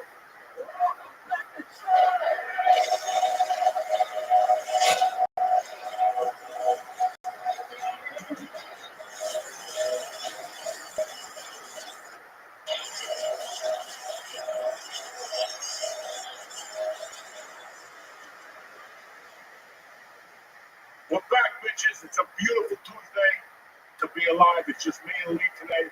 Just how you like it. You know, you guys, you put a fucking girl on you, you don't like her. You put a penguin on there, you don't like it. You know, you guys don't like nobody. Who's the penguin? Who is the penguin? I don't fucking know. I get emails. Why'd you put the girl on? What the fuck? How many boys can you put on there? How much dick can you smell? You know what I'm saying? You gotta bring a woman in here and give her that fucking touch from time to time. I love having women in because listen, I learned from her. She was great last week. Yeah. So was the Italian princess came here and enlightened us. You guys are, why does there have to be a girl on the show? Well, it's better than looking at a fucking guy all night, right? What the fuck is wrong with you people? But anyway, the co-host tonight is the man himself. He was a little fucked up the last two shows. Oh, I wonder why. Today he went to a rehab, he went to a meeting, and he's making a strong man. I'm like, I wonder why. What the fucking difference? This is the church. This ain't no fucking daycare. Yeah, I'm not going to get down. This ain't no, you know, I know, like, but then why are you saying I was like it's like a mystery why I'm fucked up? Who's not got going around New York? I said, no, I believe I gave 2 grams of blood. No, you did not. Maybe 2.5, maybe 2.5. First of all, you sent me pictures of a scale. Because I told you, I've been taking 3 grams on the road for a year. I know what it looks like, and it doesn't make no sense. 3 grams is time. Well, then tell me what I'm taking. Don't say I'm taking it. I'm taking 3 fucking grams. And then, last week was the best. We got him on timer now. You fake this. I mean, there's no time. Because it is the biggest store. Also, he wants to tell you stories. No, he didn't. Like, He looks around. I'll fucking give him a cheeseburger. He'll put that thing down. Okay? Give him a mushroom. He's looking around. Yeah. I never want to take this with Wolf Diamond cheeseburger. Last week we brought the meatballs, special meatball kid out in Rutherford. This fucking guy. I go, get a piece of bread with a meatball. Just put the mushroom in there. What does he do? He's sitting there cutting the meatball. I didn't cut a meatball. I didn't. I took 1 piece of bread and put the mushroom underneath it and put the meatball on top. That's all I did. Just now we did 2 little pieces, 2 little pieces of chocolate. What's level here? I ate things and the chocolate before him. And that's a fact. He was somewhere looking around, dropping it. Yeah, because you eat the mushrooms He's dry. squeezing it with his You know, fucking that hospital juice on. and sweaty hands. What the fuck do you think is going to happen? I never said that you don't eat mushrooms quicker than me. You do eat mushrooms I quicker eat than me. everything with it. When it comes out to a cheeseburger, you fucking beat me or pizza. So Yeah. and I told him, I said, listen, you want to eat the mushrooms and the chocolate, put it in the pizza and fold it. Where's the pizza? I don't see any Because pizza. when we have pizza, I don't know. I did that. And it needs is 25 milligrams. That's all they sell. You can't get it. No, hold on. You tell you every week, take edibles. And the strongest they sell in the between Massachusetts and New York is 25 a piece. Maybe 50. I've been taking at least 5, not 8. He takes some of his girls, they rub each other's back. We're not They rubbing watch some fucking movie on Lifetime or some shit. First of all, that's good programming. Don't eat. On Lifetime, we go for the kill. Here's the coach. Yeah, but I'm also out every night. I can't go out. What Fucked up every night. No. Yesterday I had a half a chocolate bar. I buy those GMO things with a syringe. I can't smoke anymore. So I went to the weed store a couple of weeks ago, and he goes, Joey, if you can't smoke, put the syringe in with that GMO in it. Oh, the RSO? Holy shit. That's good. I just had that. Dog, I haven't put out. You know that? Oh, Last Tuesday, it was like 7 degrees out. I sat there for one. And they came back. I was supposed to know too. Like, you enjoying the sun out. I'm too fucked up to get up. I'm enjoying the sun. I'm fucked up. Dog, I was fucked up out there. Just my little rocket chair. The cat kept coming out. I would pet him. And he'd go in. Then he'd come out there. He'd come back. No. I'm too fucking high. I'm not getting that one on a Tuesday. yeah, okay, that's great for you. That's good. First of all, I have a day job. Second, which it's fine. But I'm out on the. Everyone, you keep telling people by come hug me. I'm not home by 9:30. Oh, I'm never home by 9:30. Mama gives No, you I'm not home by 9:30. Jesus Christ. 9:30. I've been home at 9:30 in 6 months. I'm back. I'm home now. Fucking 9:30. I'm getting. Oh, 9:30. You lose a good life this fucking I did, clearly. I do live a good life, but I'm also not home at 9:30. You 5 milligrams. I am not. Yesterday, I didn't do shit Friday night. I didn't do shit Saturday. So Sunday I woke up and go, I'm going deep today. I went to the gym. I did this thing. I had a half a bar with that fucking. I put the whole syringe on. I'm up to the whole syringe now. I just. How long has it been? A week? 35. Just one big fucking squirt. I ate that chocolate. Let me tell you something. Then I went to my buddies and I the mushrooms with me. I ate it with a beef sandwich. I was fucked up last night. I woke up this morning, I couldn't even talk. I was so fucked up. And I got right back up, washed my pussy, and I got out there. Before I went to the dentist, I went to the gym, rode the bike. I was a little dizzy with THC. When I got to the dentist, my friend said to me, Joe, you look a little out of it today. I told him, I grew up with it. I don't feel out of it. Because I got fucked up last night. First of all, you realize this for everyone who doesn't know, that's what they give cancer patients. And how long is that tube supposed to last? 2 days. No, it is not 2 days. Second of all, this is why you have high They tolerance. don't give those for cancer patients. Yes, they do. That's exactly what it's for. This is why medical marijuana exists. Because I don't get cancer. That's what it is. Okay, so you gotta beat the cancer. So why let it get to you? Then you're gonna start doing it too. Beat it now. Well, this is not to beat cancer. Well, what do you bring cancer for? Because it's the It's a fucking death. So now you're gonna blame me if you get it? No, but I'm just saying, who brought cancer up? You did. That is true. I'm very sorry. I don't fucking believe it. Just eat the fucking mushroom. And I've been gone for half an hour. I need some more just to show people how slow it takes. That's what we'll do. You want to do a video tonight of me doing a reaction to some black guy eating a rat? I'm not doing it. You really wasn't gonna do that. I'm not doing it. I'm not We're gonna have a fucking. We're gonna do a video tonight after this of how long it takes you to get eaten. I'm not even more mushroom. Why not? One more little tiny fucking. Yeah, one more little tiny. Watch how long it takes. Takes me a You have while. I to don't put want pepper that. on it and salt. First of all, it's honey, which you never bring. See, the last Brought thing honey you last I knew week. you were saying this. You brought mushroom honey. Yeah. You're the only person in the world who gets high on edibles and then is like, I have the monkeys. Oh, let me eat some more edibles. No, I don't think you do. What do you want? It's fucked up. We're training. You can't keep saying that for what? 8, 9, 10 years. If you go in trade, you don't know what's going to happen. You don't know what's going to happen. Well, any day now, Russia's just going to kill Ukraine. They run out of money. That's almost over. And I'm not over that. With this Ukraine shit. It's big bank, little bank. We've been doing it for 2,000 years. And you know what I'm saying? Well, let's say if they get Ukraine, right? They're going to come up to the fucking Jew things. You want to catch you. You want to be trained. If they get all the way over here, They try to do edible. listen, when word reaches the U.S. borders, I'll take as many mushrooms as you want. All right. Well, don't complain to me. Because I'm not going to give you mushrooms. I don't feel nothing. I'm like that now. You can keep fucking sticking it to me. I'm sorry. You're going to be that way. And then you're going to keep cranking. I need to have some meatball. There's no fucking meatballs in Gaza. Okay? Yeah, because they don't have pork in Gaza. Jesus I Christ. mean, I live anyway. I'm so sorry. On a positive note, you're so sorry. I'm apologizing. My training means with the Marines. We're not in the Navy, we're not the Coast Guard, we're not the Army. We're fucking Marines. We're doing that first. So, that's what we do. We're the ones that go in there and get blown up or lit on fire. Oh, You know. so if I'm free-lighting myself on fire? Sure, why not? You're Jewish. Yeah. You gotta be prepared for the unexpected. You gotta be prepared for the unexpected. Look at all the Jew people around the world right now. You don't know. You might be walking down the street. You keep saying that. One guy keeps messaging me. You get mugged yet? You get mugged yet? You get mugged yet? You get mugged yet? You get hit in the head. I don't want to get hit in the head.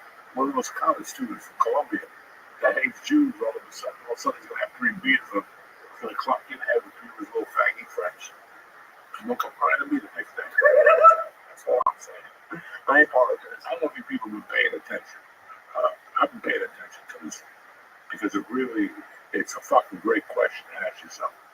Today, basically, the 14th, was 5 years since the pandemic started.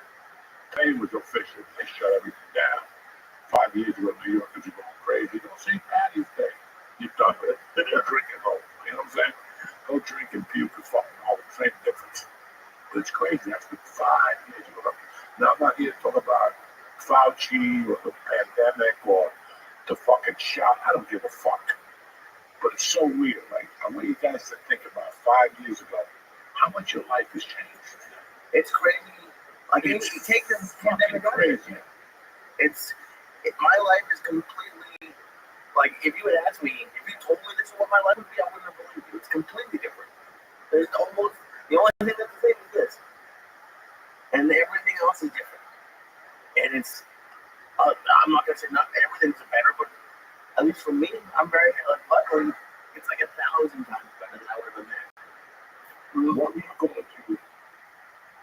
when they said everything shut down? When we were living in LA, I have no idea really what I was, but I was close to 300 pounds, if not over it. Over it. Well, the thing is, when I didn't know, well, I think so, because by December, I was 236. So between March and December, I'm so probably close. But I was single. I wasn't very happy. But the weird thing is, like, I thought I was. I didn't think I was unhappy. There were parts of my life that I wasn't happy with, but I didn't think like this is probably the happiest I've been that I can remember in my adult life, which is crazy. But like comedy I was having a blast at comedy. But honestly, I wasn't tired of it, but it was just I was really only doing open mics, and that can get a little bit old. And I was single and living in LA, and yeah, it's my whole life has done like a complete 180. How's your mind changed since then? Well, it's kind of weird. I have like two different minds. I like stand-up mind and like a personal mind. My personal mind, I feel like I've gotten stronger. I've had some good and bad shit happen that like I feel like I'm definitely stronger. But we were talking before the podcast started about experience, and it's just until you experience certain things, you don't know how you're gonna deal with it or who you're gonna be. And like moving like this move that I did over the last 6 months has been like a lot of good and a lot of bad and a lot of like it's not easy. Like it's not that my life was easy in LA, but it was a lot more comfortable. Really? Yeah. I mean, yeah, we did the podcast twice a week. I was in the same apartment for 6 years, and I wasn't really challenging myself, I guess. Oh, yeah. Yeah. And I like, the weight loss, you can say, I joined the gym 2 weeks ago, which I would have never baked me for years to do that, and I never would. I went to two classes. I went to the yoga class, which I thought was going to be easy. Turns out yoga is not fucking easy. And then I went to a class the next day that made yoga look really fucking easy. I can't tell you, to take comedy out of it, how happy I am. Like, I don't know if anyone else watching this can relate to it. It doesn't have to be New York, but for me, it's New York. For me, New York is like always been the place I wanted to be. And so for me, I'll just I'm gonna be. I was waiting at the train station yesterday before it set, and there was a band playing in the train, and this is you're gonna make fun of me, but I teared up a little bit, and I'm not really a crier, but I'm like, I don't know, man. There's something about if 16-year-old me saw where I was, like he'd be really fucking excited for what, and I don't know how excited he would have been looking at 31-year-old me. It's been pretty crazy, and it's crazy because it's a lot's changed in 5 years, but it's also been like the last year has changed a lot of things for both of us. I mean, I'm from a completely different person. The last week, I was thinking about like fucking same as the other pandemic. The 14th was on a Friday, and I got the call to shut down the movies, the store, and all that. And then Monday was official. And I don't know, you guys were thinking fucking crazy. I was doing 4 theaters a weekend, right? 2 podcasts, 4 fucking planes. I was trying to raise a daughter, and I was fucked up 3 quarters of the day. Fucked up. Edibles, getting up at 7, doing 18 bond hits. It was just too much. And it was, you think you're happy. You pick up money, you're doing stand-up, your sets are good. The store was fucking at its best ever. Yeah. I'll never forget the day they said, we're done. And I just was like, thank fucking God. And they were like, yeah, I'm not opening up in June, not for me. After the 3rd day, I'm like, what the fuck is going on? this was the perfect opportunity. When I came back here, this was the spread of me. Like, what the fuck am I doing now? Like, I really was, I'm telling you, to eat at night over here. You know, by now, I'm like, what the fuck am I doing now? Like, and then I went back, and that pandemic hit, and I was like, thank God. And they called me, like, you want to reschedule your dates? I'm like, leave the fuck alone. I'm not rescheduling shit. Call me when this is over. Oh, it's going to be over in September. You better be prepared. And they kept calling me to go to Florida and Texas. They're wide open. Like, 2 weeks, like, yeah, go to Texas. Agents calling you. I guess Pennsylvania was doing comment. Like, guys, I don't think you heard me. I ain't going nowhere. They were fucking getting pissed. Really? Oh, because I was like, they're like, what are you going to do about these dates in July? Do you want to keep them? Do you want to reschedule? Cancel them? And they're like, what do you mean? Cancel? Give them money back. Don't reschedule. And then I moved it on.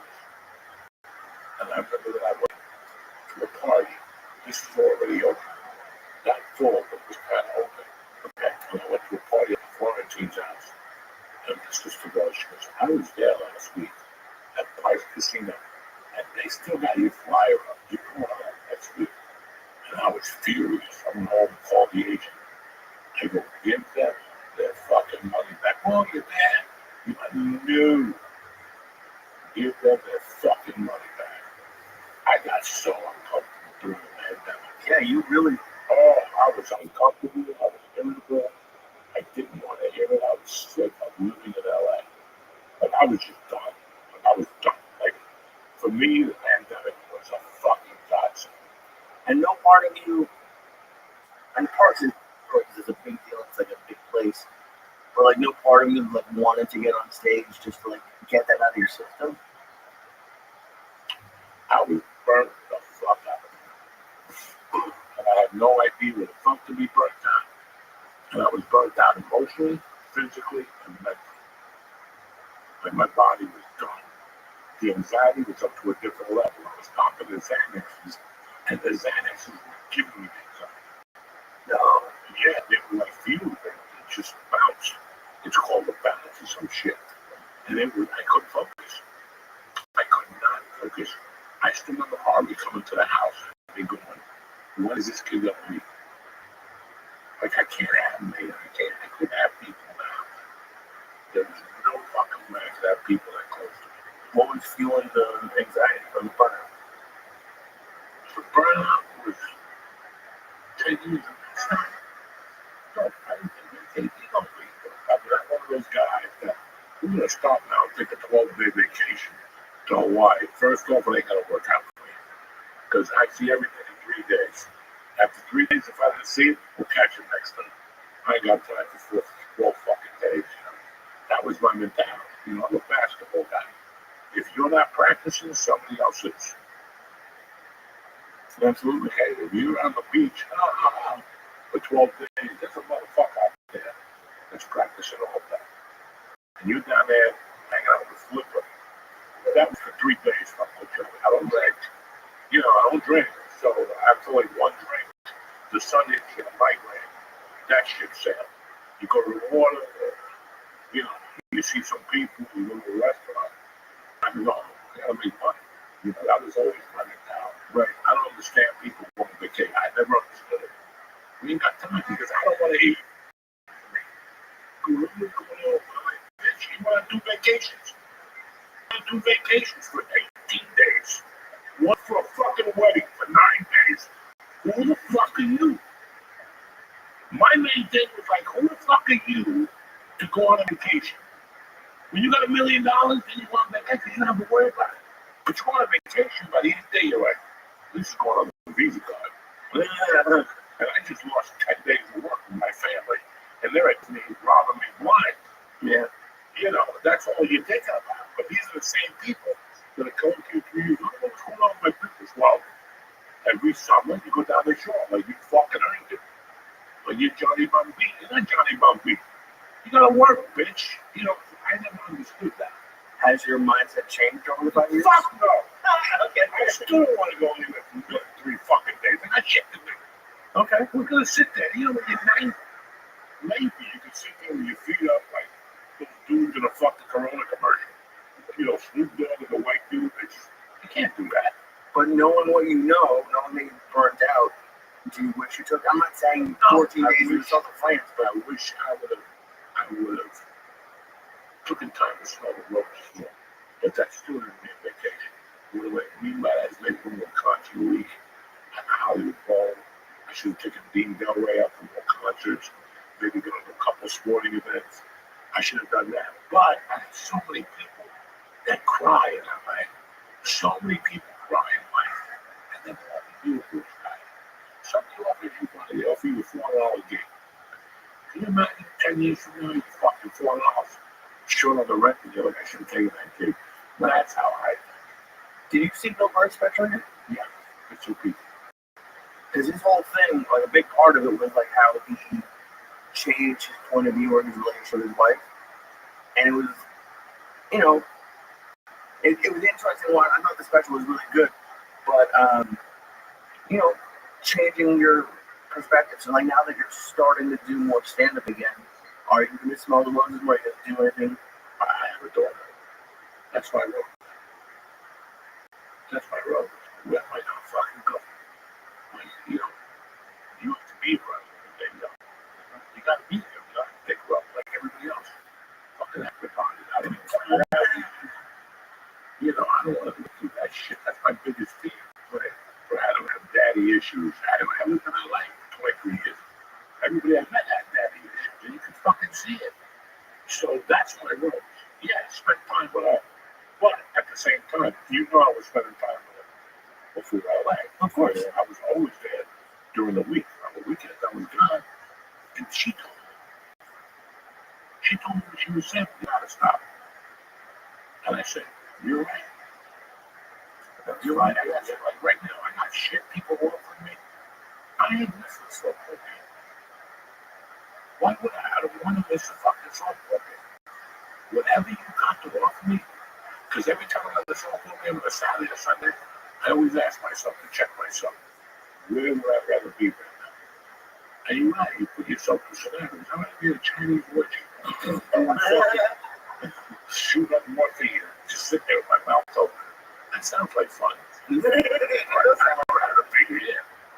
Okay, so that's how I feel. Like I can't sit on the couch all day on a Saturday ever again. Like ever again. Well, I did it for 30 fucking years. I did it for 30 years. To wake up on a Saturday, have a great breakfast, take a walk around the town, and now it's 1 o'clock. And your show's at 8 o'clock, and you gotta sit in your hotel room. You go to a movie, and then you call home, and my wife's out with the girls, and they're jumping up and down, the kids are yelling, and you gotta sit in your lonely hotel room, listening to these kids having a good time. Right. So that was my smell the roses. Ever since they put me in a fucking hospital a month ago, 2 months ago, 3 months ago, I looked at my wife and I go, this is completely different. So I changed my perspective. It's completely different now. You know, I always love my wife. You know, I like to strangle her sometimes. I love my wife, like 25 years. But you have to look at things a lot differently. But that shit I was doing in LA, like I told you, like I would take a boxing class or whatever, kickboxing. I get 16 calls in 45 minutes. I have to get up and go out and get out for nothing. Nothing. You can tell me the shit later. Nothing. Once I realize that I'm not picking up your phone call. Let the fucking call 80 times. I'm not picking it up. 16, 17 phone calls in 45 fucking minutes. Hi. I'm a kid. I don't know what music you want to listen, man. Go fuck you. They bother you.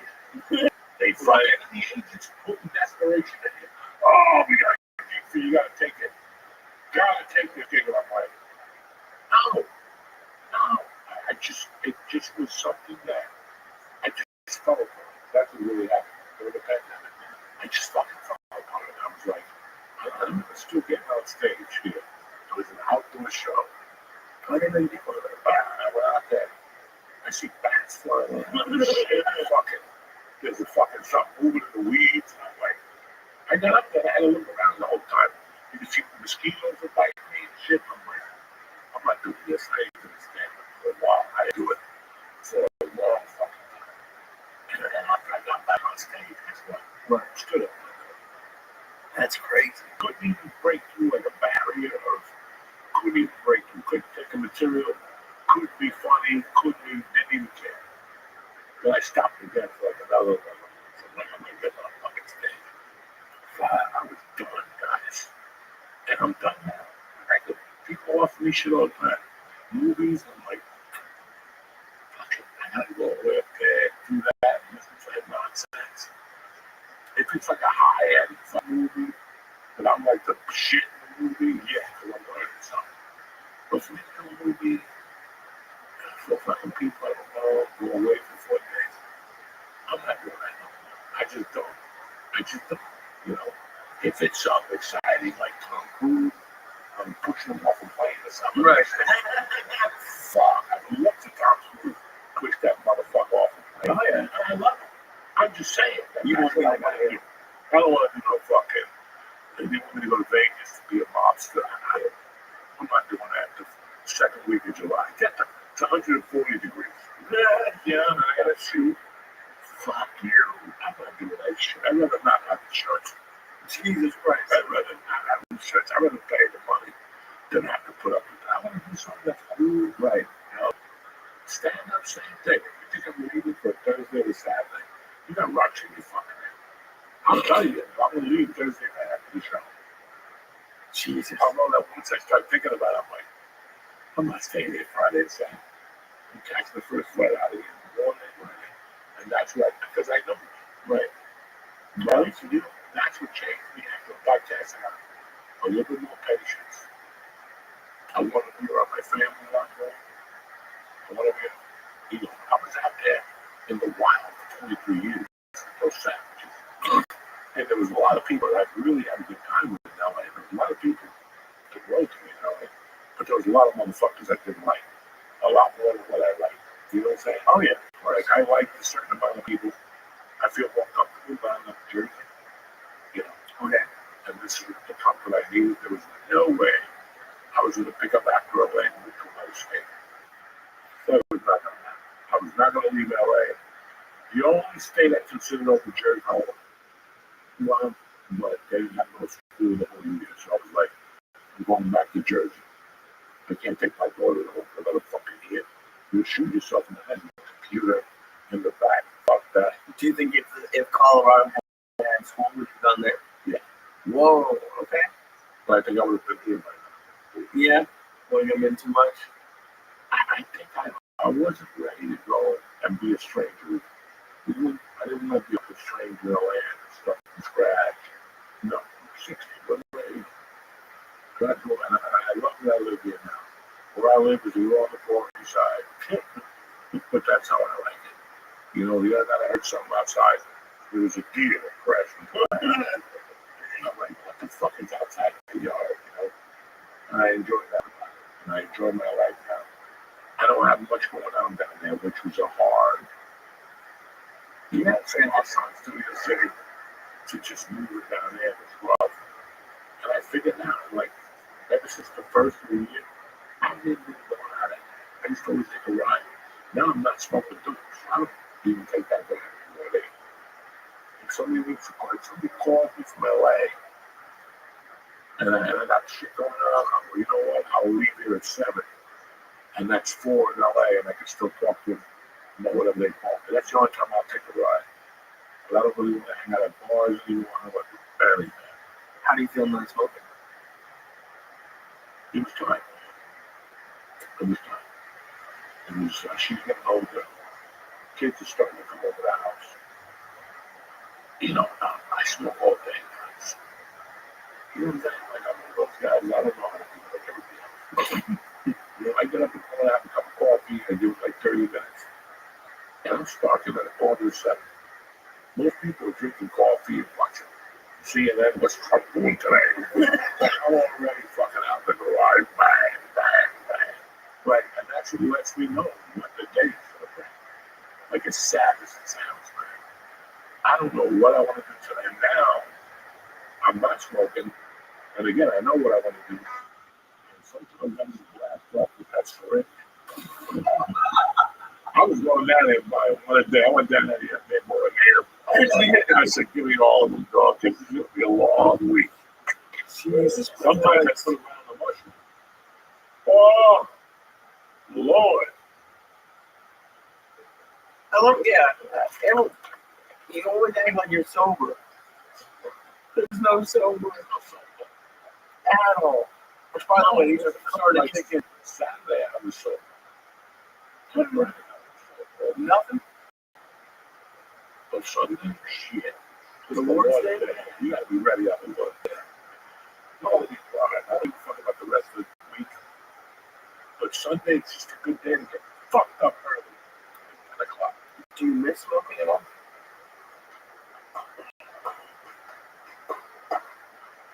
Yes and no. And I would think it's really take the blood, you play, you eat, you know, go and get it. It's good, 38%. You fucking dry it. You know, I have systems in my house. I have like the drawer, it's wet. Then I dry it in here. Then it gets promoted to the top shelf. And I was smoking. I have like 4 kinds up here, but I have 3 kinds down there. So I have like this little game. Yeah, of course. Now the little game is over. Well, you did it, I don't know, 40-some years? 50-something years you smoked? Every day? Do you ever, like, think, like, fuck it, I'm just gonna smoke? No, because I don't want to end up back in my house. But it doesn't make it. Listen, I don't know if that's what it was, but I know that I've been out of the hospital now for 2 weeks with no problems. I'm not fucking gagging, I'm not choking. So let's blame it on the smoke. Yeah, I'm sick. I'm not feeling a lot different. Shit, I gotta do what I gotta do. You know? Right. But right now, who knows? I'm the type of guy that once you're off something for a while, just go, why don't I go back to it? I'm already off this for a month. Now I'm gonna start this up again. Which, and for me, it wasn't funny. Right, exactly. Because I had to go down to the beach for every 2 days and mix the weed around. You gotta find it. There's just so much weed in Jersey. So you're looking at 3 stores every day. I'm looking at 3 different websites when I wake up in the morning, looking to see who's got the best weed. I don't need that shit no more, man. I'd rather put my energy in whatever the fuck I'm doing now. Right now, I'm just trying to get healthy. I got a couple shows coming up. I'm gonna do the best job I can do. That's it. I have nothing else on my agenda. Everybody else is suck back there. And how does it feel? Because like, I'm trying to compare you to me, or even just you 10 years into stand-up. Like now that you have all the power and all the control. What power and control? Because you can say, what do you mean? Maybe not, but to me, in my head, you could call any club in the world and be like, I want to come in, boom, boom, boom. I want to come in tonight. And you would never bump anybody. No. But you, at least for stand-up, the world is open to you. That's the way I look at it. I'm sure there's some clubs that may not like you or whatever. But like to not like that. Exactly. But like have that control and to be able to say no, like to say no to some things. I'm sure you 10 years from now, what the fuck are you saying no to? It's the secret to this. Here's the secret to this. You really gotta think about this. You always have control. You just never wanted to impose it. How? And as you, like I told you, I had a rule after the 3rd year of comedy. I don't mind coming into your club and showcase. But I would make that up. And as you ever say something that you say it, you know you're fucking up. Because I was saying it, I knew I was fucking up. But at the same time, it was saving me 6 months of my life. And I would call on Joe Diaz. Yeah, you're funny. I'm not coming to do a showcase. Well, I'll be there Sunday night. Sure. And I would say it just like this. 3 years in, we're coming down there on a Sunday night with a showcase for you like a gentleman. Off the stage. Is there something you're going to be there to give me a week worth of comedy? Now, that's 2 things. You're already, the season's here, that I want to book. You know what I'm saying? This is tough to say this in life. Yeah. And number two, I don't want to go up the stage after I kill. You tell me a story that you're going to tell the owner. Right? You just some $100 a night manager. I'm not going to be a fucking club. And they would hang up on me. Holy shit. Some people tell me to fuck myself, but I didn't give a fuck. Saved you. That little control thing was the whole thing that at least I got. Then they started with the send the tape. How many tapes I sent in my life? One. And it was better. Fuck you, man. We've always had the control. It's just we don't take it. But then we get pissed off when people walk all over us. Right. I ran into a situation. I wanted to fucking yell at someone yesterday, but he's associated in a way maybe with a club that I want to work at. And they're not. Right. They're not. Right. Because they're punks. And they're going to threaten you, and they're going to say you'll never work here again. And by the time you're rocking and rolling, they're not even in the business. Like the people that were in the business of 1987, when I got to LA, they were laying grads on the valley. I never saw them. Right. They got the real estate, the .com business. Right. Yeah, they got into .com. Whenever we left, and never we got into that business. Yeah. A lot of those people left. So these people are the ones that feel like, oh, I'm going to wait for you to come to the club and do that. That's control. Anything knows a comedian knows, you don't tell me what the fuck to say. Because whatever you tell me not to say, I'm going to go up there and say it first. That's why you don't put no boundaries on a comedian at all. So when I walk into your club, you're like, oh, excuse me, I don't want no fart jokes, no poopy jokes, bitch. I'm going to open up with a fart joke just to piss you off. Yeah. Okay, I saw this guy, Kevin Fitzgerald. Kevin Fitzgerald, you two guys are all young stuff from Georgia. Kevin Fitzgerald had a show on the Animal Planet. He was a vet with white hair. I don't know if you guys know. That dude will fucking pick your throat out. You know, he was in Vietnam. He was one of those crazy motherfuckers in Vietnam. Then he came back on the GI Bill and became a veterinarian. And then somewhere on the way, but before that veterinarian shit was the Stones bodyguard. He was on tour with the Stones when that shit happened. They got stabbed and Altamont and all that shit. Kevin Fitzgerald, you look at him, he looks a little weird, but that motherfucker got stories, and that motherfucker dangerous. So, in 1993, he was at the Comedy Works, and he did a joke about, this is your brain, and this is your brain on drugs. Only can be the hey, and when he got off stage, the big guy came up to him and goes, Bill Hicks was doing an opening for him. Mr. Hicks said not to do that joke. Next time you guys thought about it, he goes, fuck Bill Hicks. He went up there and did the joke. The Boston guy came up to him again. Kevin goes, I would take that fucking throw that. But Bill Hicks came up to him and said, hey, we told you not to do that joke. You're on tour. Fuck, I would do that. I would have done the joke. Guys, you have to somewhere as a comic say this is what I'm gonna do, and if you don't like it, I'm leaving the fuck out. But that's what when they tell you, like, you can't say this at my club. Well, you called me, number one. And number two, I'm saying what I'm fucking saying. And if you want to hire me after this, that's fine, right? But don't you ever fucking tell me what I cannot do.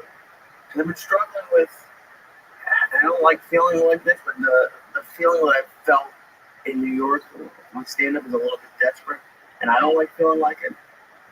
But there's just no, you're just kind of out there. You're out there, bro. And with like, it feels like the Titanic, when the Titanic sinking, everyone's in the water. That's where I am, right? Oh, well, yeah, right now for sure. But I'm just talking, like, just even comedy-wise, you're just waiting for someone to help you do something, and like, if someone told me I don't want to hear this joke or that, like, okay, whatever. You know, be desperate, but always have your fucking back. I don't like You feeling know, that bad. right. You know, it's like when I stopped doing coke. I was a complete different comic, complete different individual. Because I had it rough really bad. God forbid I can't get my package done. Right, fine. So, never mind the club or whatever. I was always concerned about that. Once I took that out of my life, it was completely different. And that's when my career really started. because I started telling people that this is the you gotta look something. Now, if you know any of the stories about it, I didn't look something feature. That's I crazy. didn't give a fuck. I didn't know it. But you don't know. That's the attitude you got to people. I thought you for a second. It's Sunday. Would you make your mother come here on Sunday? No. Then maybe make it somebody else. Don't you know next time you work Sunday? I look at you like, it's the truth. It's like one of the ancient qualities. There's a lot of mission for you at 5:30 downtown LA. Again, would you send your mother down there at 5:30? No, I wouldn't. Why are you sending me? Call him, give me a decent time. And no, I'll let call him, give you a decent time. Right. But like that's where I was going with it because they'll give you the time because they like you, they want you. If you're just a nobody at the beginning, fuck you. You don't want to come to 5:30, then fuck off. People are the stories and you know, Right. but it was a sport. Of course. Okay, 11 films, one of the rocks. Right. Midnight with a bunch of fucking, what do you call them, kids in public? The hipsters, Whatever the fuck they are. Little fags, whatever, sitting there with the little fucking raccoon eyes, whatever. Right. Well, yeah. It's completely different. Of course, but I still remember doing open mics at 2 in the morning. And I decided I wasn't going to fucking do it anymore. And then I started doing those early ones, usually, they're fucking working. Hamburger Harry's at 4:30. There's no reason. The only reason to go on there is to get a loose and put it up on the thing. Look, here's my 5 minutes. It's just hanging stuff. They're rough, and I know the position you're in. Right. But you have to, right now, they're giving you a wall. Yeah. You're a smart shooter. You got to figure out how to go around that wall. And they're going to give you another wall. Right. And you have to figure out how to go around that wall. And that's what we're discussing. In the beginning, we got it. So we're talking about how important basics is. Like I was talking about how you take lead on the lead. Fuck my wife. Fuck Mercy. I'm going over and doing everything. And I'll take them to 3,000-seat theaters and do 2 shows a weekend. And after 5 years, we don't be a great time. Until he has to do a show in front of 20 people. He's going to lose. Lose. Your leg's going to start twitching because that you didn't cover the basics.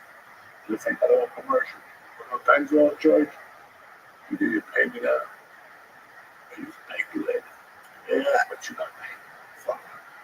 So get over it now. Instead of right now, you're a new man and all that in New York. They're not going to open the doors to you. No, you're a couch. You know that. You got to get there. Now, I'm going to do something I can't do. I couldn't figure out New York, so I got the fuck out of here. Because I didn't know 4 people to bring to the show. Right. Well, George, he would disappear. I was paying $10. I'll be right back. Damn. I want to get a lighter. Whatever. So you can't do bring a show. Right. Fucking animals. I got so lucky yesterday with people. Then spots took them all. We would show up in the spot. But I would stop and go to the coach and do the coach before my spot and have to answer in my spot. Right. So there's always a fucking mic there for me. So I chose to develop in Colorado. Right. But you're doing a great job here. Considering. Now, like I said to you, I would love to walk in with you from here. You can walk in 20, you did leave 10. You look like I do for you. No, And now you're forcing my hand. right. And I've never asked you for that. No. But I Right, because I know it would end. If we did it in 10 different clubs, 9 would hate you, 1 would be like, I like the fucking thing. right. Dude, one of my parents, I don't know if this is something to be proud of or not, but like one of the proud of in LA was that like I never called my parents to ask for money. That was one thing that I just took pride in. And you know, I'm sure there's a lot of people listening who don't, whatever they think about me being a stand-up. I know that I'm working really hard at it, and it's what I want. And I don't want to look back in 10 years and be like, oh, I only got in because Joey called X, Y, and Z.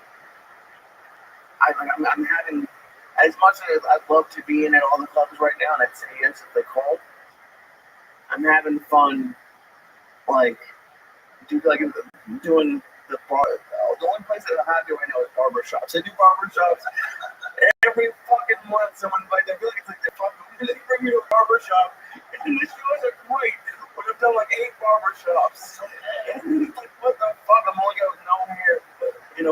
barber shop. But I love it.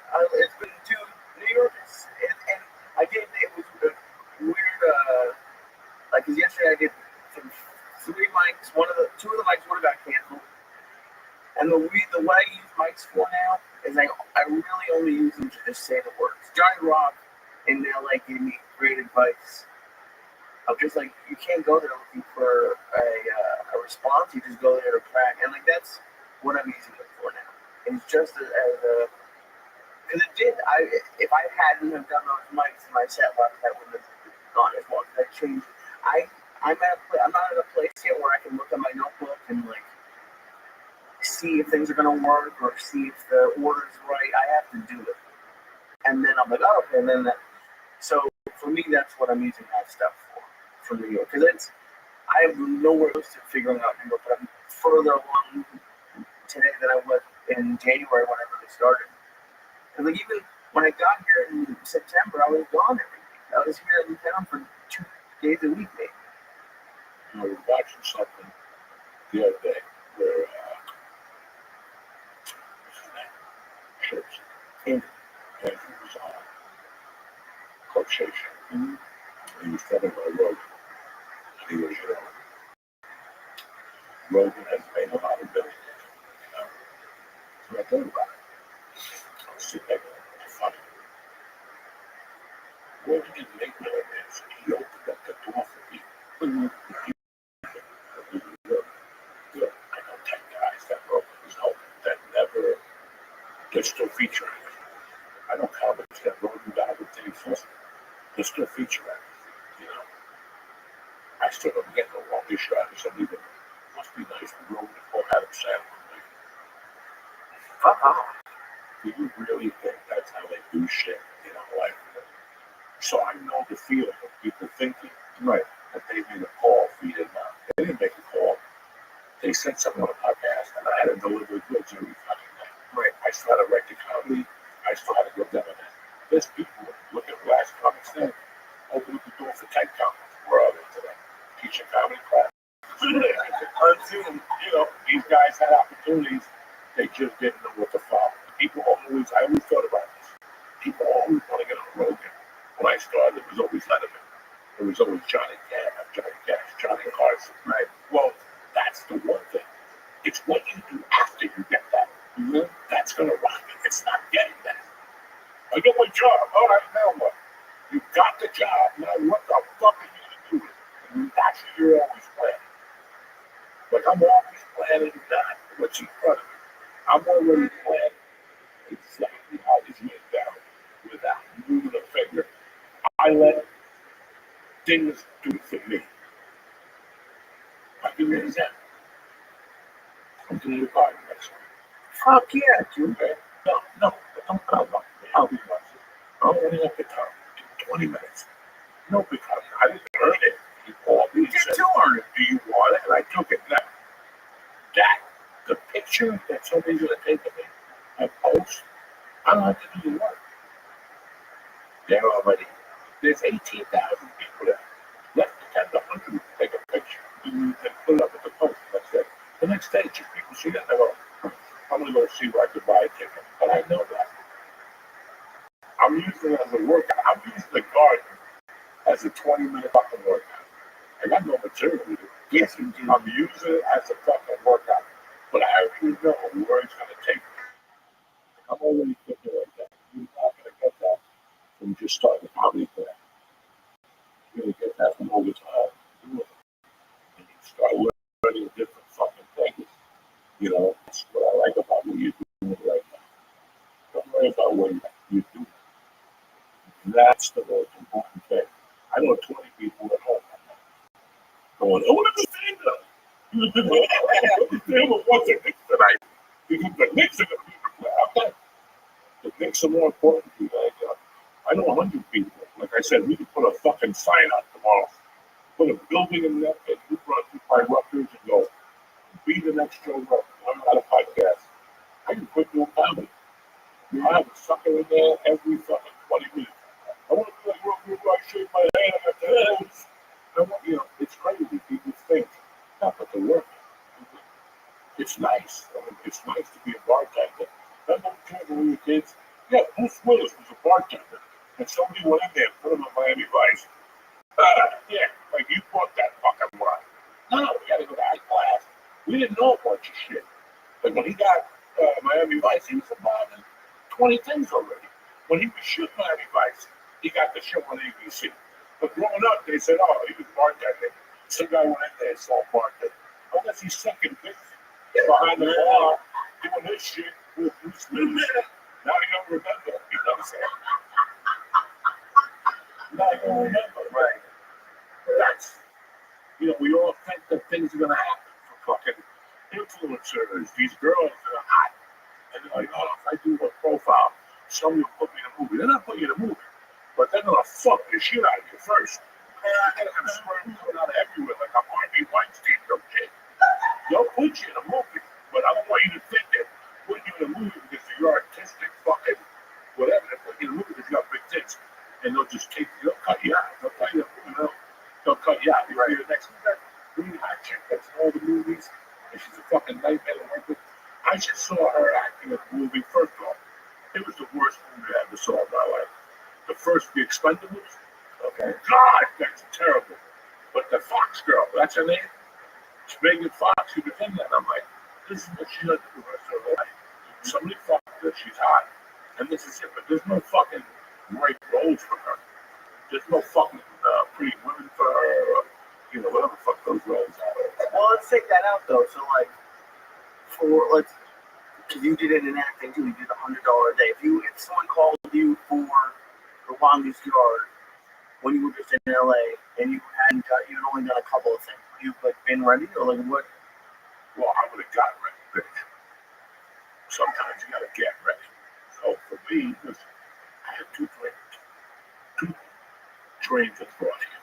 The one train of thought is you could just read a book so much.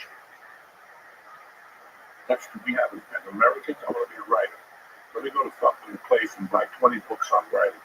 You just kill yourself for 5 years reading. Right, you're going to get good at writing. It's the right. Even if you start with, I'm going to the zoo today. It improves over the week. I'm going to the zoo. It's going to be a sunny day. Today I'm going to kick the fucking apron and stuff. Whatever the fuck you're going to do, that's we become too booky and we think too much. Okay? When I got called for basketball, do you think I went to an acting class before that? You think I knew anything about acting? I knew about Bruce Lee flying through the air, and I knew about The Godfather. I like Marlon Brando, how he acted, but I didn't know anything. I still remember coming on that set of the ball, stepping on your mark, and I'm like, what mark? Like the marks, your marks. And then I remember going to another acting job, and they were saying the same things to me, and I had to tell them, I don't know what I'm doing. I knew it, but they're like, how the fuck, I don't know what I'm doing. And the only thing that saved me was that girl followed me, Sidney Portier. Oh shit, and that was his daughter. And when I was working on delivering Snowmass, Sidney Portier used to come to the video store with that little black girl, and I asked her, I go, you know what Snowmass as a kid? She goes, yeah, all the time, right now. I go, he used to come to the command video. Ask your dad next time you talk. She goes, I'll ask him tonight. She came back, she's like, yeah. Oh my God. I go, yeah, your dad is coming. So she was kind of nice to me. Yeah. She was like, I'll show you what you're doing. I don't know what the fuck I'm doing. Bro, as soon as that movie ended, as soon as that TV show ended, I borrowed money from Josh Wood and I got to do an acting class. Right? He followed me because now I was getting serious.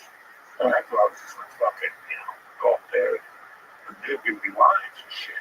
So I didn't know. Oh, did they? You want me to read? Oh, yeah.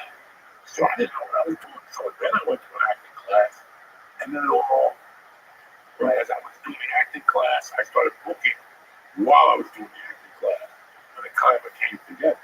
But I didn't just do it. Like, there's people that'll tell you, there's schools in California, if you go to their act, they'll tell you, you can't go on auditions for 2 years. 2 years? You know what? Fuck you. You don't even know what you're talking about because now they get to blend it together. Like they get to go to class. Right. It's like being a union plumber. If you're an apprentice, you gotta go to Peterborough twice a week and learn how to fucking burn shit. You know, and you're on the job. Right. You might start as a laborer carrying pipe, Right. but eventually all that shit's going to mix together. So you're going to be doing pipe, and then you go over there, and they're going to be teaching you how to do the same pipe. That's what it all is really saying. 1000%. But I would never tell you, look at my college student, don't get on stage. No, I want you to fail, right? I want you to come with questions for me every week. Oh, I give my best material, and they threw a tomato at me. All right, let's see. Let's start with the videotape. Let's see the videotape. But that's what I think that people, they get too lucky, and then they'll end up doing anything. Or they get into something without really. So it's kind of a catch. It really is.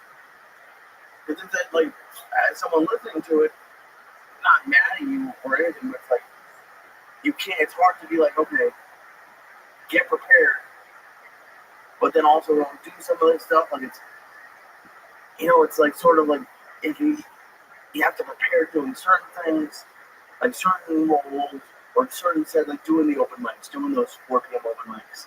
And it's hard to know when to cut it off for yourself. You cut it off when you think it's time. Listen, no difference between a professional and an amateur is an anything. What's that? A mindset. If you really fucking think about it. But there's a lot of people who are really Strong how you use the labor, coming every day, bang nails and shit. But you feel like a labor. Until one day you look in the eye, you really think you ain't got your pay. Right? You know, I do this too. I fucking pay them. No, 15 hours to what you pay me. It's your decision. Even an amateur professional, it's you. It's not somebody else holding you back. You decide you're the one to do this as a fucking profession. They want me to be here at 8, I'm going to be there at quarter to 8. You know, I'm going to be the best motherfucker in this room. That's the difference between an amateur and a professional. It's not. You're right. But then also, and going to all these open mics and these shows, I see it. There's people who have that mentality that you have, but don't have the skill. You know, listen, there's a lot of people who are complacent. And that's the thing that'll kill you the most. Is you gotta ask questions. Right. The cat died 7 times because he was fucking curious. Not because he sat there, you know, looking at his window and the old lady who does the yard every day. Right. The cat was out of the window and goes, look at that fucking bird. The doctor just fucking asked for that. And then he goes out to the bird, fucks him up. He comes in, has a caterpillar, and you follow me. You're right. I'm great, but because there's definitely people, and you know, people could be listening, asking it to me, but like, I know you've seen comics who just aren't funny, and like to make this, if they're listening right now, and they're like, okay, I got to do this, I'm not doing it, but then maybe they're not doing what they're supposed to be doing, what's right for them. You know, isn't that kind of weird? All right, we'll talk about it. I gotta talk to these people about DraftKings and better health first, and then I'll come back and give you time to relax. You can see that. Yeah, everything's moving right now. Yeah, So everything's moving. I'm really trying to keep it cool, to be honest with you. We'll be back in 30 seconds. What's happening, you beautiful people? Uncle Joey here to talk to you about March. When it comes to college basketball, nothing is for certain. You'll watch upsets, buzzer beaters, top picks going home early. Get in a full action with DraftKings Sportsbook. You understand me?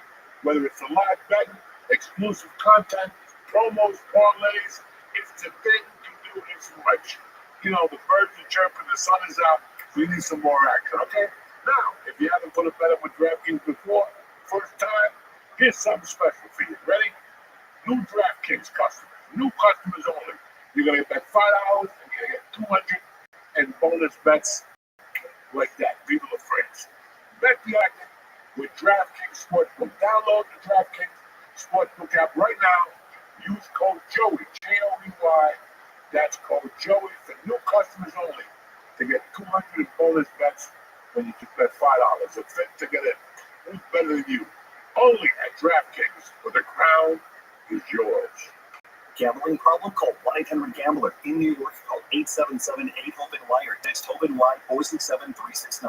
In Connecticut, help is available for problem gambling. Call 888-789-7777 or visit ccpg.org. Please play responsibly. On behalf of Boot Hill Casino and Resort in Kansas, 21 and over, age and eligibility Varies by jurisdiction. Void in Ontario. New customers only. Bonus bets expire 168 hours after issuance. For additional terms and responsible gaming resources, see dkng.co/audio.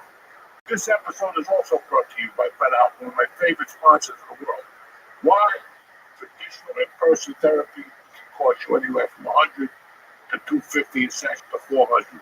With BetterHelp's online therapy, you can save an average up to 50% per session. Listen, the summer's coming, it's that time of the year. Mental health is just as important as physical health. So it's time to give that brain a checkup. Listen, I was with BetterHelp for like 9-10 months. They helped me out a lot with anxiety, to get me tools to work for. What's the color of the wall? Blue. Okay. With over 30,000 therapists, BetterHelp is the world's largest online therapy platform. They've served over 5 million people globally. One of them is me. If you want to switch therapists, you want that, it's done. It's easy to get started. It's easy to fit into your schedule. Your well-being is worth it. Visit BetterHelp.com/Diaz, DIAZ today to get 10% off your first month. That's BetterHelp.com, HELP.com/Diaz. And BetterHelp will help you out. Trust me when I'm telling you. I give you my personal fucking word on this. And that's it, guys. We're back, bitches. Don't forget. If you're hearing voices, BetterHelp will help you. And if, DraftKings, it's March, baby. It's the month you've been waiting for. Anyway, we're back to talk about hearing voices. He calls fucking BetterHelp once a month, this poor bastard. Anyway, what are you talking about? Please listen. Who the fuck am I, or you? Have you had somebody come up here and make a weird remark? Like the first 5 or 6 years you do comedy, people come up to you and make the weirdest remarks. And sometimes your feelings get hurt. Sometimes you don't know how to really handle it. You're just starting out. I don't know about I still remember doing a show in the city in your uncle and a bunch of guys driving me. And on the way back, they're like, you suck. Right in the car. They're like, oh, you suck. That guy was funny. You're not funny. And that's how we were raised. We weren't raised with, oh my God, that was so brave. No. My friends will look at you and go, you know what? You suck tonight. That was God awful. In the back of the car, ready to cry, just doing coke. Like, okay, I suck. And it hurts. It's not cool. So who the fuck am I to tell somebody they're not funny? I think somebody right here, their mother's a whore. Yeah. Somebody, you're really not funny. You should quit this shit. Because there was a time when none of us were funny. And one day you just made a fucking stage for it. It's like anything else. So you've been fucking torn apart for 18 months. And one day you decide to do something and all of a sudden it just changed. With stand-up, it's like people get punched in the head for a living. We thought about that before. They can be retarded after one punch, or they can be retarded after 5,000 punches. You just don't know the punches to make them a fucking retard. He's going to make them call BetterHelp and go, oh, they're going to love this. So I can never have a tell a comic or use me that they're not funny. If they believe they're funny, let them go. Let them go. You'll see these. The more you see comedy, you'll see open directors that show up everywhere and talk to them. And go, bro, I come down here. I do this. I go my voices over my grandmother's basement. They'll tell you what they are. Right. And they just know you really good. I swear to God, I lived in Seattle. Not a joke here. Plenty of open mics children. Some guy got off stage at the comedy store, went to the hotel, and jumped off the top of the fucking hotel.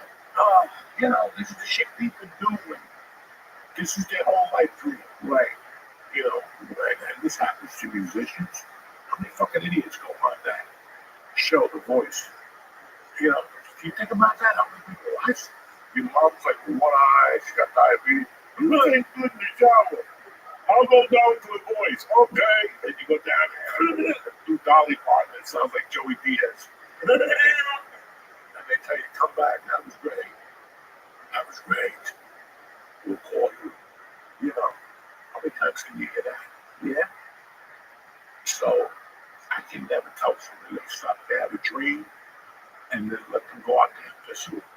But like, have you? And it's tough because I mean that's not obviously a stand up. Now, for the other side of that, let me tell you something. About 10 days ago, Okay. I'm not gonna lie to you, I saw a name from LA that I'd forgotten about. And the first thing in my mind was that I said this to my son, I go, she didn't shoot herself yet. Because, 20 years she's been trying this, right? 25 years on the back of my, I mean, she got there, she was there 5 years before I was there. And she's still doing it, so that I forgot about it. I've been out of LA for 5 fucking years, so obviously I forgot. And I go, she didn't shoot herself yet. That was my first reaction. So I get it. Like right now, I would have left LA in 2013. Wow, I wasted my time for years. I could have done whatever I was doing anywhere else because all it is now, deep struggling. Goddamn, I'm not back to the mountain stuff. And then you just go revive it. And if you do get something out of that, it's like, why am I going to go see him? He's going to get the comedy school. It's a revolving door. Right, but for stand up specifically, you don't think being like at the store once a week helped? Not as of 10 years ago. Wow. It helps you. But if you're already established at the store, I mean, established at the improv, and you're established at the Laugh Factory, why are you still there if you're not acting? You're just going around. Everybody, I'm on the show. It's just a rotating door.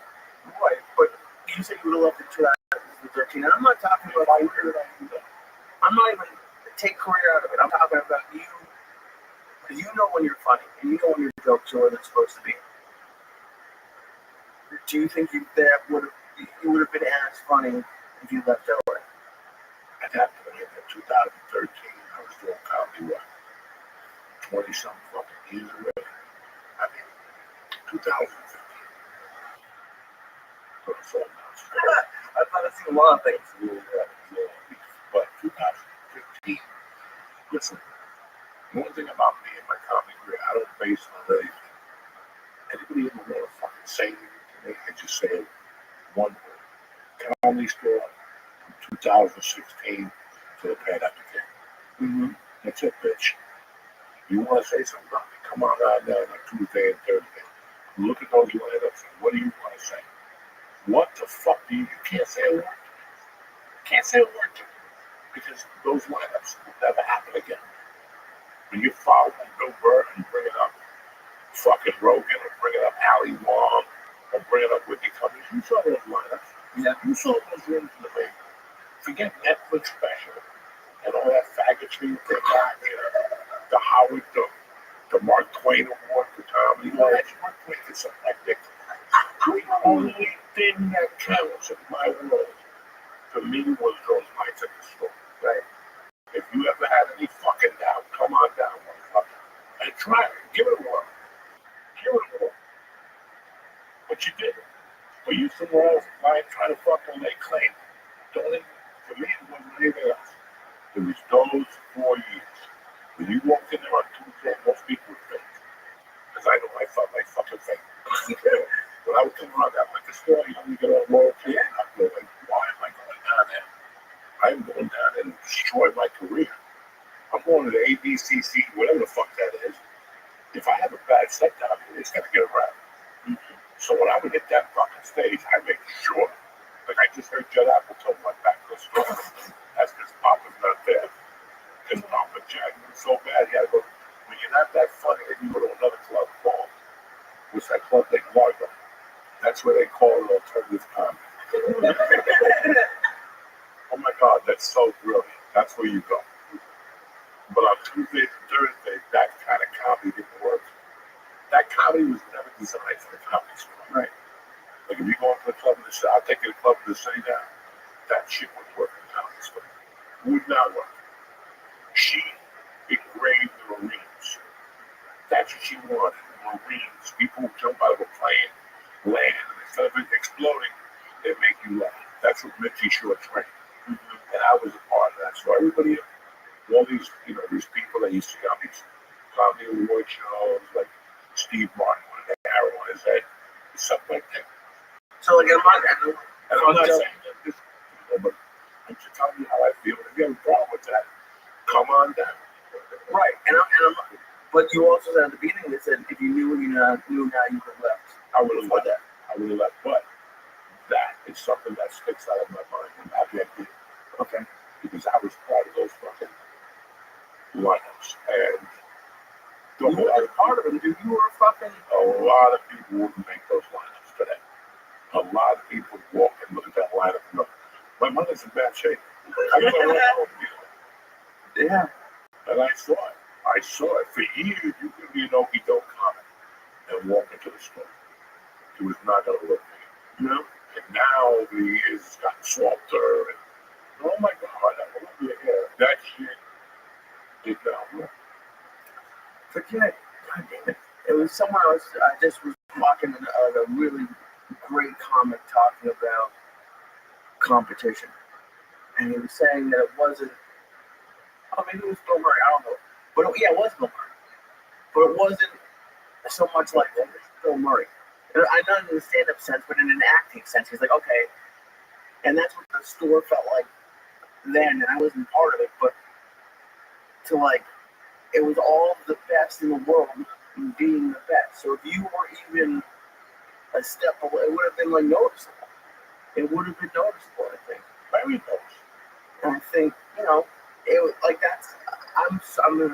I'm glad you stayed for that too, because like, dude, I don't know, and just like going to shows back then, and having people like, whether it was the 20 minutes of the store or the hour, it was just a crazy.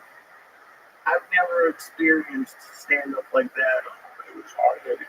All those people that wear hats, that take pictures of themselves smoking a cigarette, that think they're cool, they disappeared from there. Anybody with scarves, guys that wear scarves to be cool on a Tuesday night, they disappeared from there. Tattoos and piercings, that shit didn't go over. It was a stage and life. And you better bring it in. Just like life. You come in all disguises you want. The piercing, come in all disguises you want. When that shit is over, you got it or you don't. You can wear your little skull caps, smoke a cigarette, be cool in front of your friends. But when the shit comes down, either you got it or you don't. Those hats, those tattoos, those hairdos with the spikes, I'm gonna put blood streaks. So my friends come up to me and go, oh my God, no, that's not funny, right? And that's what happened. That's why you go to some comedy clubs, people up there with like a suit with sneakers on. Oh, fuck yourself. Oh, fuck yourself. This ain't a costume party. Yeah, there's a lot of, this is a costume party. And that's why I always respected the store, and I respected coming out of the store. Because I saw a fucking dude play the piano all night at the store. Eddie Griffin went up there and goes, this ain't the music store, motherfucker. There's the comedy store, bitch. And we fucking, the guy would kill. Yeah. The guy would kill with his piano. He's a black guy. No. Like, this ain't the music store, motherfucker. The guitar center's got to go for that. Play all the guitars you want, drums and pianos. It's not fucking time. And now what I'm not even going to do something like that. Because I have people banding up a fucking, a band shit. But, right now you can stop me and you have to make it. You have to be funny and figure it out on your own. That's it. You can't figure this out on your own. In time, you latch on to a club that gives you 7 spots to be looking great. And then you work your shit out. So I take one person, you want to have to get out. And bang the system. That's what happened for years. You're over there in Vegas. And also it takes one guy to go. I wake up and fucking and that's what happens at least. You're not at home. And that guy said to you, I'll talk to him tomorrow. What if you just sitting at home with your girlfriend? Will we give me a spot? I can't get through New York. And all of a sudden I get here. That's a New York Times because now you're fucking. You're there. You're prepared. Like when you do a pod, you get people think I used to go on road podcast and just get hot. I love that. Right. I love that. Everything was planned down to my shirt. Yeah, everything is planned. I want you to think I'm still stoned. Yeah, keep thinking that, motherfucker. That's how I robbed you. And then you said thief because you thought I was not going to be close to go up to put a gun to your fucking head. Well, I'm not, okay?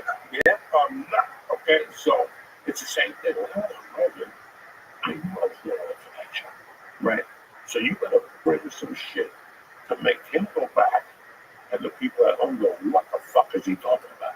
What's that? Because he's got 1,000 guests on a year. Right. So if you want to go on there with your old dog story with your grandmother or some bullshit that your father got a splinter, you got to go over there and drop it. And that's the comedy scene in New York. You can't listen. But you know, used to do a spot for what you show when you're doing comedy for 8 years. It was scary, but I knew it was that.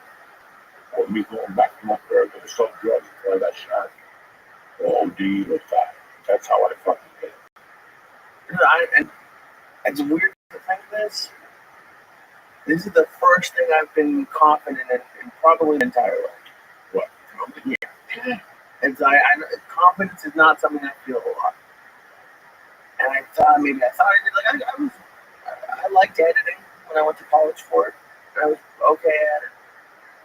But this comedy, being confident in comedy, I'm not saying for where I am. But like the last 2-3 months, I feel very confident that I do. Why do you want confident? Because you're prepared. Okay. Okay, nobody likes surprises because they're not prepared.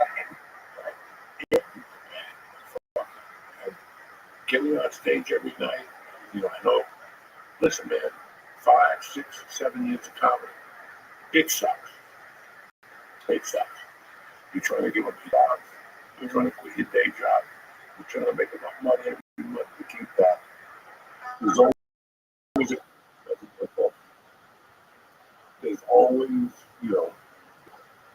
but there's obstacles in life. Right. So the first obstacle you have now is getting rid of this fucking job. Shit. That's one obstacle. Now you got to make enough money to pay the bills and all that shit. And that stress alone will kill you. And that's why you don't go on vacation. Right. Because the first, you become a guy. I always tell people, I love working on commissions since I'm a kid. You know why? Because on the first, you and me are new. There's no Joey Diaz been coming for 30 years. There's none of that. We're even first. And that gets my dick hard. I never wanted us. Why are you looking for this? You have to see it every day. So go for it, motherfucker. If you're on commission, you got to tell mama, we're not going to Hurricane Islands this year. And stick to it. I don't give a fuck about me. I'm not fucking doing it. I don't have time to lose. When I'm 60, then I'll fucking go to the Hurricane Islands. Or whatever idea your family has, or all this shit. If you want something, you gotta go for it, man. Yeah. And that's it. You're in New York. You're in the fucking major leagues. So you gotta go home and think about how do you belong in the major leagues. I know though, maybe you're looking at this differently. I want you to look at it like, what have I gotta do to belong in the major leagues? It took me 7 years to realize I was in the major leagues. And I stopped smoking coke and I go, I'm in the major leagues, motherfucker. What the fuck am I doing with my life? We're in the major leagues, not as major as LA, right? But you're right there. So you have to switch your thinking and get, how am I going to get noticed? Because that's pretty much it. Mm-hmm. You have to get mentioned before you get noticed. So somebody's going to have to go, man, have you seen this new fucking Julius I had? He's on fire the other night. This place, you're nuts. It's such a fucking catch-22. And you guys think, don't tell that you can't get an agent. Why can't I get an agent? Because you have to have something. Well, the only way to book a movie is if I have an agent. Well, figure what the fuck out, right? And you walk out the office, what am I going to do? Okay, I got to go down to the fucking thing every Wednesday. George, remember? Every Thursday, I used to buy that stupid magazine. They used to sell at all the newsstands in New York. Well, they sell those, and I like to. And you got to go in there and open the paper and go, oh, I'm going to do a college film that shoots at night with 3 Chinese kids that don't know how to shoot a film.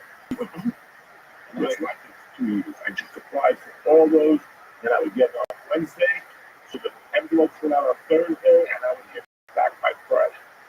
There was no, I would do that while I was cooked out. go to the comedy store, I fucking do those envelopes and write out with your hand instead of typing, so that when you put the time into it, it's fucking A to Z. It's not just, it's A to Z, and that's how it goes there. And that's why people become magicians. Because they don't want to go over it. So, right, you got to walk by the wall, you have money for the way.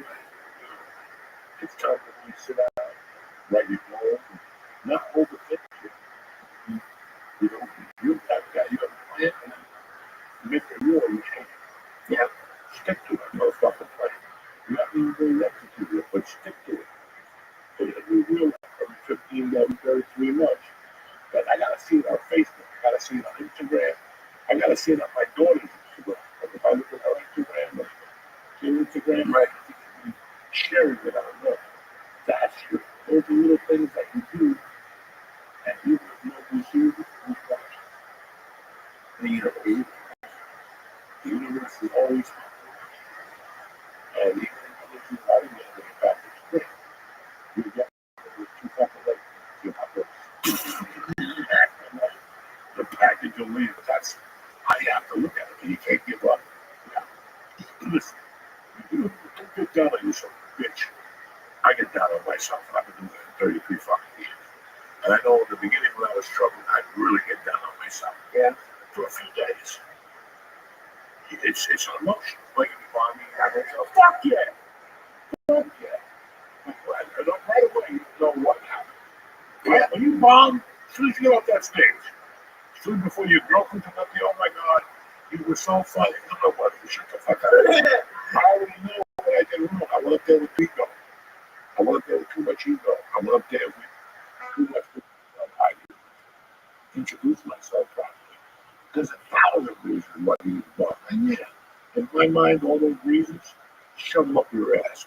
I bombed because I suck. And you give yourself all the reasons. You know, it's common sense. The microphone system, you tell yourself. Right. You tell yourself that stupid shit. You bomb, you suck. Go home, have a real reset. Come back tomorrow. Let's try this motherfucker again. It's the same thing when the Haitian can beat you up. You're like, let's stay here. You have a real beef sandwich. Go out there and go, let's go to the Haitian. Let's get another 3 fucking rounds. And if you get beat up, it's the same shit. You go home, have another beef sandwich, and go out there. And eventually, you're really going to punch it, and eventually, you'll knock the motherfucker out. Right. I'm definitely feeling it, and I think the party. I can see you. I can see you right now. You know exactly what I'm feeling. Fucking the only place in the world. Let's take all these money and then all these what are you? One grand. First of all, you said pictures of 2 different mushrooms. They're 1/8. Also, you get here, it's a bag, 26 different mushrooms in there. I gave the mushroom. No, you did not. I swear to my daughter. I weighed the mushroom. And even if you did, that's still 3 grams of mushroom. That's fucked up. Who gives a fuck, man? What do you mean who gives a fuck? I'm not exactly playing one podcast. I'm just fucking. I hate mushrooms and you make the jackpot. Let it go, man. Stop it. You're not training. You do that pussy shit through a week. There's 25 milligrams and you play high. And then you come here and look what happens. I was fine. You pay me now. I've been training. I didn't say one other thing. I've been in outer space in a long fucking time. Because you keep saying. No, what's dilly-dally? We're all too fucked up. I gave the smaller one. No, you didn't. I'll show you right now, motherfucker. A smaller one. Yeah, it was short, but it was thick. I gave him a smaller one. A smaller one. Look, I showed you this. You're using pictures from 8 months ago. I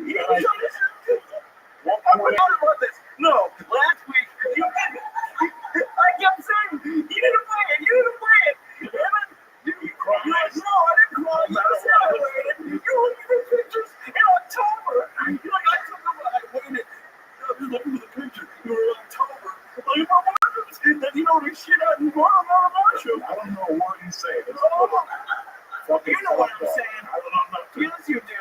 He's just over there getting all like, It's like God that beat up your mom. What the fuck is wrong? Because you keep saying I'm doing shit. I'm lying, and I haven't cried It takes once. you 20 minutes to eat them.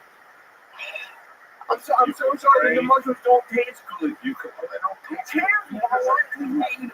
You eat that fucking lizard meat. What listen to me? That shit you've been eating for 30 years. You keep saying that they paid the restaurant paid Google One to take lizard meat off the review. You can't do that. There's no lizard meat. I can't say anything about food in my entire. I'll be 60 years old saying I like this restaurant. Lizard meat. Listen, you know what? It's like sucking a dick when you're 21. You're never going to win an argument after that. You know that. Yeah, well, I'm going to tell you. I didn't eat lizard meat. You said that 20 years ago. That probably gets forgotten. You ate lizard meat. I did not. On top of the foot, and they told you it was carnitas. First of all, I like carne asada. Not car. You like No, it's not carne asada, though. This was the worst restaurant. You could see it was condemned. And he's it was not condemned. 1,000 restaurants in Hollywood. This was Condemned in Hollywood. Have you seen Old Hollywood? And the entire city is condemned.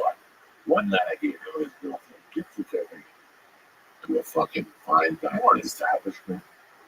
Morton's, and these guys still didn't take it.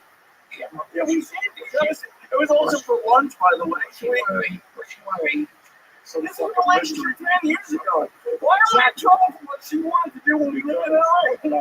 Because this falls on you. No, it doesn't. Okay, I gave you Only in a 2025. gift certificate for Morton's, and instead you went and got mystery meat somewhere because she wanted to get mystery meat. So you Okay, maybe I did. I don't know. Taco sounds good So to me. now you're gonna fucking tell me that So the first day you get the gift card, I have to use the gift card? exactly. And then it's like if I'm going to Burger King, right? And somebody gives me a fucking card to Maestro to get a steak. There's no double thinking. I wasn't double thinking. I don't know. You I don't didn't know end up what we at have the in life. steakhouse, did you? What? You didn't end up at the steakhouse. Probably not. No. So that means But what does that have to do with today? What are you talking about? This thing I didn't get right away. In 2016. Look at me. You're saying this. Was it a normal conversation? Oh, you won't stop. It's 2016. I haven't seen him that upset since fucking, You're bringing up fucking a relationship. There was two relationships. That's like I said to you. Once you suck a dick on that, I get forgotten. What did I say? Once you eat I didn't eat lizard meat though. Yes, you did. You kept eating it over. We used to go to that place. Delicious breakfast place. Best bacon you ever had.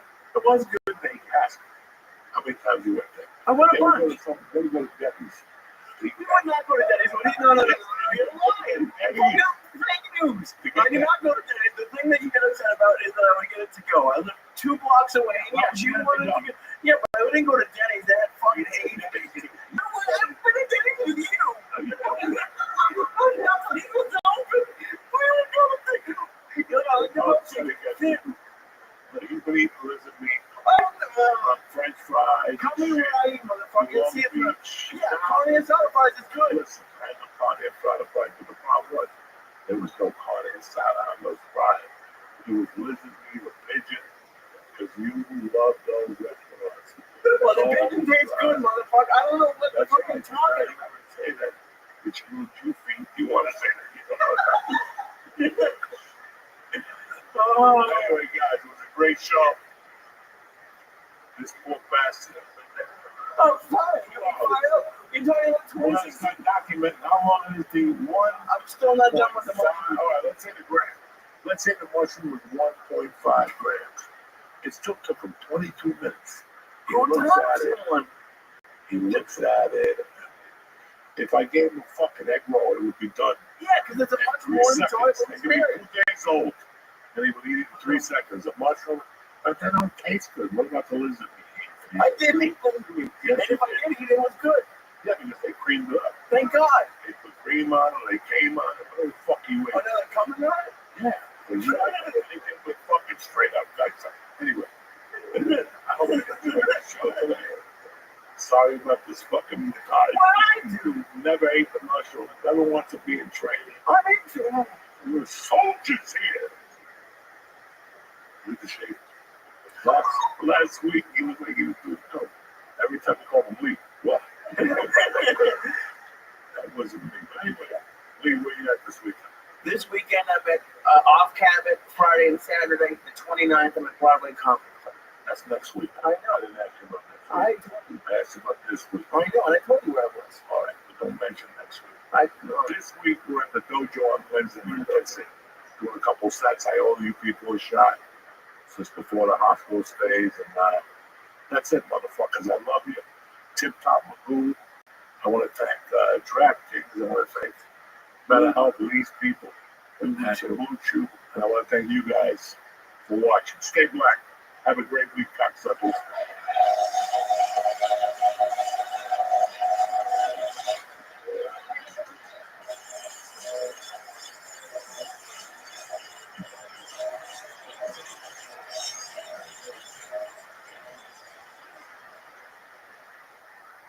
What's up, beautiful people? Uncle Joe here. If you want the maximum out of your sex life, you need Blue Chew Max. It combines the active ingredients like Viagra and Cialis into one chewable tablet. Bam! This baby's gonna get the job done for you quickly. It acts fast and it seriously lasts. And if that's not enough, Blue Chew's online service sends your ED meds right to your door. Nobody knows nothing. You talk to the doctor, he approves it in 2 days. And listen, in 3 days, we'll be jumping up and down with the new margarita. You know what I'm talking about? Getting started is easy and totally online. You chat with a licensed medical provider and you get your prescription in days, guys. And listen, whether you don't have ED or you do have ED, no matter what, you're showing up with 3 guns. You follow me? She's not going to want it. She's going to call you the next day. What'd you hit me with, Papa? Anyway, make life easier by getting harder and discover your options at BlueChew.com. There's a special deal for the Church New Testament family. You're going to get 1 month of Blue Chew for free. That's what I'm talking about. Okay. It's March. What is it? March, April. Forget it. You start now in March. By July, you'll be a savage. You understand me? So do yourself a favor. Go to Blue Chew and press in promo code Joey, Joey, and just pay $5 for shipping to get that party started. You understand? That girl will be fucking jumping up and down when you get through whatever that Blue Chew pill. That's promo code Joey. Visit BlueChew.com for more details and important safety information. Like don't eat 10 of them, you know what I'm saying? Then you really fucking knock people out. And I want to thank Blue Chew for sponsoring the show.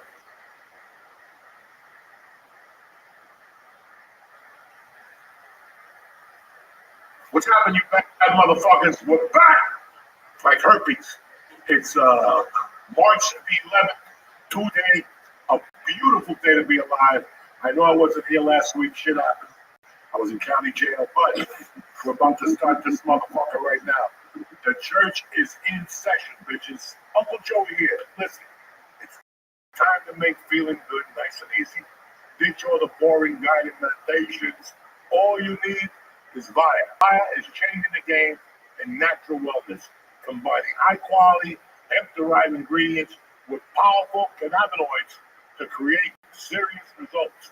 Whether you want more focus, better sleep, or boosting your love life, Via has you covered. Listen, Uncle Joey, you guys know my tolerance is off the chain. I eat like 2 of these daytime. They call them daytime 100 milligrams. I'm ready to go. Last night I ate 8 pieces of toast with butter last night. Who does that? You understand me? That's what Via does. So customize your Via experience by choosing the type of relaxation you're looking for, along with the level of DC you want. With products ranging from 0 to high cannabinoid levels, they'll have something for everyone. So if you're 21 and older, treat yourself to 15% off and get a free gift on your first order. Use our exclusive code Joey, Joey, at buyahemp.com. Again, Joey at buyahemp.com. Please enjoy the free shipping on orders over $100. That's buyahemp.com, code word Joey. Thank you for supporting the podcast. Welcome back to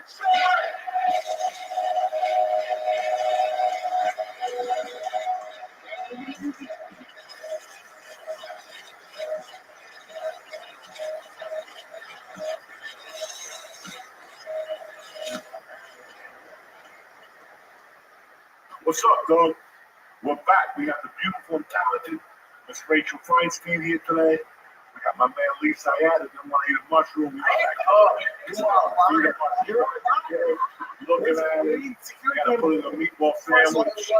Unbelievable. You'll see by the end of this episode what it wasn't a glam. It wasn't a glam. And then we gave me two of them. They had, each one had 8 different caps on it. It was bigger than any mushroom I've ever seen. And it wasn't even blue. It was already fuzzing over the blue. Which, yeah. I slept between my toes that night. I know you That's did. what I was like 7. I'm gonna be fucking on the floor. That's okay. We got a couch for you here. Yeah, mushrooms are not like a Jew's drug. They No, don't they're really not. shit. Jews don't do those. They That's why we purchase- have Vintage Chef. It's the most disgusting wine in the world. Jews don't get fucked up. I feel like we can drink, but like if I do mushrooms, like it just accentuates every quality I've been trying to erase my entire life. I'm just gonna be like shivering in a corner. I asked him, are you mad at me? Are you mad at me? Jews love to party. Epstein and Yahoo. FC, They love to come on. and Yahoo. The first Jew you have We do our best, please. That's like, what if we bring up Cuba, we bring up Castro? We don't let you bring up the word Jew. FC is a Very great opening Jew. I love these Jews, but just, he knows how to throw a party. He just fucking left the list on. And then Yahoo, on the other hand, ain't that stupid. When he fucks you, he kills you afterwards. He ain't telling no stories.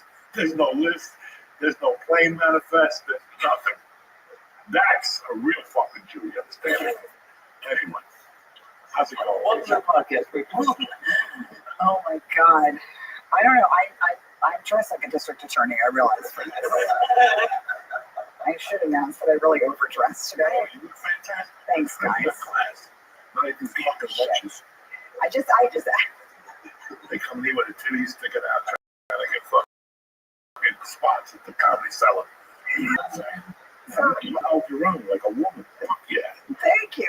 My Colombian friend, gay friend, and my makeup and Picos. I was like, hey, do you think I look okay in Picos? Yeah, like Colombia did a good job on you. Should she think I makeup or something? You look great. Yes, he's like, yeah, the Colombia did a good job on you. That was his way of phoning in a compliment. And that was the best he was going to do. Was he gay? Yes. Oh boy. Gay Spaniards are the best, right? Oh, yeah. Anybody can be gay. Meet a Latino guy, that's a fucking They fag. want it. Fucking Those motherfuckers are old school fags. They get the training in the Bronx with the bodegas. You ever seen the movie Brooklyn? No, Brooklyn. Brooklyn. Yeah. It's a Spike Lee Spike Lee movie. Yes, movie. I saw that. Yeah, a long time ago. The best scene in that movie is when the kid goes into the bodega and the Puerto Rican tranny's in there with a ring tipped over. He got like a black guy from right before. I grew up around those guys in the Bronx. Right. Like, why would you throw my mother dry cleaner? I always saw a Puerto Rican tranny, and they would push it. This is way before. This is 40 years ago. They were like heels, the fucking makeup, the wig was always tight. What was it called? I feel like a lot of like gay guys and a woman than women do sometimes. Like they'll give me notes where I wouldn't even have occurred to me because they've been thinking about it. Especially if you kind of want to be a woman, like you've been thinking about it your whole life. Like I don't know the difference between like a pencil skirt and a regular skirt, but like yeah, a gay guy, they'll fucking notice and they clean me too. They notice I have debris on me because I'm like an animal. Yeah, Well, they teach me how to be a woman. you were saying that in San Francisco when you were there, there were like these Cuban dudes who had a girlfriend. Yeah, Cuba in the old days, you had a boyfriend that was really your girlfriend. You dress them up in prison, they get backhands. It's hysterical. It's hysterical. They get backhands. Shut up, guy out there. You know, fucking shit. I feel like since I've got here, I have so many questions. I feel like this is the oldest reference ever, but I feel like Sandy from Greece. I'm like, what do you mean a backhand? Like, I need everything explained to me now. Like, I came here looking like a fucking paralegal. And I'm like, can you understand? Tell me about the dark days and what the bad boys did. I don't understand. Did that break that little gay fucking friendly and tell them, say, what do you do on Tuesday night? What happens in your world? Because that's what they're wizards. They're fucking wizards. And I've said this before. Men, the fireman, all of us in this room, we're just living to die. Gay guys get their money's worth every night. And it's all the dirty shit we dream of as men. We just undog the ball to do it. But gay guys, like we said, that in LA on Tuesdays, there was a place that attempted it. Right. Our friend was gay at the comedy store. Still is. And so there's- That's great. and he said he would walk in the tent and you gotta fuck somebody or suck his dick. Unless you knew the person was, you gotta go back in the tent. Like, it's torture. That's real fucking abuse. But you never see the guy go, I was on that stage last week. He took that. No, only we get in trouble for that shit. Straight guys. So wait, you're saying that the list, I mean, I think we can establish that, we can probably establish that Epstein is not a good guy. Like, I like to distance myself. Yeah, no, it's a joke, but No, I'm being absurd. he's not a good guy at all. No, he's not a class act, but no, I'm just being an asshole. Gay guys are class acts, but they do dirty things. Like Eric, Right. he come over every Monday, rub his feet, then jerk off on his feet, and give like 100 bucks. I do that every day. I'm over, cut my toenails, and you want to jerk off on us? That's a party. I won't tell him you won't come. You know what I'm saying? Wait, what did you say about the toenails? He cut his toenails and come on his feet, jerk off, come on his feet. That's it.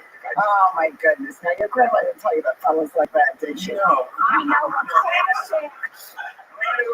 If you really want to get sucked off proper, I know a class act. They would cut your toenails for you too. This That was your bar mitzvah gift, right? This motherfucker told me he was beating a gay guy one day. They just beat one in the country that you gotta think. What's wrong with that? I'm gonna get suck my dick or whatever. Some gay guy goes, I'm 3 blocks away. Like, we can't do that. We'll throw us in jail for doing that. If we just put out on what's that app that people go on? Grind. No, the one for women too. And Tinder. You want Tinder? I'm just looking for somebody to suck my dick. Some chick is gonna raise her hand. I'm in Cliffside. Come over. But gay guys, who told me that? I just the other coming here. Well, too, because Eric, we started. He was before me, but we were doing open mics together. Showed me Grindr. I was on the bus the other day. Coming here, this dude had Grindr open on the bus, which is crazy. And the message said, "I can't make it, but my boyfriend will be home in an hour and a half if you make it here before that." Oh my It's like that. Oh my God! I just started sounding like the lady from Greece again. I'm like, oh my stars! I've never heard of someone getting sucked off that briskly. That is also like one of my other friends. Another, I can't remember who it was. It was a comic, but he was telling me that like they have like a Planet Fitness that they meet in like Midtown, and like they write on the back of the guy's ass. Like there's just an ass waiting, like just in some sort of Planet Fitness bathroom. Also, you have a lot of time off if you have like 8 hours to get slammed to your Planet Fitness, and they just write like a line. You know what I mean? Like each person that fucks them gets like a Sharpie or something. They just write another. Yeah. Motherfuckers are crazy. You go to jail for that. Yeah. But they get away with it. They're happy. They just put a little tip on like some website, just like, I don't know if it's Grindr or something, the next level of filth website. And they're just like, there's a waiting ass on the Planet Fitness. But that's the thing about like it's not a big deal with them. Like Eric used to do it between open mics. Wait, what do you do exactly? What do they do? No, not they. I mean, not all gay men collectively, but Eric. Eric was my favorite. He would go. He used to call it taking a walk with his Grindr. He would drive me home once. He would drive me home after I got too fucked up with Joey. And I'm like, do you want me to call you an Uber? Thanks for driving me home. He'd go, no, I'm going to go take a walk. He would just text me at 6 in the morning that he had been out. Because it tells you literally, like, on every other app, Right. it's like, hey, so-and-so is a few miles away or lives in New York.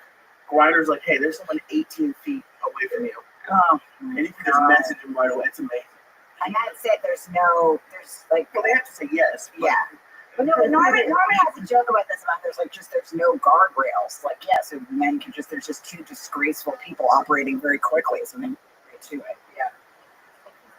Yeah. I can He imagine. told me that he would take his victims to eat hot dogs. And I'm like, why hot dogs? You got to get it ready. Wait, the fuck? He goes, I don't even call them victims, though. subconsciously, you got to get it ready. They're sucking on a dog. And then you So the hot dogs are like prepping them for the dick. It's hilarious. I wish I was No one would ever come up with it. No one would ever be like, I take them to have hamantaschen first. Then they can go down on me. Yeah, no one would I'm taking ever. all my dates to hot dog stands. Now I'm just trying to think of what would be the prep food for For Jewish food. no for going down over pussy. A nice brisket would be nice before. Yeah, yeah. If you're black, then they see that brown meat, you know. Keep wanting to do the girls once again. Whenever I would want him to eat me out, I would say, go have a taco first so we get used to the shake. All right, let's not be so disgusting. Well, yeah, it's already fucking taken in. I'm nervous, fucking fucked up. No, but are you really fucked up? Yeah, it's about to. Yeah. It's about to is amazing. You can barely form that sentence. It's about to. Yeah, that's pretty much it. I'm feeling fine right now, but it's definitely taking in. All right, relax. Lay back. Way back. It's gonna be all right. Everything's going to be fine. I'm sure we're doing step. I think you're going to be a star in show business. Oh my God, at least 20 years, 20 something years. Yeah, forever. Yeah. I moved to New York, yeah, like right after I graduated high school, and I started stand up pretty soon after. I moved with this guy in his band. It's called Dick Sister. Dick Sister dumped me. I was like the Yoko Ono to Dick Sister. They really didn't want me around. I was on tour with them, which consisted of like 2 dive bars in Michigan or something. And he was like, "Yeah, you're bringing the band down. You got to beat it, kid." Yeah. So I think I was just cock blocking him. He knew he could get a wider stream of puss, so he kind of shed me. But then I was in New York, so I was like, and I never went to college or anything, so I was like, oh, I'm gonna try to stand up. I moved from Bethesda, Maryland. Oh, Yeah. shit. You're from Maryland. Yeah, Maryland. I'm surprised you didn't bump into Ari down there. Oh yeah, Ari's from Maryland. I always forget that. Yeah. He's Bethesda. what's that? You did? Yeah. Where did you do comedy in Bethesda? Oh yeah, I know Tyson's Corner was near the mall there when I was a kid. There was a comic from New York that moved there and ran a room on weekends. For years, I forget what his name was. They finally closed it down. It was a hotel. Right. And then after we do the set there on Fridays, we would shoot the headliners. Was it a Holiday Inn? I feel like I might have heard That of was it. the Holiday Inn. Yes, I think it was one of the first times I ever did stand up and just bombed in front of my entire family. Yeah, that's It was all my aunts. I like, you know, you accidentally make eye contact with one of your parents when you're bombing, and it's just so horrifying. You're like, Jesus, you should have stuck with the piano. It's even worse because, like, my parents are really open. So then, if I do something sexual in front of them, it's particularly humiliating because it's like they're so encouraging. Like, I think I was doing some joke about like a mediocre hand job, but I accidentally made eye contact with my father, and he was like, "That's very good, do you really?" And he almost rather is disgusted that he's gently encouraging my terrible hand job joke. Hand jobs are never good anyway. Yeah, After you 10, who wants a hand job? nobody needs that. You're right; it's unnecessary. So now he's telling me, he's like, oh, because I still go to this massage place. They can bring massages. It's a top, knock and tuck, whatever. I'm like, that's disgusting. They come on with that sticky hand, with that little Chinese hand. You have no idea. That's disgusting. Handies with everything. Well, they tried to give me a hand job in 1995 when I ran out of this place in Michigan. Who is they? I did the switch. I went to Michigan and my shoulder was hurt. So I saw massage go in there. The chick at the door was fucking tremendous. I'm like, massage, yeah, $60. Okay, well, okay. I go in there. So they throw the DT. This chick looked like she got shot in Vietnam and fucking hit with a missile. It was fucking not good. And she came in like, I got $40. Why would I give you another 40 on top of this? The first time I didn't have it. I didn't really got the $40. I started arguing. Well, it was $3. But no, I just didn't want a hand job. Yeah. But the most fucking hand job, do you think? Yeah, it does seem like an unnecessary step. Yeah, I mean, just to either go all the way or it's a fool's errand. Who wants a fucking hand job when you're 30? You want it all, bitch. It's like going to a strip club. That's why I want a strip club. Yeah. Because they stopped at one point. You go to Toronto, those fucking strippers are crazy. And then there's other places you can go to, but usually the girls that do that, you don't want them. It's like going to a nude beach. Right. You go to a nude beach, nobody's there, but you want to see naked. Yeah, there's a real supply and demand issue with the tits at a nude beach. You can pay them, nobody wants to see you. Yeah, they're never the ones you're searching for at all. The guys are skinny, they got no muscles, their ass is dragged. It's true. Why would you take your pants off? I would take my pants off anywhere. I know what my little Cuban ass looks like. I had a cousin that would always breastfeed, and she would breastfeed like in front of everybody, and like it's like but it wasn't the tits you wanted to see. Like again, No. yeah. Those And also, white if you have both out, like you don't need the second tits. It feels very unnecessary. Have you seen me do it on Instagram? Every once in a while, I feel like I'm scrolling for too long. There's people who breastfeed on Instagram and they don't take it down for some reason. No, it's disgusting. I mean, at least one little. But then why does the nipple have to be out on Instagram? Oh, those chicks are hookers. They shouldn't be your tits. Yeah, if you go on the back pages, they're always looking something, but they got pretty nice titties. Yeah, I argue that, but who want, you know? Listen, you got a lot of people like pregnant women. People love that shit. Really? Yeah. Was another guy's baby? A lot of guys have a thing for pregnant women. I don't fucking know.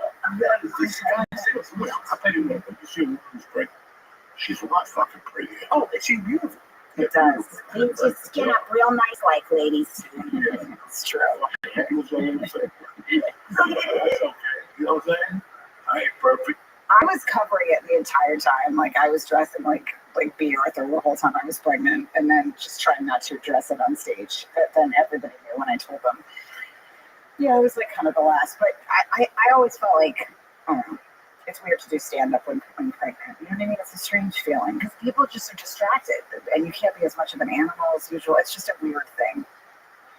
I like the Alley Walk special. Oh, she was brilliant. Yeah. She's really good in the first one. Got a bunch of women. I do feel like Allie was incredible and Rosebud because they addressed it head on. Rosebud special was really, really funny. I feel like they addressed it head on, and I think at the time it had been uncharted territory for me, so I really didn't know how to. Yeah. Well, I've never seen it. Allie's was brilliant. Now I kind of wish I could go back and not hide it because I'm like, oh, now that they cracked it open, why not? Why did he feel like you had to hide it? Well, at the time I had a pilot, and they told me that they were going to be shooting the pilot. They basically had like a verbal agreement to buy the pilot, and they were like, we're going to shoot. And then, of course, I got pregnant as soon as we sold the pilot. So I didn't think they were going to want to shoot me pregnant. And so I tried to hide it and just I just wore a lot of loose kind of menopausal capes, and it was ridiculous. And then I told them, and they were like, oh no, we'll shoot. We don't want to shoot you when you're pregnant, but we'll still buy it. I had a script deal, but I didn't have the pilot. They're like, we'll still buy the pilot. We'll just buy it after you have the baby because we don't want to shoot you holding groceries or whatever, box of laundry thing. And then COVID happened. And so then the pilot never happened. Yeah. It was for Fox. Yeah. Yeah. But I was like, as the moment I sold it, I just like went into, it was like in the Fox building or whatever. And I just went to the bathroom and puked. And I was like, I'm telling you, I'm pregnant.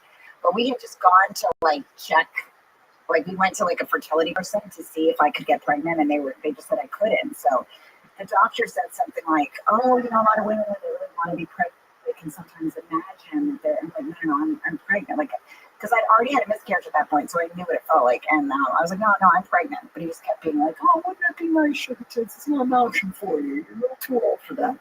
But I could tell I was, and I was, yeah. It's so crazy what, like, when you first start comedy, you hear people get deals, and they come up with a sitcom, and you say to yourself, maybe that'll happen to me. And then it does.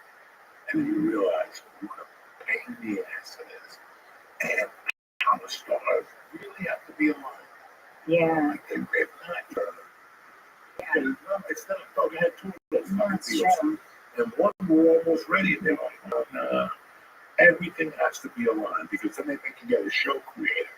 Mm-hmm. Everybody's got to like each other. Yeah. Usually they give you a deal for a year. You got to find the writer. That alone is 6 months.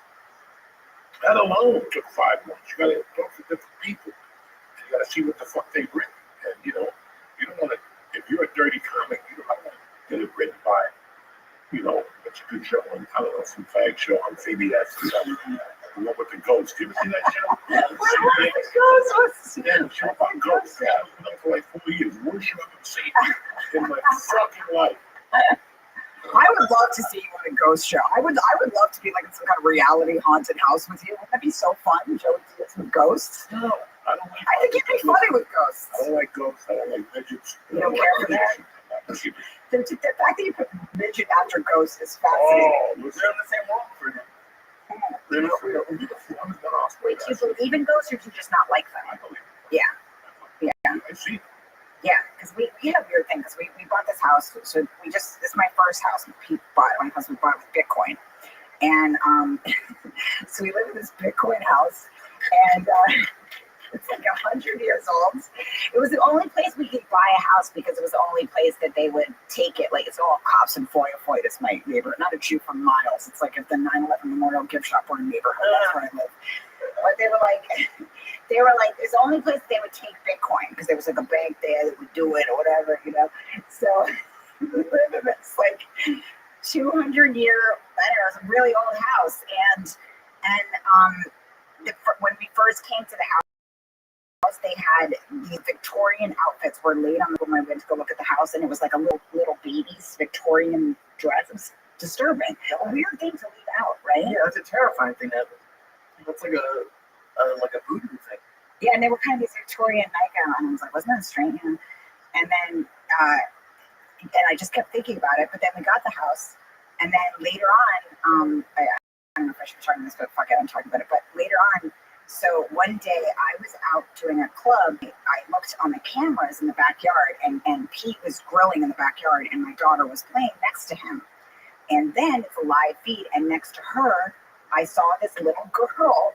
I don't want to sound like insane, but I saw a little girl with long braids who was like really pale. And so I called Pete, and I'm like, but I didn't see it like, oh, I saw a vision. I just saw clear as day. So I called Pete. I was like, who's the little pale girl next to Frankie playing with? Who's playing with Frankie? And he said, there's nobody there. And I was like, what do you mean? There's a little girl there, you know? I see her.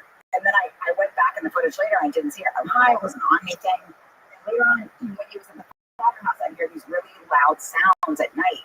And the lady that owned the house told me, if you're hearing anything weird, call me, you know. So I called her, and I was like, oh, I hear these loud sounds. And she was like, I was thinking you were going to call. It was like an old horror movie, you know. She was like, my brother died on the way back to the house, and it was hit by a car. And ever since then, he used to play with the dog in the kitchen, and there would be loud banging sounds. And then she said her sister, also who passed in the house, but I guess after a certain period of time, you don't have to tell anybody. You know, it's like a certain amount of time goes by. What's that? You have to hold a secret that somebody died in your basement. I think there's like. Why is there a statute of limitations on this? Just to all that. I want to know. What is it? Let's just report. Relax. He doesn't know anything. He has no idea what planet he's on. He's just rocking. I love it. He's just kind of like rocking back and forth. The fucking pillow's getting in my way, but I don't want to. Yeah. Why is there a statute of limitations? I want to know if someone died in my house. No, so do I. But my mother bought a house in '73, and the people tell us that the husband fucking hung himself in the garage, like 4 or 5 years earlier. So it was the same shit. I used to hear that motherfucker come up the stairs at night. It was terrifying me because he'd be at the firehouse. I could hear things on the stairs, and like. 6th grade, I moved out of my house. I told them I'm the spirits. What would your mom do with the spirits? Did she try to clean them out? Because I was like. They burned sage and stuff. They lived there. Because I asked somebody for what I should do, and they said holy water. So I was like, I don't know. I'm like a Jew. I don't know how you get holy water, but so I had to ask a Catholic to get me the holy water. Will they give holy water to a Jew? Tell me the truth. They will. Okay. You just go to church. You just be like, I am Rachel You O'Feinstein. just go to church with the cup in the holy and put the holy on. I don't know what the fuck. Really? Oh, so there's just like a little bath there? I know nothing. The priest blesses and everything. Yeah. Shit too. I got no holy water. Fucking. Really, it's just anything. You know. I mean, these fucking. That's where they get it. You just dip your Steve Simone or something. I don't know. freaking out right now, yelling stuff at it. You go to church, you have to like do it and then the sign of the cross. This one I always mess up when I try it. Yeah, but I'm worried about it. I'm worried about that. Such an idiot. But there's a second one, right? Isn't there this one? Yeah. That one's cool looking. Yeah. Yeah. That's a quick one.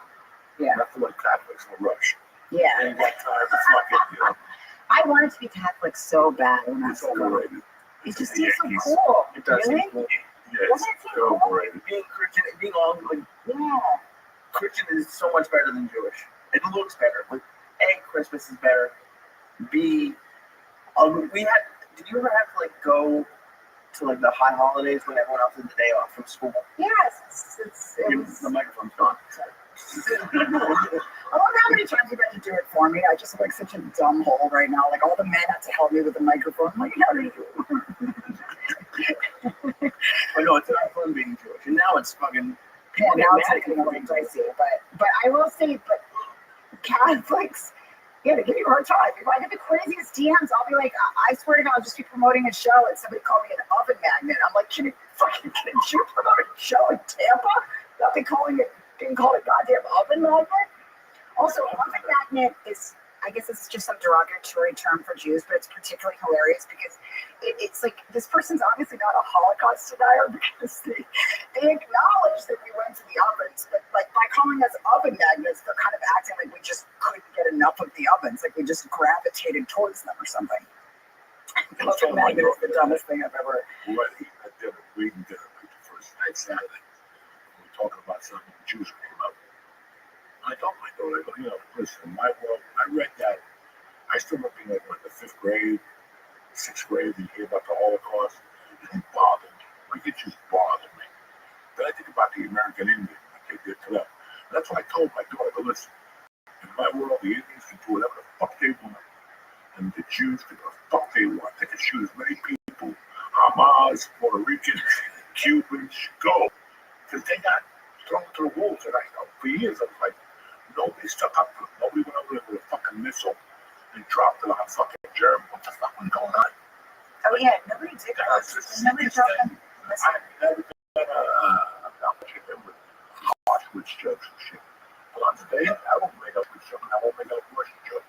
Right. Two things. Why abortion? What is it about abortion? Just think. You don't want to do it. Yeah. You're gonna cringe a woman, If she's an abortion, she's a Chinese guy with one leg. I was like so touched, and that was a hilarious thing to follow up with. I was sensitive. Sure, that was your line of what you felt uncomfortable with. Yeah. I mean, I make fun of Catholics all day. No abortion jokes and no Holocaust jokes. It just. Do you know what I was jealous of with Catholics confessing? Like, I was just like, it seems so satisfying to just go and confess everything and then just done with it. Did you like confessing, or was it like? Yeah, but if I knew what I knew now, I'd go in there and make up shit. You know what I'm saying? Like, I really got going. I killed 2 people in the fucking 7th grade last week just to make it read the paper and shit. Like, you gotta lie, motherfucker. As I got older, I'm like, I never did that as a kid because I was always very. When I was a kid, I believed. Yeah. I go in there and tell them students I shoplift. You listen to your mother, you look at the Playboy magazine and stuff. Would you have like your worst thing you did, but then you would just say, like, would you say the real things that you did, or would you have like, I heard that Catholics have like they have like the foil thing they say, and not the real stuff. So yeah, instead of saying I killed a prostitute, they're just like, I didn't listen to my mom or something. You know? How was that honest with the guy? Yeah. I'm like, fuck him. What do I gotta tell my shit for? You better tell me some fucking stories. What you think? I'll tell you where the fuck I'm coming. That's a good point, actually. After a while, it's like, wait a minute. Then now I'm like, fuck, I wish you'd go there now and tell them, like, listen, I'm the one that's killing all the women in New York City. That is the funniest idea ever. That would be a great sketch to just go in and start admitting to different murders. Just like, yeah, I killed a few pros, I killed a few coeds, but besides that, it's been a solid week, Let's text the moral fucking whatever. Yeah. You fucking watch it and call 911. But it just seems like a very cleansing and neat thing. And I hear a lot of Catholics, they have bad memories associated with confessing. But for me, it was like, I used to make my brother hold up the sheet and stuff. And so I would confess in between. It just seemed like very satisfying. You just get rid of everything bad you did and start all over again with more filth the following week, right? Well, that's what happened. What do you have much? At the time, it wasn't much. When I was really into it, But aren't you supposed to say, like, I took the Lord's name in vain? Like, that's. And now you're talking about murders? That's actually bad. Like goddamn, something like that. Yeah, you can't. Yeah. No, I was never really. I just took it as I was raised really Catholic. Like, that's what. They still fucking. Like it's guilt. Yeah. Cuba is a Catholic fucking country. Mm-hmm. So, like, Thursday nights, when most kids are, what's that week, Holy Week? My week ended on Wednesday. Mm-hmm. Thursday, there's no music, there's no TV. Friday, there's no music, there's no TV till fucking Saturday. Wait, is this just like the choose? Yeah. No TV, no music, no that torture when Yeah. you're in, you're like, fuck Jesus. No, yeah. I'm listening to Batman like a motherfucker. Jesus. Well, you went to boarding school. Yeah. I went to Boarding school. Yeah. Is that traumatizing? Traumatizing. Like, the boarding school sounds terrifying to me. If it was just regular boarding school, like military or something, it wouldn't have been so bad. Do you think that if you didn't go to boarding school, I mean, obviously you're an incredible comic, but do you think if you didn't go to boarding school, you would have been traumatized enough to be a comic? I'm not traumatized by just the life we were living. That's why Right. my mom put me in good school, so I have to see the shit. Right. Fucking living through. So she did it to protect you. Yeah. And there was a lot of shit going on there. So when I came out, then I still stuck to the rules. But once I smoked pot, I'm like, sorry, God, it ain't gonna work. I listened to your book, I read it. I'm the type of guy that if I go to church even now, I look at the 12 stations of the cross, I get really sad. Like I cry at church. Mm-hmm. You know, like wipe a tear. That's why I couldn't get high and go to church because I get so fucking depressed. Yeah. In church, you see the 12 sides. Please stop yawning, goddamn. I'm not yawning. I'm about to puke. Oh, yeah.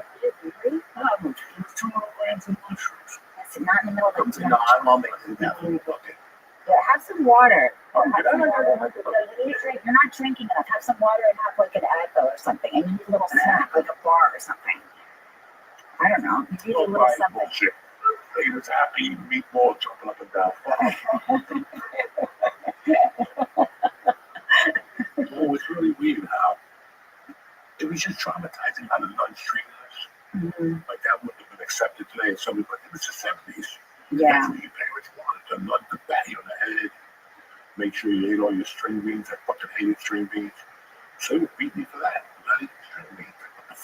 Can you imagine? I mean, what level of heightened twat do you have to be beat a kid for not eating straight And they beans? fucking turned that ring around and give you backhands and shit. Oh my So, god. yeah, it was not fucking. Now I go to church, it's like, I didn't even the same church I grew up in. Having Case say that, what the fuck?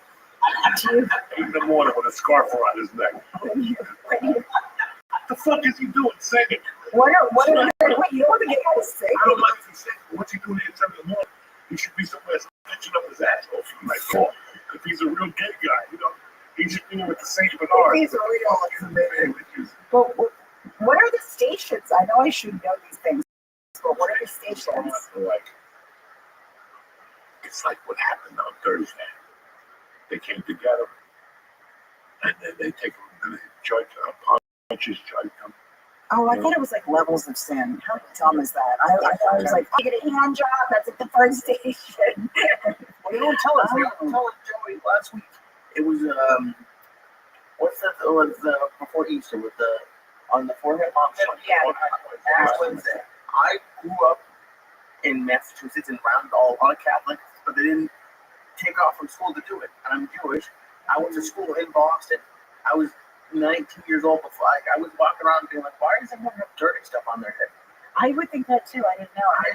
One time I had a babysitter and she was very religious and she was like, oh, do you mind if I give your kid she was going to bring my kid to church and it was Ash Wednesday. And I was like, oh, and then she smeared my kid. She put the schmutz on my girl. Yeah. She was like, I didn't, but also I kind of feel like that's a second question. I was like, sure, you can bring her to church, but she didn't ask if she could schmutz on her. But she did. But it's okay because I like Catholics. Yeah. I believe it. I really do. And today I really believe it because who else would give me a fucking baby at 50 years old? Right. You know what I'm saying? Like just to get everything out. Like when I sit there and look at it, I go, what the fuck? Yeah. It just didn't come from the somebody knew I was hurt. Yeah. So. And then did you feel like you started over when you had the baby? Like you're like. No, I go to church now. I'm like, I ain't doing this shit. Look at Diane Sawyer over here with my dumb question. Did you feel like that was a turning over? Like, shut up. Yeah, so I didn't go to college and look at me interviewing him. Like, was that your There's so many things that bother me about churches because it's not even real. Yeah. And my wife said so. She goes, one day your daughter got sick of church. Nobody turned to help her. I'm like, fuck that place. I'm not going back there again. Yeah, no, that's She even tried her religion, that country shit. You know, they stand around. I was fucking out. And she was like, those people are fucking weird to this. Wait, Quaker? What country is that? Oh, the Baptist and the talking and drugs and all that. Lady gets a heart attack, like, you know. Yeah. Whatever. No, that is hilarious. The talking in tongue stuff is ridiculous. It's crazy. Do you think that when people are doing that, like that they're fully experiencing it, like that, or do they think they are, or do you think people go in there and just like fake it to get people off their backs? They fake it. It's like, right. You see people healed. Also, the guy's playing the drums. He's been involved for years in a coma. And also, this fucking charlatan comes over, hits him with the Bible, and I get something. And he's singing dance tunes and shit. It also just seems like exhausting. Like it's exhausting enough to have to get up and sit down. I don't know if that's true in church and temple, right? We always have to stand up and sit down. That enough is annoying enough. Imagine if you had to just go around like chirping and screaming and all manner of nonsense. What Jesus would want a fucking fat nut to smack a kid? Yeah, no. That's why I think like that. Like, what Jesus told you to smack me, you little fat fucking. No, that's insane. Is your wife religious? She was. Also, I feel like there's a difference between church and religion. Like, I feel like there is, I mean, I do think a lot of the evil shit happens in the church. I gotta be honest with you. You know what they're doing? I go, you know what? I don't know if you know this. You're Catholic, right? If you don't go to church on Sundays, it's a mortal sin. Mm. And if you kill your wife, it's a mortal sin. And I mean, like, there were so many gaps that I didn't like. Like, we gotta rewrite this motherfucker. Yeah, and it's the same level of sin as missing church and killing your wife. Like, now the church says you don't have to eat fish on Friday. I don't give shit up because I don't know how I'm gonna feel tomorrow. Yeah. But I will eat fish the whole life. How's that? Make a deal. You don't eat fish on Friday. I'll make sure I'll just eat fish on Friday. That's the most I can give. Yeah. You say, I'm giving up chocolate and I'm giving up espresso martinis. Nah. I don't even drink espresso martinis. You want to keep your options open. You want to keep your options open. But that's crazy that it's the same. Trump. Good. Let's see how that works out for you. Fuck it. Don't even want to fuck you anyway. Now you just make it easier for yourself now. It is funny when a woman will take herself off the table and everyone's like, we were already in. We were set. Yeah. It's just, religion is great to a degree. Mm-hmm. And then you have to ask the people, what the fuck are we doing here? Yeah. So religion is me coming in here, giving you half of my salary. What fucking religion is that? Right. You're supposed to give me something. I know you want me to keep the light turned on, and I'll agree with that. Mm-hmm. But meanwhile, you're driving a Cadillac or BMW, no, that's why I don't donate, because I'd rather give somebody the cash. Then directly, so you actually know what's going on. Even the American Heart Association, the two people are driving fucking cigarettes, whatever. You know? The two presidents are driving Bentleys, and everybody else gets. When you donate, if you read the fine print, they're only supposed to get like 17%. And the rest is there all like, what do they call it? Administrative. Fuck, how many administrators you got? Yeah, I'm a little suspicious about that too. Phil Yeah. donated $20. Fine. That's the shit that pissed me off. So something happens like the fires. Let me tell you something. They've had so many benefits for this for these LA fires. And the best is with 3 counties that don't draw, and the proceeds go to the fucking fires. They're never going to build a house. They keep doing shows. Well, also, I don't understand why they don't. I feel like people should put them right to the victims and their GoFundMe's and their. But then, like some stuff where they're like, "Oh, we've got free skincare." I'm like, they need a fucking house, bitch. They're not getting powder. Yeah, like I'll be like, "Oh, free spray cans for anyone who was affected by the fires." New Orleans, Katrina. That mayor went to jail for 10 fucking years for dipping into all that money. It's just, guys, they steal everything. You can always tell by like how pretentious somebody is by what they decided to give during the fires. The worst is Sometimes, the benefit to come over at home, like supporting everybody. Get the fuck out of here. Get the fuck out of here. My wife said that to me one time. Maybe you should do it. No, get them out of here. Wait, like in the home? Yeah, like what those people do in their presentations when they come over. Sell Tupperware? No, that's stupid shit. Like even the man that she had. The fucking guy wants 2,000 to go to this party. Like, who the fuck are you? 2,000? Fuck out of here. 2,000. You know what 5 Chinese women would do to me? Sticky hand. Do you have any idea what I can do for $5,000, for $2,000? I don't. I want you to explain it to Well, me. it's a nice time, trust me. How many hand drops can you get for $5,000, Papa? I don't want to have We'll take a You break. be great giving bedtime stories. Just like, I'm dying to do it. I love all that shit. I love all that shit. Let's take a minute here. Lee has to pee or throw up. We're going to talk to you about I know he is unwell. Yeah, look at Do you have any idea what state you're in right now? that. You should have had me. We want to talk to you about a few months. We'll be right back, cops and smokers. What's happening, beautiful people? The church is brought to you by nicotine pouches. They've taken nicotine pouches to a whole new level. They use the best ingredients, none of that cheap stuff. You know what I'm saying? These pouches are made with natural coconut fiber instead of wood pulp. So you're getting a smoother experience that won't hurt your gums. Thank God for that. I love this strawberry watermelon. Just do me a favor, Nick. Make it a little bigger over here so I can see what flavors I got. Every week I gotta look into this thing. Nick, this gigantic. This is all. I love the strawberry watermelon. So you can hit the sweet spot, whether it's 3 milligrams, 6 milligrams, or 12 milligrams. And you want to see the devil? Go with 12. With a range of flavored and unflavored options, you can choose your own adventure. You know what I'm saying? It's time to upgrade to nicotine pouches, just like your Uncle Joey. Right now, church listeners get 35% off when you order through our exclusive URL. That's nickpouches.com/church. CHURCH. If you're not Chinese, you wouldn't have spelled it. You got that, so I know you didn't have time with that. So it's nickpouches.com/church, and you can use this code for up to 3 times. That's how good of a company Nick is. Don't wait. Get 35% off now. nickpouches.com/church, and check out the church bundle with my favorite flavors, all right? Nick products are only for adults and legal age, and every order is age verified. Don't even think about it, you sneaky bastard. This product contains nicotine, and nicotine is a very addictive chemical. 2025 is off to a busy start. You don't have time to worry about nutrition. You need Factor. Factor makes mealtime simple with fresh, fully prepared meals that you just heat and eat up like a savage. Whether you want to pop them in the microwave for 2 minutes or heat them up on a skillet, you're saving tons of time. I love the ravioli, and then they have this one with 4 chicken legs that have like broccoli cream on them. Delicious. Listen, Factor has 8 dietary preferences, so no matter what your lifestyle looks like, they have something for you. It was easy. I went on the site. They asked me what I wanted, high protein, blah, blah, blah. It's easy to get started. Factormeals.com/Factor Podcast, and use code Factor Podcast to get 50% off your first box plus shipping. You ready?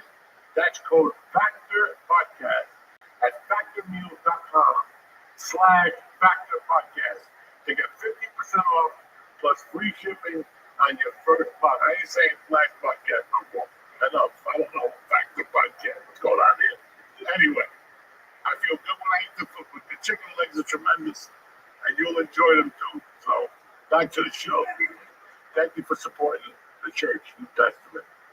What's happening, beautiful people? We're back from the break. Now we're back with the beautiful Rachel Feinstein. What else? What else you got? For having me. Yes. Oh God, it's good to be here. I bombed so bad once near here. In the middle of my show, this guy just stood up. I think it was at high school. I don't remember the name of it. This guy stood up. I was wearing overalls, and he just goes, "Get off the stage, Super Mario Brothers!" And I threw those overalls in the trash after. And you're just like, ugh. You were talking about in your special, someone threw a piece of pizza at you. Yes, I've had snacks thrown at me. I've had bottles. Somebody threw me a note that told me to go back to the kitchen. I feel like at that time, if they had seen me in the kitchen, they wouldn't have wanted me to return there. But yeah, I've had a lot of things hurled at me on stage. Someone threw pepperoni at me once, and that's Really? Yeah. Pepperoni? Yeah, it was at the dojo in LA. I made a bad joke about her being transgender. But if you know the LA comedy scene at the time, she's the one. She's beautiful. She came to all the comedy, to every kill. Was she really a woman? No. Originally, she was born a man, but she was hot. And I made it. The other comments were fucking with it. I was like a year in stand-up, and I said, like, you ladies are fucking up. The hottest girl in here has a dick. And the audience loved it. She didn't think it was that funny. She threw a piece of pepperoni. She threw pepperoni. Yeah, she called me, I was about 100 plus pounds heavier too, so she called me, what's the guy from Always Sunny? Somebody threw a soft taco at me. Yeah, Danny DeVito. It was a taco though. It wasn't pizza. It was a soft taco. But Oh, okay, that's not bad. there's kind of a sadness to the way a taco sort of falls off your chittage, though. It's sort of a dumb moment. But I definitely had a lot of things hurled at me before. I can't believe that people throw shit at woodblocks. I can't believe that shit. You know, that, and since I started comedy, I thought women were funny. I've always thought women were funny. I mean, I grew up with Lucy fucking Ball. But yeah. And the other chick, I've always thought women are funny. And for years, people kept saying that. I did even, they got fired from London for saying women are Oh, funny. who said that? Yeah. People do still say that. Even when you get a compliment after a show, they'll be like, and honestly, a lot of women say it too. They'll be like, I usually hate female comedians, but you're good. And you're like, yeah, usually. And then whenever they have like a female comic tour, they would always make it be called like Bumps and Punchline, like Bleeding Across America or something. Like it would never just be, it was always like they have tits, but then they also do comedy. And there was just some asshole like a you do the math expression. I'm like, we just do stand up. Why do you have to keep? They're like, what tits and God, possibly work. Yeah, I don't know why that always happens. What are they getting so upset about?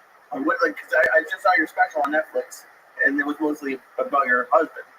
Well, like, what were you talking about before that they get so upset about?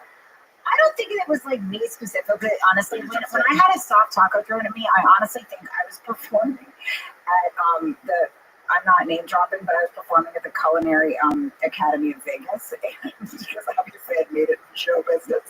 And I think they just wanted to microwave something, and the microwave was behind me. I think I was an impediment to the microwave.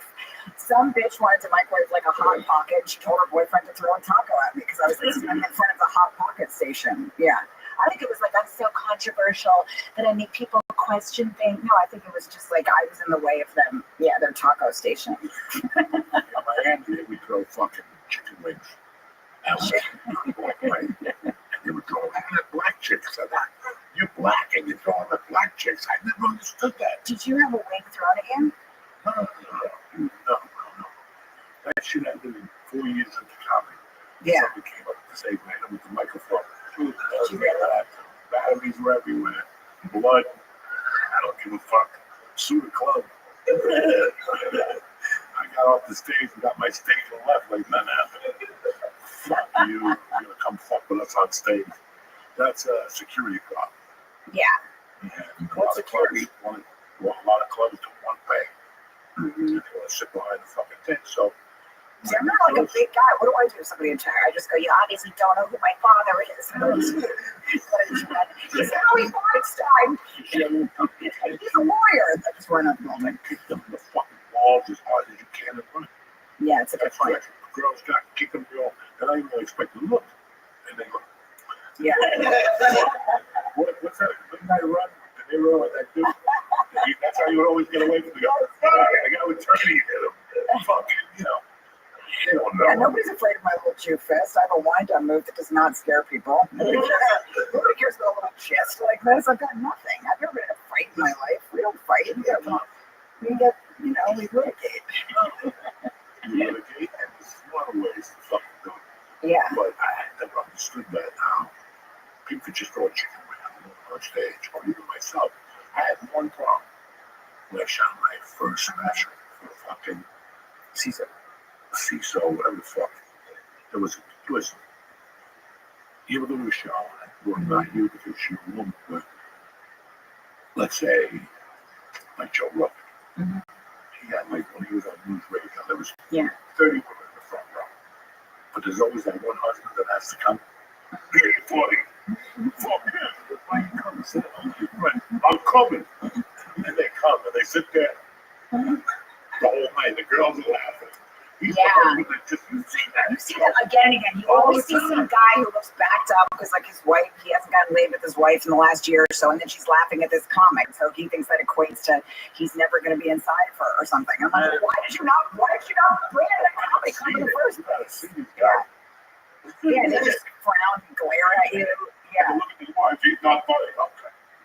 Okay. Whereas I feel like a female comedian does the opposite for a man. We're like a cock assist. We do the opposite of cock blood because there's not like no guys like if I could just get better female comics. So I feel like we make your wife look nicer. Like I feel like there's a lot of couples that walk away from my shows and they're like, you know what, I got a good lady at home. You know, they're like, I don't love her knee enough.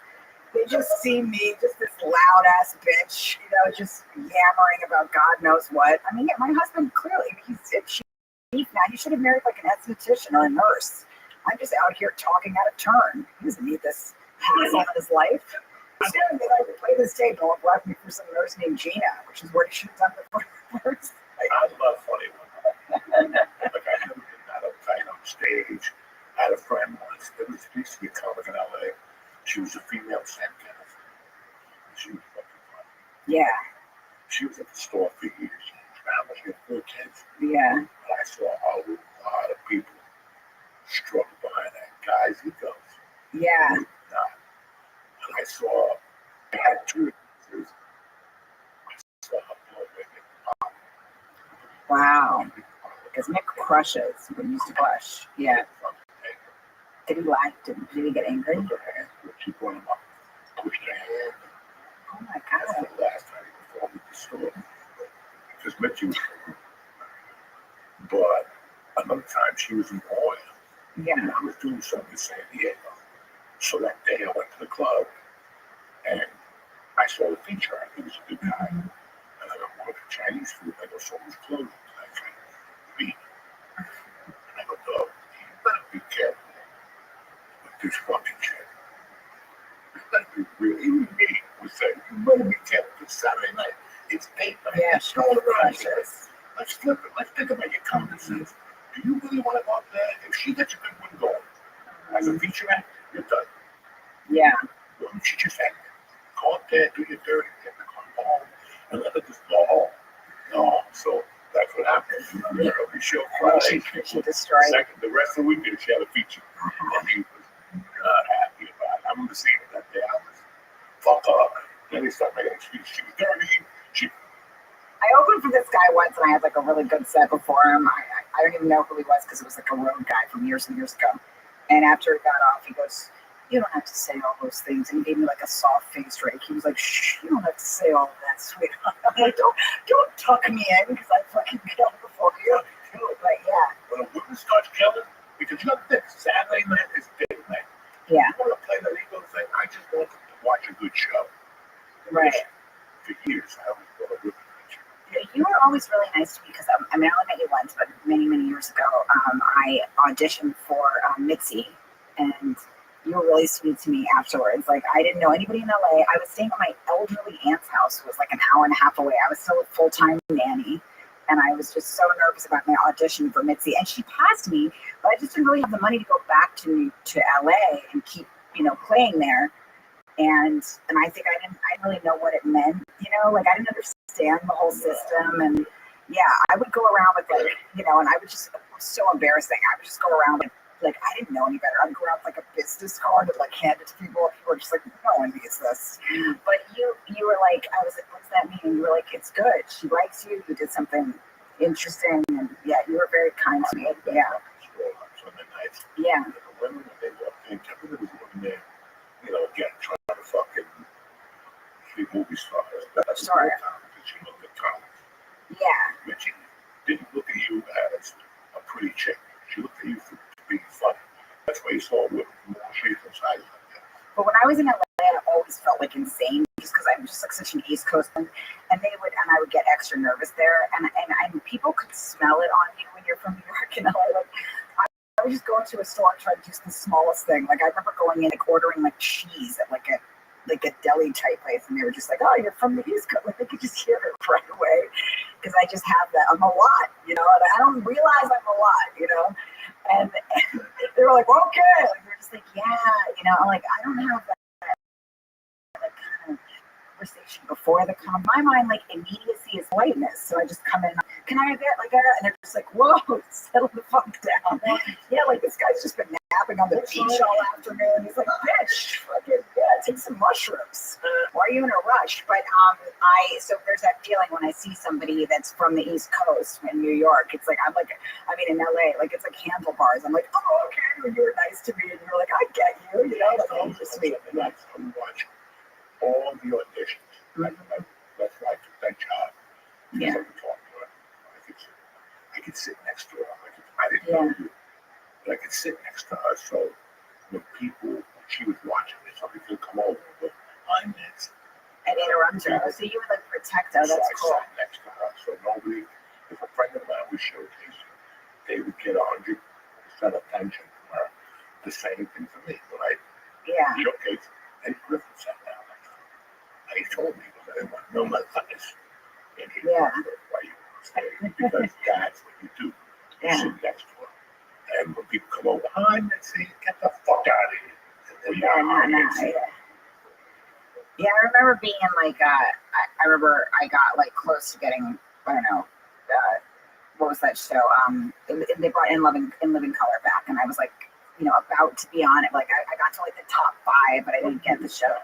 I don't know what year it was. It was at least 10 years ago. It was a while ago. White Space was popular. I went to audition with them. That movie she put me in a lot of roles. Very nice. I have a phone number on there because she called me a couple years ago. She haven't come to audition. I got in fucking Jersey. She said, oh my God, I'm so happy. But she asked me if I knew you. I'm like, I don't know fucking Rachel Feinstein. I did meet you many years ago. You were nice to me. Facebook, MySpace. Yeah. And I sent you a link. Really? Somebody watching audition. I forget what her name is now. Oh, that's so cool. And then she was fucking single out to try. Plus she got like 4 daughters. That's how long I was out there. Yeah. So she asked me, and I would always, you know, she would always like ask me what I thought. About this girl. So she came to you. I don't know the fucking Rachel Feinstein. Yeah. She had this story like, nah, it's New York. And I went to MySpace. And then I went back. And really? Definitely didn't see that message because that was like Christmas morning for me. I was so excited. But I remember being out there. But you were nice to me. I talked to you at the store, and you could tell that I didn't know what the fuck was going on around me. You're like, she needs a little guidance right now. And you like explained a few things to me, and you were nice to me. And I think earlier that day, I had done some audition out there, and I was really nervous for it. And like in LA, like they have these auditions that are like their office is also kind of like their living room. Like everything's blended together. In New York, everything's separate. It's like you can fucking office and you have your house. Like I just didn't understand what the fuck was going on. I was like, there's a bunch of bitches on couches, and it's like California, they're like cozying up. There's a fucking dog in my audition, you know? Like I'm like, what's good? I practiced this audition for like a month. Like I was so nervous about it. I was teaching myself how to like weep on camera. It was an emotional scene. I'm in the middle of auditioning, and the dog just starts sniffing my dumb crotch. And I'm like, this is my moment, bitch. You know, she's like, don't worry about Zoe. This just means she likes you. It's like, yeah, your dog can't just eat me out during the audition. I have to get through this.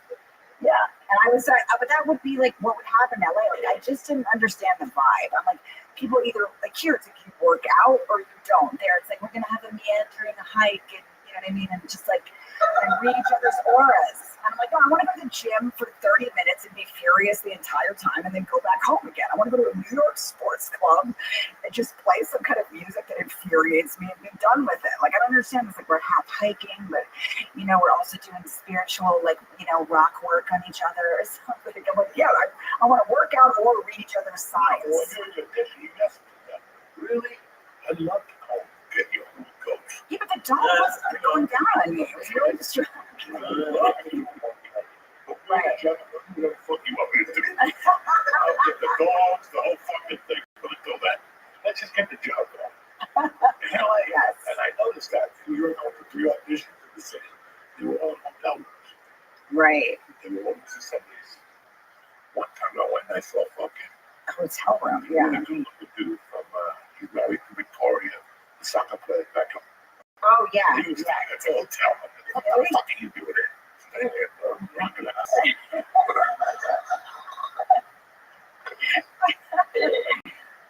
went to an audition once where they asked me, when I got to the audition, they asked me, it was for some like independent film network or something, and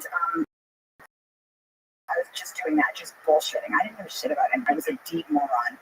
And I feel like also I get credit for having more information because I'm like sarcastic and Jewish, but I'm like, I didn't go to college. Like, I don't know I don't know your like art film.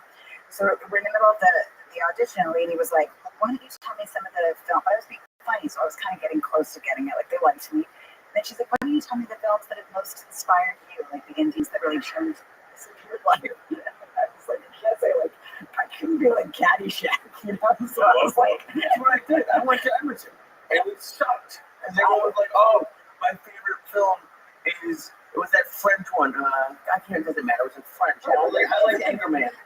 I feel like all those art films, it's like the Bully and the Red Balloon or some shit. And I was like, Coming to America? Yeah. Like, I don't know.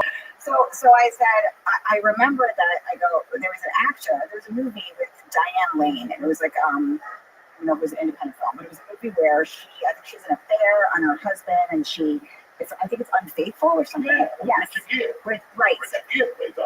I loved that film, and the guy in the film, I can't remember his name, but they said, what are your favorite independent actors? And I said Gabriel Garcia Marquez. They said, if you could be with one man, like one independent, actor in a movie, who's the sexiest one to you?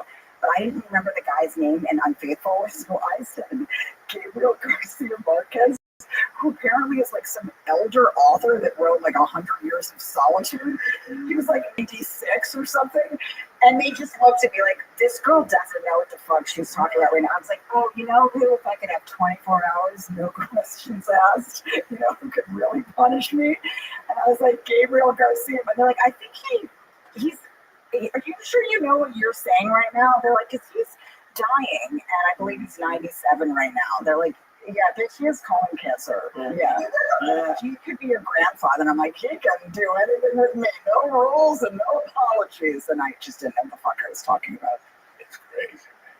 Yeah, it is. But, I feel bad for people that don't do stand-up at least, or don't have something they can do immediately, because it's like, at least with us, no matter what happens, we can go on stage. We can go have fun with our friends and talk some shit. Like, I'm not sitting around waiting. Like, once that dog was eating me out, I knew that I wasn't going to get a call back.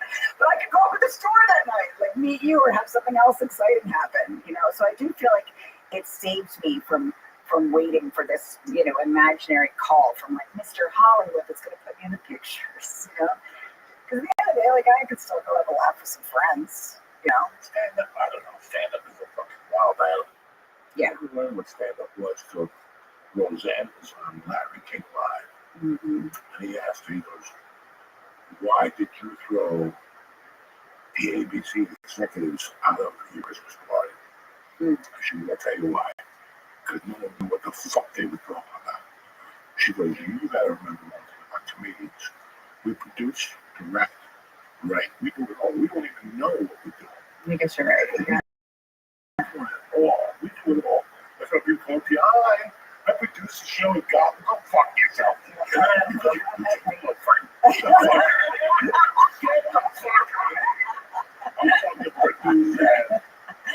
You're right. We do have to do all of it, and we do have to like develop some level of street smarts too, because we're just hurling our bodies all around the world. Yeah. No. I think that stand up around you. I mean, a lot of actors got famous, and they all went to the store where they did stand-up, Michael Keaton, Andy Garcia. They all experimented with it just to see what took them. Yeah. And they just moved on. It's the ones who become actors, and then when things get bad, they want to do stand-up. I'll smack you in the fucking face. Because people do some of their lives and love it to death, but they're not stand-ups. Right. Yeah. They're not stand-ups. And it pisses me off when somebody will say to me, really funny. This one, that's a comedic actor. Yeah. That guy gets cut. You didn't say the line right. The line is this. Okay, and he has to say it again. And all these idiots gotta laugh all over again. No, we don't have that stand-up, bitch. No. Okay? They're a comedic actor. Yeah. Stand-ups. It's me, a fucking microphone, and bricks. That's it. Fuck your chicken wings. Fuck your nachos. If you watch all those early Richard Pryor fucking albums, was it something I said? The other two that you can't say now,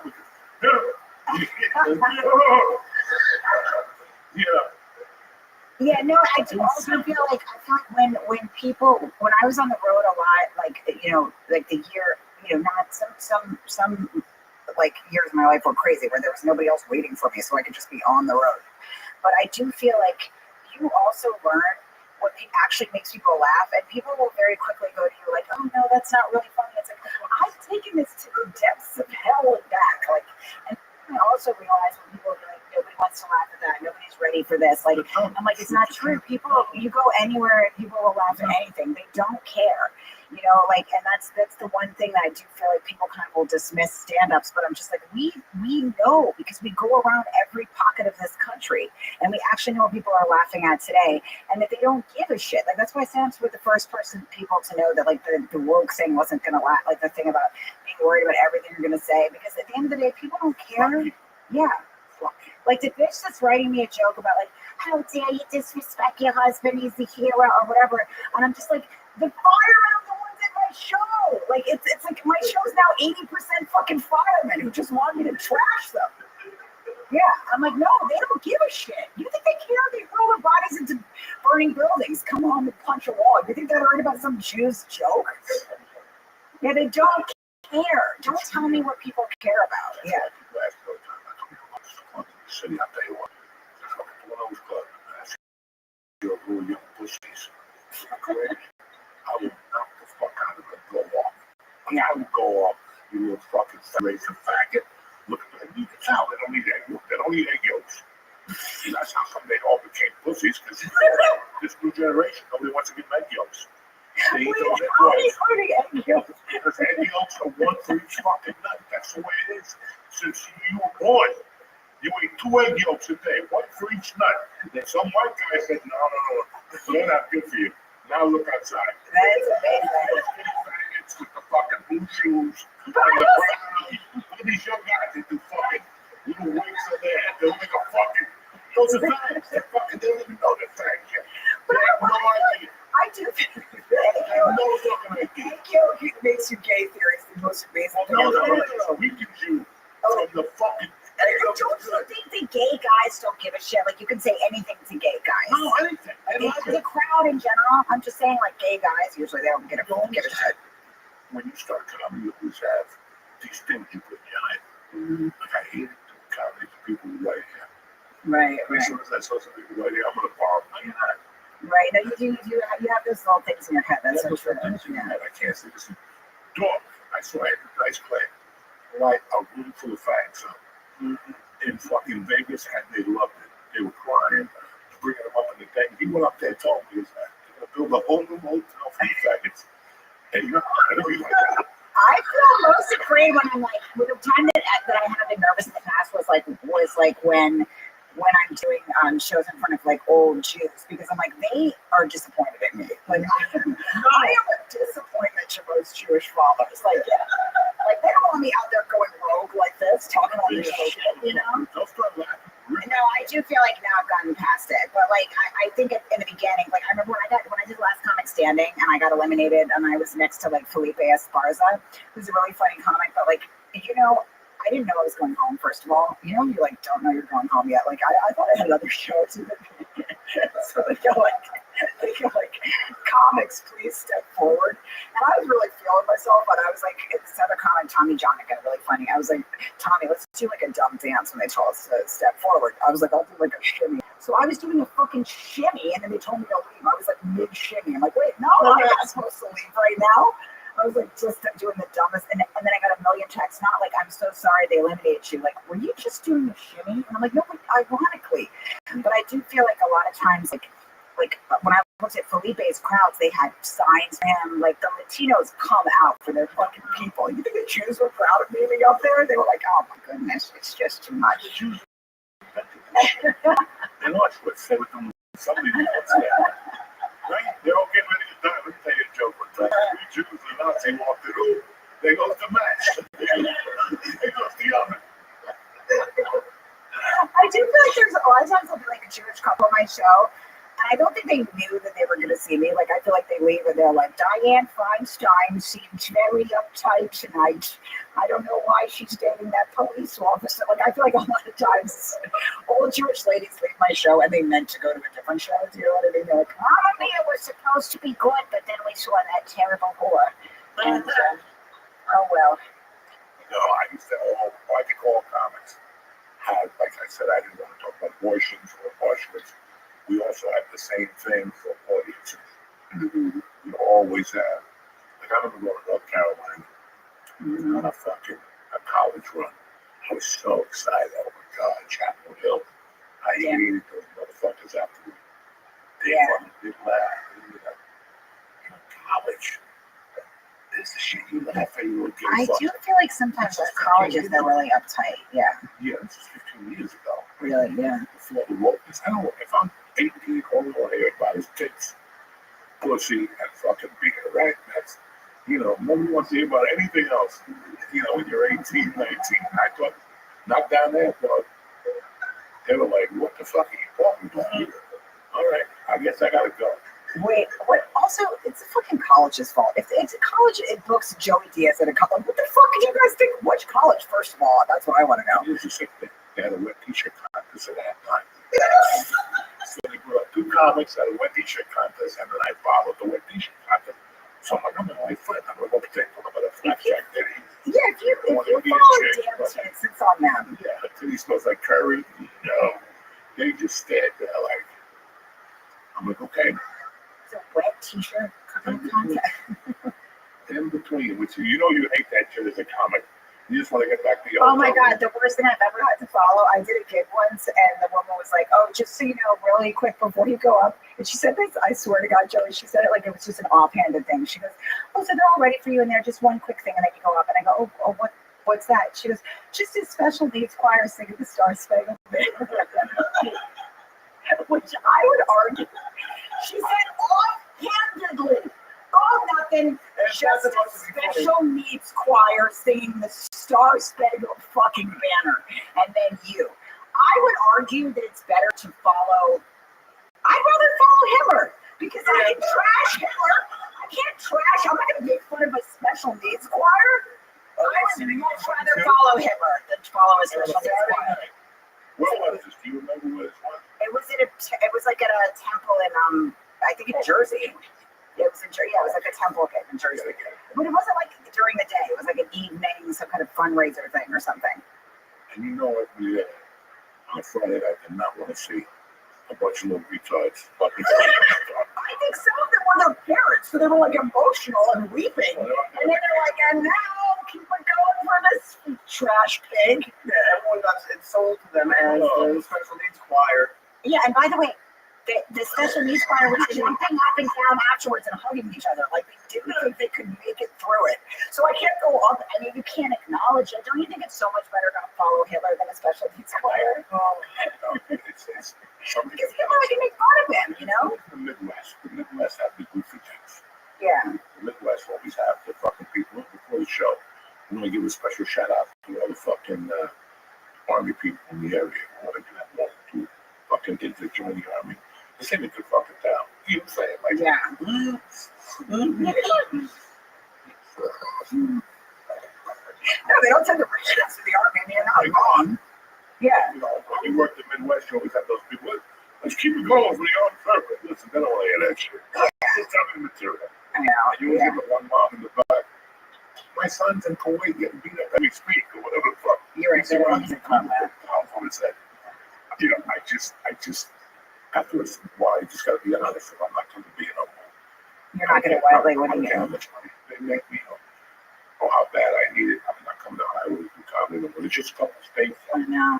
You learn right off the bat. I did a show in Chicago. Wasn't in Chicago. They told me it was whatever that is. What Chicago called the state? Illinois. Fuck it is. It was like the edge of. It was like the capital of mess. Yeah. During my show, everybody was fucked up. And then when the parents left, Parents there? huh? It was a Mexican restaurant. They were bringing headliners in once a month. Guys, there was only 2 planes out of there a day. This is bringing up gigs I've done because Oh my God. Yeah, the thing at a certain point, it's almost like abuse. Like it's like I've detached. I've gone to some of the darkest places in the world, and you just detach. You're like a child going to a meta where it's safe. Your uncle's abusing you. Like I'm like, this is bringing up memories for me. And it was like one time I remember it was my fucking birthday. And I was on stage, freshly dumped by some guy, lost my suitcase. I was like in a fucking some university sweatshirt of some bitch that owned the club.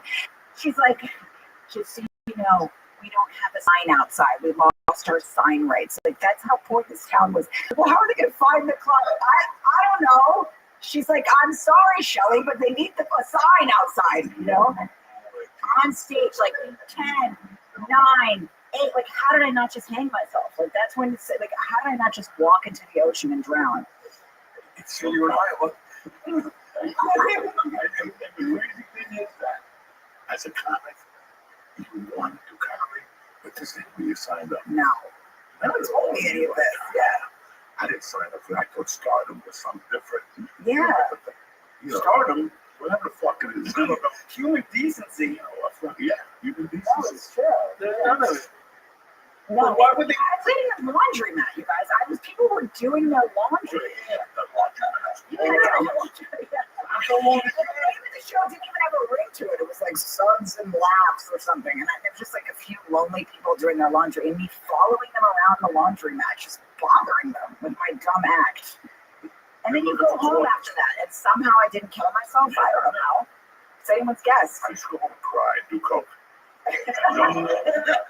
What the fuck am I doing with my life, man? I love when the door's on stage, so they have to come in through you. Oh God, that's the dumbest thing. That's always my I did favorite. a gig in Amsterdam where the guy kept like they open up the show and they act like the guy could barely make it in. Like he goes through the kitchen like, oh, he's like skidding on stage looking at his watch like, yeah. And then they bring me on stage. I actually had a pretty good set in Amsterdam. The next comic comes up after me. He was bombing so bad, but we were dying laughing because it could have been me. It was just like an order thing, you know. He was bombing so bad they didn't have anything to cut to. They just cut to some fucking Austrian bitch drinking an empty glass. She was just like, yeah, I mean, you know, but there was many moments on stage where I was just like, I wish, but I had no backup plan. That was the thing with me. Yeah, I nothing said to else. myself, this fails until I kill people and sell drugs until there was a club in New York. You know, I do. Garden 11. I was in there one night with a suit on. You know, I'm like a fucking idiot. Like, I'm gonna make it. I'm in New York City, and I'm doing comedy for my people. But I see the chick's hand going up and down. It was expired. She was giving him a hand job in the old Triple M. Like she met a homeless Are girl. you serious? Yeah. Oh Like, my 2 God. nights later, I saw him like his arm walked. And he treated it like it was Madison Square Garden. Yes. And that was when I learned, oh, you know, it's just a sad guys. Yeah. But once you see a girl doing a hand job, you're like, I'm not, this is not what Lenny Bruce talked about. This movie. No. Lenny Bruce did not talk about this. Look, nobody does.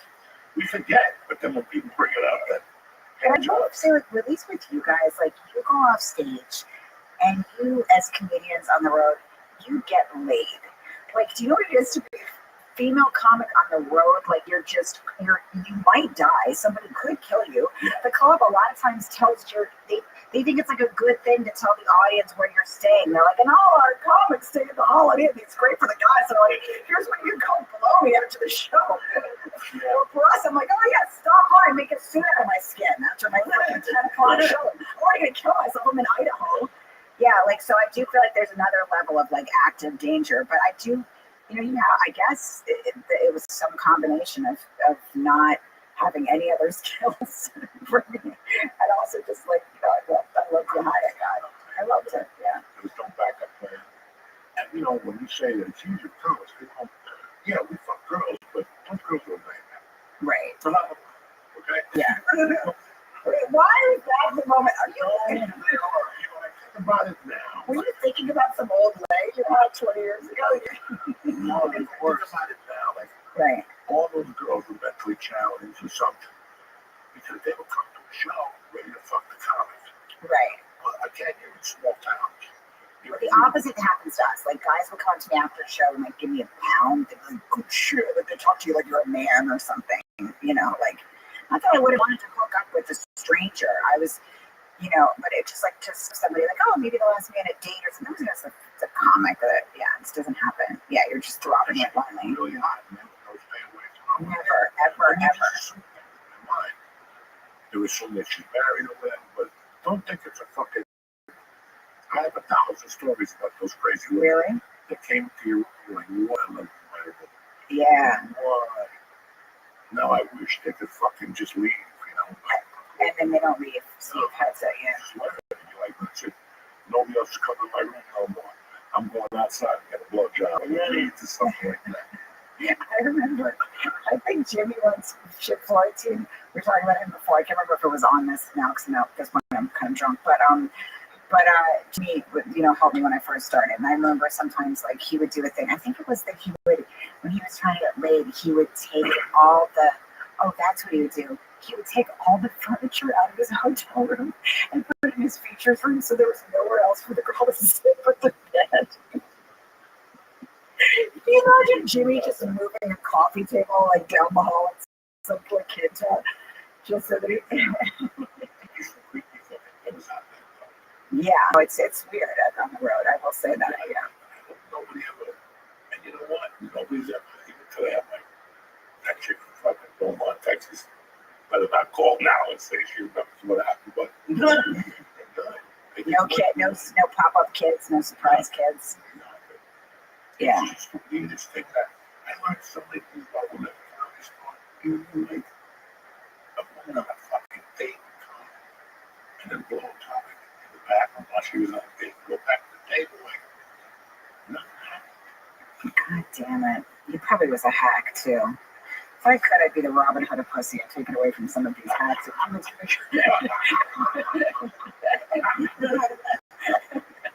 Give it to the good writers. Probably was it. Yeah. It's a really weird. Listen, you gotta be crazy to do stand. You have to be insane. Obviously, I'm unwell. But also, I also feel like a lot of times, like, I would be opening for a guy. I don't know if you've ever had this experience, or like some guy be featuring, and I would be like, the guy would be the biggest hack, but then he'd be the loveliest, nicest person you've ever met in your life. So you meet these people that are just mentioned, they've been on the road forever. I remember I was selling my album after my show, and this guy was opening for me, and he was selling stickers that said Beaver Hunter Catch and Release Program. And let me tell you, they were like flying off like hotcakes. Like he sold every last sticker, you know? Well, that's what they're there for. Like, they'll talk, because I'm featuring right now. That's what I do. And they'll talk, they'll be like, oh, I sold out of every shirt, and they made $1,600 in shirts, and they do. Yeah. That's gross. I wouldn't want to have to do that joke to sell that shirt. And sometimes it'll be the sweetest guy too. Like, you know, and you could see the fatigue in his eyes when he was saying it. He's like, "Oh, Beaver Hunter, Catch and Release Program. Come on, ladies, just $5." Just at the end, you could just see, like, again, like he was just gonna go back to his room and like do a line and finalize his divorce. Like he was just trying to make it, you know. Like, I love the road. Yeah. And then it just, once I stopped going through, I'm like, I don't want to road anymore. yeah. Because I was on the road to do drugs. And I was like, fuck it, once I got cleaned up, I don't want to road no more. I don't know if you cover the story or if you don't want to talk about it, but what was like the last thing where you're like, I can't do drugs anymore? Like, what was the thing where you stopped? Listen, I was trying to put away 3 fucking years. Because I knew I was going into the major leagues. Mm-hmm. The major leagues, you can't put this shit into you. Right. Like the fucking major leagues. I did that bad. I really got motivated to quit. And then it was just a thing that happened 3 days. My friend got cancer. Mm-hmm. And she was in the hospital for a long time. Real dirty town. Comedy store regular. Richie loved her. And I went to see her in the house. And she was talking to me. She goes, you know, God wants me to not do dirty jokes. She goes, if I live for this, I'm never going to do a dirty joke again. And I go, all that. She stopped and she goes, you got to stop that coke. Mm-hmm. The way she looked at me, she was done. I knew she was like a week or 2 away from dying. But how she looked at me, I was like, oh. Mm. I was like, I thought about it, and then I had something here. I had the whole weekend, and they put me up at the, no, what's the fucking hotel off the 3, where they sell Howard Johnson, where they sell fucking, they sell saltwater taffy and all that shit. I don't know if it's still there. This is about, this is 2007. I'm just happy. I remember like being excited to come here. And then one come that Friday. Mm-hmm. And I went back to you. I'm like, you know what? I'm not very too rude to do this. Next day, I got the call. She died. Oh my God. I'm really not going to this package. So it was like, I went back to LA, and they had a thing for her at the Comedy Store, like that Tuesday. Mm-hmm. And I went, it was LA. So even people didn't like it, they had like, eating the food. Sure, of course, I yeah. saw this one motherfucking producer that I knew she had problems with it. Eating the food, like nothing. And I said, and I opened my pocket. I'm not going to go to this level of coke. Mm-hmm. I got on stage, I was doing some material, and I just stopped. I go, you fucking cocksucker. How dare you come to a fucking break? He used to talk shit about his life. I go, you're not even funny, you're not even a fucking comedian. He's like, his name was Jeff Valdez. Mm-hmm. He's half Jewish, half Mexican. Mm-hmm. And that was his fucking act. He'd come out with a hat on, and fucking like, he put like jingles out on the yarmulke, play the guitar. Oh God, what He's is a that? fucking comic motherfucker. And he was with my name was on the woman like that fucking dick. His wife was there, everybody. I don't like that shit. I don't like somebody who like, I'm paying my respect. You don't need to pay respect. You don't like him. Get the fuck out of here, you fake fuck. I just drilled into this motherfucker, and I just said, listen, I'm gonna wrap this up in 5 minutes. And I get off the stage, if you're still here, I'm gonna fuck you motherfuckers up. And this motherfucker goes, my identity's here. I'll fucking win. So I put that mic down, I had 20 comics on me, like Joey don't even speak out. You had to read. And I remember that night I do the coke. Mm-hmm. And I was like, fuck. In that week, my wife brought 2 kittens upstairs. And I'm gonna die. I had anemia, whatever the fuck it was. And I liked them. I didn't like the other motherfucker. One kid, and I didn't like. I'm like, die. But the other one, I was sad about. Like he was gonna die. And I kept feeding him oatmeal and shit. And I went to bed that night. I was doing coke. Mm-hmm. And I went to bed that night, and my wife woke up before, and she goes, Jimmy, DJ died. And I went and closed the door. And I go, you know what? This other cat can't die. And I ran to him. I got on my knees. And I go, God, if you save this motherfucker, I'll never do coke again. Trust me, I was like Netanyahu. I had my fingers crossed. He didn't say it. Behind you, she's deal. She's fire. Yeah, sure. I got these motherfuckers. I can't live. I never did coke again because I made a promise. That's incredible. It was a promise to God. It was a promise to me as a man that I had to do that. It was time. Like, it was just time. And I tell people all the time, I did so much. I did more. In 18 years, I did my whole life. I couldn't imagine if I would have done coke all my life. How much more I would have done. Do you think you would be alive today if you kept going? Or no? No, I was No way. dying. Okay. Because I was already getting chokes on my back. Yeah. I could feel choking on my neck and stuff. So I knew. And again, I didn't want my wife to find me on the floor. Yeah. There's some people who cut out that. They find you, they call the ambulance, and they move on with their lives. I knew she couldn't have it. And I knew that she woke up and saw my little fat feet. And she was ready to sleep for us. I was like, I'm saving her life. I'm, saving my own. And that cat, when I got a fucking chain with that cat. Oh, that's such a beautiful thing. And I bet you anything, you telling that story will really, really help somebody. You never know who your story is going to help. It's a powerful story. I was doing that 48 years. That wouldn't stop me from snorting coke. I would take furloughs to get an ounce of coke. No one was going to test me on Monday. I didn't have to drink vinegar. Yeah. And fucking put Drano on like this, to turn on the That's amazing. please. You got no idea. So it was just over. Like, Yeah. One day you're like, I took this to the play. Yeah, and you knew something you knew. It wasn't God. It wasn't anything. At one point in your life, as a man, as a woman, you go, look, this is over today. Yeah, it's over. It's a wrap. Today. Yeah. come back. There's no relapse. No, there's nothing. Yeah. You're a fucking man, bitch. You know, and now you get these people out crazy many days, drinking water. I'll smack you. You weren't even supposed to do drugs. Yeah. You're so fucking proud of yourself. You're all right. I'm fine. I'm great. Really does not know where he is right now. I'm here the whole time. Every hour it's almost jarring. Cause I'm like, oh wait, he is here. Is he okay? I'm fine.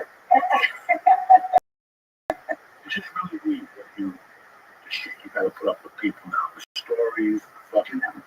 You're like, it's that one? Oh, you dumb bitch. Yeah. What's it gonna be? What's it gonna be? Yeah. It's that easy. But people, want to do the night we have. If you're not ready to stop, you're not gonna stop. You said, Something you knows, yeah. You said you go to jail. What happened in jail? They don't get the Bible. Oh, the Lord, fucking 2 feet off that fence. That Bible was up in the air. Yeah. I said, always come to pick him up. This At the end of the day, you're ready or you're not. Whether it's your cradle dick theory or a fun-loving kitten, you're gonna fucking be ready when you're ready. No, it's true. I feel like sometimes just something, but also I feel like that lady, you loved her and she changed the course of your life and you knew that she really loved you. I do think that kind of, look, don't play soft piano music under my monologue, but I know nothing. But I'm just saying, like, I do feel like sometimes that kind of drug use, and I say this as somebody who has loved alcoholics my whole life, I do feel like it comes from a sense of, self-loathing. And if you know somebody loves you, and if you really see it, it can change the course of your life. Just really believe in them in that moment. Have that fucking peanut butter. The jar went open, you get the alcohol, he's got muscle, steroid, really, your grandma. It just takes that one. It takes like that one person. Maybe I don't know, and just read the way she said it. She said, God wants you to stop the coke. She stopped her conversation. She looked at me. God wants you to stop the coke. I'm like, fuck. Okay, good luck. But Also, who she was very close to you. You knew she was about to pass on. she's always posting. Right. But I'm selling coke at the comedy store. I would give it to her and make the whole. And I would go over the next day and get it. Right. I would go knock on that door at 5. I need that shit. But she had that insight probably towards the end of her life. Yeah. Husband was a crip. Yeah. She was Mexican. Husband was black as could be. Tough and nail crip. A coke is, yeah, I mean, He ran his own set, and one day he comes in with the conversation like, I talked to your brother. I gotta get on this Adam Sandler. That's my favorite motherfucker in the world. Like, you're a crip. I'm like, Adam Sandler's going, I kill for Adam Sandler. So I had to bring him on the show.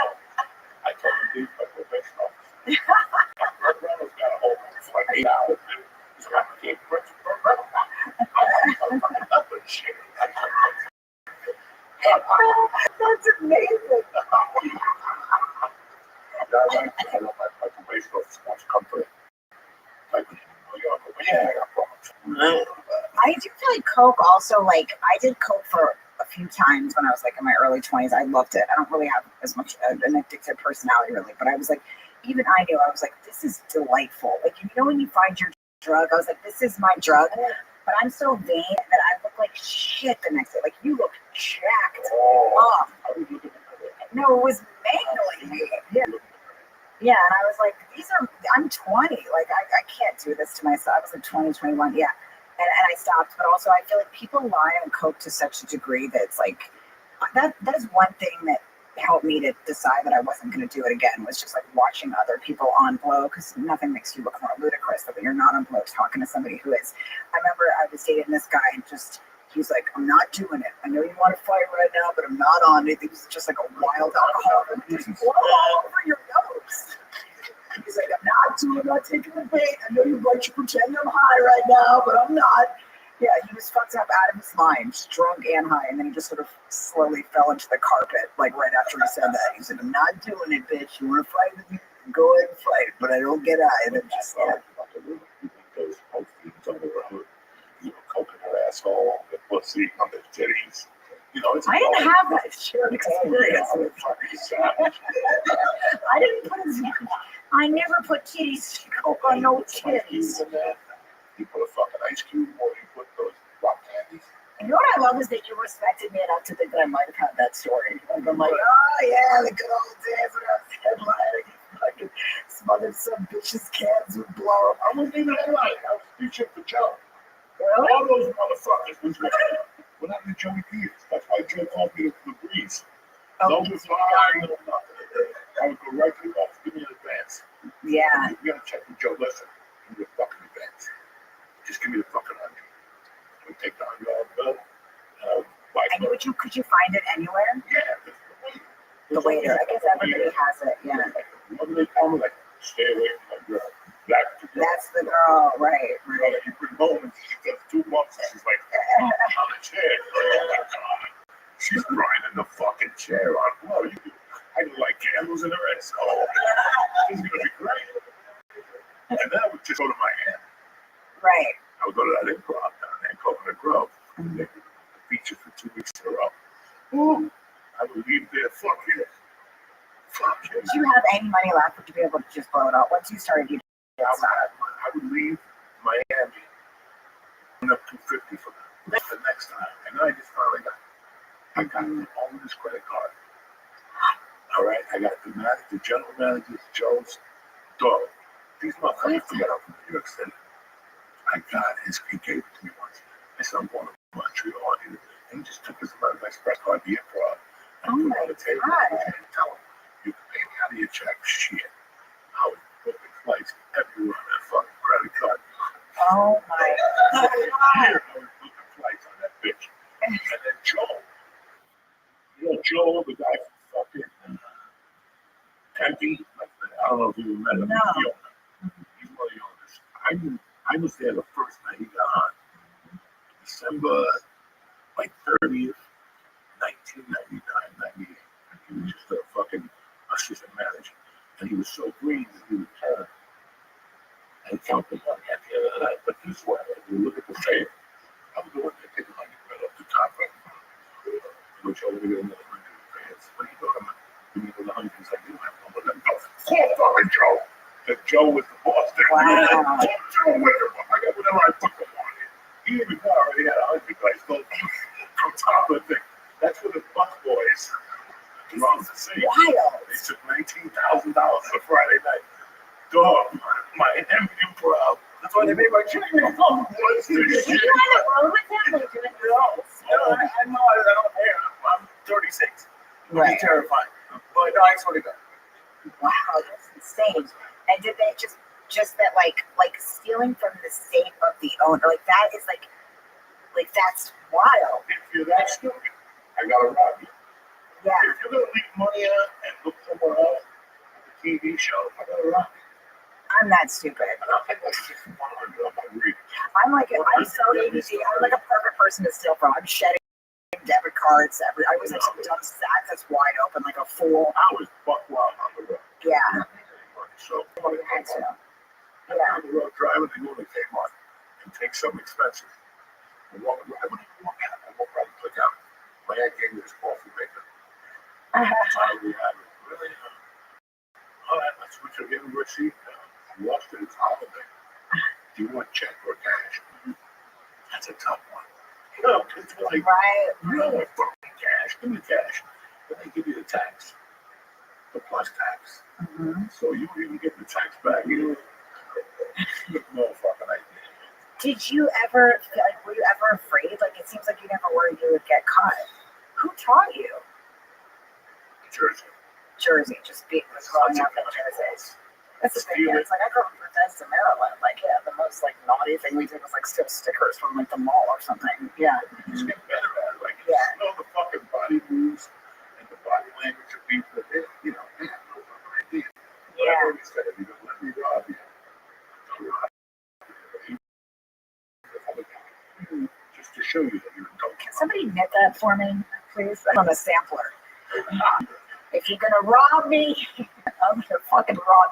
That also, you have to know, you have to be ready at any moment. Doesn't that make you anxious when you're robbing people like that? Like, aren't you always thinking you're about to get clocked? Like, do you have to sit in your diner next to the wall or something? Does anybody know what I'm trying to say right now? Can you help me?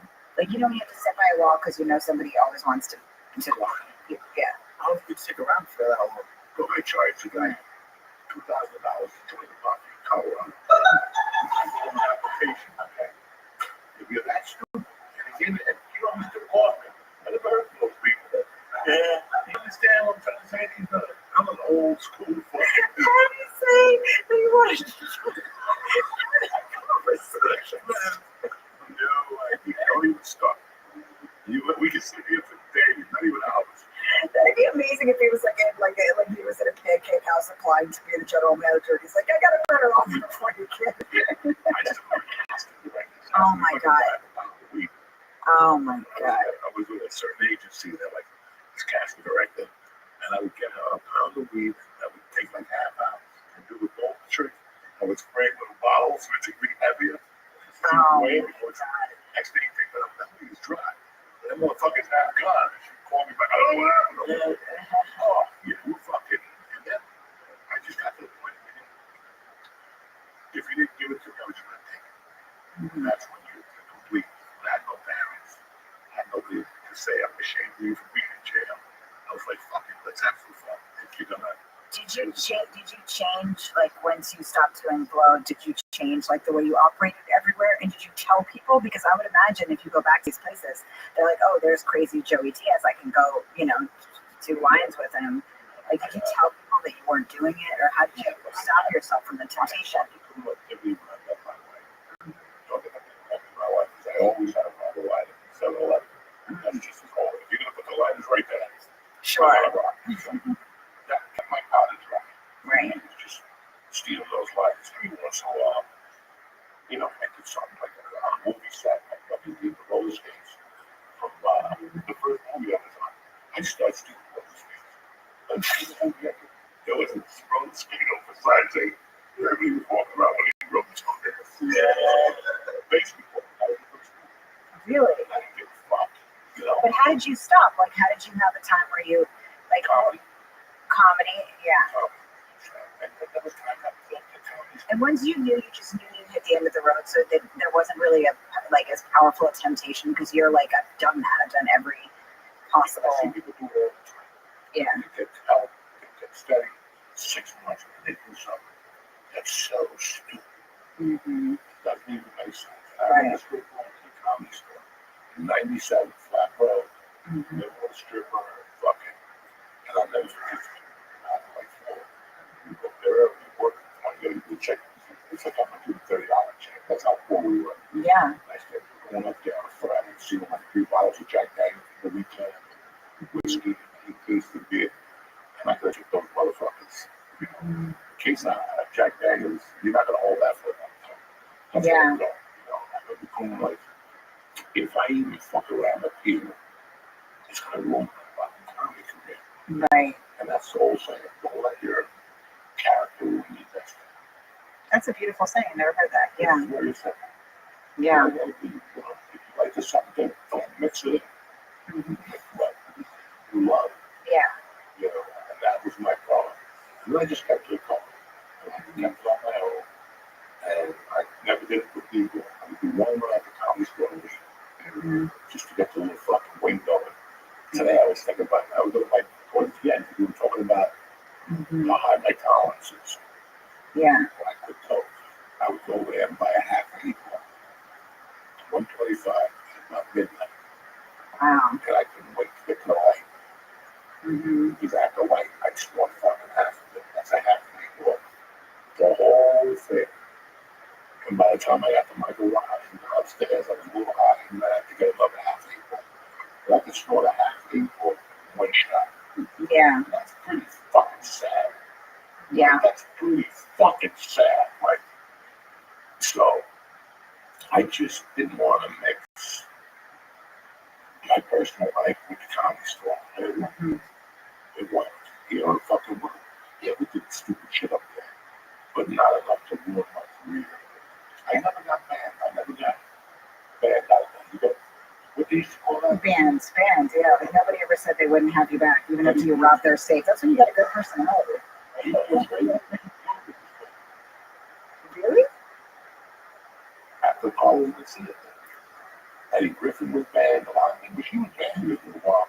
And then you work yourself out there. But Yeah. she's told me, don't take it out no more. You know, the beginning.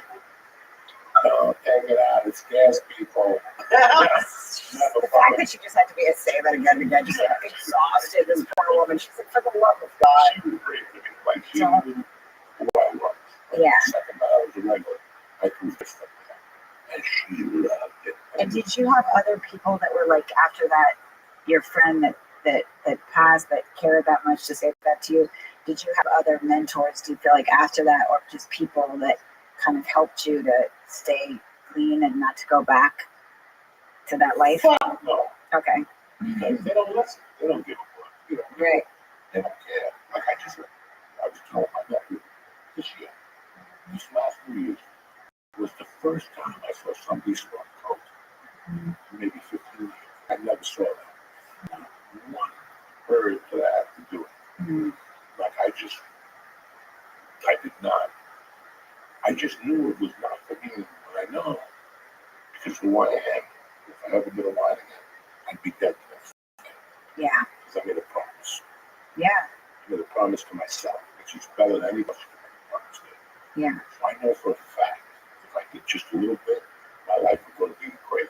The daughter would disappear, the money would disappear, Everything. my life would disappear, podcast would disappear, you know, everything would disappear. Mm-hmm. So I always knew that. Even if I didn't smoke it ever again, just breaking my fucking word as a man, Mm-hmm. I would have been done. Yeah. I bet it has helped other people. I love Robert. I love to go to a fucking, you know, these little young faggots now that are selling meth and all this shit. What are they selling? Oh, only you can use this beautiful thing and then that door down, shoot up, watch them pick themselves. Get up against the wall, suck my dick. It's a start, but that's what we did in the 80s. Yeah. Nobody was ready for cocaine. Nobody was ready. So after all the gangsters started doing it, when I came back in 84 from Colorado, all these people that were like decent people were doing it. They didn't know that side of the business. Right. You know, this is great selling coke, bitch. And then we have these motherfuckers from Nutburger who will kick your fucking door down and take it from you. And that's when it produced suckers. Right, They didn't know right. this business. They didn't know anything about it. Yeah. I just saw people singing, dancing, and getting their dicks sucked. But they never thought about the big bad wolf.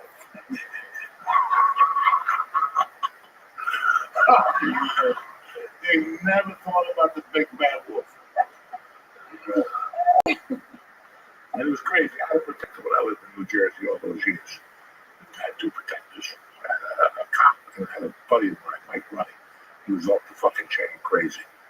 My friend's hash man called me to the side door. I'm a fucking don't pay for cigarettes. He just walks by the counter and takes them.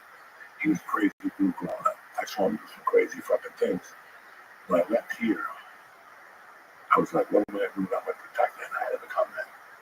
The only way I can survive is by becoming him. He was off the chain. Like, he didn't even let you put your hands up. You had something in your head before you even opened your fucking mouth. Yeah. And that's what got me in trouble all the time, man. We're from Jersey, New York area. We ain't got time for this. Yeah. And then you smack them, and what do they say? I'm calling the police. You were just talking all this wobble shit. What police? What police? I've been assaulted. Yeah. What do you think was gonna happen? You just called the motherfucker. And you think it's one of your white buddies from fucking, church, Oh, you're a motherfucker too. No! You're gonna get knocked in the fucking head. That's it. There's nothing higher than someone that doesn't expect to Watch be what punched. happens when they work. Yeah. These YouTubers. They think it's cute. You to say, oh, I'm gonna get this back. I'm gonna smack you in the fucking mouth. See how fucking fat you are, motherfucker. They call them 911. Yeah. They call their attorney, Wait, you guys, am I fat? I had No. That's all it took from that. No, I do. I can't read the comments. I read the comments. I find myself crazy. Yeah. I think it's like, Yeah. slide it off. Yeah. And it just didn't fly. Like, look, if somebody said, fuck you, Spick, okay, look, we're out. And that dude would not say it. I'm on the police. We just said that. We knew it. We knew what to expect. If you're a fucking idiot, That's what today's society doesn't see. Yeah. He's a tough guy with a tattoo. Everybody gets a tattoo. And they're a tough guy. Bro, Right. not in the fuck like, but I was doing that. We had for 20 years to get a tattoo or be in the Navy and shooting jobs. You had to do something. You had to do something. Okay, you had to do something. These women with the tattoo. You had to suck 1,000 dicks when I was a kid. You get raped at a biker rally. And if you lived, you got a tattoo of my heart on your fucking foot. You know what I'm saying? If you lived, if your sperm didn't kill you. Now, you know these women, a gun, what the fuck? Yeah. No, I mean, I get it. I don't care. No. Yeah, acting like I like a reference for this, yeah. I don't care. Okay, I don't care no more. You gotta say the truth. If not, it's the Yeah. truth. When I hear these tales, I'm so surprised somebody hasn't punched me in the face. Like, I'm just like, I guess, because I have a mouth on me, but I haven't been tuned up yet. Never say that for, but I do think also it's just because I grew up like, yeah, I mean, the worst thing that could have happened to you was like, yeah, you would get kicked out of like Hebrew school or something. I mean, I didn't come from a tough line of men either. Like, I come from, like lawyers that can't process dairy. Yeah, like that's like the worst. Yeah, that's what I come from. Yeah, Two egg yolks. nobody has those stories in my past. Like, yeah. Two egg yolks, nobody's allergic to fucking peanuts. All these little, my daughter made the best fucking brownies this week. Yeah. I'm like, thank you for putting the walls into all these little fags. My daughter feels that way. 12-year-old little girl. He tells me shit sometimes. I'm like, okay, I'm not fucking crazy. Right. Because it's the truth. Ever since we started eating egg whites, kids thought, I'm allergic to walnuts. I'm allergic to raisins. Are you fucking kidding me? Are you fucking an Irish motherfucker with 9 kids? The father's a fireman. You're gonna come home and tell him. I'm allergic to peanut butter. I can't eat it. Motherfucker, saving cats off a tree. You're really into the fucking peanut butter.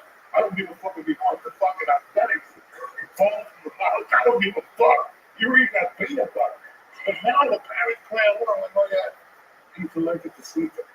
No, Pete is he's like the opposite. No. I'm saying like, women, I'm allergic to lobster roll. Bro, you better suck a good dick. You know what I'm saying? You're allergic to lobster. What the fuck is wrong with you? You're a woman. You gotta eat lobster. That comes from lobster sperm, balls, and fucking and banana pudding. I don't fucking know.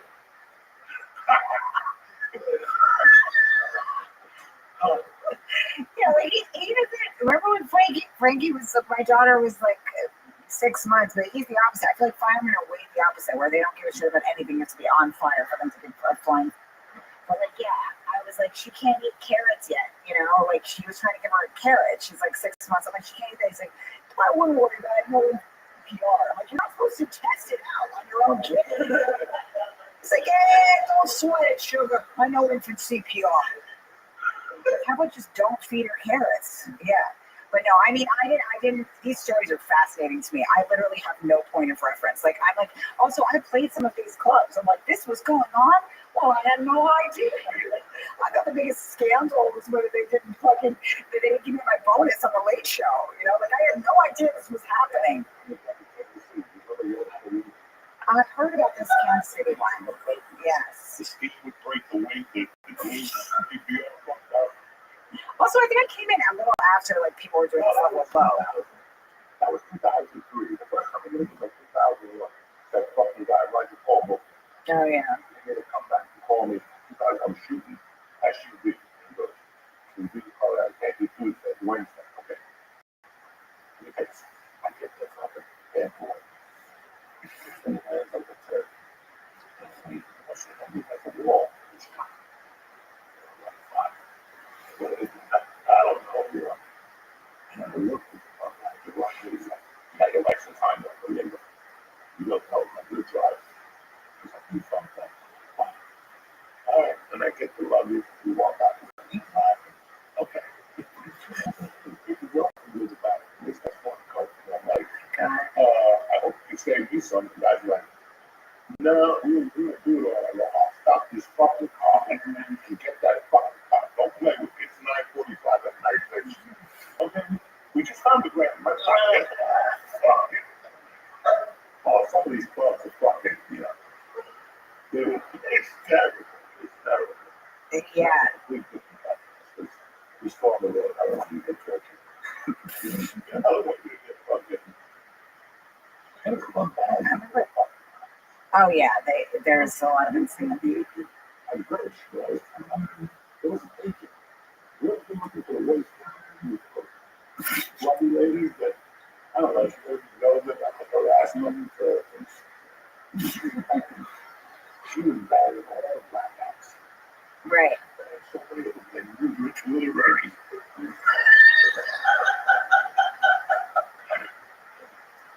Moved you into literary is amazing. Like that would be the logical. Yeah, he goes to my office. You saying, I don't know. I don't fucking know what you do literary. Oh my God. So yeah. I mean, like You have no fucking idea. This is the craziest world. I had no idea any of this was going on. All I know is Joey's a bad boy, and I'm never going to this part of Jersey again. I'm terrified. I'm lucky I didn't get moved by a bunch of hoodlums. Oh my God. Yeah. You know, I mean, I didn't. Yeah, like I said, I got I smell like a faggot eating a corn dog in this motherfucker. You right next to me. Let this fucking eat off. Can we take a quick break? No, we'll take a quick break.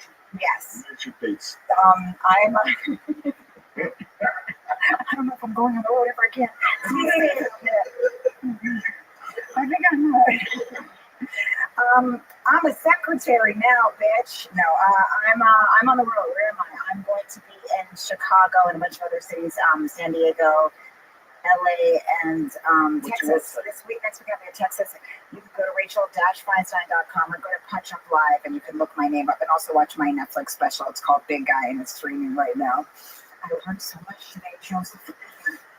It's scary out there. I'm going to tell you about my pop rocks. That's a party too. My grandma told me about that. Yeah. Like, wait, pop rocks on the pussy. There is nothing like it. It's my favorite thing to do during Hanukkah. Freedom and some pussy puffers. It's a perfect cocktail. It's like the 4th of July.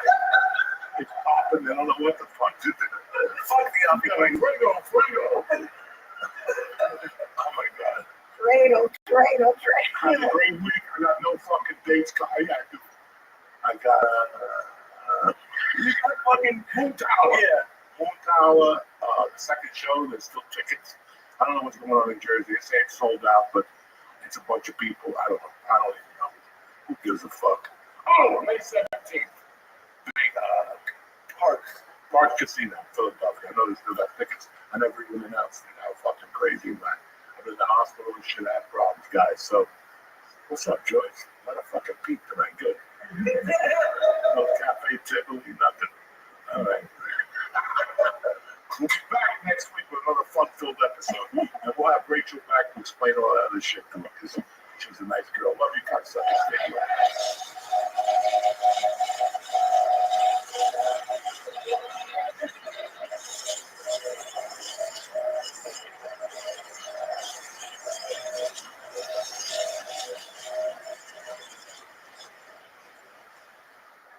Uncle Joey here. Listen, it's time to make feeling good nice and easy. Ditch all the boring guided meditations. All you need, Via. Via is changing the game in natural wellness, combining high-quality, hemp-derived ingredients with powerful cannabinoids to create serious results. Whether you want more focus, better sleep, or a boost in your love life, Via has you covered. Listen, Uncle Joey, you guys know my tolerance is off the chain. I eat like 2 of these daytime. They call them daytime 100 milligrams. I'm ready to go. Last night I ate 8 pieces of toast with butter last night. Who does that? You understand me? That's what Via does. So customize your Via experience by choosing the type of relaxation you're looking for, along with the level of THC you want. With products ranging from 0 to high cannabinoid levels, they'll have something for everyone. So if you're 21 and older, treat yourself to 15% off and get a free gift on your first order. Use our exclusive code Joey, Joey, at viahemp.com. Again, Joey at viahemp.com. Please enjoy the free shipping on orders over $100 That's viahemp.com, code word Joey. Thank you for supporting the podcast.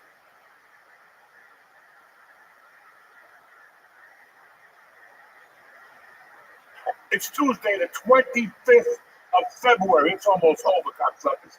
Anyway, we got a church, New Testament. We got a nice guest, and it's Tuesday morning. Let's get this fucking party started. What's happening, you bad savages, you? I'm going to talk to you guys about Onnit. Onnit is one of my all-time favorite companies. We haven't spoken about them in a while. You know, I go on my little alpha brain cycles from time to time. Now they've improved that alpha brain. They got alpha brain powder. They got alpha brain everywhere. It's tremendous. The new mood is still intact. I love everything from mine. You know, the kettlebells, the club bells, the whole thing. But I can only help you with supplements. Go on there. Start your year off on the right foot. It's the second quarter. Come on, let's do this. Right after the tax break, you get ready for the summer.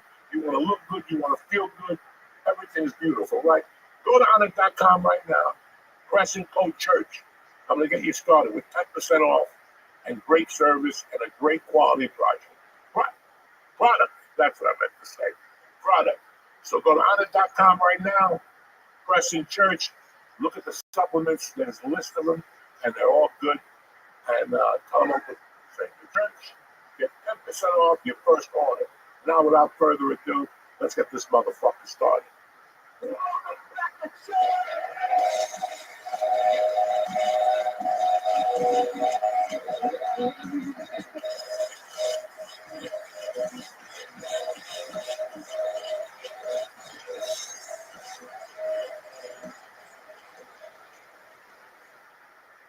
We're back, bitches. What's happening? We got my main man in the house tonight, Mr. Paul Vizzi, V-I-R-Z-I. I just can't say it because my fork tooth. What other words can't you say? We got our word. We got our main man, fucking Lisa Adam here. He's sober today, no more. I'm not sorry. I'm about 150 million. 38 years old. I can't keep doing this. You fucking nuts. We do this to my head. We do this to the Marines, bro. Yeah. That's it. Marines don't take 400 milligrams in a hospital. Before you become a SEAL, they give you like 1,000 milligrams cold. And I've done that And no water, so knock it the fuck off. 1,000 milligrams and no water. You sit there. First of all, eat. no Navy SEAL has ever taken 1,000 milligrams. They don't take it. Somebody gives it to you. You know what I'm saying? It's the fucking Navy. What's the most you ever taken? 2,200. What? You told me more than I took 3,000 was the biggest for me. Yeah, I think yeah, about the same. You go to hospital? No.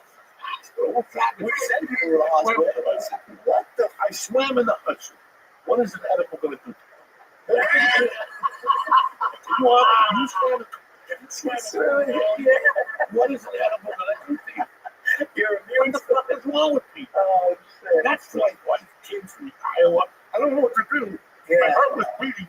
Yeah, he's close to shit. What are you talking about? No, hey, listen, as much as I'm laughing, that would be me. What's on these cards, man? Your father used to beat your mother, and your I would beat the same fucking thing. They got the voice before he could beat her. No, but who cares? I mean, neighbor beating up his wife, you're hiding under the bed and shit when you're raised. You hear it. Are you them?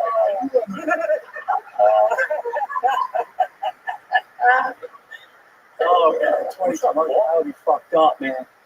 Me and my buddies one time, we were like in high school, and I'm not a big weed guy because I get you know that paranoid anxiety shit, you know.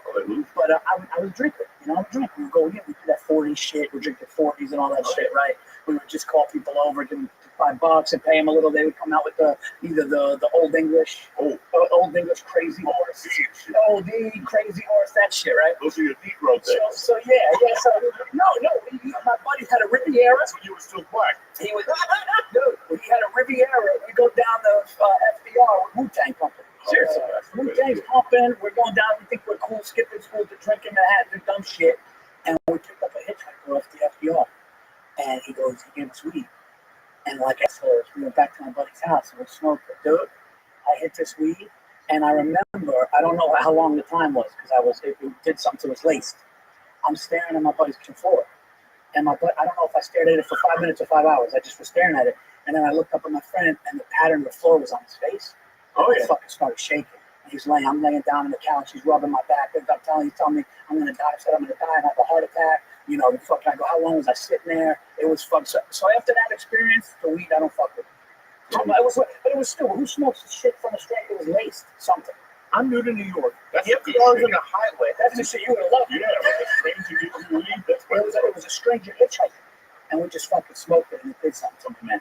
It fucking did something. How did you get a hitchhiker on the FDR? It's like a highway. Yeah, it was just going like this. He was walking up, and it was off the side. My buddy just, come in. He ran in the car real quick. Hey, can you take him? Took him. Did you ever pick up a hitchhiker, Joey? Because you hitchhiked in Colorado. Unless you're a hot chick, you know what I'm saying? Let's be honest. Nah, yeah. For some guy that's like Grizzly Adams, no. It could be 100 degrees. You're like, fuck this dude. There's a chick out there with a white dress and a thong on. You see how fucking. And she can have 20 zits on her face. You're still pulling over. You know what I'm saying? You're still pulling over. I gotta look. I have to look at him. Dog, I had the wins experience. And I know the other one. I was coming back from Michigan, and my fucking tire blows out. And I kept sitting on the side of the road, and a chick pulls up, and like a Toyota, fucking smoking, with a white dress on, fucking flip-flops, dirty chick. And she's like, get in, I'll give you a ride to town, all right? And she's like, you should come over. I'm like, oh shit, at that time, years earlier, HBO had a show called The Hitchhiker. And, you know, it would be a guy picking up a chick and he was fucking sucker. He dropped her off in New Jersey. So I'm young, I'm 20, you know, I'm not fucking young, I'm 30 something. And she's telling me all this shit. I'm like, I'm getting fucking pussy. And next thing you know, she goes, yeah, if you're hungry, we go back to the house. We'll eat, and we got prayers at 6. I live in Got what? prayers.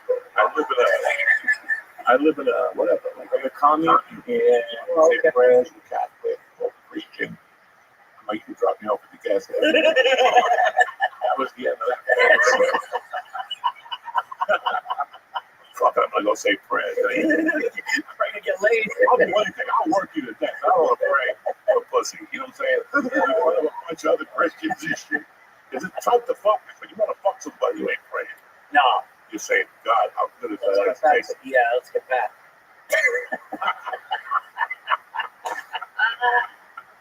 Oh, it's good to see you. Good to see you, brothers. You got a show this week? Yeah, I got a bunch of shit coming up. Big tour coming up. No, you got Wednesday night. Oh, Wednesday night, dojo. Yeah. Yeah, I'd love to do it, but they're going to take this fucking ball out of my ear finally. So I don't know what's going to happen. They're going to be stitches and shit. I'm going to look like a Doberman with a bandage on. Oh, You know, you ever see when a shepherd gets his ears done? People take him out phone or whatever. Yeah. He went home. The poor guy don't want to be out there. It's like, Jesus Christ. He puts me out with this fucking Doberman's at that. Not German Shepherd. He fixed the ears. when they clip the ears to make a point. I don't know what's going to happen. But, I don't know if they're going to give me pillows. I don't know if they're going to put me out. I have no fucking idea. Oh, shit. They might just shoot me. He's an Indian guy. So I trust him. You know what I'm saying? Those Indians, they got a steady hand. I love like when you say stuff like that, like we're supposed to know what it means. He's an Indian guy. Like, what is it? I don't know. He's good. You know, India only sends the best here. They don't send our meat. What's America? We'll take you. I'm blind. You want Indian doctor. Yeah. You want Indian. Indians and Really? It's changed. I was gonna say it's not Jews anymore. It's Indians. No, but it's either. Okay. It's either. Yeah, it's like half down the middle. Yeah. I had no idea. Yeah, they're taking it out. I didn't know they found like I didn't know there was anything in there. They're gonna slice it and clean that motherfucker out. I was supposed to go for a second opinion tomorrow, but every time I call it a 20-minute wait, they want to put me back into the rotation. They call me in an hour. Go fuck yourself. They can call you when you're jerking off, or you're taking a shit, or you walk in the house with groceries. And you're like, listen, I just got groceries. Call me later. I called you 3 hours ago. What happened though? What was it? A yeast infection, and then I got rid of the yeast infection, and something started hurting. I kept going to the doctor or something. No, put the scream on it. Just yank it the fuck out. Get the cocaine, shoot it in my ear, Get it out. get the fucking knife. Let's go. Why we went? This was going on since October. This fucking guy. Yeah, I hate that. I go to the doctor. Get it done now. Yeah, what we doing? How long? And I got body work. I got shit to do, Jack. You got old shit out. Belly with my teeth fixed. I gotta go fucking ear, you need glasses. You got all the senses got to be there. I've been fucking using a reading glass. I've had these reading glasses from CVS's. These things are like you can step on them, light them on fire. Everything else breaks. Do you even like do the test with those glasses to see which one helps? I feel like you just don't pick one. And it might not even be the right one. No, they have numbers on them. Right. 2.75, 3.0. Oh, okay. I think 3.0 is the highest. After that, they give you a dog.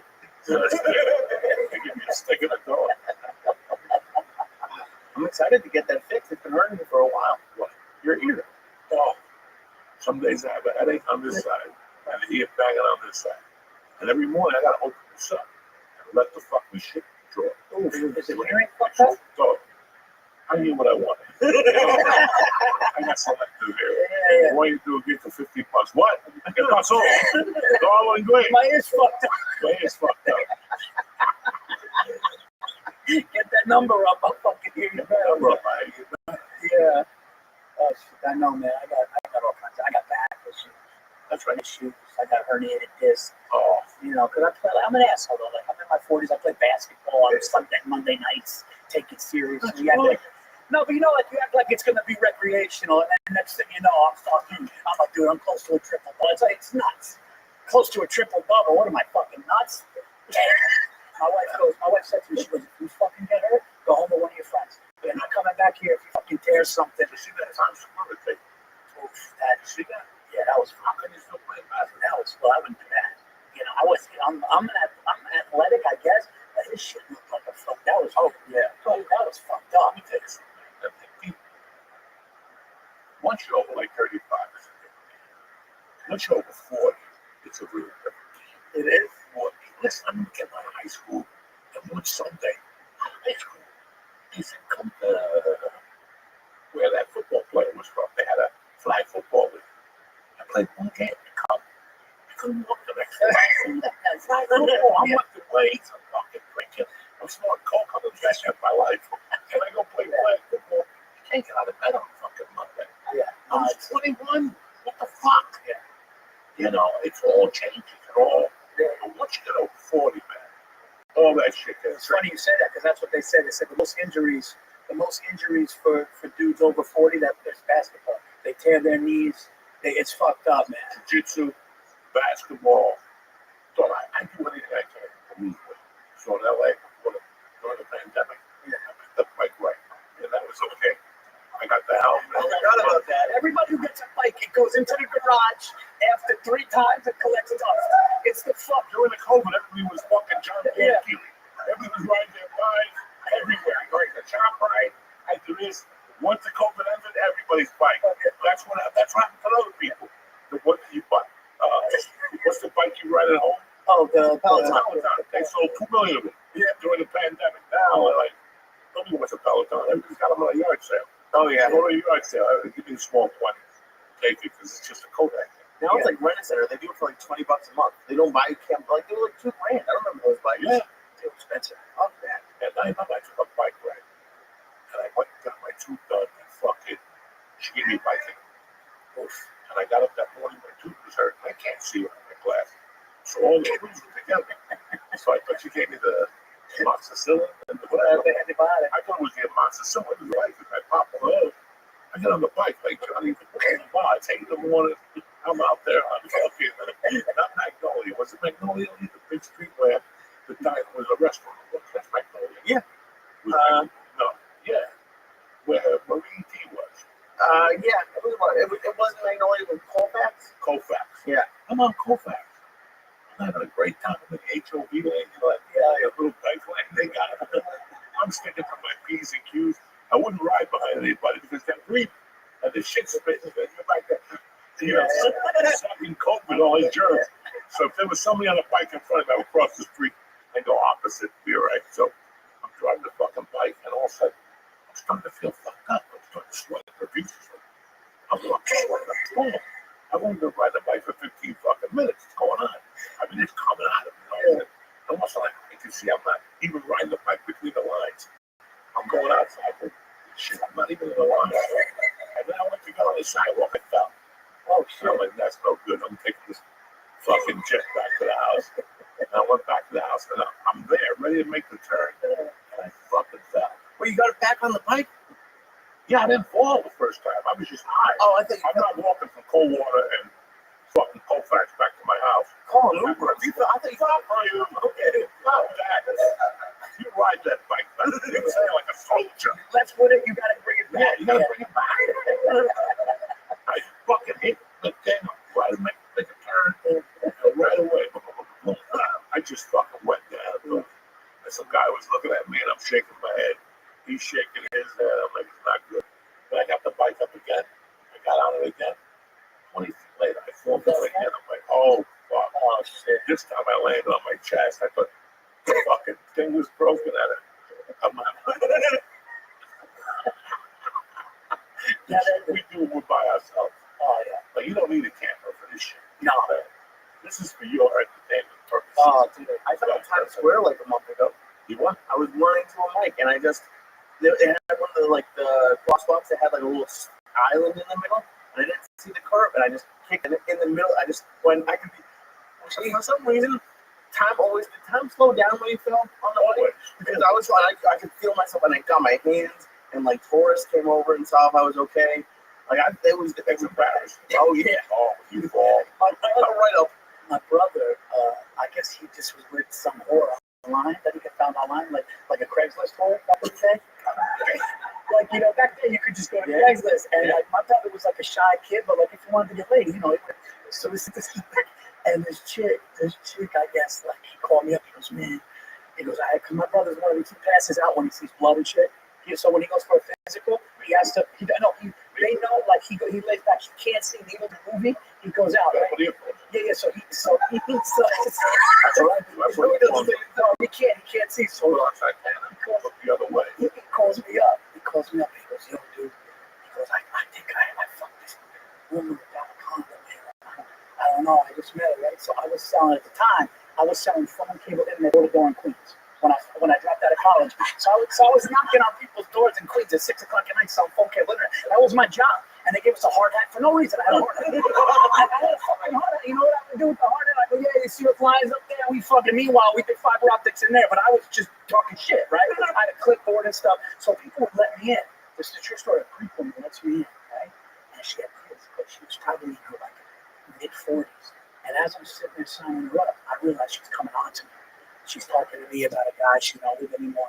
She goes, I'll let you in. She goes, I was just thinking about a nightclub of Greeks. She's like, me and my girlfriend took home these 20-something-year-old Greek kids.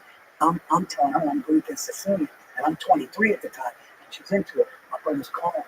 No, I fucked her without a condom. I go, buddy, give me a second. So he's going, Paul, you got it. And I said, Christian, I can't talk right now. I got to go.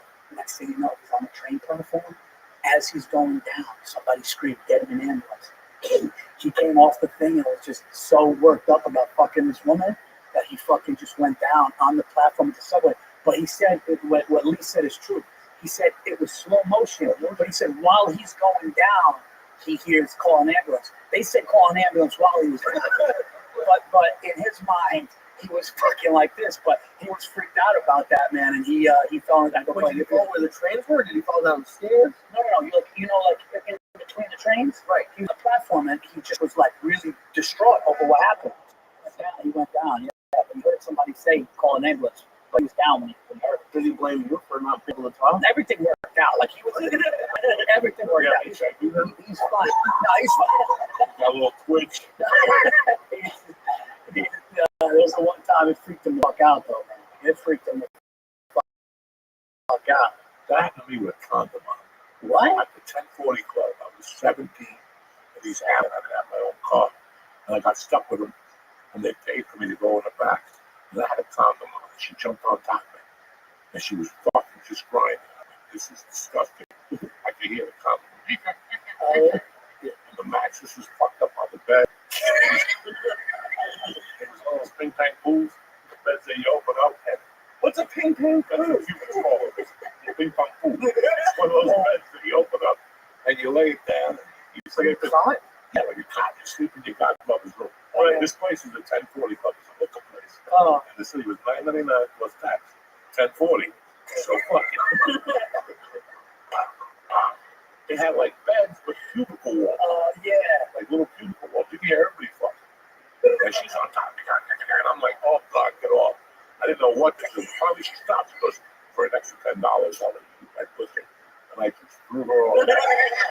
You fucking Billy Goat. I'm not licking that greasy thing. Remember those shitty futons with the wood that would break? Remember the futons? I broke a couple of them. You know what I mean, right? The thin wood. Yeah, the Japanese way on your house. We gotta put a Cuban out there that weighs 200. Ralphie May had a futon. When he first moved to fucking Los Angeles, that motherfucker had a futon at Joy Medina's house. And I went over to see him. He was laying down. And I walked in the house and he got up and you're. You know what a futon is, right? Yeah. Oh, dude, it was. Nothing was worse, but nothing's worse than when you're gonna hook up and the bed situation was shitty, like a shitty mattress in the corner. Who needed a bed? No fucking. When I was young, there was no bed in the corner. Like There's no bed, man. No bed. no, you went up against the corner. You don't give a fuck, right? When you're in the heat of passion, she's like, ouch, ouch. You could be trying to pull her hamstring, pull her leg back, or either pussy in the car. You remember the car? Remember that fucking the car? How disgusting was that? And you had to push the seat up. No, that was the worst. Had to fucking stick out the window. Yeah, I had a Toyota I yourself. got 69. I almost died in a fucking car in the back with a chick in Michigan, Dearborn, Michigan. She's a little Arab chick. Were you on died? Yeah, because I couldn't breathe. She dropped on me. Back seat. She just dropped sat on on your me. face? Huh? She sat on your face? Oh, fuck yeah. I had my nose in her asshole. I could smell waffles, fucking. Fuck. Oh, fuck. 1995, my first road How do trip you ever. remember the year? Because how are you going to forget somebody sitting on your face? Her legs gave out. She just dropped on my face. And I'm like, woo, woo, woo, woo. I sound like a fucking kid with autism. I was about, "Wee, wee." Oh, This is not good tonight. You know what I'm saying? We're going to get canceled for this one. I don't give a fuck. I'm 62. I got nothing loose. Take it all. I don't give a fuck at this point. You're going to try to say, yeah, take it all. I don't give a fuck. that shit's going away anyway, I think. What? Just every. How old that was all a bullshit phase Yes. for people who bought into that shit. There's some people who made it back. There's some people, who just didn't. They let it happen. Yeah. Don't let it happen. Stick up for yourself. Yeah. Say, this is why I did it. If you don't like, go fuck yourself. And then, yeah, you're not going to have a job. You're not going to have a sponsor for a while. You're going to start from scratch. And in 6 months, it's going But you're right. If you're honest about it, Yeah, honest. yeah, that's the way. Like, it's funny too, because you're breaking balls with friends back in the day. It was never malicious. It was never malicious. I never used a slang word against a group that was malicious against a group. It's just what you called your friends. You joke with your friends. You talk shit with your friends. Then when you did it on a podcast and you did it on stage, these people were able to like go at you, and you're going, you don't know me. You know the person. They went after me for a podcast where I told the story about 1997. The podcast was done in 2009. And they came after me in 2020. And I refused. I was like, you bitches can suck my dick. All of it. In fact, I put a story about going down on a one-legged woman in Boulder. I delivered Chinese food to her. And they'll beat their ass and shit. Yeah. But it was also your parole officer. Yeah, she was my parole. It wasn't just a woman. No, she was originally my parole. When I got off parole, things happened. Now, can I ask you a question? When you say one leg, is it like half or No, it's not like a limit. So in my mind, I always thought that this leg was wrong. She got shot in Vietnam. She was good looking. So when I went to take her pants, I went to take the pants off the good leg because I didn't want to know about the bad leg. I didn't want to get the men away. You got a nut ball switch in the face. You step on a grenade. I don't want to hear it. Fucking eat some ass. Also, I got to hear a fucking Vietnam story or whatever war she went. I don't know what happened to her. Very good looking. Very good tall. And then I just put it out. I said, fuck you. If you like that story, wait till you listen to this one. I am. Yeah. And then it was your brother who called me and said, listen, they wanna fucking wave a little white flag. They don't want to do this no more. Fucking my people from the podcast were not those bitches. Oh, okay. Yeah. It was classic. Well, it's weird. Like, I think one of the reasons podcasts are so big is because people feel like they connect with the host. I mean, it's honest. It's because we're talking the way we normally talk. They're not seeing us on stage doing a bit, telling a story. They're seeing us shooting the shit here, having fun, and it brings them into our personal world, is what it is. Listen, when I do a podcast, I don't want to feel sensitive. Right. I don't want people to say this is what people do, and this is how we speak. If this is not what you want to do, go watch fucking a clean podcast. Yeah. Go do whatever suits you. That's the right we have as Americans. Yep. But the right that we don't have as Americans is me going, I don't like what Paul Burns said. Right. I'm gonna fucking show the video and cancel it. Yeah. That's not a right. There's two people who do that. A man by the name of G.O.D. and a judge, a good fucking judge in New York City. That's right. Like an old Jew judge that looks at you and sentences you, and you take it like a man. That's who could judge me. How specific that got as that was going by. No, a nice old Jew. That It stares you down for a he's second. got like fucking a bad foot or something. He's in a bad mood. Amazon stock went down. You know, you know, and that's who could judge me. That's who could sentence me. But three white chicks, one white dude. There's always a dude too. When it comes to sex, it's two chicks and a dude. I like to grab that dude by the neck and go, yeah, you need to tell me you can get your dick sucked in the back of a restaurant. Well, what? Yeah. You die for that. You lying sack of shit. And you want to know something? You lying sack of shit. No, he's right. And a lot of times, these people that call out people for saying things, when you go to their past, it's worse. It's almost like a coven. Everybody's got their. Nobody's got the right to go into your past. Yeah. If you want to go into my Twitter from 2016, go ahead. You're not going to like what you see. You're not going to like what you see. But I don't give a fuck. I could have gone back there and erased it all. I don't care. Right. What's done is done. You cannot judge it. The one that destroyed me was when they went after the fucking white dude, the judge, because he grabbed the girl's mouth during a fucking sorority party. When he was the Supreme Court guy. Yeah, the Supreme Court guy.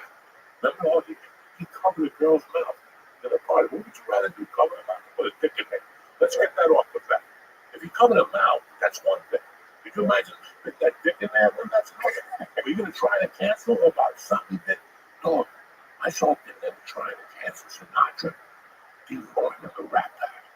People went out to Vegas. Oh, it was insane. Yeah, they went They in. were trying to go after Sinatra for being a fucking womanizer.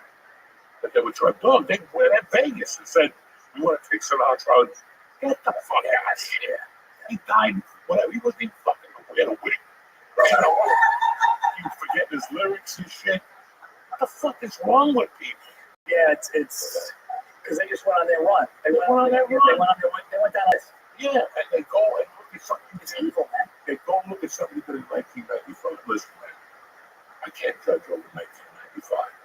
Right. How old were you in 1995? 14. You did creepy things. You jerked off in places you shouldn't have. Yeah. You came on things you shouldn't have, right? Yeah. There was a camera all over the jail. He's fucking nailing it right now. It's I'm like, yo, he knows something, but yeah, no. 12 and 13, you were creepy. I did some shit that I'm not proud of. No. Yeah. I haven't had big things. I would sniff a bra. I would go to a house and sniff a fucking bra. And I'd get all busy and shit. But that's what a 12-year-old does, or 11-year-old. Then when I was 13, I graduated to the douchebag stick. What? The hot water bag with the string. You go to your